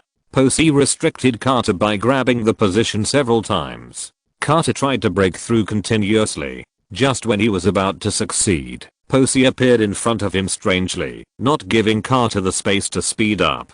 Carter used his explosive power to move horizontally to break through Posey. Suddenly, he turned around sharply, shook off the space and shot from mid-range. He hit it. 4:4. Carter's breakthrough is different from Kobe and Iverson. Kobe and Iverson's dribbling point is very high, and they complete the breakthrough by changing the direction and shaking the whole body. Carter's dribbling point is very low. Although it is convenient to protect the ball, his breakthrough is completely dependent on his excellent explosive power. This is also the reason why Carter's knees are prone to injury. In 2 words, overload.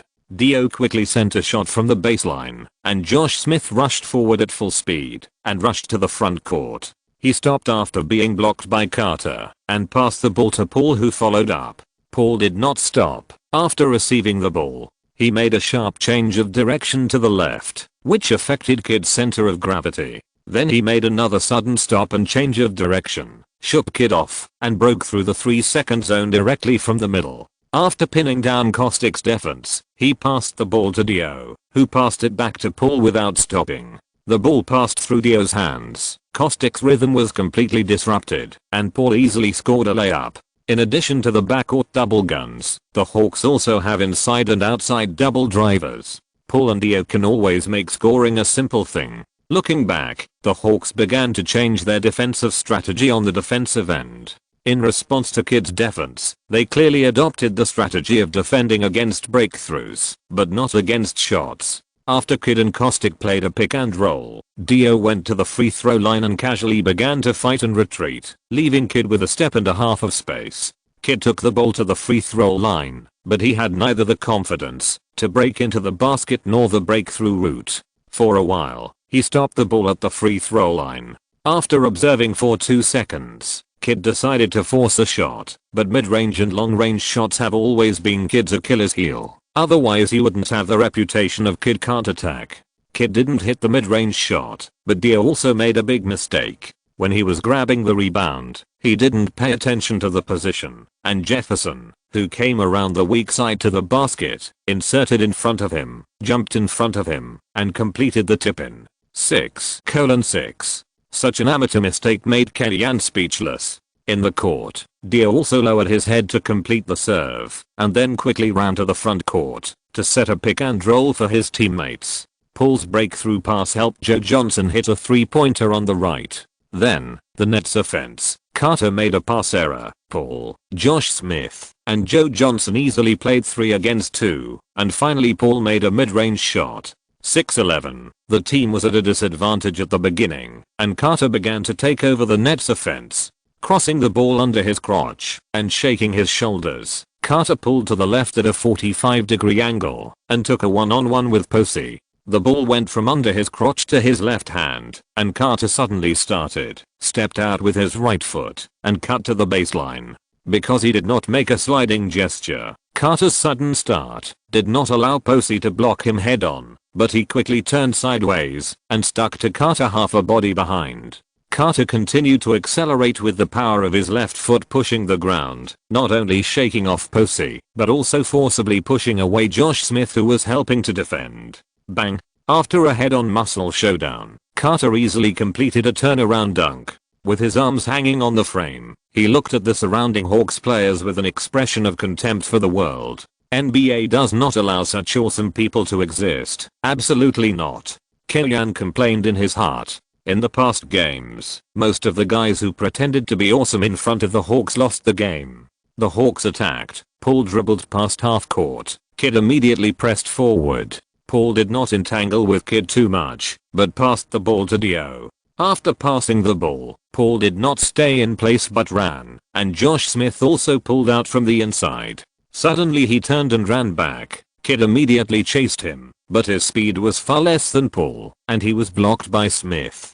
Dio passed the ball in time, creating a one-on-one singles opportunity for Paul to play against Richard Jefferson. Paul pulled the ball, turned a half turn to accelerate, and shook the angle. By the time Jefferson's body caught up with his brain, Paul had already shot. The ball passed through the net, bringing up a wave of white waves. 8:13. Attack and defense changed. Carter broke through Posey's defense and passed the ball to Caustic, who took a small step and shot. Although he missed, he caused Dio to foul. Eastern Europe made 2 free throws in the interior, helping the team to keep the score close. 10-13. In fact, the lineup structure of the Hawks and the Nets is really similar. Both sides have the league's top backcourt duo. Both have a forward player with explosive physical fitness. The main offensive firepower is on the outside. The center position is a technical inside player. The difference is that Kid and Carter are more star-level players than Paul and Joe Johnson, and the Hawks bench lineup is much better, especially in the inside. The inside combination of David Lee and Milicic is not worse than the Nets starting Caustic and Jason Collins, and is even better. Especially David Lee. After his debut, he showed his comprehensiveness on the offensive end. He can hit mid-range shots after pick and rolls, and can also use his footwork to score, and even grab offensive rebounds and complete secondary attacks. Compared with Antoine Wright, who was selected by the Nets at the 15th pick, I don't know where he is stronger. Relying on the outstanding performance of the substitute players, the Hawks established an 8-point lead and ended the first quarter 31-23. David Lee performed quite well, and Kellyanne continued to play around him, arranging the double point guard combination of Paul and Eddie House to play pick and roll with David Lee. Eddie House's outside shooting just happened to be able to contain the Nets' defense to the greatest extent. The small forward position was the mosquito shooter Kittles, who was also accurate. Frank Lawrence let Carter rest for a while in the first quarter and came up in the second quarter to lead the substitutes to score, plus 4 substitutes. Compared with the Hawks, who relied on more sophisticated tactical design and team strength to score, the Nets could only let Carter hold the ball more to attack. After all, House and Kittles were short and thin, and it seemed that they could not defend Carter at all. In this regard, Kellyanne's defensive arrangement was very clear. No one was suitable for defending Carter alone, so he double-teamed him. If one person could not defend, 2 people would come together, and the inside line also had to pay attention to assisting defense. How to pass the ball to teammates in the inside. Don't hesitate when it's time to foul. When his teammates couldn't open up space, Carter's offense was constantly double-teamed, and several forced shots were distracted and missed the basket.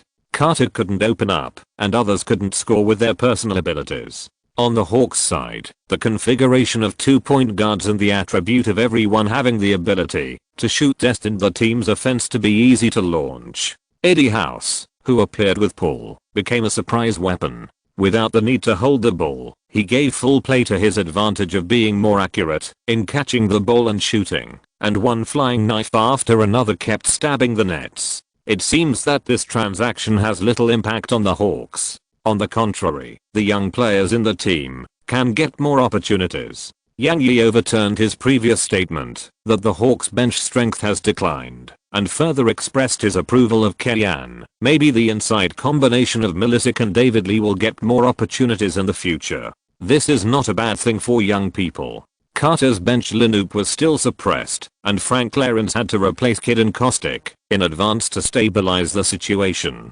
As soon as he came on the court, Kidd completed a steal and then made a precise pass in the backcourt, assisting Carter to score a dunk. 48:36. However, this scene was still too rare in this game. The Hawks were very weak on the defensive end, just double teaming Carter and leaving Kidd open. Kidd's mid-range and long-range ability was average, and he couldn't grasp the opportunities created by Carter. If it was Kidd, who had a stronger physical fitness in his early years, he could decisively attack the basket at this time and disrupt the Hawks' defense. If it was Kidd, whose shooting became more and more stable in the later period, Kellyanne would not dare to leave him open so recklessly. It was precisely this transition period of Kidd that was taken advantage of by Kellyanne. House scored 9 points in the second quarter, helping the Hawks to widen the gap to 16 points before the end of the half. 64:48. Without Mickey Moore, David Lee quickly stepped up and gained the upper hand against the weak inside line of the Nets. Without Barnes, the double point guard tactics researched by Kellyanne made Eddie House feel at home and played a greater role on the court. For a while, many face-slapping posts appeared on the internet, all of which were fans apologizing for questioning the Hawks trade. In the third quarter, the Nets launched the superstar singles tactic, using Carter's point to suppress Posey. Under his wolf-like attack, Posey did not last half a quarter and received his 4th personal foul and went off the court to rest. The Hawks, on the other hand, relied more on the strength of the team. The Hawks had more players. When Dio came on the court, he made all kinds of precise backcourt guidance and delivered shells to his teammates. When David Lee came on the court, he played pick and roll and suppressed the inside line of the Nets. Carter played the entire third quarter, panting with exhaustion, and completely lost the calmness after the dunk. At the beginning of the game, the Hawks still enjoyed a double-digit lead of 88:75, and the chances of winning were not small. At the beginning of the fourth quarter, Kellyanne launched a blitzkrieg again, sending the main lineup to play against the Nets, replacing Carter and Kidd, and caught Frank Lawrence off guard.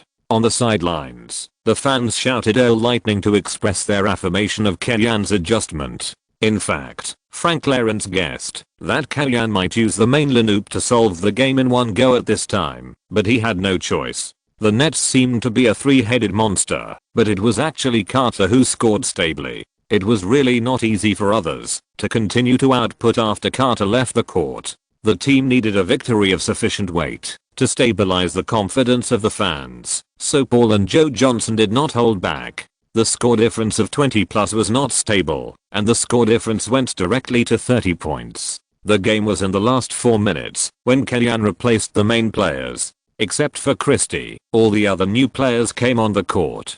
The fans at the scene did not necessarily approve of the new players, but they still gave Kellyanne face and applauded. The final score was 121-100. The Hawks won the card battle at home and widened the gap with the Nets to 4 games. The team's third place in the Eastern Conference is relatively stable for the time being. 19-10. What makes Hawks fans even more excited is that Kellyanne has rebuilt the team's rotation lineup.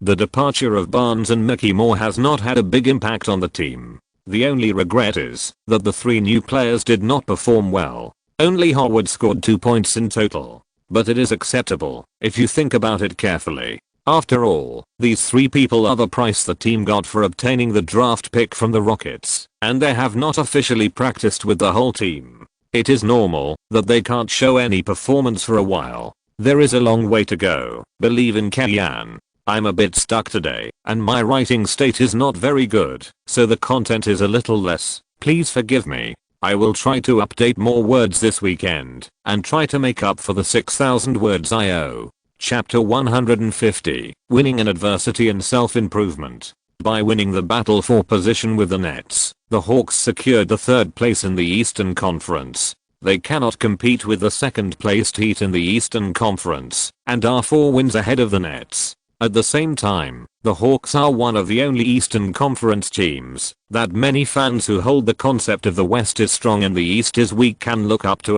The New Jersey Nets behind them currently have a record of 15 wins and 14 losses, which is about the 8th level in the Western Conference, not to mention that the Nets have played more weak teams in the Eastern Conference. After the game, Kellyanne accepted an interview with the media and talked about the transaction that the team had just completed and the problems of several new players. We still have a lot of hard work to do to maintain stable performance on the court. But as the team continues to improve, we are still on the right track. It is painful to lose Matt Barnes and Mickey Moore. I hope everything goes well for them in the future. I also know that fans have complained about this deal, but everything we do is for the better future of the team. Let's see if everything can get back on the right track. The reason why the new players are not given a long playing time is because they have not completed joint training with the team, which does not mean that they cannot enter the team's rotation. Everyone must work hard enough on the training ground to win their place. Compared with the compromise during the Lakers period, Kellyanne was more direct in many interviews during his time with the Hawks. It seems that he was polite to the new players, but he kept talking about the future, which means that he valued the draft pick. This is also the pressure on the new players. If they want to have a way out in the Hawks, they must start from the bottom. Kellyanne is good at Teo from the bottom of the league. He is a good guide for young players who have not made a name for themselves, but not necessarily for veterans who are declining. If you don't perform well, we can always find a new person to replace you.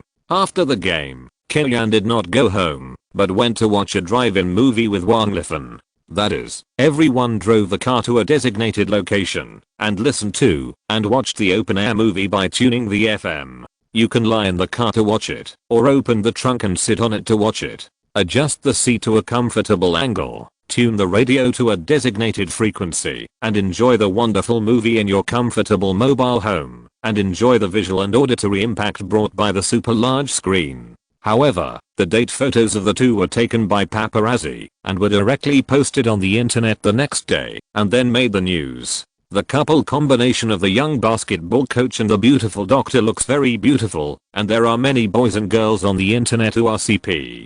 Hawks fans are happy to see this and named Wang Lifan Atlanta's daughter, hoping that they will have a happy marriage for 200 years and Kellyanne will continue to coach the Hawks.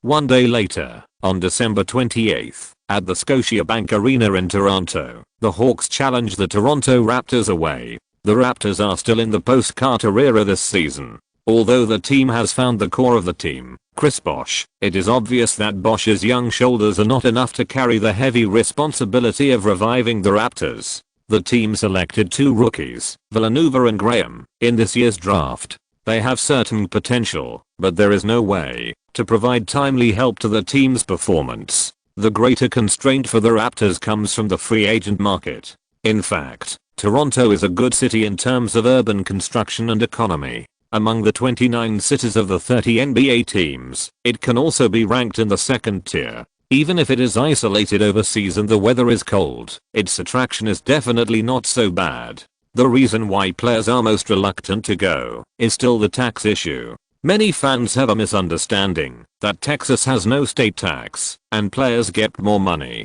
In fact, as long as it is in the United States, federal taxes are the big head, and state taxes only account for a small part of taxes. Moreover, Texas has no state taxes, but property taxes are higher than other regions. California has developed business, but business taxes are very high. Specifically speaking of players' income, the difference between states is only about 1% to 2%, which is difficult to really interfere with players' choices. Only Toronto is a serious high-tax city. The tax point is 5% to 7% higher than that in the United States. This difference makes free agents really unwilling to play in Toronto, and also makes the Raptors' attractiveness in the free agent market ranked last in the league. However, in this game, the Raptors still caused a lot of trouble for the Hawks. The frontline trio of Bosh, Villanova and Garbajosa had a hot hand, and their positions were further out than Dio and Josh Smith, and the team's offensive space was very open. Bosh pulled to the high post to face the frame, and showed his real giant style. He scored 27 points in 3 quarters, helping the Raptors to only lag behind the Hawks by 4 points in the first 3 quarters, 83-87. In the fourth quarter, the Hawks used full court pressing to frantically limit Calderon's passing, preventing the Raptors from easily completing the offensive organization. Many people think that Bosh and Garnett are similar in stature, and compare Bosh with Garnett. However, this game also proved that Bosh does not have the all-around attribute of Garnett to help dribble and advance on the outside. The two are just similar in stature, and Bosh also has a good shot. In other aspects, he is very different from Garnett. After a small climax of 12-0, the Hawks successfully opened the score and maintained the winning trend until the end of the game 110-125. The Hawks won away. The 15-point difference is not big or small, but the troubles caused by the Raptors to the Hawks are indeed slightly more than the previous opponents. 20-10. Of course, it can also be said that in this game, the Hawks more or less underestimated the enemy, or the state was a little up and down. However, in a long season, this situation will always occur. No team, which player can always maintain a state above 80%. At this time, it depends on the head coach's ability to adjust and be able to control it as much as possible to win the game at a smaller cost. In addition to the Hawks game, Kellyan must now also pay attention to the Rockets game. After all, the Rockets draft pick was fooled by him. The worse the Rockets record, the higher the value of this draft pick. In today's game, the Rockets lost to the Cleveland Cavaliers 105-107 after 2 overtimes, with a record of 13 wins and 17 losses, ranking 12th in the West. Barnes played as the starting small forward, 3 of 8 shots in the game, scored 7 points, and performed well. From a homeless player at the bottom of the league, he was promoted by Kellyan all the way to become a stable rotation player in Kellyan's team. Barnes has many technical characteristics that meet Kellyan's tactical needs, but whether in the Lakers or the Hawks, Barnes is mostly at the bottom of the rotation lineup, which more or less shows that Barnes' current strength is just like this. Van Gundy directly let him play as the starting small forward, which is more or less overestimating him, not to mention hoping that he can reverse the Rockets' crisis, which is even more of a pipe dream. In a sense, this deal is really a junk contract in which the Rockets used a first-round pick to send Harwood away. But no one expected that injuries would be more severe than Tigers, and the Rockets' performance would continue to decline. The value of the draft pick will continue to rise. On December 29th, the Hawks played back-to-back games and challenged the 76ers away. In a high-speed attack, the Hawks made 18 turnovers in this game, with a hit rate of only 44%. According to the same statistics, the 76ers had only 11 turnovers and a hit rate of 47%. But it was the Hawks who won the game in the end. They led by 5 rebounds with a score of 52-47, which gave them more opportunities to reload. They hit 15 3-pointers, while the 76ers only had 6. The final score was 96:102, and the higher true shooting rate helped the Hawks pass the test, 21-10. In both games, the team was in poor condition and won with difficulty. Anyone with a discerning eye could see that the players' condition had indeed reached its lowest point. In times of adversity, heroes are revealed. It is certainly a cause for celebration to lead the team to victory when the condition is good, but it is even more challenging for a head coach to be able to hold on when the player's condition curve shows a green arrow going down. For Kenyan, these two games were another time to upgrade himself. Fortunately, he got through them without any major problems. Although the game was over, the team's bad condition deserved Kenyan's attention. On the second day of training, Kenyan asked Tamblyn to increase the intensity of the players' training and extend the training time by half an hour. Through higher intensity training, the players' minds were tightened and the bad feeling of the game was driven away from their bodies. On the last day of 2005, the Hawks still had an away game mission, visiting Texas to challenge the defending champion San Antonio Spurs. This game is also one of the 5 games of the Hawks that are broadcast live throughout the year. The reason for this is naturally related to Kenyan. The Western Conference semifinals between the Lakers and the Spurs last season was the most classic Western Conference semifinals in the history of the NBA. Despite being at an absolute disadvantage in strength, the Lakers forced the Spurs into a tiebreaker, setting many NBA records. They are the first team in NBA history to win 3 away games in a series. They are also the first team to lose all 3 home games in a series. Looking deeper, whether it is the 3 highs formation that consumes Duncan to the greatest extent, or Kobe biting Parker on the defensive end, it can be said that Kenyan made the best use of his talents in this round of the series, and it can even be said to be a genius idea. If the Lakers lineup was not enough, if Phil Jackson did not intervene and disrupt Kenyan's mentality, it is still unknown who will win. After the series, even in the Spurs championship documentary, Popovich did not shy away from expressing his lack of confidence in this round of the series. Throughout the entire playoffs, only the Lakers brought the Spurs to the brink of elimination. Popovich gave Kenyan a hand, and Kenyan did not disappoint others' optimism about him. After taking charge of the Hawks, he immediately took the team to take off. This also made this game receive more attention. In line with the highest level national live broadcast, even on the last day of 2005, the AT&T Center was filled with 19,479 spectators as always, filling the entire arena with enthusiastic cheers on this bitterly cold day. The starting lineups of the two teams have not changed much. First, let me introduce you to the starting players of the home team Spurs. Tony Parker, Michael Finley, Bruce Bowen, Tim Duncan, and Alberto. Kenny Smith introduced the lineups of both teams to the audience as usual. The Hawks did not adjust their lineup because their opponent is the Spurs. They still use the most commonly used running and gunning lineup. Objectively speaking, the Spurs are the best team in the league at defending running and gunning.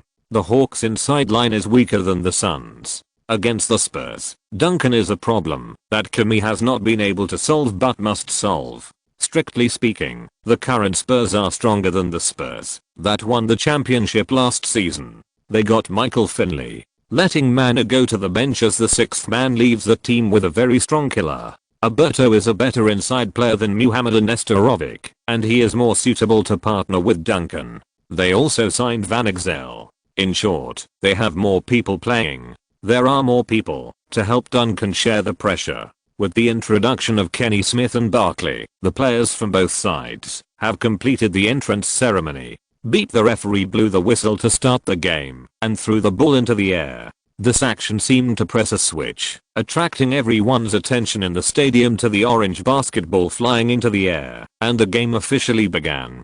Duncan and Josh Smith jumped up.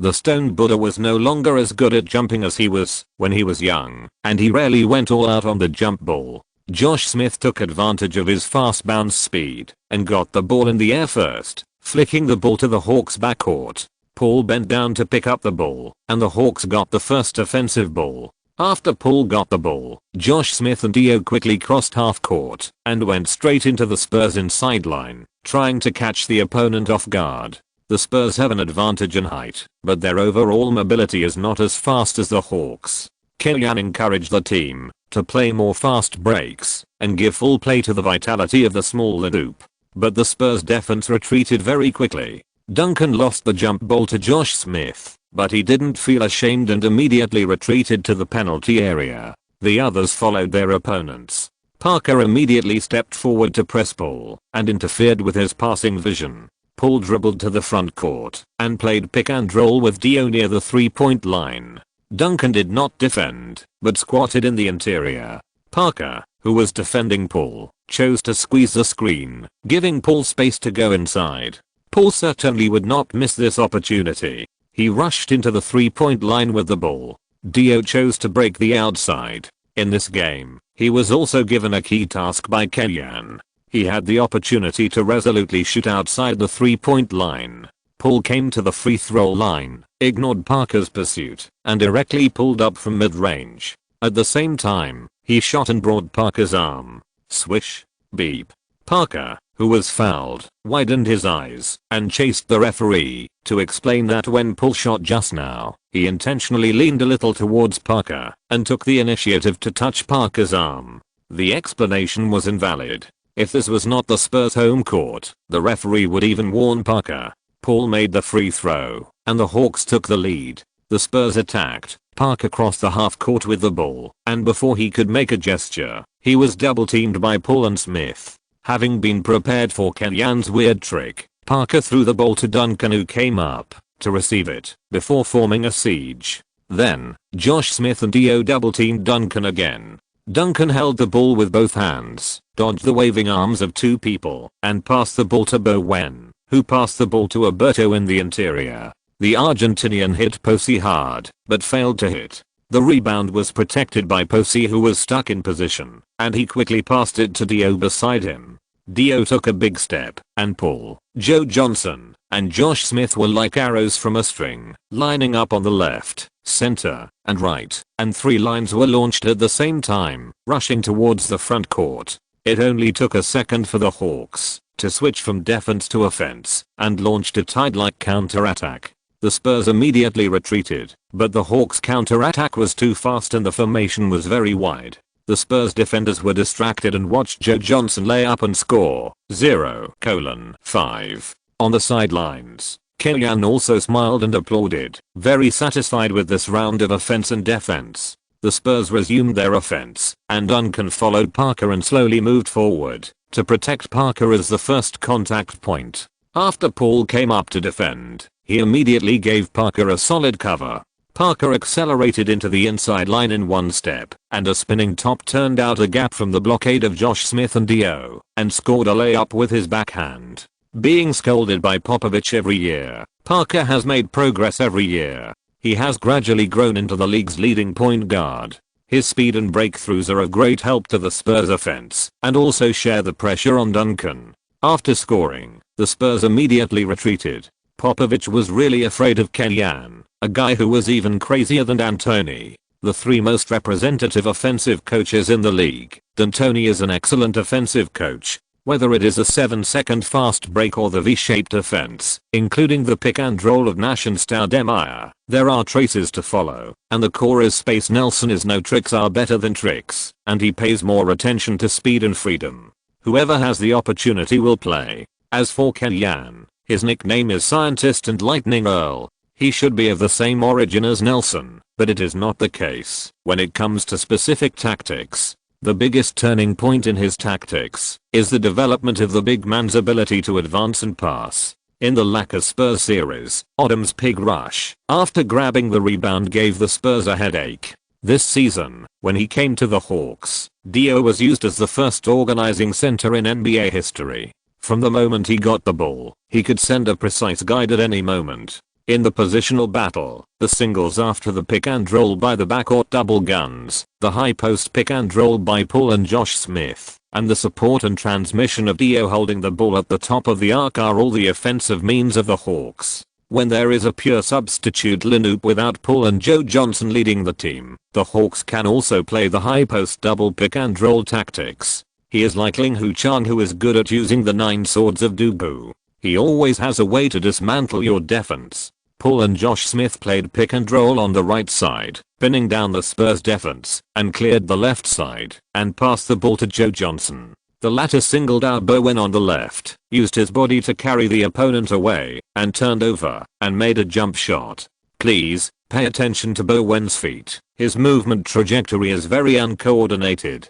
Kellyanne shouted loudly to the assistant referee on the sidelines. Complaining about such a notorious ruthless person, the referee only comforted Kellyanne and walked to Bowen's side when the Spurs served the baseline ball to remind him a few words, indicating that he should not make trouble. And Bowen continued to have an innocent expression on his face, and those who didn't know really thought he was an honest man. Feeling at a disadvantage, Popovich started the same one force defeats 10 skills operation from last season's playoffs. All players spread out and then passed the ball to Duncan.